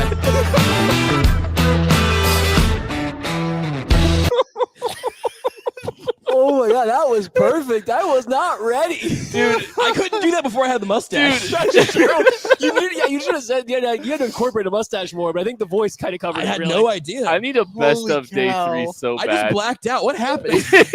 That was by far the best moment of the entire draft. Holy cow. By far. When you drive Ford, you drive hard. And it was perfect. You were like 2 seconds early from that drop, or it would have been the best thing I had ever heard. I know. I didn't know how much time I had to hit the post, and it worked out. I'm happy with Literally it. the first time you ever Heard heard that that. was amazing. That was so good. All right. Give me another number 1 to 35. Somebody else can do the commercial for this one. Yeah. Oh, I can't do a commercial, but let's do number 23. Okay. Oh gosh. No. I tried to pick one of the most middle numbers possible. These aren't fucking numbers. Oh, I got close. Pause. This is called Settle for Nothing by Damma Beats. I can't do an ad. I gotta blow my nose. Someone else has to do the ad this time. That's all. Kid. I'm okay. You guys, That was so good. you guys are the hosts. I'm Next just Springer do it. That is very funny. I'm not good at this. All you need to know is 3 things. You drive Ford. You drive hard. Incredible. Driving my Ford truck makes me so hard. Here we go. Oh, this is No, I can't do the. you're not allowed. We're gonna get a Springer. We're gonna get Springer with the mic. Yeah, I can't do anything to this, but Never mind. Nope. Next. this is a banger song though. 7. Good, pretty good. It was a banger of a song. 7. Pass. You guys are fuddy duddies. 7. Okay.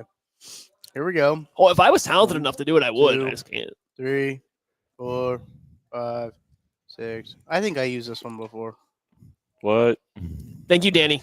Thank you for watching. Thank you for the super chat. Zeke Biggers is gone. What? How many more picks do we have? Hardly knew her. Too many.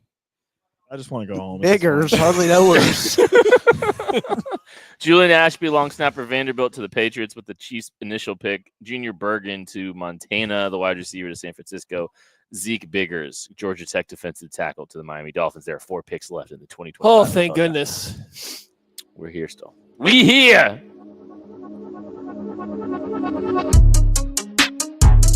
Okay, again. Can't. You're not allowed. But you're Oh.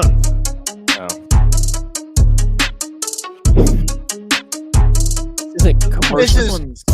Kim would call this newfangled hip hop. Call that noise. Yeah, this is white noise. This is white noise. This is like Wendy's trying to sell. You're listening to Hot 97 Jam. I'm your host, Broccoli Dick.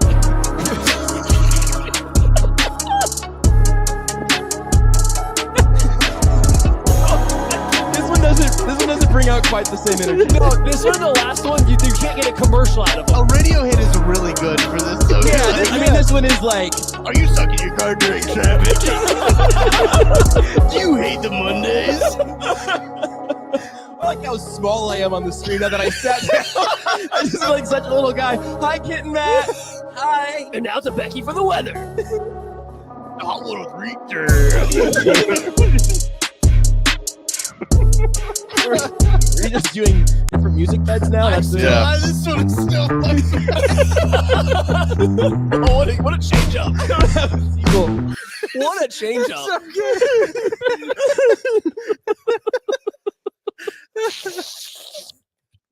All right. I pick a random one now. All right. I don't know if I've got anything close to like what. That first one was. That first one was so good. It was. It was like a perfect. It was a commercial music. You need to know 3 things. I don't know. I can't say that another one of those is going to. No, it's okay. No. I feel like I have to leave. You're that. fine. Right, yeah. You can't as come the back one and try it again. No, Yeah. I feel like if I try to do it again, I'm cheapening it, and it won't be as funny. So The Dill digs the edge out of Syracuse to the New Orleans Saints at pick 250. Shrine Bowler. What's his name? And Luke Lachey, the tight end. Broccoli. Luke Lachey. by the Luke way. Lachey. Did you call him Latchy? He did. he saw CH and was like, "Yep, I got this one, guys." I don't He think said- he's latching on to the Texans, but Kent is like the He said teacher from the. I got this one. Kent is like the teacher from the Key and Peele sketch, but his speech but always on a microphone for some reason. Oh, this is nice. This feels like a Hot 97 like. I use this for a lot of highlights. Yes, The you dropping do. this is insane. Feels like this is a Sway in the Morning freestyle. It is. Without a drop there.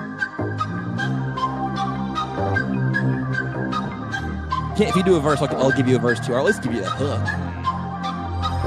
Drop a verse on him.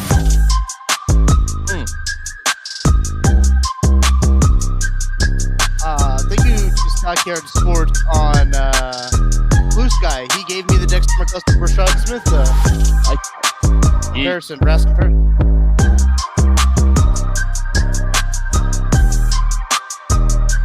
You did it, Tucker. You found a good royalty-free beat. There's been a couple. There are a few. That's fair. This is one of the good ones. I'll tell you what, I've listened to a lot of very bad ones that sound like royalty-free beats, and this one. Play 23 someone again. said they commuted hard to that. Play 23 again. I don't think Josh got to hear that one. That was No, a I banger. didn't. Oh, 23? Yeah, that was that one was No, a that banger. was the one that you picked, right, Yeah, buddy? yeah, it was a banger. These definitely gets played before an NBA playoff game about 15 years ago. This is playing in 2K now. Yeah, for sure. This is like the your home cutscene. screen. Yeah, it's the home screen. It's Hey, MP. I got a new challenge for you. Anthony Edwards and the Minnesota Timberwolves entering the arena. LeBron James. LeBron James. Luka Doncic. Game 7 coming up next. Sneakers. Nobody said sneakers ad. That's not bad. No, it's not bad at all. I think a bump music out. Tucker just nailed it. LeBron comes into 3. We'll be right back. Yeah.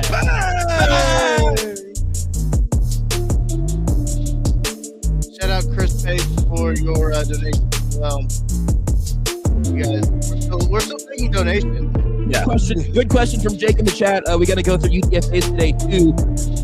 Kent and Matt will be live until every college football player has signed to an NFL team. Even Shiloh. The stream will end when Shiloh Sanders signs. If that's no. NFL, AFL, UFL, XFL, When's the AAF. UFL draft? Somebody tell us no. This one's called Apollo but the name is not in all caps and also a space in between each letter.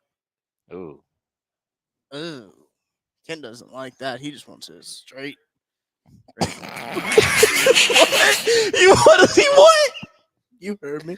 Did I? Claude is trying to call me right now. He wants something from you. Hold on. Hey, Claude, what's up? Put him on speaker or what? It's called With the Motions by Cushy. Cushy. Oh, there's a name for you. Oh, it's perfect for Kent? Bouchard. Oh, Trikweze Bridges. Trikweze Bridges. Careful. Trikweze Bridges, the safety from Florida. I will say there are 10 players who I've heard of who are going to go undrafted. Yeah. That's not my favorite. More than usual. Nothing surprises me this year, buddy. I didn't say I was surprised. I was making conversation. Surprised. Should Yeah, be. asshole. You are. God, man, trying to do some freaking streams, dude. It's day 3. What do you want from me? Nothing interesting's going on here. We're back to Kent.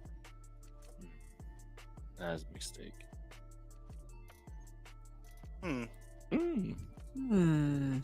I like this one. I've used this in several videos. I think I have at least. They all look the same to me. Put us out of our misery, NFL. Just get to the final pick. Mark Staten, thank you for answering my question earlier. I want to say great job on the draft guide this year. Great coverage of the draft this year as well. I appreciate the work you guys put in both of them. We appreciate you, Mark. Thank you for hanging out with us, and thank you for all your chat space. The final pick is in. Trez Baylor. The final pick of the NFL draft is currently in. Thank you, Mark. I do like this track. This is a very good track. I use it a decent amount actually when I was with Chiefs daily. This is for you, Josh. I wasn't sure how it would go, but Josh filled in well for Craig this year. Wow, thank you, Jackie. I certainly wasn't thinking about it as filling in for Craig because,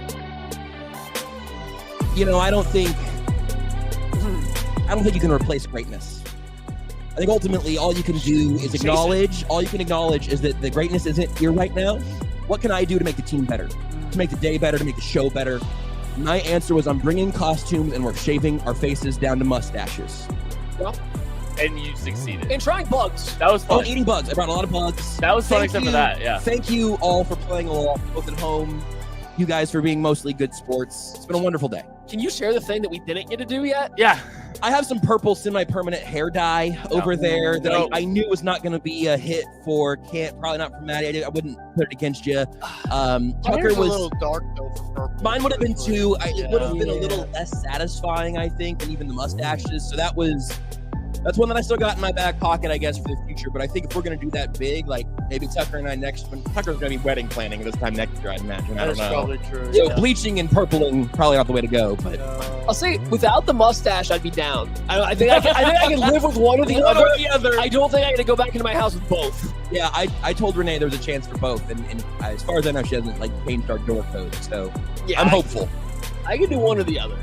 We are awaiting the final pick. Yeah, they could hurry it up. Well, this is the thing. This is what I was really worried about having picks 251 and then 257 because we would have had to kill a lot of time because they draw this Mr. Irrelevant thing out so much that it's a legit whole Their thing. lighting isn't working right there on the stage, by the way. You know what? I'm glad Mr. Irrelevant's being ruined. Wow. I'm glad. Wow. I said it. Hey, a cornerback named Kobe. Nick, your thoughts? Kobe Minor. Kobe Minor. Hopefully he's a major Do you contributor. think he's related to Ford? Coney.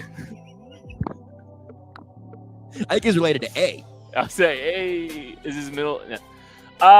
That cornerback out of Memphis is the final pick. The cornerback was the last selection of the 2025 draft, and that was plus 700 on DraftKings. Vegas knew what if they were you doing. took it like I told you to, you're welcome. Memphis too. That's south enough. That would have been a Chiefs hit if they had that pick. All right, well, that is going to do it for our coverage of this. Wait. You guys don't want to go live longer? I'm good. I got another hour in me. Easy. Yeah, Justin, I could definitely talk about music for a little bit. Well, can I lay down? If I can lay down on the ground while you do the rest of this, then maybe. Yeah, absolutely. All right, we're going to be live tomorrow at 10:30 in the morning. We will do that. Talking about all the UDFAs as well. Yes. With this pick. Thank you all for your support. $15,000 plus and counting raise for Trez Baylor. Thank you so much. We appreciate you. Really means a lot. This has been a lot of fun, as it always is here at Beautiful Holiday Distillery. We have a lot of people to thank out here, the wonderful people at Holiday. Chief Bearcat, Nick Springer, Tucker D. Franklin doing all the great work behind the scenes, making his 2025 NFL draft debut. Joshua Briscoe doing an incredible job. Thank you for having me. Craig Stout jumping on a couple times. Aaron Galco coming on with us here. But if we're being honest, the winner, really the MVPs are everyone that's watching and everybody that's watching right now. Shut up, Mr. Fancy Pants. Thank you all. We had the most watched show in the history, draft show in the history of KC Sports Network this weekend. We had over 2,500 concurrent watching at one point this weekend. We had over 1,000 watching today, and we are so appreciative of all of your support of KC Sports Network and all the things that we're trying to do here, not just in the content space for the community as well. Joshua Briscoe, any final thoughts? I was sneezing because I'm allergic to gratefulness, but it is a good time to give it. This has been a very, very fun time with you fellas, everybody who's made this happen. And I said this earlier in the show, but man, I mean it now too. It is so cool, so gratifying, so reassuring to know that there are people who want this. The fact that we've been able to make this for people who love it is like spiritually fulfilling in a way that I cannot overstate. So thank you, everyone who's been down to clown throughout all of this. You're the people that make any of this make sense for us to do, and it means a great, great deal to me. Tucker, you got anything? I just want to give a shout out to Claude as well. Claude Thompson, Huge, yes. he's been cutting up all those highlights, everything you see on social, and he's doing the social videos. He's clipping all of the highlights that you see on the live streams as well. Shout out And Joel too. Joel bothering has been, him at times. Yes, Joel has been on the social media as well. Obviously, Nick, for being out here for first draft. Nick, right? I was here Oh, Three day last three year, last yeah. year. Okay, so first time. And he got on the First mic full this draft, weekend. got on the mic, yeah, Like, so- look at this man. Yeah. Let's go. So yeah, look, Claude says his wife's on the verge of killing him, and it's totally worth it. So appreciate you, Claude. At least you don't have a mustache right now, I imagine. That is true. We could have made you shave a mustache. That would have been cool. But no, I think we'll be back live again 10:30 tomorrow. We'll announce winners of the Trez Paler raffle that we'll do. I'll make sure I get all the names in there. We'll do the big wheel, all the fun stuff that we will do with that as well. I think that's it. I think that's all the housekeeping I have as well. Maddie?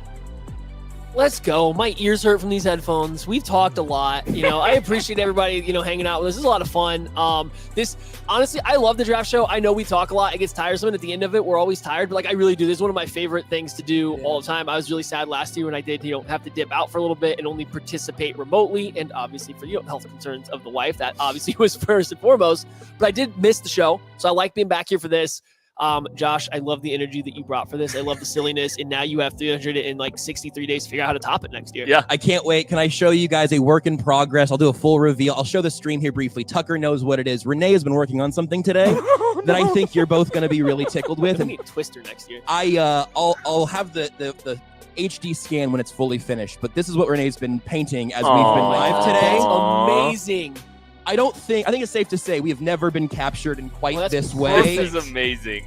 Wait, was I taller than Kent in that picture? I love you, Get this Renee. outta You're here. the best.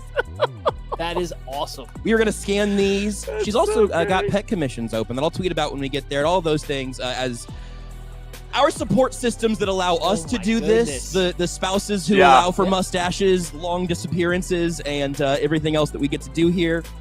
It's a beautiful thing. I'll tweet out the scanned version when it's finalized. But art being made as we're doing whatever this is out here. That's great. We know. Did anyone say thanks to BJ Kissel yet? Thank you, We can BJ shout. Kissel. Yes. Let's go. Absolutely. The leader. Thanks, Patrick Mahomes. Thank you. Yeah, Flat Mahomes. Thank you all so much for watching, for supporting. It means the world to us that you hung out with us the entirety of the weekend. It's been a lot of fun. We will be back tomorrow, 10:30 live to break down the entirety of the class and also the undrafted free agents that sign from now to then. And then it's off season. Can't wait. Woo! We'll be here every day at KC Sports Network. We have something every single day, so make sure you're checking everything we got going on here for a variety and a group of wonderful people. Thank you all so much. We love you. We appreciate you. We'll catch you later. 0 for 400.